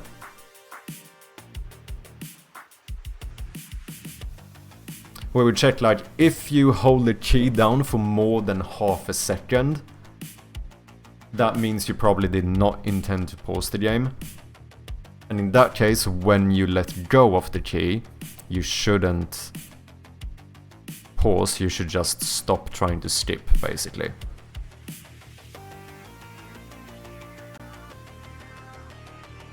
Well, we always wanna set the escape routine to null.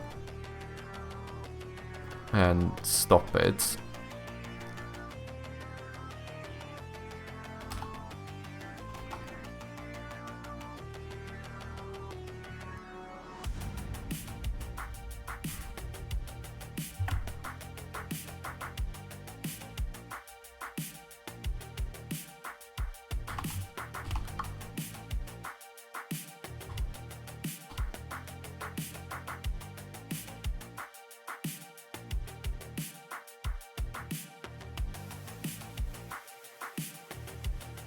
I mean, a cheeky way of doing it is to have a bool.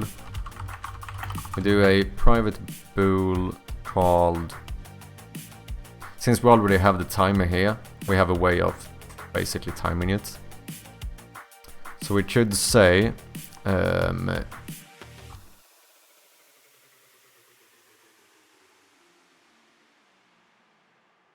I don't know, pause attempt. Let's default this to true. And then here we say if pause attempt, then pause the game. Otherwise we're only gonna end the cutscene. And then what we do here is that we wait half a second first. And then we set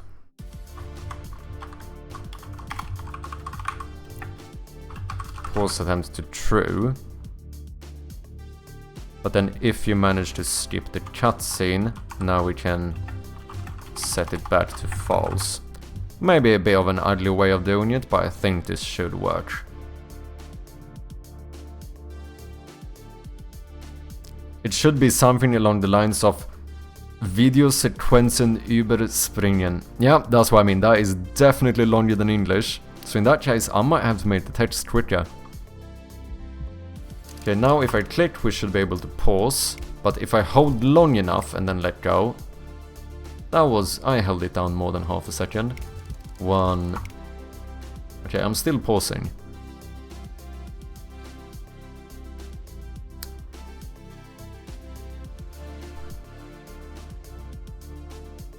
We default pause attempt to true. Oh! Pause attempt false. I mixed it up here. True. Okay, there we go. That's what I meant by length. Start with German so other languages don't have fitting issues in your screen/UI. Yeah, that's pretty much what you need to do. So interesting. It's like... So cutscene is like video sequence then. Interesting.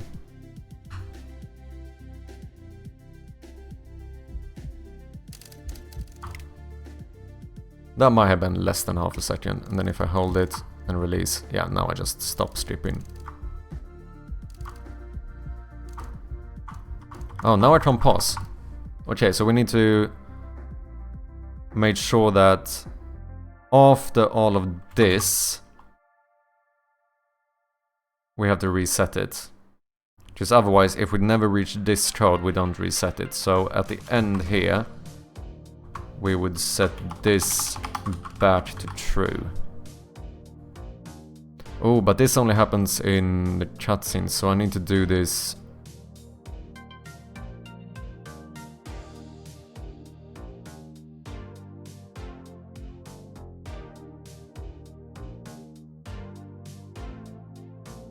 And I can't do it before this, because then I overwrite whatever the pause attempt is.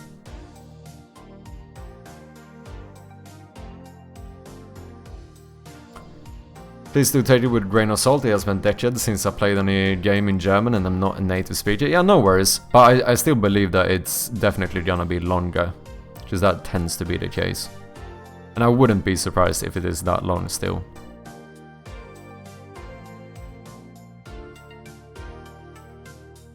Because now the issue is that I'm not resetting this bool. Right? And yeah, one other thing I should do is to make this object. Let's do an animator.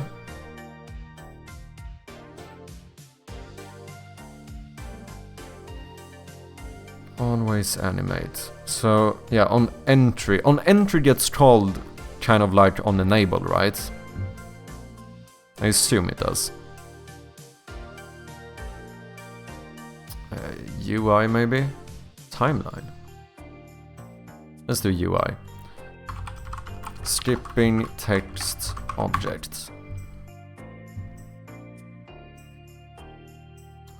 Let's see. On entry, I would like you to be faded out. Maybe for a few milliseconds or so, so that if they actually pause the game, they don't see this message. But then if they hold the key long enough, then it fades in.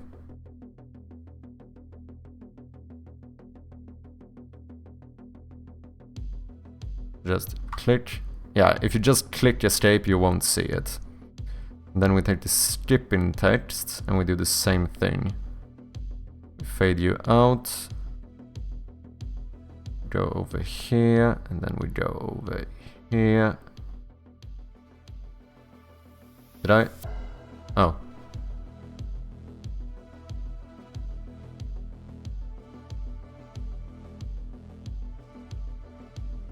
Did I accidentally changed objects? That's not what I meant to do. Boom. Yeah, that should be good. And then we go to animator. On entry, you go straight to that one. Yep. Stop recording. Let's deactivate you again.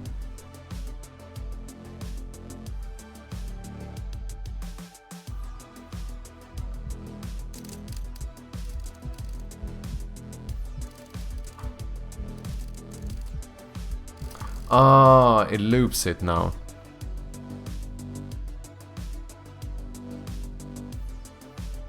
Well, a cheeky way of fixing that is to just go in here and make sure that... Well, this is the fade in, so let's keep you the same.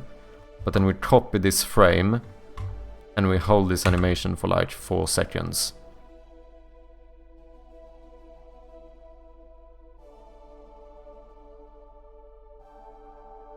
Yeah, that should be fine.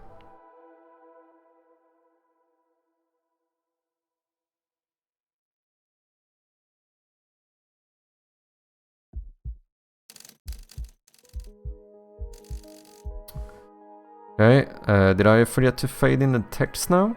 Or what happened?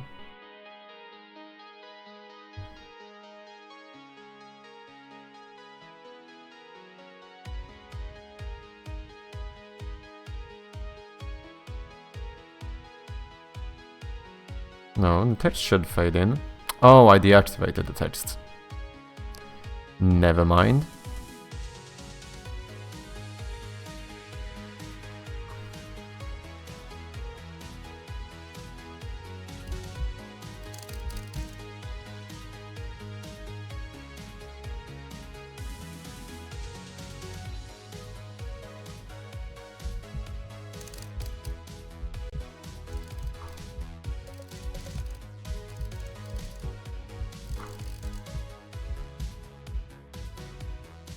I feel like that kind of works.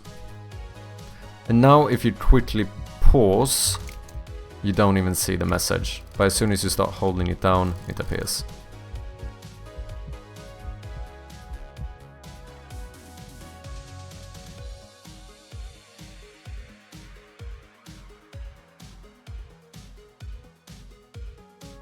Now let's make sure we can do the double pause thing. Thing that didn't work before. I don't remember exactly what I did. If I do this, then yeah, I can't pause. Okay. So that's when I pause the game. Okay, so I didn't pause the game. All I did was I let the key up early, which means So why does that not work? Oh, because I exit out of cutscene, so maybe I don't have time to reach this code. Maybe.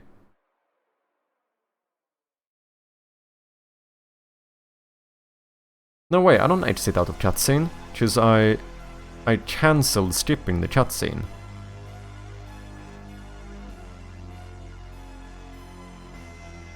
If pause attempt... Pause the game. And then we always want to set this to true afterwards. Why is this not working? Am I... Pause attempt should be defaulted to true. If you hold it down for more than half a second, we set it to false. If you manage to skip it, we set it back to true. But if I let go after it's set to false, that should trigger get key up, and we should still be in the cutscene. which means that pause attempt should be false. And then here it should revert it to true. Which means that the next time I press escape and release this instantly, you should not have time to set the pause attempt to false. So it should have remained true from here. I don't understand why this is not working. Or is it because I hadn't saved something? Oh, maybe.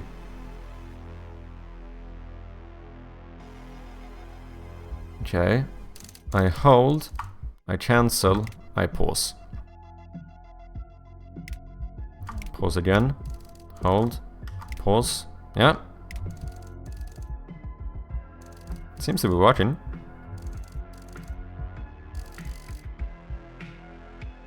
You can now both pause cutscenes and skip them. It's working indeed. Yeah, that seems good.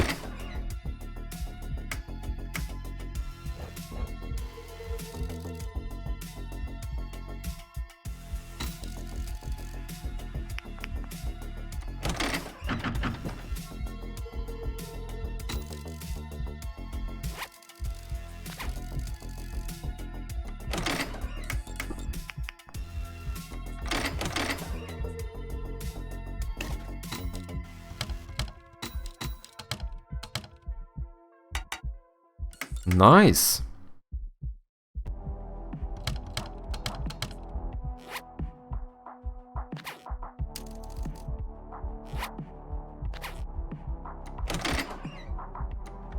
GG.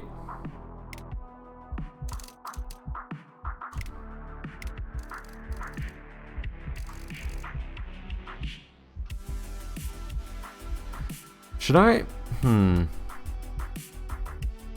Hey Cage, thank you for the follow. Appreciate ya. Do I need to teach the player this mechanic? Because what if they just try clicking escape? Now all they do is pause. I mean, I do feel like the intuitive thing, the next thing you would try would be to hold it. But maybe I could also like have a button under the gameplay settings or something that just shows you the controls. Maybe that's not a bad thing. I mean, it's quite simple. It's literally 4 buttons. You have primary button, secondary button, clicking escape and holding escape. That is literally all the input in the game. Maybe we should just list that somewhere.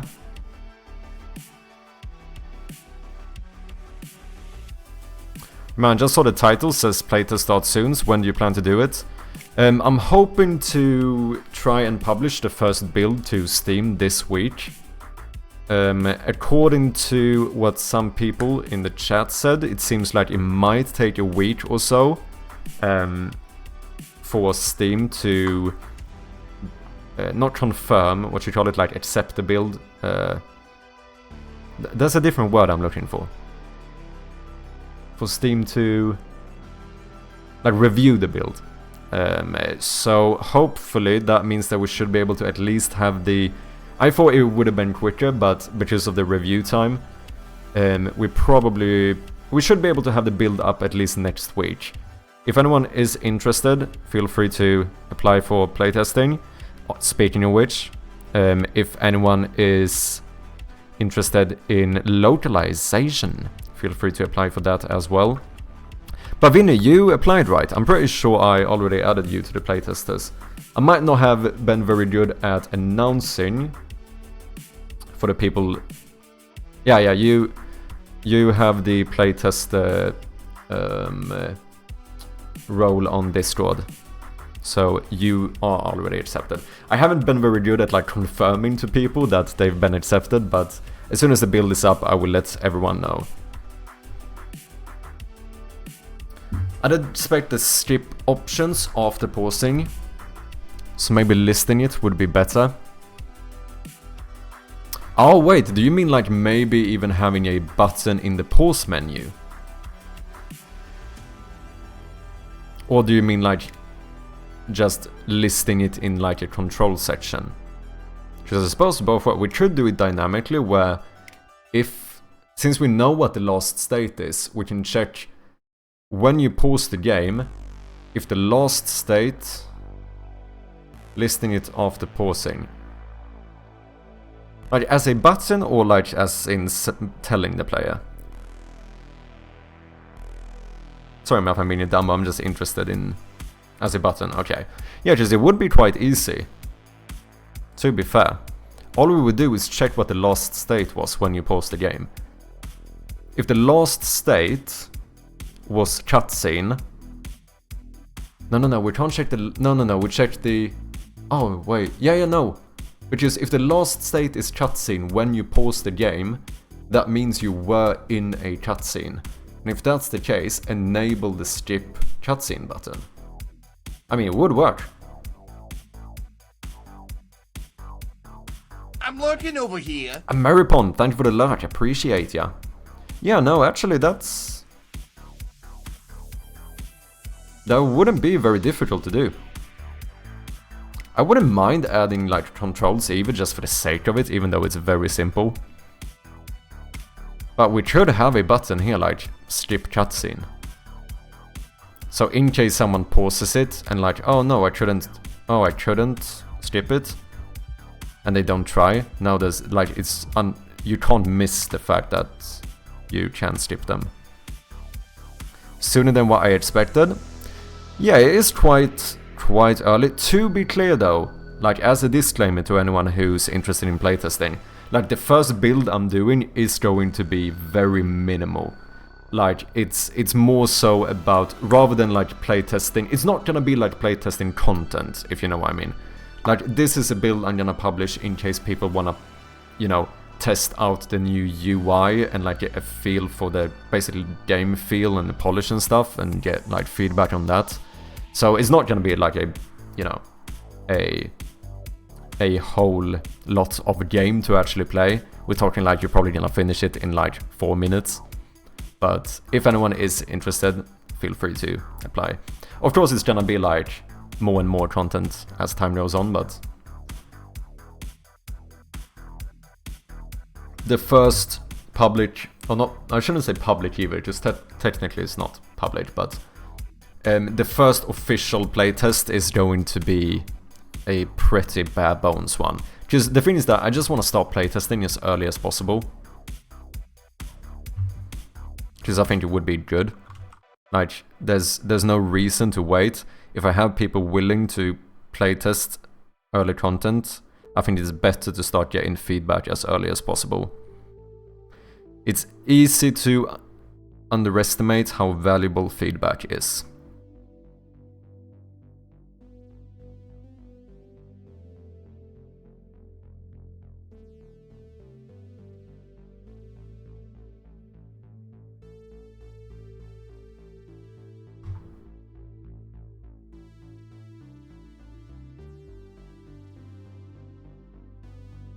Shit, I just realized I joined Discord with another account.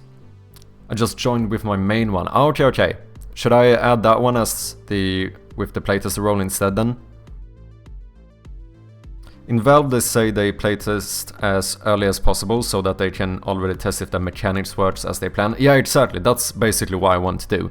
That's why I'm saying like this initial playtest, the first build I'm gonna do, it's not about playtesting content. This will be about playtesting mechanics. Yes, please, will do. I'll sort it out after the stream. Curious, at what point did you know you wanted to take a jam game and expand it to a fully releasable game? Did you go into the jam knowing that? No, I wouldn't say I went... I did a jam just because I wanted to try doing something like a small playable game. And then I think partly the fact that the Game Jam version was so well received was one of the reasons why I decided like, okay, this is probably a good first game for me to pursue as an actual commercial product. Because I've tried making a couple of games before, but they've always been very overscoped. Typical, isn't it? Like my first ever game I tried to make, of course, was a massive RPG game. You can guess how that worked out. The second one was a relatively big, like, roguelike deck builder. Keep in mind, as someone with no experience in coding or whatever, like, once again, like, just... It is not as bad as the first one, but it was still overscoped. And, yeah, so... So basically I quit my job, and that's like right about the time when the game jam was gonna start, so I was like, I might as well start off by just doing a game jam for the fun of it. I also wanted to try making a game jam, but then obviously, as some of you might know, we ended up winning the game jam, almost perfect score in every category, first place in every category. I mean, that was kinda cool, kinda proud of that one. And on top of that, I also had a lot of streamers and even a couple of YouTubers who played the Game Jam version, and like in general, most of the feedback I got ended up being quite positive. So I think that's one of the reasons why I really decided that, okay, I think this is the first game I'm gonna like actually pursue to make like a commercial product out of. But I don't think, I can definitely not say that I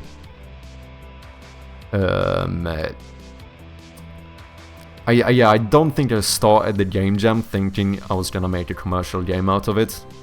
I think it kinda, as time went on, probably even before then, like I think during the development of, during the game jam, I think I just realized that this actually feels like a pretty decent product, so I'm gonna try and expand on it. But not initially, I didn't think that. Classic indeed. Not unique to game dev, I'd say, as someone who manages development for an internal platform, 90% of what I do is tell people why the idea is way bigger than they think it is. Yeah, no, I think it's a classic, as you said. Did you feed... Sorry. Did you feed it to them, or do people actually follow GDFG jams for that? To be fair, I think, I mean, definitely some marketing is from the jam itself. But I think most of it, in terms of, for Twitch streamers, it's obviously the fact that I streamed the entirety of the development of the Game Jam version. So, if anyone is interested, I do have my VOD channel, and if you go to this little bugger, you can actually see exactly when I started. Here, my first Game Jam part 1, and then all of this is just me working until here on the Game Jam game. However, so yeah, because of that, I think a lot of the streamers who played my game, it was more through Twitch, right? Because I was so active on Twitch. So that kind of gave me marketing in the Twitch space. But in terms of YouTubers, I actually think it was neither. It wasn't my Twitch channel, and it wasn't the Game Jam. It was actually Itch, I'm quite sure. Like, apparently there's quite a few, like, you know, more niche, like, horror game YouTubers. And it seems like quite a lot of them actually browse for horror games on itch.io. So a lot of them just, I think, just found the Game Jam there. Because I know some of them even said in their YouTube video. One guy was kind of funny, he ended up saying something like, wow, I did not expect this game to be so good. I had to scroll into like the abyss of itch.io to find this game, which was kind of funny. But yeah, also I should say, if anyone is interested in following my VOD channel, you have the link here. Other than that, I also every time I see someone who's made like content out of Shroud of Gloom, I do post it on my Discord channel as well, so whether it's a streamer currently playing the game or some YouTube video I find of someone playing the game, I tend to share it on the Discord, so feel free to join that one as well. Neat, I love the monthly time frame. For someone as busy as I am, there's no chance I can do a short time frame jams. Yeah, and for me it wasn't about the time itself. I mean, kind of it is, definitely. But for me, the reason I don't do like a 24-hour game jam is not because I don't feel like I have the time for it. It's because, at least back then, I felt like I didn't have the experience for it. Like, I don't think I would not have been able to do a game in 24 or 48 hours or whatnot. Today, I think I have improved a lot during the time I've been developing here on Twitch. Partly thanks to you guys for all the help and like knowledge that you guys share with me. So now, you know, a very simple game I could probably get out. It wouldn't be impressive, but I think I could finish it a game in a day if I really wanted to. But for me, it was, yeah, just that, you know, since I couldn't do one of those short jams, I felt like I do really recommend the GDFG game jam for anyone who wants to try like their first game jam, you know, because I feel like it's a very, quite fittingly, since, you know, the GDFG community, like, his podcast, for anyone who doesn't know, the GDFG is mainly a podcast, and then he also does jams for it, but the podcast is kind of aimed at, like, you know, beginner to intermediate game devs, so the fact that his game jam is quite beginner friendly, I think is very appropriate. And I think the reason why it is that is because partly the 1 month timeline as well as the optional theme. However, my opinion is that I did go with the theme. The theme was safe in the dark, hence why we have horror game. Where in the game jam version the main mechanic was to turn off the light to not be seen, meaning that you remain safe in the dark. But yeah, like I said, for the jam the theme is actually optional. But for me personally, I felt like if I'm gonna do a jam, I feel like I want to follow a theme. Because, you know, having a theme, for me at least, it feels like that's kind of part of the game jam experience, you know? Because when I think of a game jam, I think about two things. A time limitation and a theme. So for me at least, I don't know, this is like, you know, if you don't agree, that's completely fine.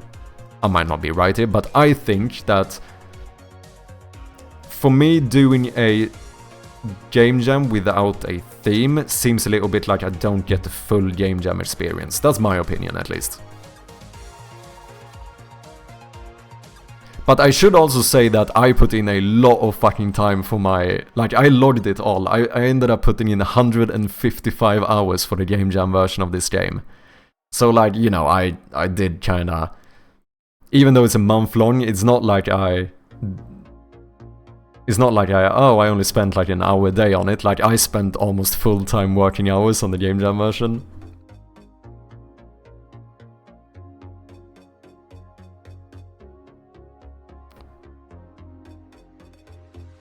I like the theme even as a first project, yeah. Forces you to avoid any big idea you might have, true. My opinion too, you can bend the theme as much as you want. Yeah, I think that's one of the important things to remember as well. Like, game jam themes are quite... You know, they're open for... What you call it? Not speculation, no. They're open for the very... What's the word?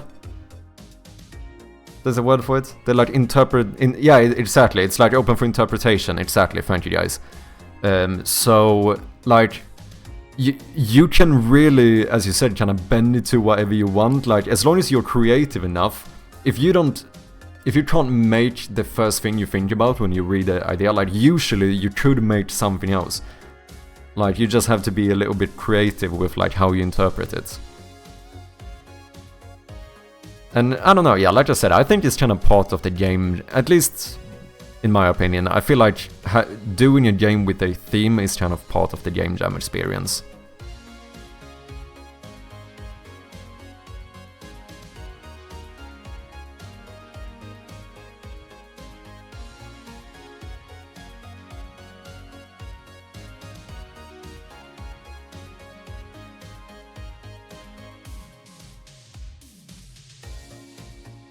I'm thinking about adding... Maybe not like customizable controls per se. I mean, they can are customizable. You can invert the mouse buttons. I'm thinking about adding somewhere where you can just read through the controls, which I feel like should be here. I mean, I could even just duplicate this one, to be honest. And then, let's see, those are 8. Can you be 8? Yeah, that works. And then we'll just do controls. And maybe do you a little bit smaller. No, I don't like this.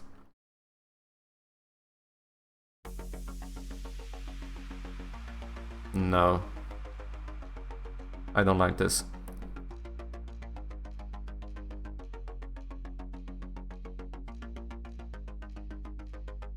I suppose I should put a controls button here as well.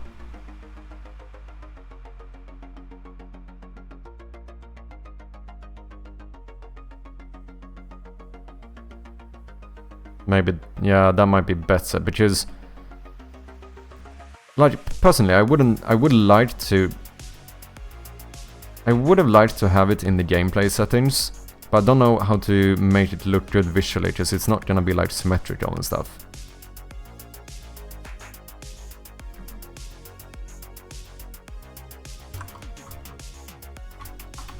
Even if I do the same here, I feel like...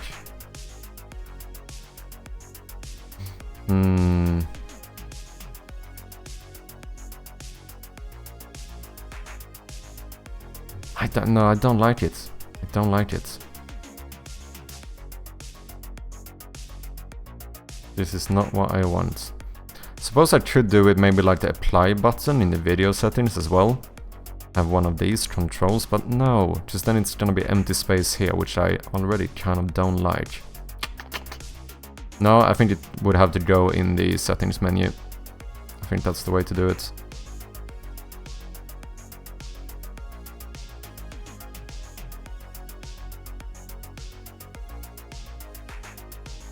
So we're gonna take like the gameplay settings. We're gonna duplicate that one, and then in the settings menu, I'm gonna duplicate this button.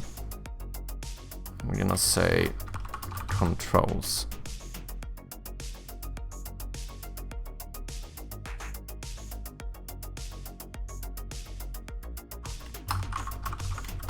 I don't know, I might remove this later, but let me just try, see how it feels. Go hard or go home, yeah.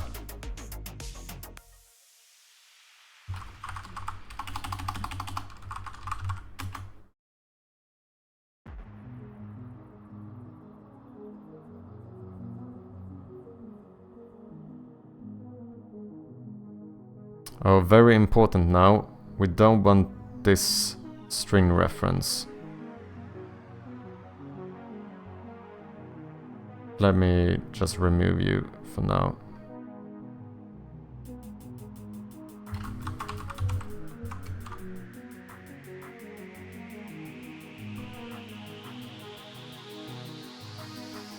Spectacular One is forcing you to stand up for 10 minutes. Let's do it. Holy shit, I think my desk is gonna break. That does not sound good. Don't know why I started doing that noise. What's up, Spectacular? How you doing? Welcome in, man. Another one who has also been approved as a playtester. What's up, man? How you doing?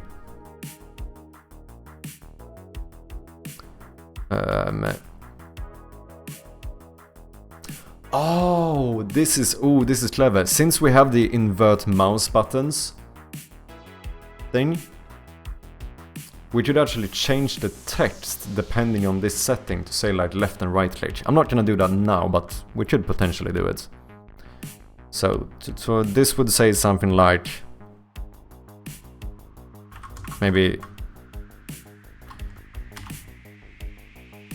interact/select.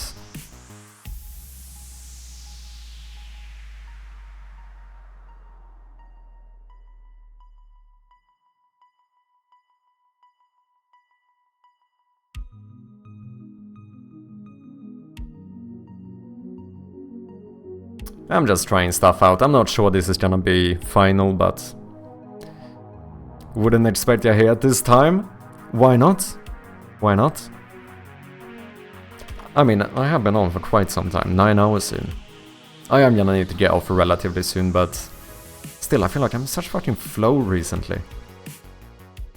I need to start looking into getting an actual playable build on Steam as well. Because I do want to have the playtesting actually be through Steam. Rather than me like having to send builds to people. It's easier to just give you a Steam key and then you can playtest the game through Steam, since they already have like systems for it or whatever. I need to look into, because it is the first time I actually gonna upload a build to Steam, so I need to make sure I know how to do it.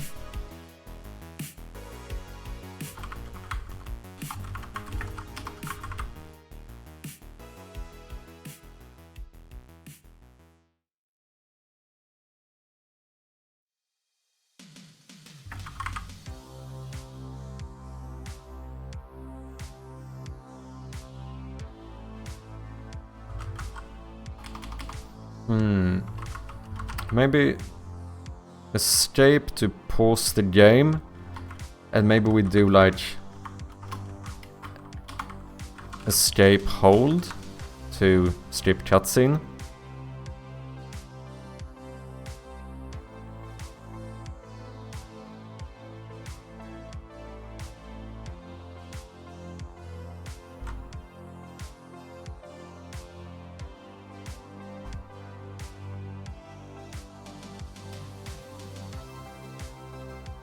Obviously this is not gonna be toggles, this is gonna tell you the button, but...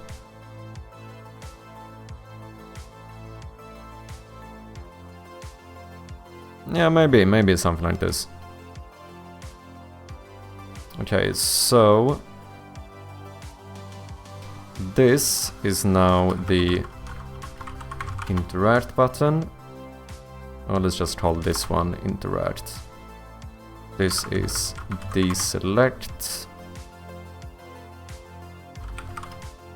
skip cutscene,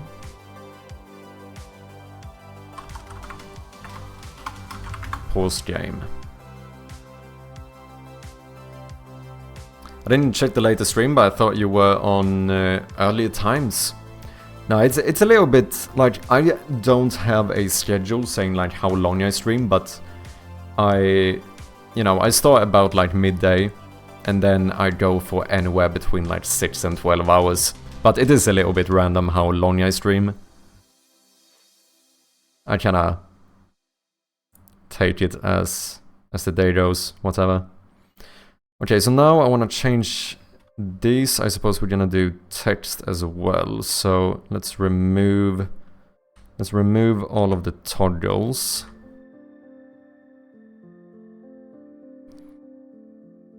Then we're gonna duplicate this one, put you on the right side at -21. And then very importantly, we're gonna align you to the right instead. There we go. And then we go ahead and just do something like... well, I can't say left mouse button because you can change this. So I think for now, we're gonna do primary mouse button. Whatever your primary button is. Let's call this button.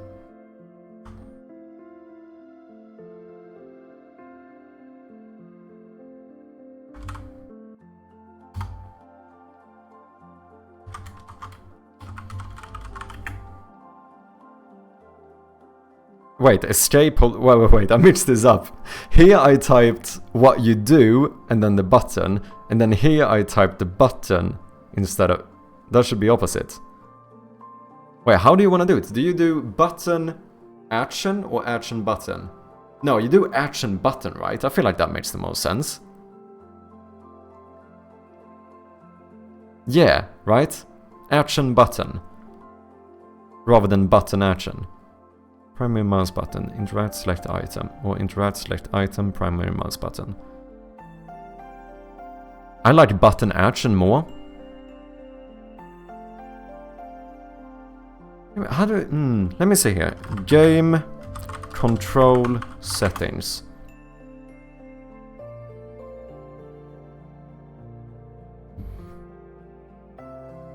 Well, that's different. This is well, this is settings. This is not really what I'm looking for. I want to see like a list of controls. Maybe settings is not the word I'm looking for here.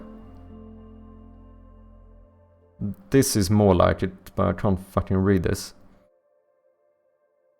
Here. Okay, this is action button.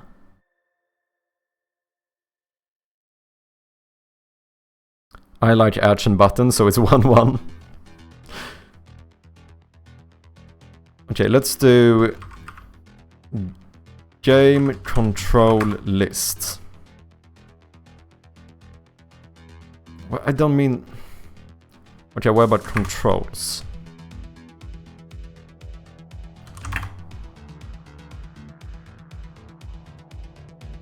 Action button. It seems like action button might be more common. Well, now this is button action. This is button action instead. This is action button. It seems like action button is more common. Oh, keybind settings. Yeah, good one. Keybind settings game. Yeah. Be original, make it mixed. Yeah. And also, what's up, Wolfeet? Welcome in. Nice to have you, man. Hope you've been good. Action button is for when I can change the config. Button action is for when you're telling me the controls. Oh, that might be a good point, actually. Yeah, because I suppose most of these, like, since this is keybind settings, yeah, you look at what do you want to do, how do you want to do it. But when you look at just a list of controls, maybe it does make more sense to have it be button action.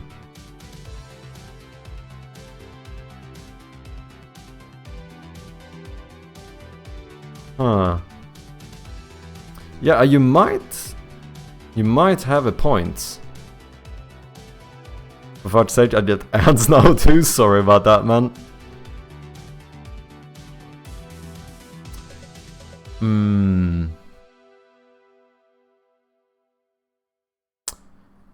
But now I'm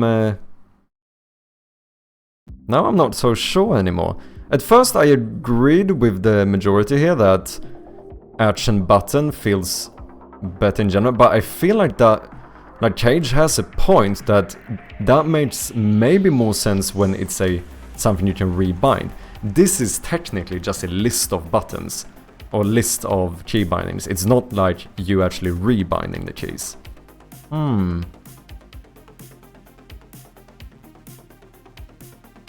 But yeah, unfortunately, Spec, even though you do have the moderator badge, that one does not unfortunately protect you from the ads. Sorry about that one. Yeah, okay, should we... I might chat GPT it and see, just out of curiosity.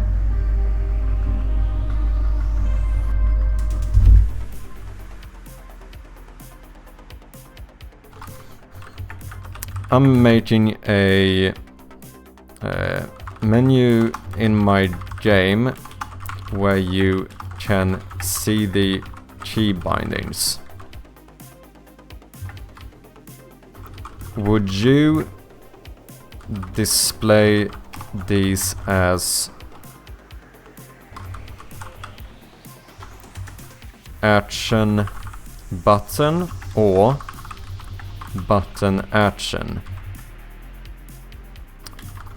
Does the keys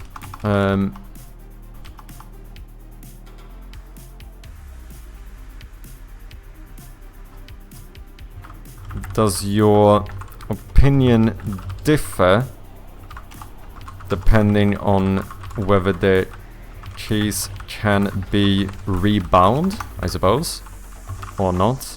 Let's just see what he says. But I usually never get ads, probably because of my location. And oh yeah, that's true. It can change a lot depending on your location. Depending on where in the world you are, it can definitely change. I generally display them as action button because it's more intuitive to scan for what you want to do first and then see how to do it. This format is especially common in games where key bindings can be changed, since players are looking for the action they want to perform and expect to see the currently assigned key. Yeah, that makes sense. This is kind of like what you said, Cage, in like that it might be more expected when you can rebind it. However, if the keys are not rebindable, there's a case for button action, especially if the game uses a lot of unique or complex inputs, which we don't really. Some retro-style or console-first game list buttons first, like X jump, since the controls are fixed, and players may be looking at their controller or keyboard directly. If key bindings are rebindable, action button. If key bindings are fixed, either works, but button action can be fine. If using unique icons, action icon is usually more readable. Using AI, you should be ashamed. I do it too and feel ashamed. It's interesting though, actually, how much... I think AI is great for when you're starting out, as long as you don't get too dependent on it. Because I definitely had a lot of help to like get going at first with the help of ChatGPT. But I think the important thing, in my opinion, is that you try to use it less and less. Which I feel like I've definitely done. Like, I use ChatGPT. Like today, I haven't... Okay, it was one math question, but otherwise it's not really like I've done any... It's much more rare for me to actually ask for code nowadays. Sometimes I do it just to quickly check that my syntax is right, or like get reminder of syntax. But I think that's the important thing for me, because I felt like if I would have continuously used ChatGPT as much as I did for specifically programming as I did in the beginning, I feel like I wouldn't have learned as much. Seems like Cage already asked ChatGPT, or he is ChatGPT himself. Wait, Cage, are you a bot? I'm 100% dependent on ChatGPT. ChatGPT is my waifu. No shame here. This is interesting. Okay, you know what, let's do it this way.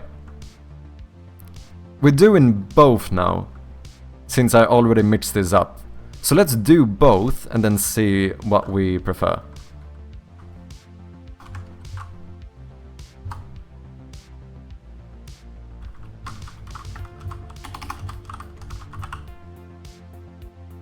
Wait, I don't think I wanna capitalize this.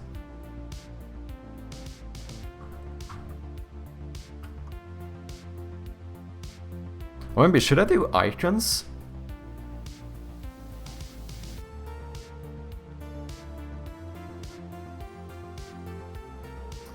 Maybe. Wait, 8 pixels. That should be 8 pixels, right? Let me do my... Because, like, we could do something like this. 3, 4... Wait, I can't count. Do 8. Let's remove this one, and then we do... So it would be 6. Oh, no, wait, I can't type escape in here. I don't have enough space. Maybe not. I mean, I can only get... I can't even get an E in here. No, if I'm gonna keep the correct pixel size, it's gonna be difficult. Because otherwise, it should have been interesting to do like... You know, maybe we do like a mouse cursor. And we do like, oh, this button for interact. And like this button for deselect. But I don't think I can make the escape button in this size. It would end up being too big. I mean, the only way would be if I get one more here and we make it wide, but then I'm not sure this is gonna look... Because I can't make it much taller. But I could theoretically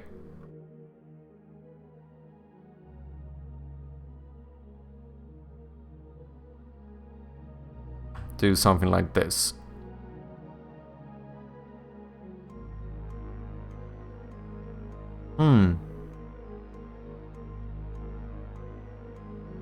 Yeah, same here. I use it a lot to learn, but I always try to understand what I take from the chat and not just copy-paste. Yeah, I think that's always the case. Like, even if you're, whether it's AI or YouTube tutorials or you just Googling stuff or whatever it might be, I think one of the best ways of learning is to, if you do that stuff, I feel like it's fine. I wouldn't, you know, I wouldn't stress it too much, but make sure you're trying to learn. You know, I think that's the biggest thing. Just make sure you're trying to understand and trying to learn, rather than like blindly copy-pasting or blindly following tutorials or what it might be. Because the first time I ever tried game development, I just followed a like 10-hour tutorial on YouTube, and I didn't learn shit. Because I wasn't trying to learn, I was just copy-pasting, you know.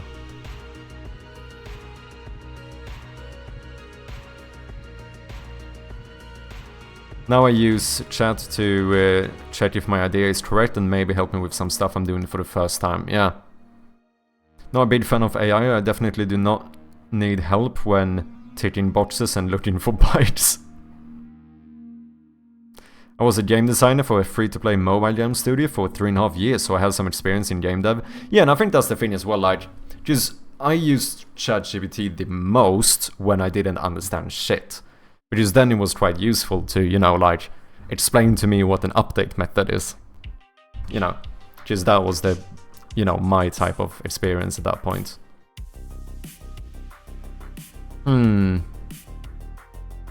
What do you think, guys? Should we visualize the buttons? Or should we type them out?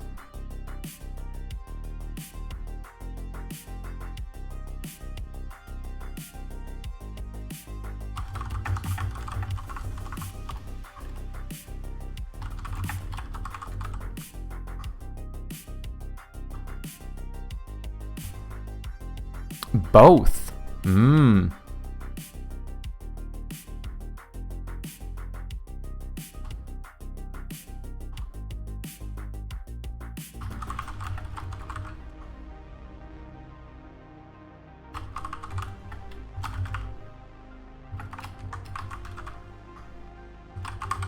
Yeah, let's do a 2-minute poll.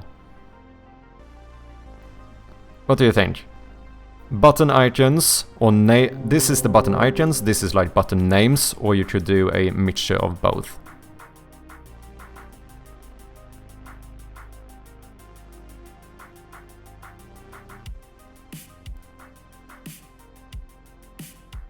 Visualizing will require less localization work. Ooh, that's actually a good point. This does, generally speaking, not need to be localized, at least not in the majority of languages. I assume maybe if we do like Chinese, Japanese, I don't know if they have an escape key, I have no idea what keyboard they use. Just I assume they have a, you know, Japanese or Chinese keyboard with like kanji or Chinese characters. But I have no idea.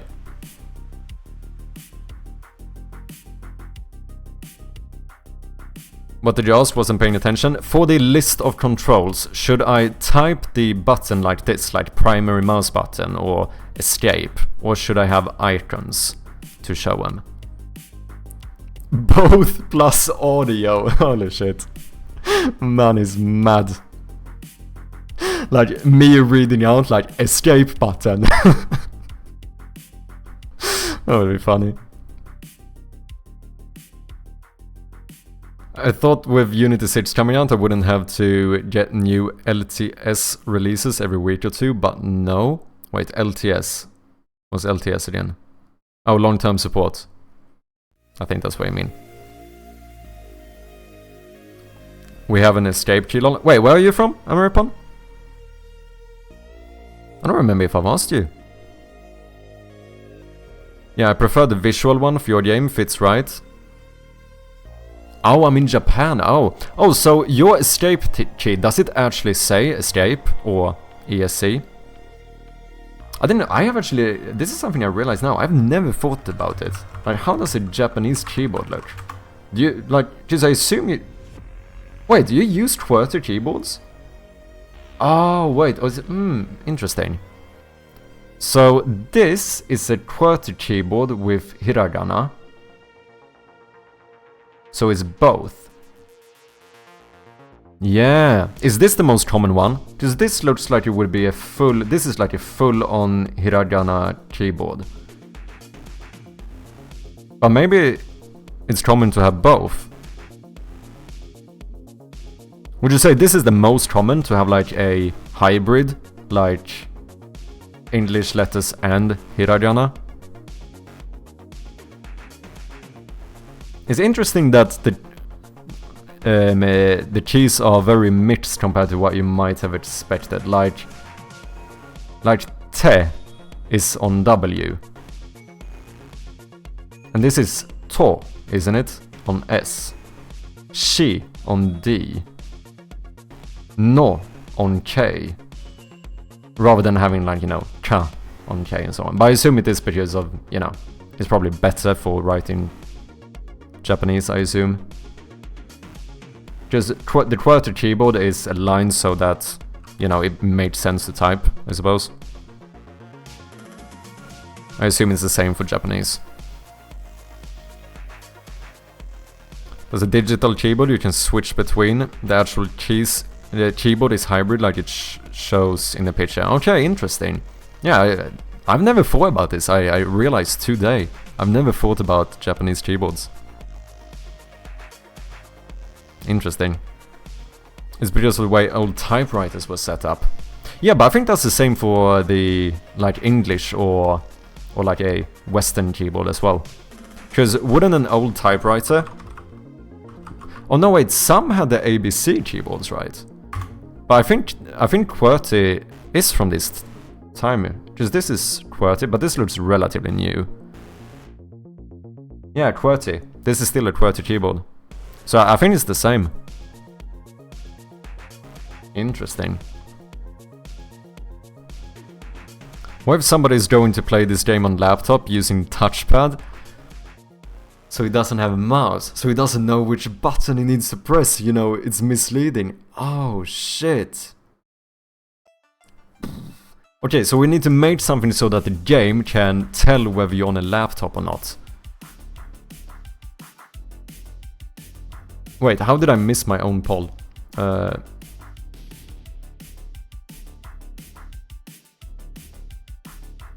my god. People! This is not helping me out. 1 vote for button icons, 1 vote for button names, and 1 vote for both. This is not helping me. I have no more knowledge about what I should do. Literally 100% perfectly balanced. Oh, that is funny. I kinda do wanna do the buttons like this, because I do assume it fits with the art style, and it also kinda makes sense when the keys are not rebindable anyway.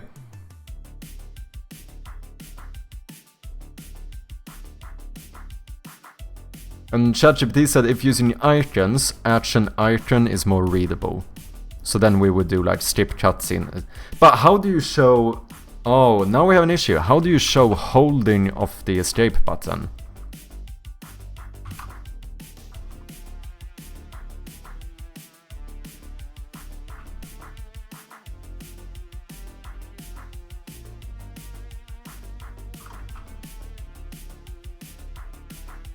This looks like an egg. Oh, maybe I do this.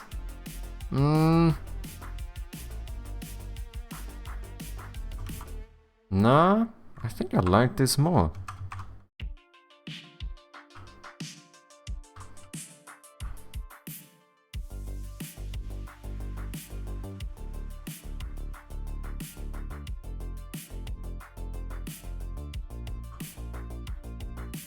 So we write using QWERTY, using Romaji or Romanized Japanese. Oh, interesting. But wait. So Romaji, is that not just... Yeah, it's the Japanese word for Roman letters. Och 20 Roman. So wait, do you not use hiragana? Do you not use the hiragana keyboard? Or like setting, whatever it might be? Because Romanized Japanese, that would be like typing KA to do the hiragana ka. We do not. Oh, interesting. Interesting. Suppose it's a good way to learn the Roman alphabet.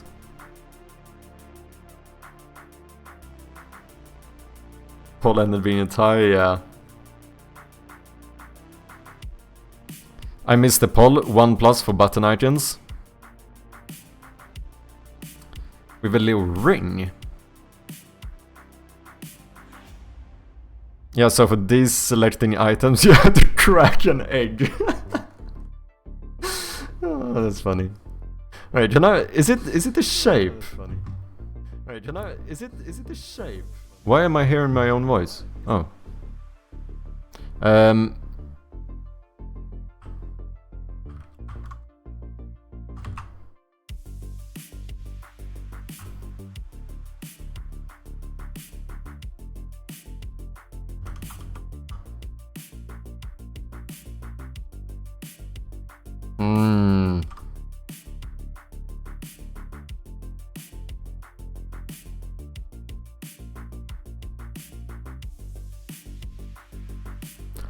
Ah.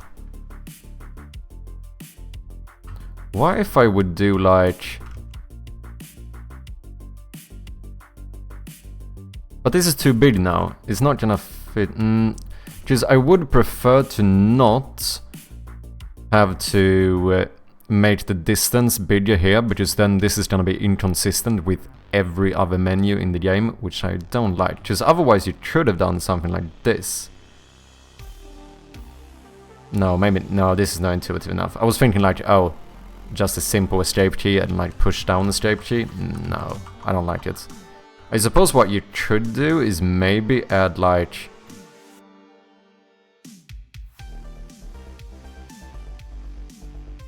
either do like a circle. Even doing a circle in this size is kind of difficult.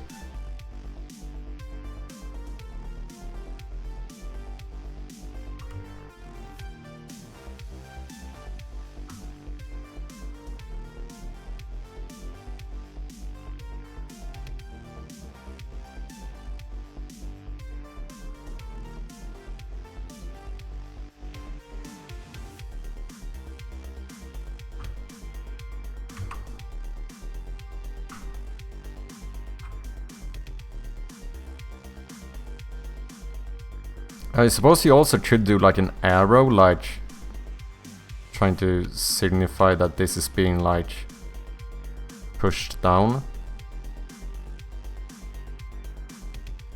Held.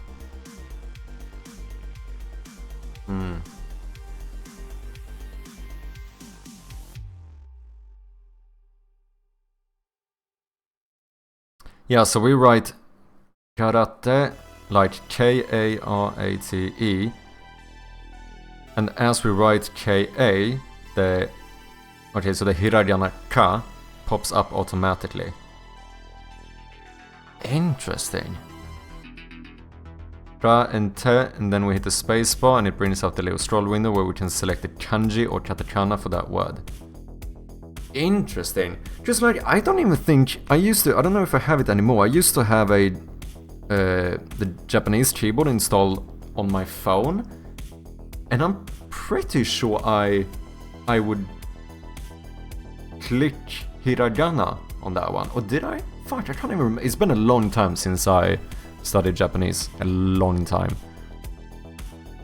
Can't remember. But yeah, that is quite surprising. I wouldn't have expected that you would have like primarily been writing with the Roman letters. Very interesting.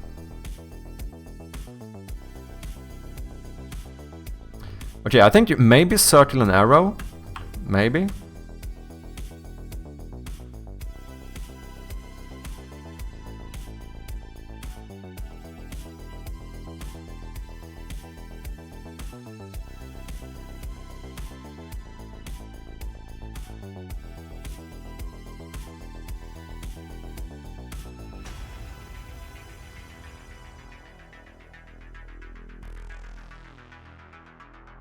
Why does this does not look like a mouse? What if I add a little... I was thinking the wire. So it's different when you are using a digital keyboard. Oh wait, you guys can barely see this, sorry about that. It's different when you're using a oh, okay, there are a lot of keyboard combinations now that I think about it. Oh, interesting. What do you think, guys? Which of these are best to try and show that you're supposed to hold it down? Actually, let me do this.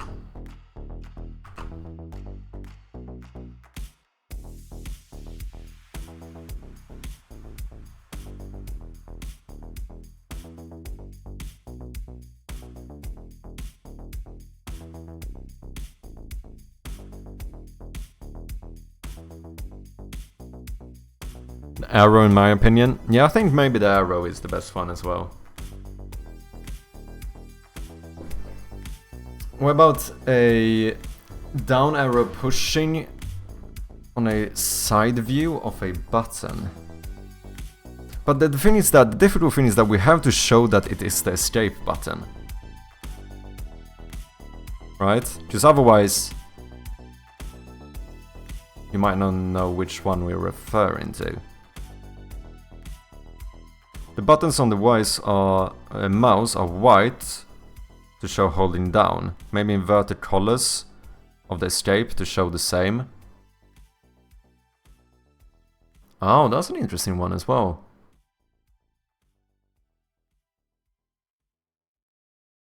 The annoying thing is that I can't invert the colors of the outline, because then the outline would be black and you would not see the outline.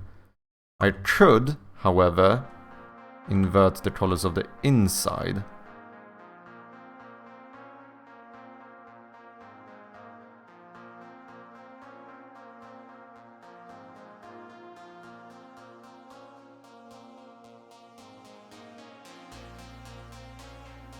Oh, that's much better. Way more readable.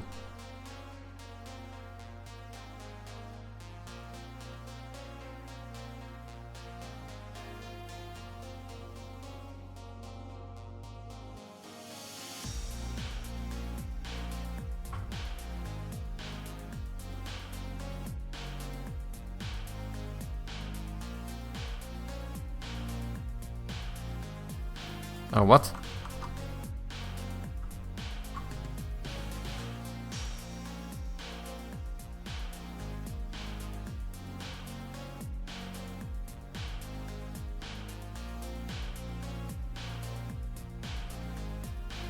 Can't you just right hold?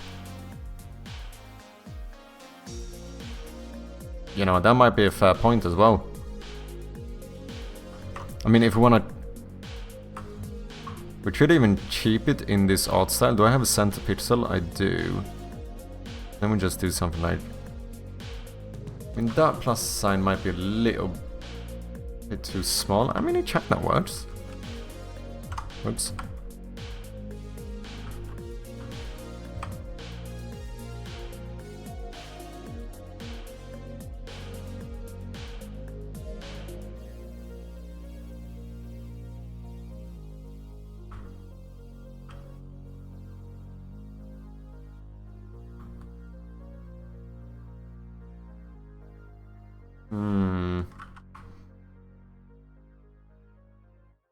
I mean, I could use the in-game letters as well to right hold.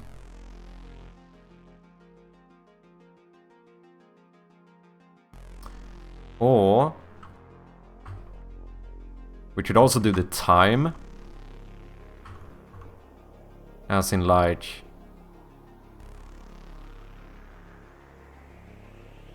Escape...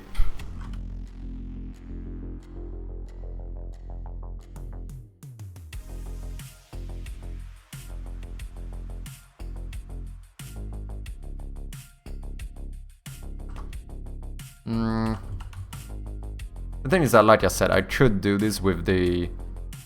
Yeah, because this looks like... This should be read as 35. That's not... No, this is not readable enough.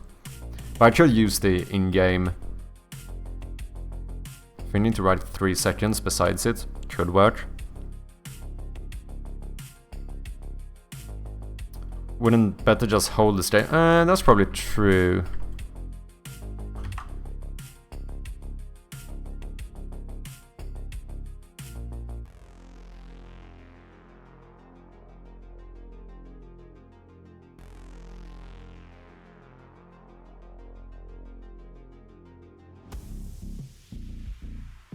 Oh yeah, how are you doing to localize drawn pixel text like hold? True, true, true, true. 100% true. One of the reasons I will never be able to localize my first game, because I hand wrote every single piece of text in my first game. All of this text is literally me writing it in pixel art. I don't know why I didn't get a pixel art font.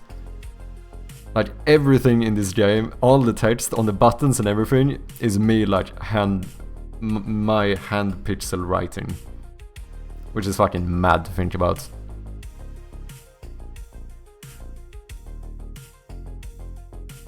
I think you are fighting the sign of a function, you want to make it super clear. Might be true.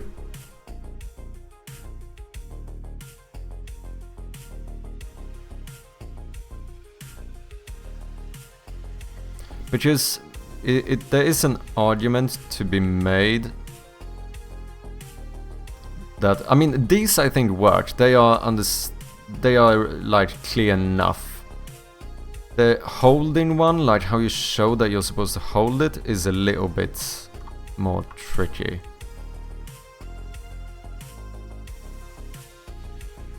Are we going too far?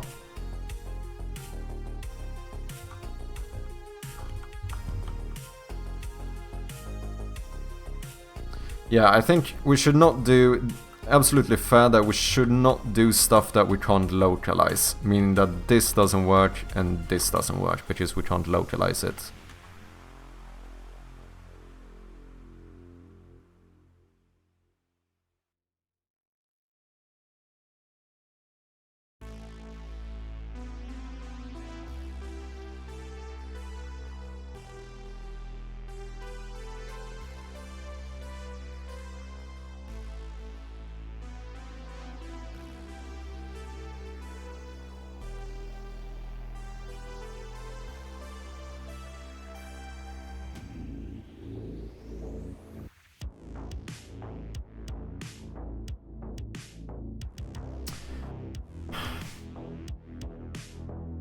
So the good thing about if we made this work and it's clear enough is the fact that we don't need to localize it whatsoever, because it's icons instead.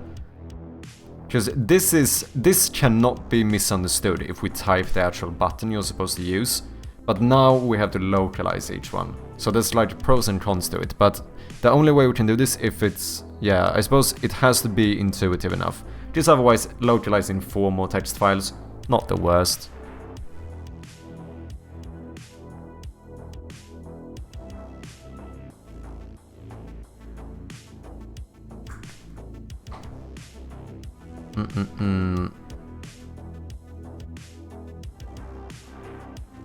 I know Baba Is You didn't localize anything. Oh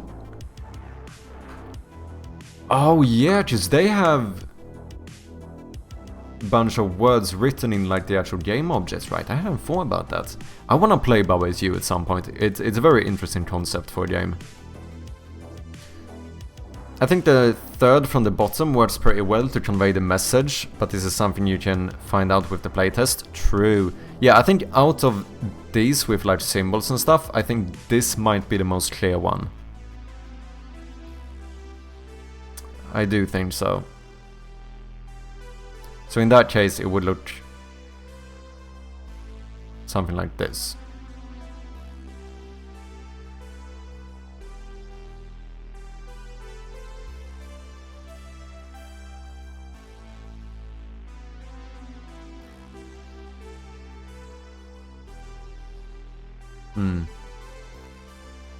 This has nothing to do with the UI, but I love the playlist you use in your streams. Cheers, man. Yeah, so far I enjoy it too. I haven't gotten bored of it yet, because that did happen with lo-fi. Like, I streamed for like 2 months straight only listening to lo-fi, and fucking hell, after a while I still have a little bit of a hard time listening to lo-fi, I'm not gonna lie. But so far I feel like this like synthwave playlist is quite nice. And I've said it before, I feel like it works quite well with coding too. It's just something about synthwave kind of fits coding. Yeah, that happens with lo-fi, yeah. I definitely overdid it in terms of lo-fi. I mean, you could also use multiple, like, you know, hold down, keep it.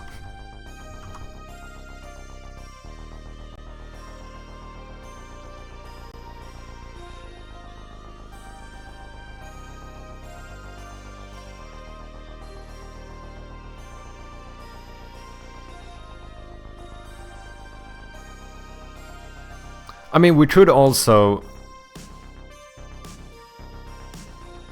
add it here, right? Like, rather than escape hold, since we would have the button, you could do skip cutscene. And to be extra clear, to make sure that people understand, we literally write hold.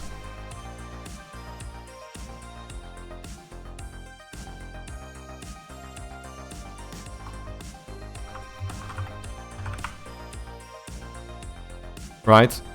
Like, if we want to really make sure that this cannot be misinterpreted. And if we do that, theoretically, we could even get rid of the arrow completely and just do escape for both, but we put hold here. So, okay, we have to localize one more word. It's not the end of the world.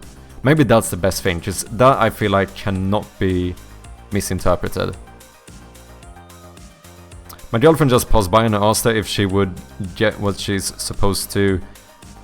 get what she was supposed to press to skip cutscene, and she said she wouldn't get it by any of these. Fair enough. But what if we had the escape button here and then it said hold? Is that clear enough? Because I feel like that might be the most clear way of doing it. So both pause the game and skip cutscene would show the escape button, but we literally type hold for this one. I feel like that could work. Should we try it?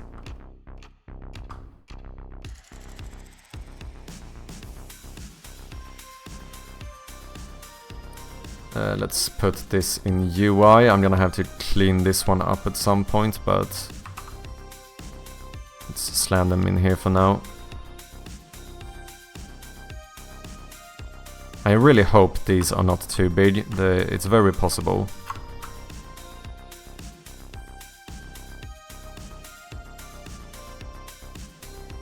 If the button plus hold is not clear enough, nothing is there. But then the issue is that... I mean, I suppose we should put hold after the escape button as well, instead of after the text. Because if we do it with a text mesh text, we can localize it. Because if I write it with pixel art, we cannot localize it. I mean, you could. You could localize the image and swap the image, but that means I would have to, you know, write hold with pixel art for each language, and I'm not doing that. Call me lazy, but I ain't doing it. Are these... let's see, you don't have a middle pitch, so yeah, these will all align. I just hope they're not big enough. It is possible.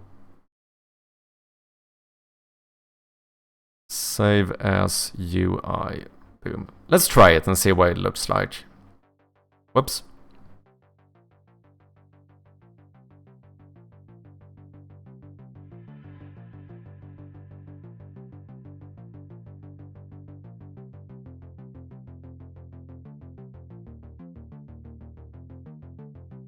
Wrong one.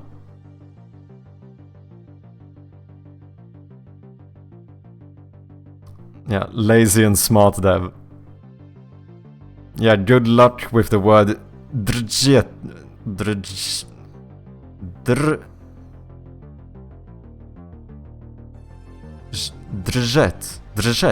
Is that how you say it? I think the thingy on top of the Z makes it like a Z, some kind of like a Z sound, isn't it? Exactly. Holy shit. Dude, I'm basically a native fucking Czech speaker. So this is left mouse. You know, I should call this something like UI LMB, left mouse button.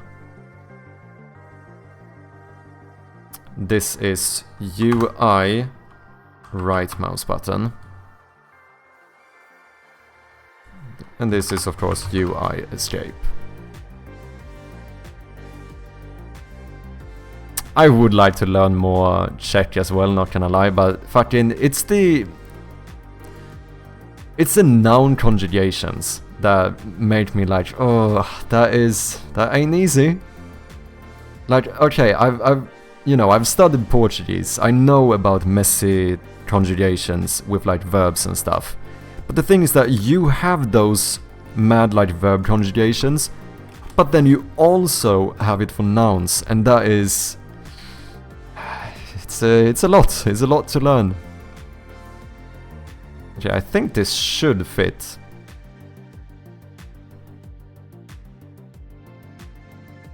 So now,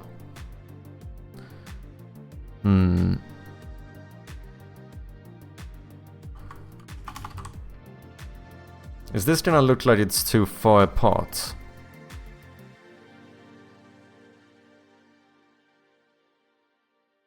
It kinda does, doesn't it? I think we would need to... Which means that this center line here is not gonna be correct. Because I also think it might look a little bit... Now it's gonna end up looking too left heavy, right? So I think we would need to recenter the entire thing if we're gonna use these buttons.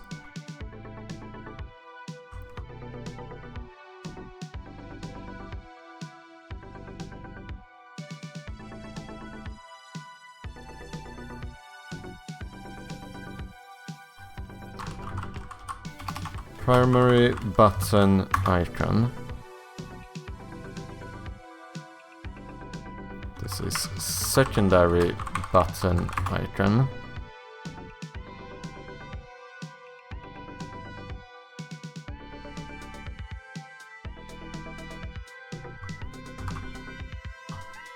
No! No! No! They're too big! No!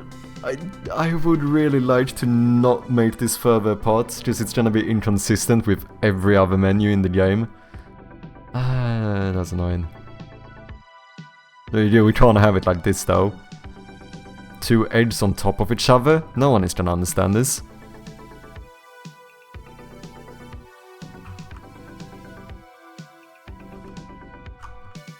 Is it better to do this? Why is... oh.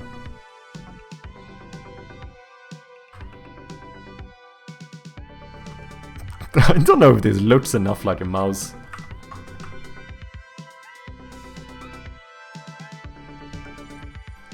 I keep seeing an egg.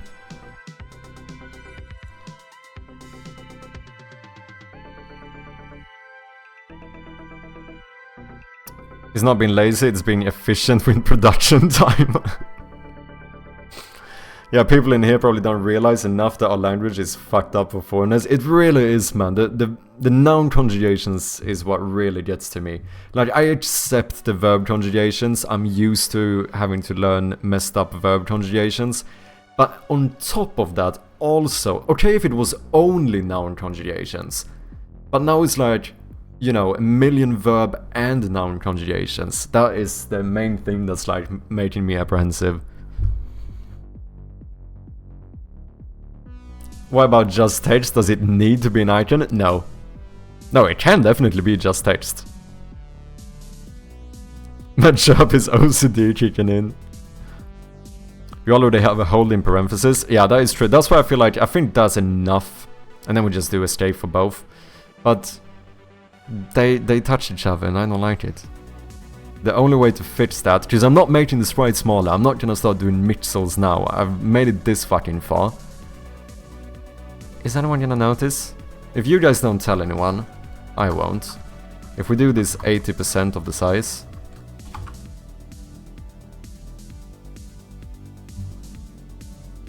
No, just it's not gonna be scaling perfectly either.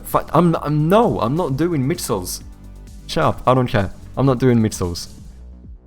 I'll tell everyone I know.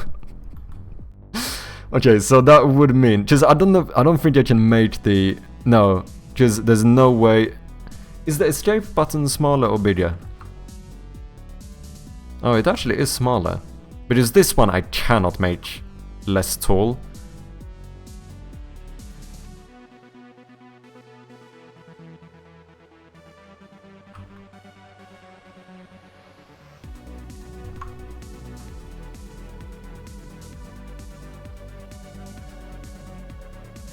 Smaller egg. Fucking egg, what is happening? It does look like a fucking egg. I'm not even gonna joke. It does look like an egg.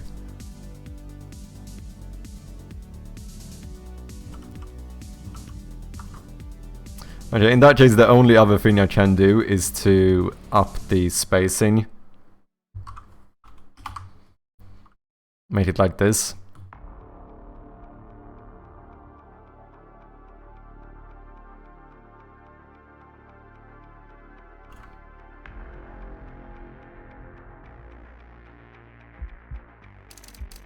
Whoops, that might be localized.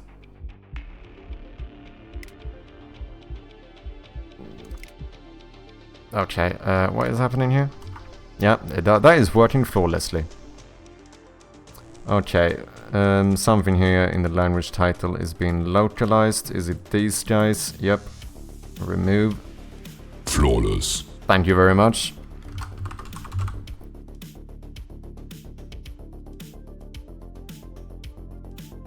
Press left egg to interact. Should we just type the buttons? Should we just type the buttons? Am I going too far here? Is this introducing too many issues? Is this not gonna be... I mean, I already have. We have these, right?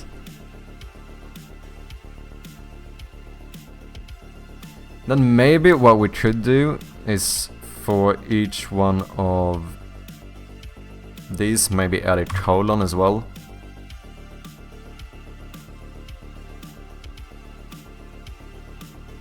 Yeah, maybe make them bold, that should be an idea as well. Could also do stuff like this, for example. We could just call this left mouse button. And then escape. Or we do left mouse button, escape.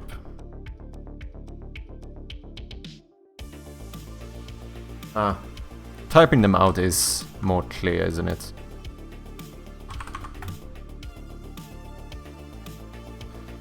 Yeah, maybe we should do this.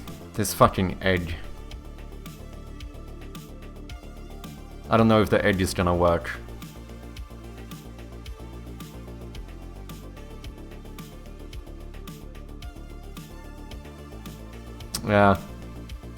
Yeah, I think we have to type it.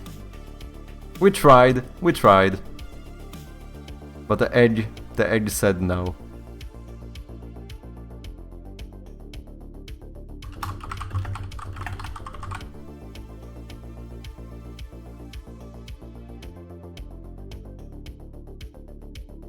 And then here we do escape, hold. And now here we remove hold.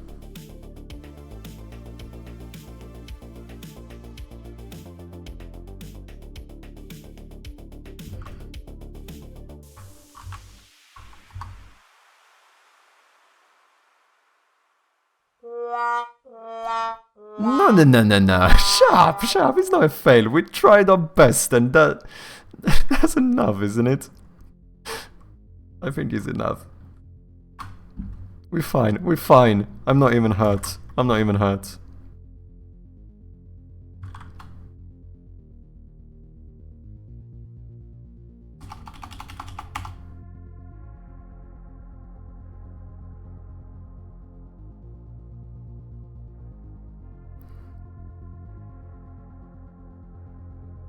But hey, since you spent some time on this edge, make it an Easter egg. That's actually...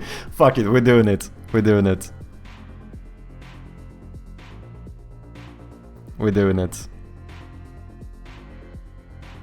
Can you make an edge as an item in the game now? Yeah, we can. We can. We can even use the same... Oh, can we use the same result sprite? Whoops. Why did I open GIMP? That's not what I meant to do. Close. How big are you? Oh yeah, 9... Yeah, no, it would fit. This is the size of inventory items. It does... Oh no, wait. Are you telling me not only that it fits perfectly? Yeah. This is an Easter egg now. Prefabs and scriptables, items. Yeah, it's meant to be, it is. Scriptables, item. Should I call it egg or Easter egg? What is the name of the item? Egg or Easter egg? Is Easter egg too on the nose? Should we just call it egg? Maybe?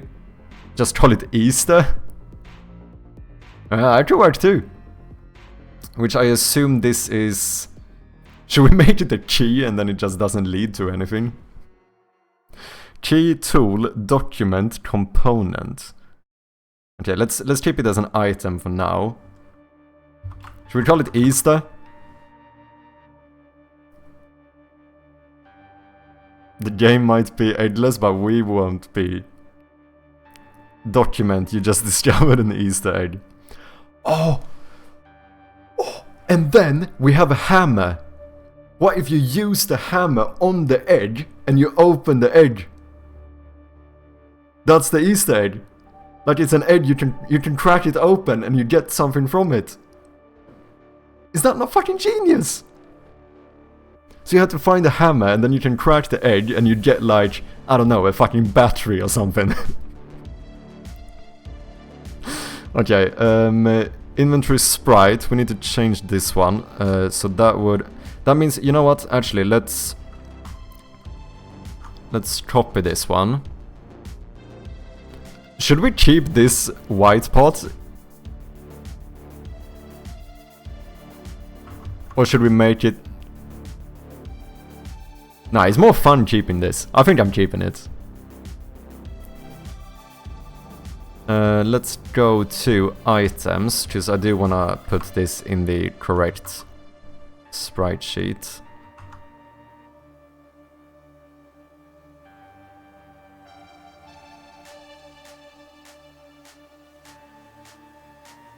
Save as items, yes. I'm very scared about overwriting the wrong file, because I did it once before and it was not fun. Fortunately, I still had the project of the other one open, so I could re-overwrite it, but otherwise I could have been fucked.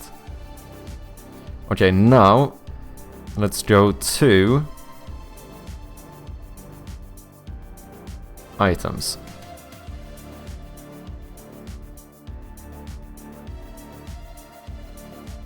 Boom. Item Easter. This is 10 by 10, right? Yeah.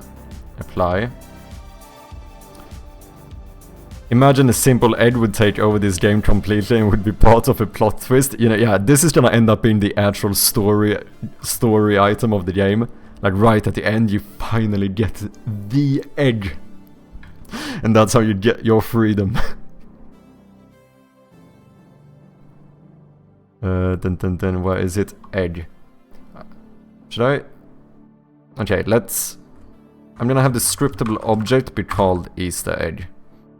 But then here we just call it Easter. Oh, I need to change this now. There needs to be a craftable. Yeah. An interaction type needs to be craftable. I haven't implemented crafting in this version. We did have it in the Game Jam version. Hey, idea for the DLC? Yeah. The egg will lead us to the true ending. Collect all eggs for alternative ending. I mean, I think we onto something here. We onto something. Inventory sprite is now going to be item... What did I call it? Easter? Why should I call it item egg here? No one is gonna see this anyway. Flip direction, none. Okay, now we need to make sure that we have an item. So, battery collectible, let's duplicate this one. Open this prefab, and then we're gonna do Easter, set native size, you are now 10 by 10. That should probably be fine. We can raycast alpha pixels, deselect item, highlight. And the item you get for picking this one up is the Easter egg. Now, we can try whether this works by just going to room 0. Oh wait, did I forget to rename it? Easter egg.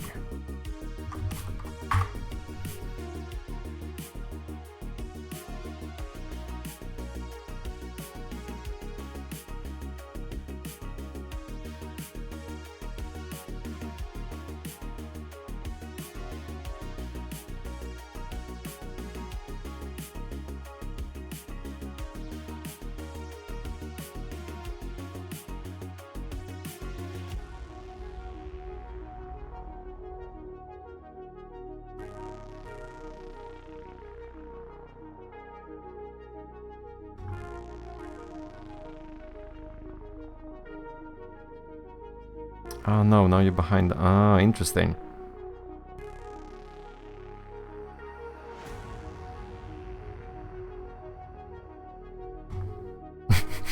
This is so stupid. Do you think someone will actually stumble upon this thing and he would be like, why is this heavy?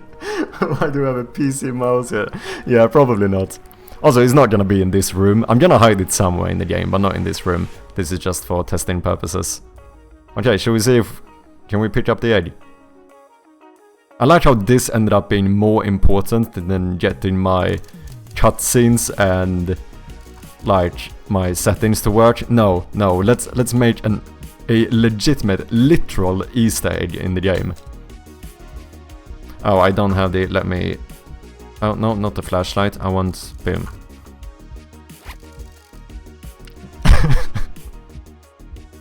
This is so stupid. This is so stupid.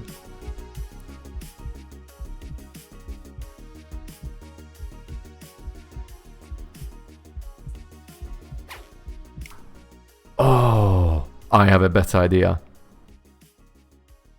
I mean, I'm gonna keep this, but what if we do... Where's my item script? It would be here. What if we add a new item type, which is called question mark? So now it's gonna say Easter and then just a question mark on the type. Like, what the fuck is this? And then also... I mean, this is not actually gonna be craftable. Just craftable means... That should mean that you take two items and combine them.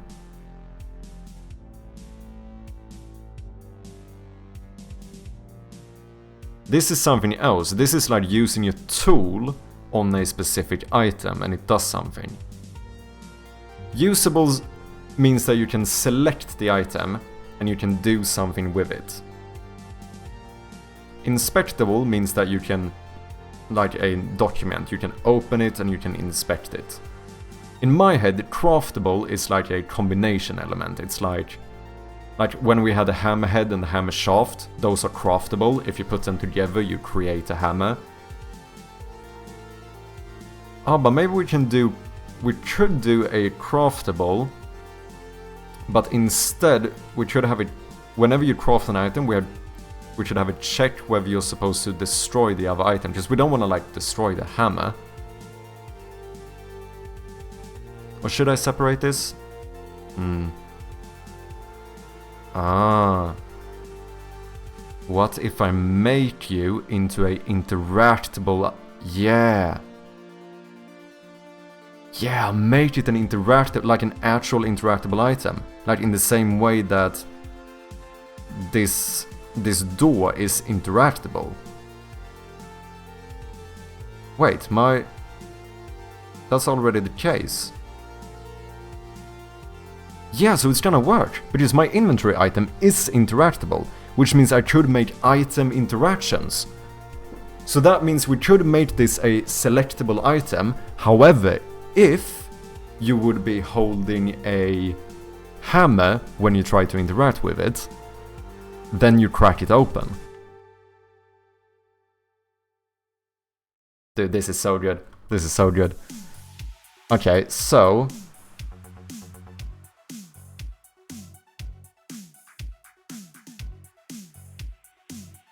I don't even need to change this then. I can keep you like this. Oh, question mark does not work here. What if I make it a string? Does it work then?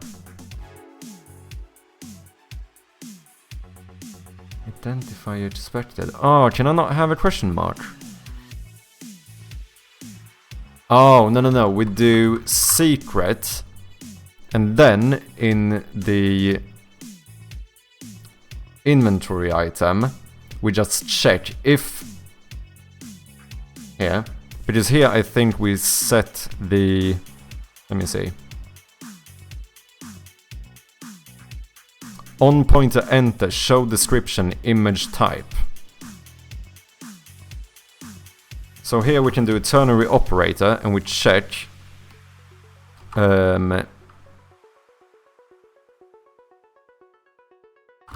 if... No, I don't even need to say if. I can say string item type is equal to, then we do a condition where we say item type is not equal to item type dot... Did I not save the other one? Here, secret. So now, if it is not a secret item, then it is this. Then we make the item type into a string. Otherwise, if it is a secret item, then we just do a question mark. And then here, we set the item type.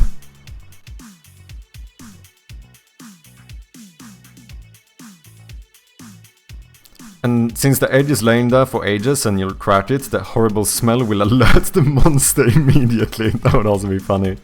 I mean, it is possible, since we have the alert monster function. We could literally make it alert the monster when you open it.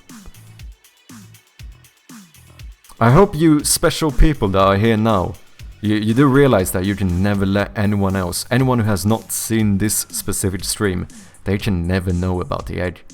This stays between us now. This is our little secret. Do you understand? Okay, let me see. Item Easter egg. The interaction type can be usable. However, the item type is now gonna be secret. And now it should say question mark. Just to add to the fun of it, you know?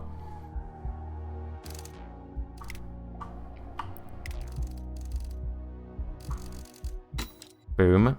And then let me enable the inventory. Yeah, Easter question mark. So we have a tools, component, key, question mark. I have no clue what you're talking about. Good. The first rule of the Egg Club is that you don't speak of the Egg Club. Made sure to delete the bond afterwards, yeah.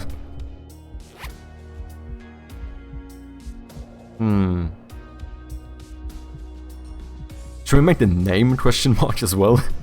Just pure question marks. Okay. Now, what we're gonna do is that... Oh no, wait. I cannot add an item interaction, because this would add that interaction to every single inventory item. This is the disadvantage of making a flexible inventory item. Unless... Oh! Unless in the scriptable object we define special item interactions. I mean, that should work. We should be able to do a public item interaction. Item interaction. But this should probably be a list in case I want to have more. So then we do item interaction.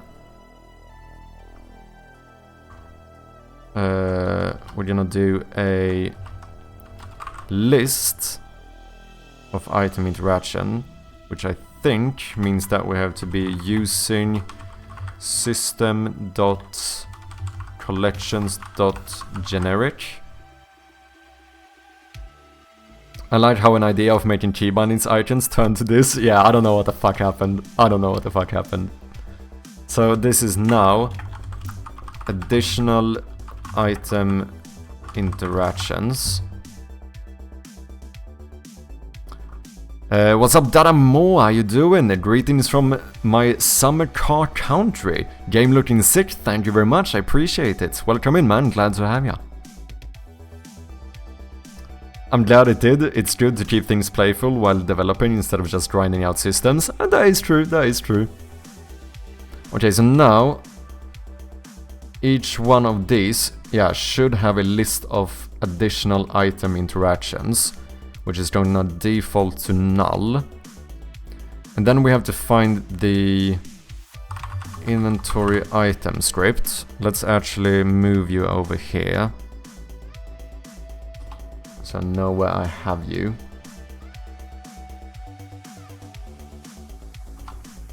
Boom. Inventory item. Let's open this one, and when we initialize it,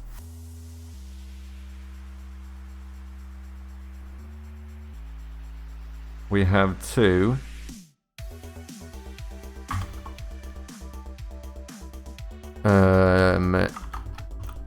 assign additional item interactions. So then we're gonna check if item dot item interaction, no, item interactions. This is a list now, so it should be plural. If item interactions is not equal to null, which this being 0 is the same as it being null. Yeah, the list is empty. I think that's null, right? It doesn't matter, otherwise we would assign an empty list and that's kind of fine. As long as it's not null, it shouldn't be an issue. If item.item interactions is not equal to null, then we need to get component, then we need to say interactable is equal to get component interactable.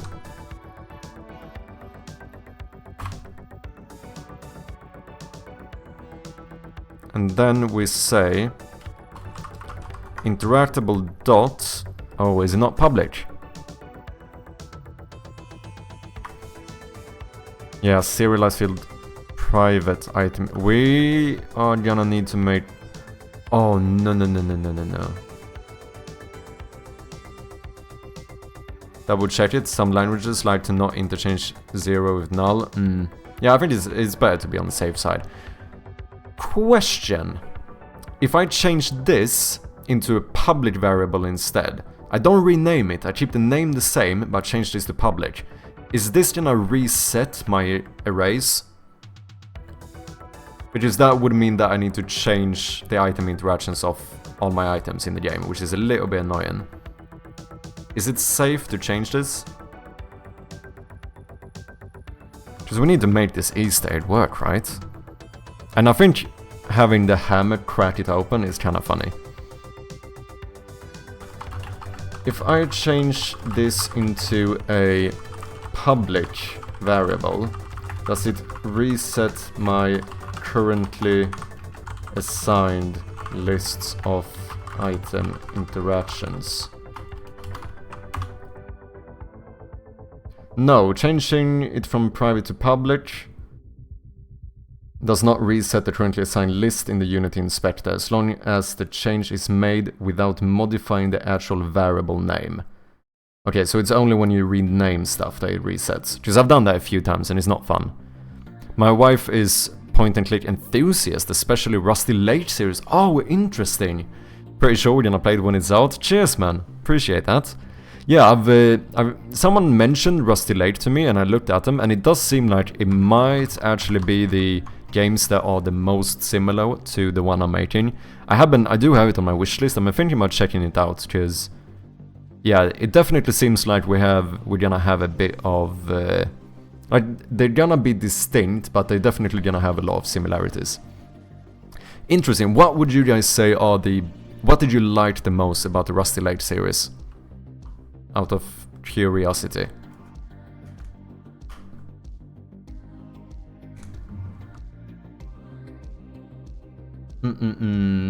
Okay, so this should be fine, because if we're gonna make it this way, we need to be able to assign this from the up. No, I don't. I don't need to make this public. I just make a function to add item interactions. And we make the function public. I don't even need to change it. We can just make a public void. Oh wait, this is important though. This is an array, which means that everything else has to be an array as well, right? I'm not sure. No, you could probably do it anyway, but just for good measure, let's make this an array of item interactions. Which, do I need this one for that? No, I don't think I do. Maybe the mysterious ambience / feeling in it. Interesting. Or weird feeling. Yeah, I mean, that is kinda, compared to the Game Jam version I did, that is the goal, to focus more on, like, you know, ambient / psychological horror and less on in-your-face jump scares. There still might be a jump scare or two in the game, let's be honest, but not in the same way we had in the Game Jam version. Because it was, I overdid it, I think. Especially with me having random jump scares, which means I couldn't control when they happened. I think that was a bad decision.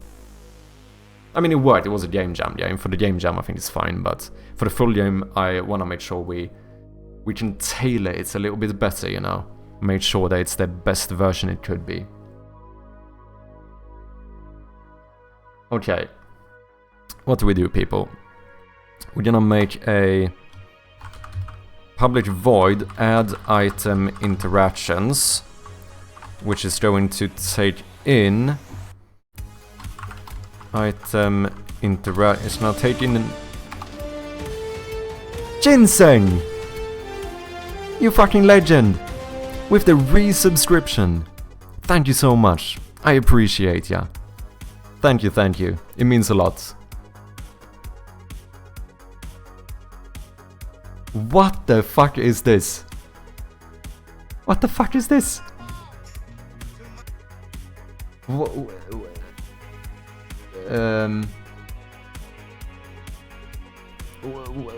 is this? Why can I not pause my thing? Okay, let's do this. Is that an actual song? It seems like it. If not, I can make it one. To my butthole, yeah. Oh my God, what did I do? I can't take a dump, 'cause now my balls are blocking up my butt. Ah, why is it kinda good? Oh, fool me once, shame on you. Fool me twice, shame on you. Good God, I pulled too hard, now my scrotum's stretched out like a fucking yard. Oh God, I grew my balls to my butt.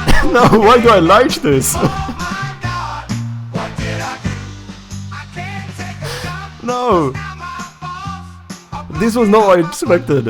I was trying to be like, what the fuck did you send me? No, this is actually pretty good. watching her man use a butter knife, face down. Oh, what the fuck. Try and saw off the sack. Oh baby, fucking please just take me back. The fact it says again. Yeah, but also, like, what is this? I'm never listening to this song again.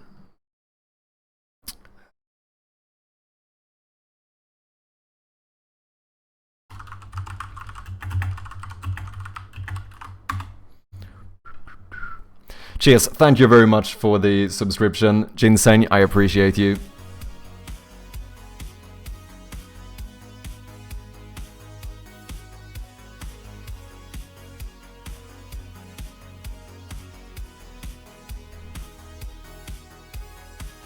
Just telling out what it did, I guess, yeah. What's up, Naked Godlike, indeed. Right, it got recommended to me out of nowhere on YouTube Music, so I had to share it with everyone. Okay, you know what? The fact that the song is good is one thing. The fact that it was recommended to you, I feel like that says something different.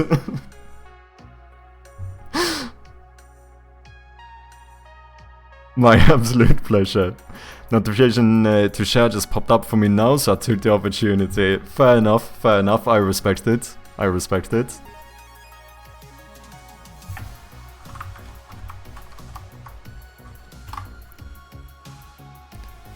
Based on your previous search, yeah, exactly. Oh, funny.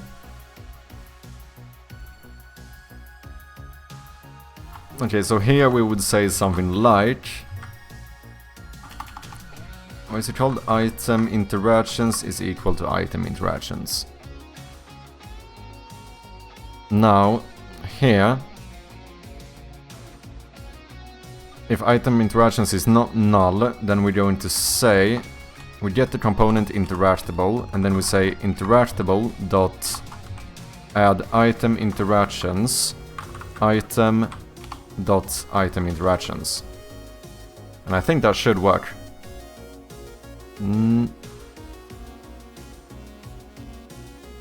Item interactable array. Oh, I did something wrong somewhere.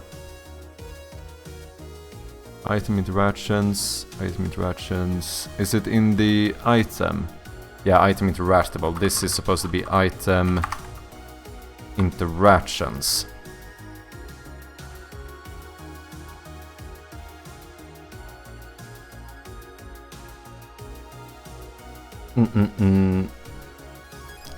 They have another one called You look like you could use a fucking lamp. That's an interesting title. What's up, Janko? How you doing? I just turned the light on, now it's personal for me. Is this all just to add the Easter egg to the game? Yes. This is all for the Easter egg. I completely stopped anything to do with actual progress in the game just to make this Easter egg work. I don't know what the fuck happened. This has spiraled completely out of control. I have no fucking clue what I'm doing anymore. However, it's kind of fun, so I'm not gonna stop.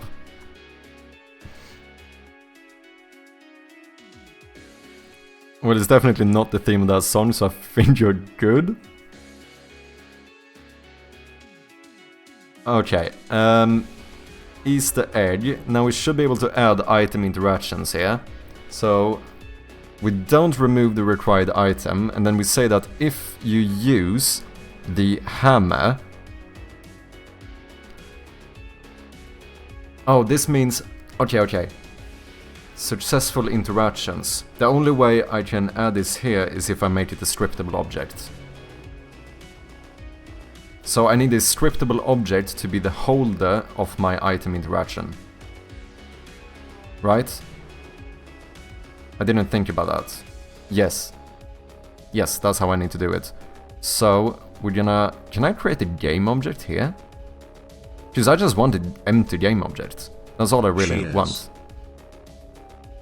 Cheers, Spec.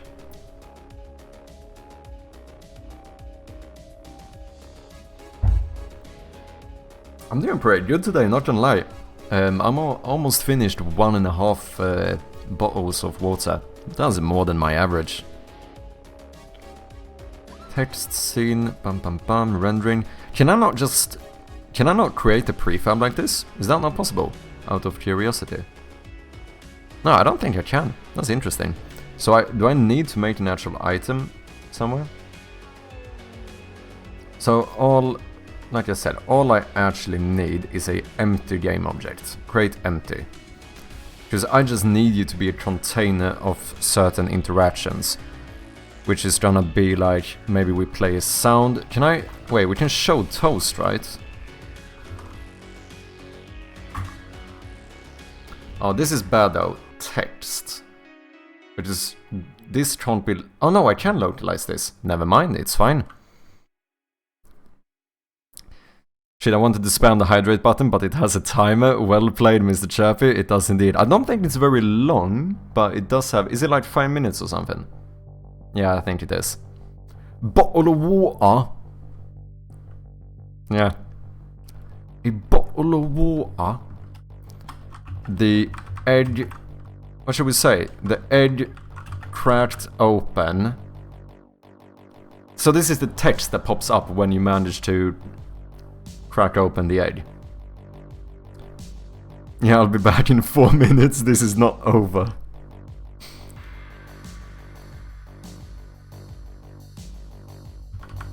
Maybe just the edge cracked open. I just want to see if this works. And then... we need to... So this is gonna be a... Oh, this is interesting. How do I need to destroy the inventory item. The edge needs to disappear. But I can't add something here, and if I add destroy game object, is that... No, that I think that is that gonna work? I mean, we could just test it and see. Destroy on click. Okay. Vinny R is forcing you to stand up for 10 minutes. Now do edge interactions. Let's do it.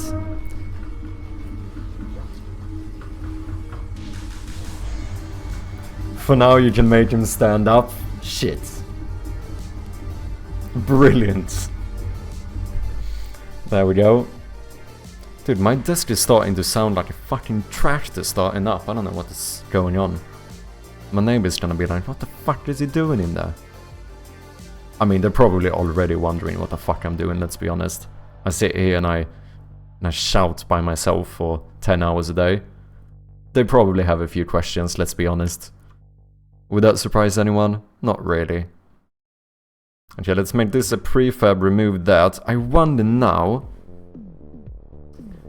Here, in the edge. Can I add this, please?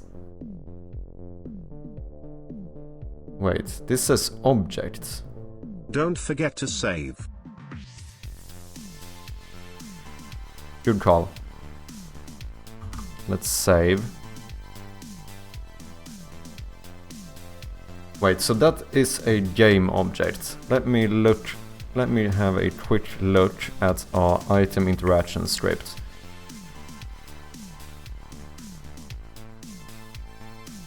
Okay, yeah, so if it is a game object, then get components interact. Yeah, it should be fine. I don't know if the destroy object is gonna work. I might end up like destroying the edge prefab instead, very possible. But we're gonna see. Oh, otherwise I should have a function to remove an item from the inventory. We just look for the edge and remove it. That could work.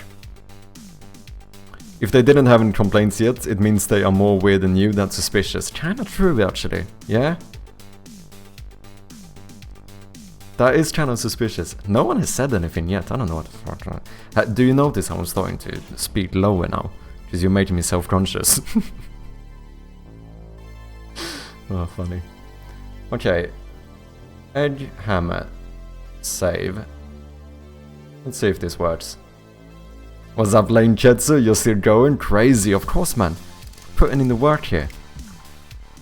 But look, you can skip cutscenes now. Isn't that amazing? We're making progress. And also, we have a little Easter egg. Let's see if this works. Okay. Let me just do something to get rid of the... Okay, so we have the Easter egg. We can select it. You can't do anything with it. However, let me actually look in the inventory itself, just out of curiosity, to make sure that it's assigned correctly. Inventory open, inventory grid.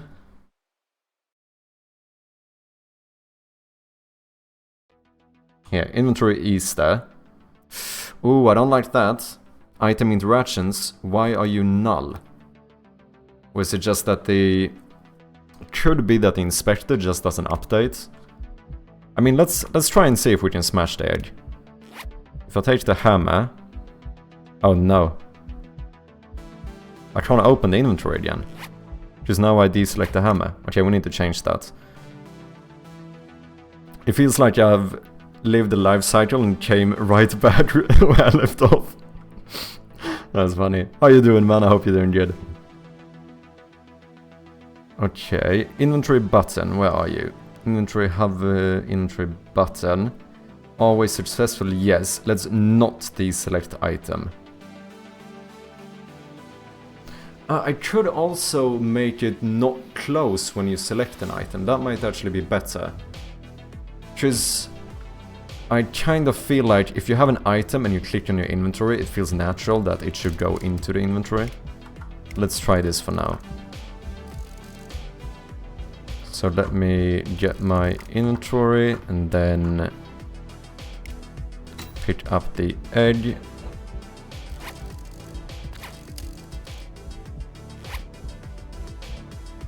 Okay, let's see. We select the hammer. No, it still deselects my hammer. Huh.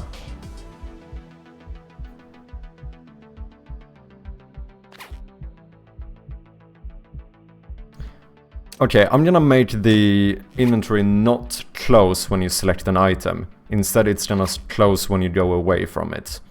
I feel like that's fine. So... Inventory button, let's have you deselect the item. But instead, we're gonna have a look at the inventory manager, because I assume that when I select an item, on selection select... Cheers. Damn, that was quick. Spectacular. Cheers.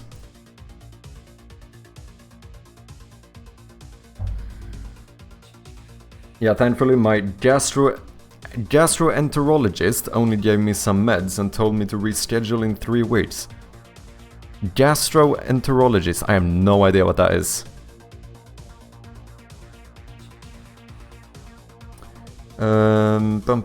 Select item, show selected. Where do I close? Oh, is it in the inventory item script? Maybe.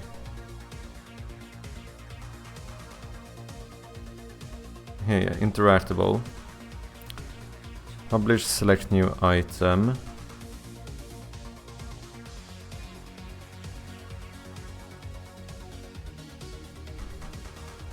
Huh.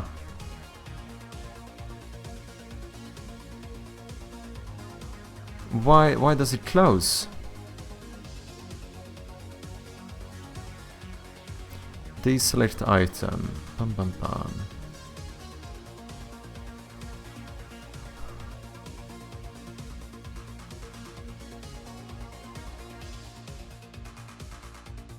What makes it close?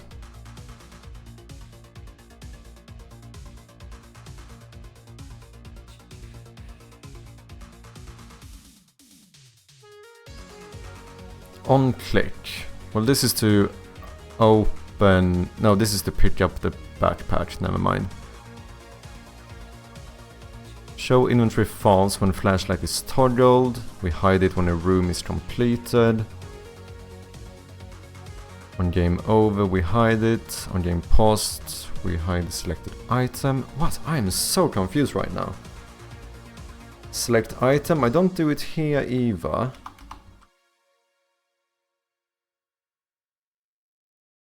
Be right back. See you soon, man.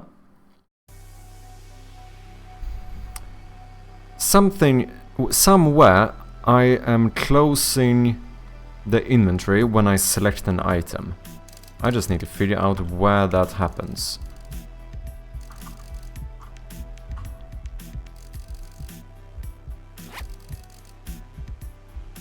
Because I know I close it when I go out of this one, which that I kinda like. But I think we're gonna remove it so that when you select an item, you don't automatically close it. Just that kinda makes interactions between items not work.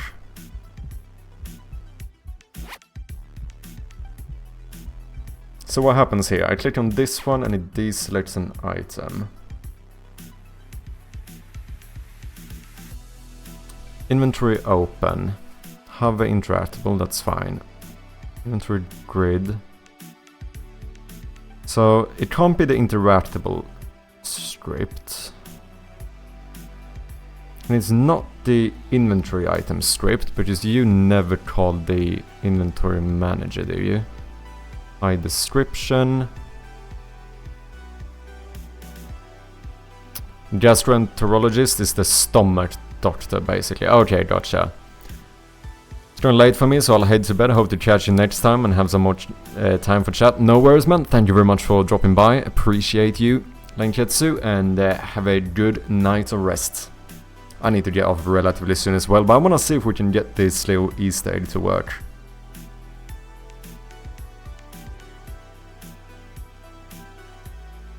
Need to figure out where am I closing it. I assume it would be here. On game over.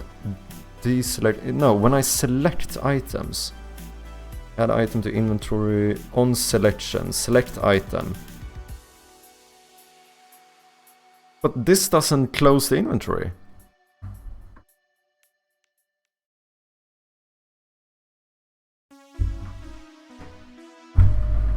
Dude, making my bots notify me whenever I can sit down was the best decision ever. No more fucking 3 minutes of standing up for you guys. Damn 10-hour stream, we need more. To be fair, like, I am going kinda crazy.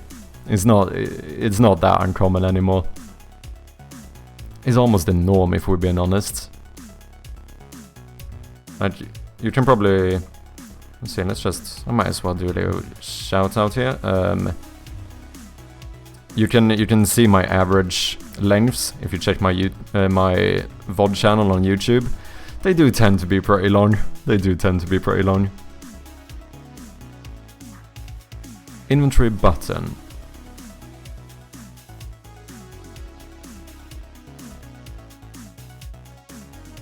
False. No, that's not it. Show inventory. Okay. So this is probably the function. Where am I calling you? Here, and item dependent clickable object. That's an old one. You can tell by the name. So we hide it 4 times in the inventory manager. I bet it's something to do with this one. Did I just miss it? On click show, but this is no. This is show inventory button. That's different. Open and set at the. What is it? No. Yeah. No. Yeah, no.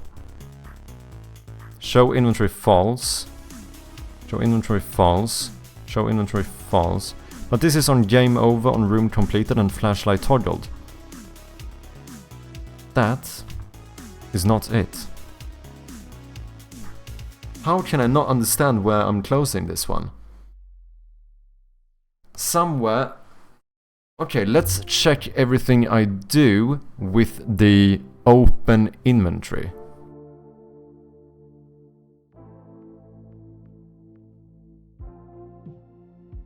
Do I do anything with it? Yeah, this is the only function. Okay, I need to trigger this function somewhere else. Because the thing is that we can't use the hammer on the Easter egg unless we can keep the inventory open. How can it be this difficult to figure out where I'm closing it? Publish, select item event. That's all you do. So the item itself, when I click on the item, you cannot close the inventory. You just call the select item event. Which the inventory manager listens to. And when that event is called, we just select item, check item tutorial tip.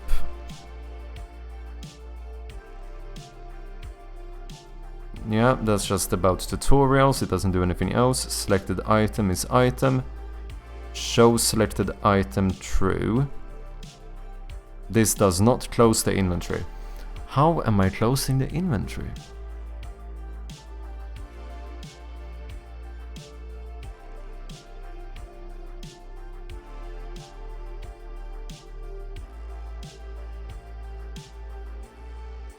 This is hover interactable. When you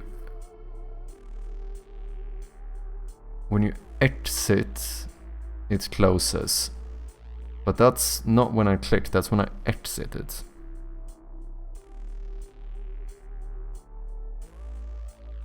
What if I turn this off? Maybe clicking on an item is like exiting. It is possible.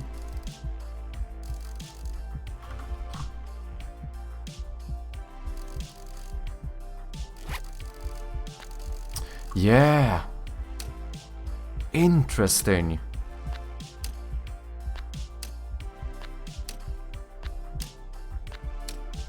That is interesting.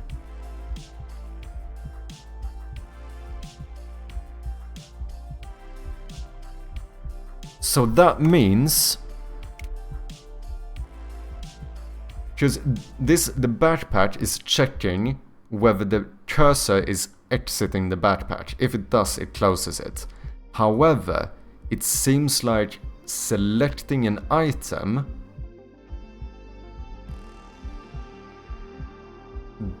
basically is the same thing as exiting it, because now it stays open. But also hover interactable. Wait, let me check this script.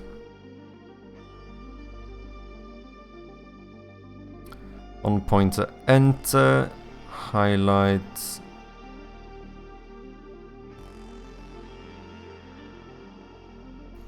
On pointer exit. Then we call whatever.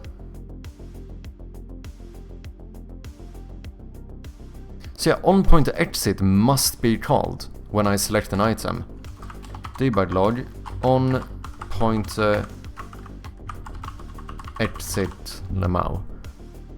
That must be it. For some reason. Oh yeah, I guess I. No, it doesn't really make sense. Unless when I click on the thingy, it's... I'm a little bit confused.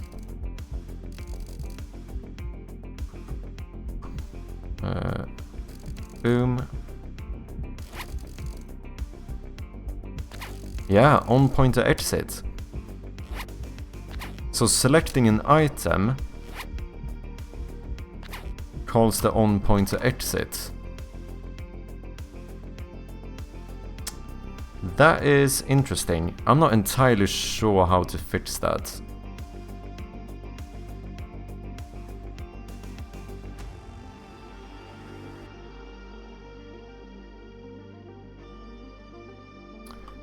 Unless maybe... No, that doesn't work. I was gonna say, what if I check if you're holding an item, and if you're holding an item, we return out of this function. But then it doesn't work the way we want it to when you... Because I want to be able to select an item and drag out of the inventory, and then I want it to automatically close. Okay, so for now, let's just see if we can get the egg to work. Which means that we can keep this disabled for now, which means I won't be able to close the inventory, but that's fine. Let's focus on the egg. The egg is more important, right? So... Boom. Skip cutscene. Add the tools. Pick up the Easter egg. And now, let's see if it works. We select the hammer and we smash the egg. Probably not. Okay, so it did not assign the item interactions correctly.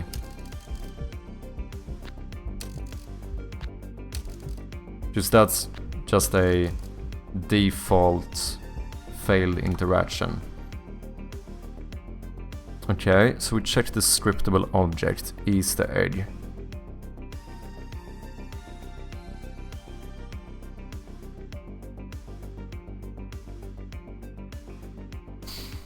I was thinking it should take the...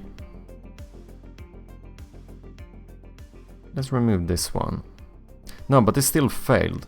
It doesn't manage to... What else can I use? Item interactions.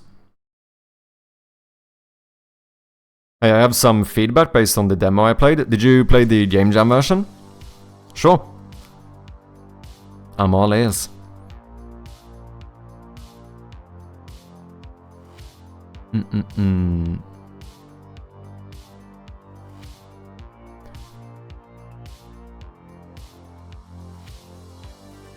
The game is already very much changed from the Game Jam version, but it can still be useful, so I'm open to hearing it.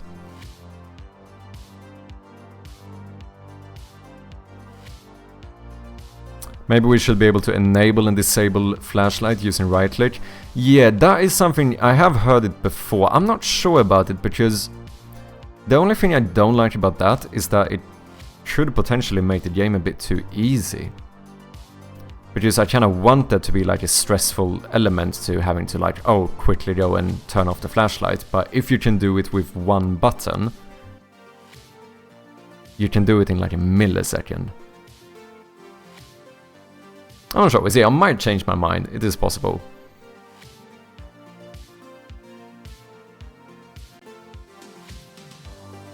But it does remove like the stress of having to turn off the flashlight, because now, okay, it takes like, you know, it takes half a second to go and turn off the flashlight, but that is a little bit like half a second of like, ooh, panic, when you realize that you have to turn it off.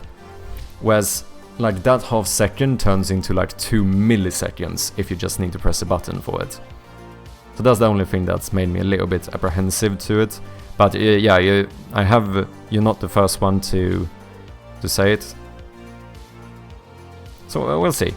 Like I said, it is possible that I changed my mind, but as of now I'm not sure. Okay, this checks whether it's a game object, a transform, or if it's an interactable. Oh, that is interesting. That means that I should be able to just add the scripts there. Maybe that works. Instead of doing a prefab, here we add show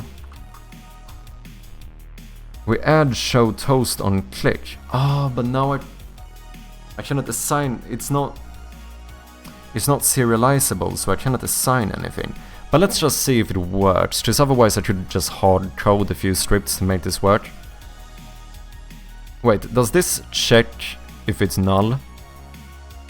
No, so we should, if it works, we should get a empty toast. So this is enough to be able to test whether referencing that one works. Boom. Boom.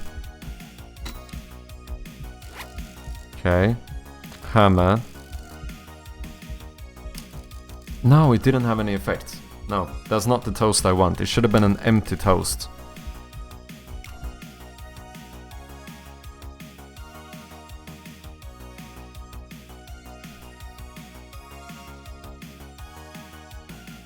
Are we calling this correctly? Damn, I did not think I would end up spending this amount of time on a silly Easter egg, but fucking hell, it's happening. Public item interactions, that should be fine. And then in the inventory item, when we initialize it, that's when we update the image.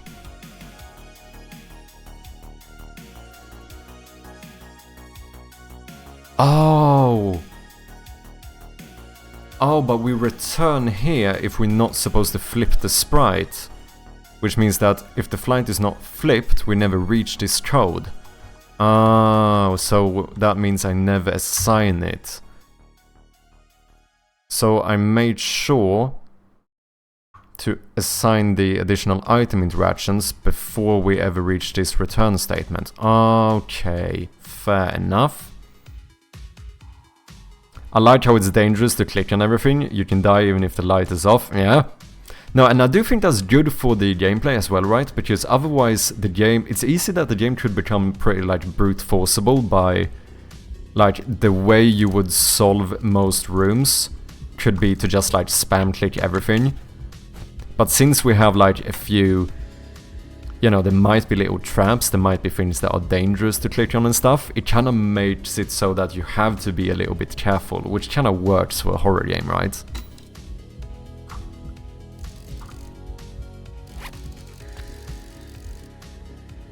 Okay, type not supported. Okay, this is good, we're getting somewhere. That means the function was called, type not supported. So that means that in the item interactions...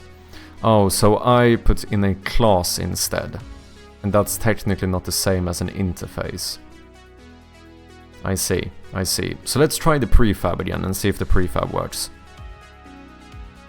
So, items, Easter egg, successful interaction. We are going to do egg interactions, and then here we just have show toast on click. Come on now, please work. I hope this works. Because in that case, we should be able to make a funny little Easter egg out of this.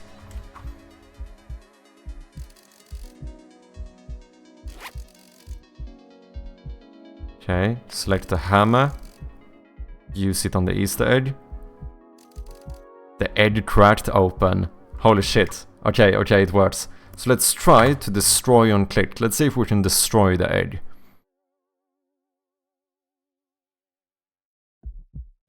Should we put an open egg?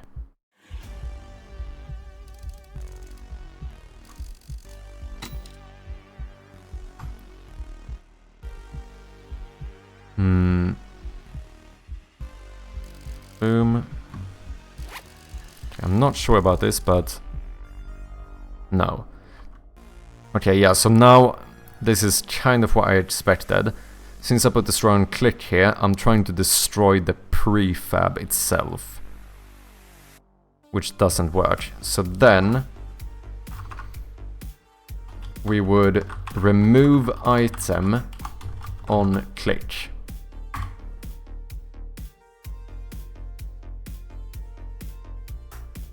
And we just called the inventory manager to remove a specific item.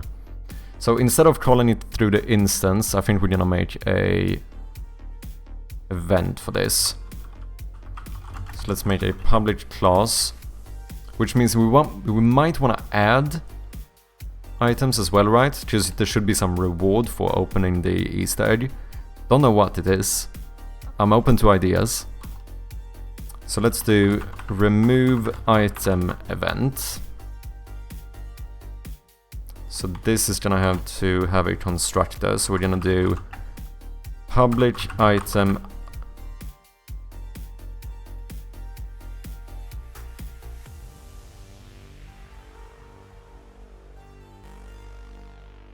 Yeah, add item takes in an item, remove item takes in an item. The only thing here, remove item from inventory. This removes every single instance of the item, which we might not want to do. We might just want to remove one. So maybe we add a bool here. So we do a bool .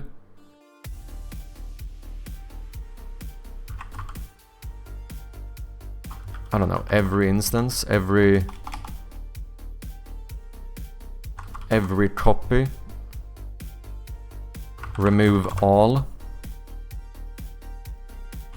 and then if you found one to destroy, then you check if you're supposed to, if you're if you're not supposed to remove all, then return early out of this function. Right? So now, if I ever only want to remove one, I can. If I do want to remove all those items from the inventory, I can also do that. Let me see if I get a... I don't know if I called this somewhere. Wait, did I miss a... Oh, it's because of this. Public item, item. And we're gonna do a public remove item event, where we take in a item, item. And then we say this.item is equal to item.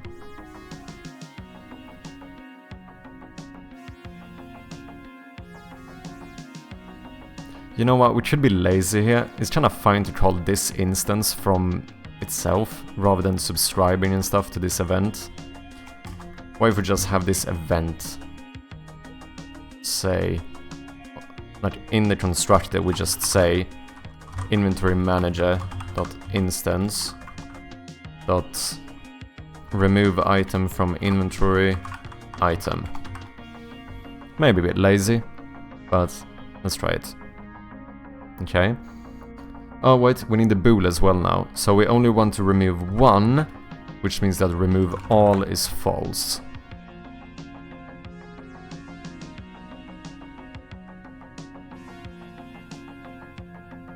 Boom. And now, in this remove item on click,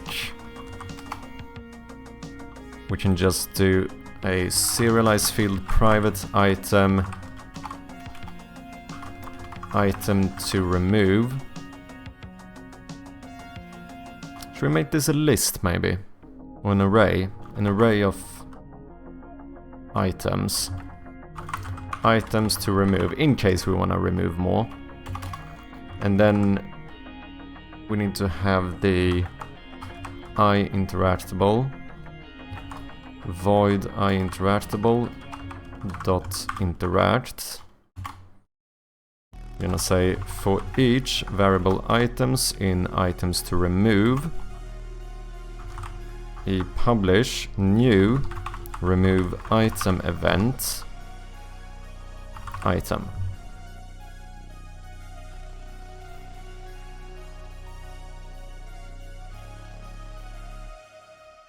Boom.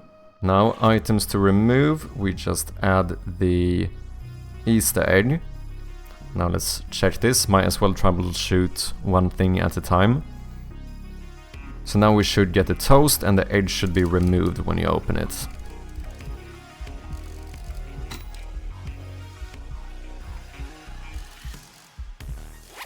So we take the hammer and we smash the egg. Boom. The edge cracked open and it disappeared.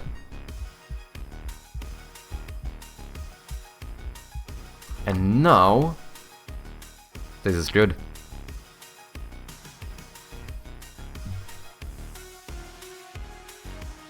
I don't know what the reward for this little Easter egg is going to be, but I'll try doing something for now. Let's see, deselect, bam bam bam, okay. So now let's add another event, which is called public class add item event.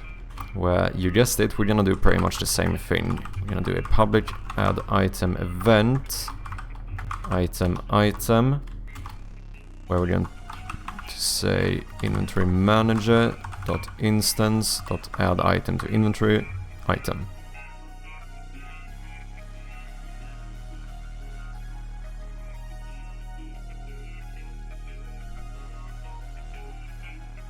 Now, in here we can add item on... Wait, I already have one of these. Collect item on click. I can just use this one. Yeah, I don't need to make a new one. I might want to use that event at some point anyway, so let's keep the event for now. Yeah, I should probably make this one called the event instead. Yeah, instead of calling the inventory manager directly. Instead we publish new add item event with the item. And then we remove this one. Gotta go for now. Thanks for the stream, champions. Shall catch you next one. No worries, Ginseng. Thank you very much for dropping by. And once again, thank you very much for that subscription. I really do appreciate it. I appreciate you. Hope you have a great rest of your day, and hope you have a great one as well, chat. Thank you very much. And I will see you next time. I do have to get off pretty soon as well, but it's kind of fun making this inventory. Oh, this Easter egg, not gonna lie. Okay, for now, we are just gonna make you get... Let's just give the player a extra battery. Just to see whether this works or not.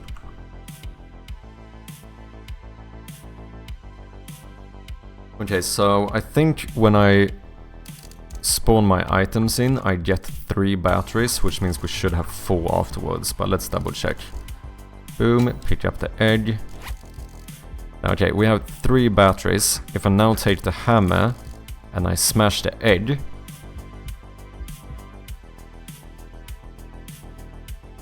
destroying acid is not permitted. Oh, wait, collect item on click. Do you... Yeah, destroy game object. I see. Okay, so an easy way to fix this is to make a serialized field private bool, which we're gonna call destroy game object, and we're gonna default this to true. And then here we say if destroy game object, then of course destroy game object. And then for this specific one, we just set this to false. Boom. Jankolity2 thinks you're very good at being bad. Cheers, man. Okay. Items, edge interactions, destroy game object, false. Now, I think this is going to work.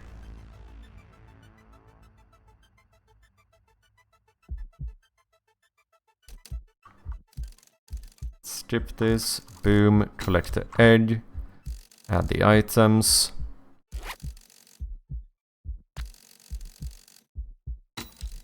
It worked. We now have 4 batteries. I do need to make something so that you can organize your... And for example, if you pick up this screwdriver, we should place in like a placeholder object there instead to not reorder it.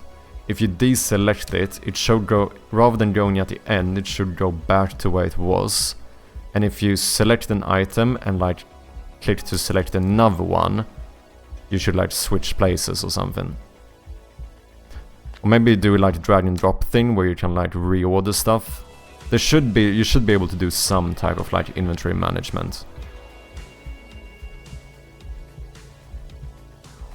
But we now have a crackable edge, and I think that's pretty cool.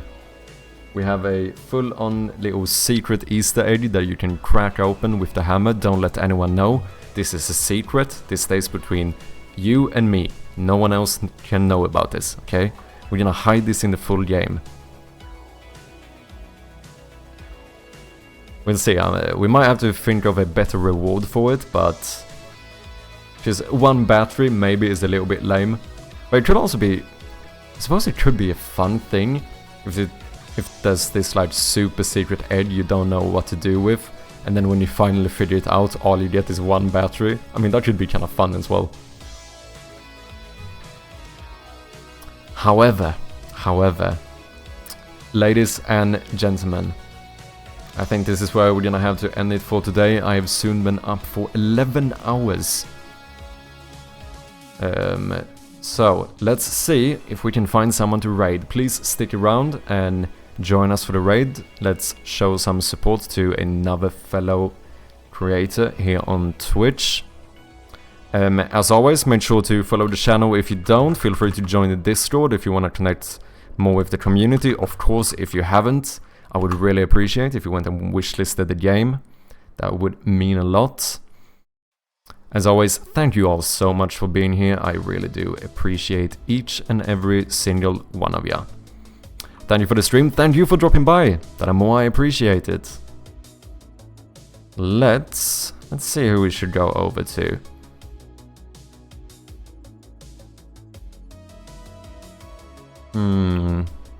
You know what? Someone who's been very supportive of me. He is not streaming game development, but I think we should still go and show him some love. Because he's been a good friend of the stream. He's been lurking, chatting, hanging out a lot. And I don't think I've ever raided him before.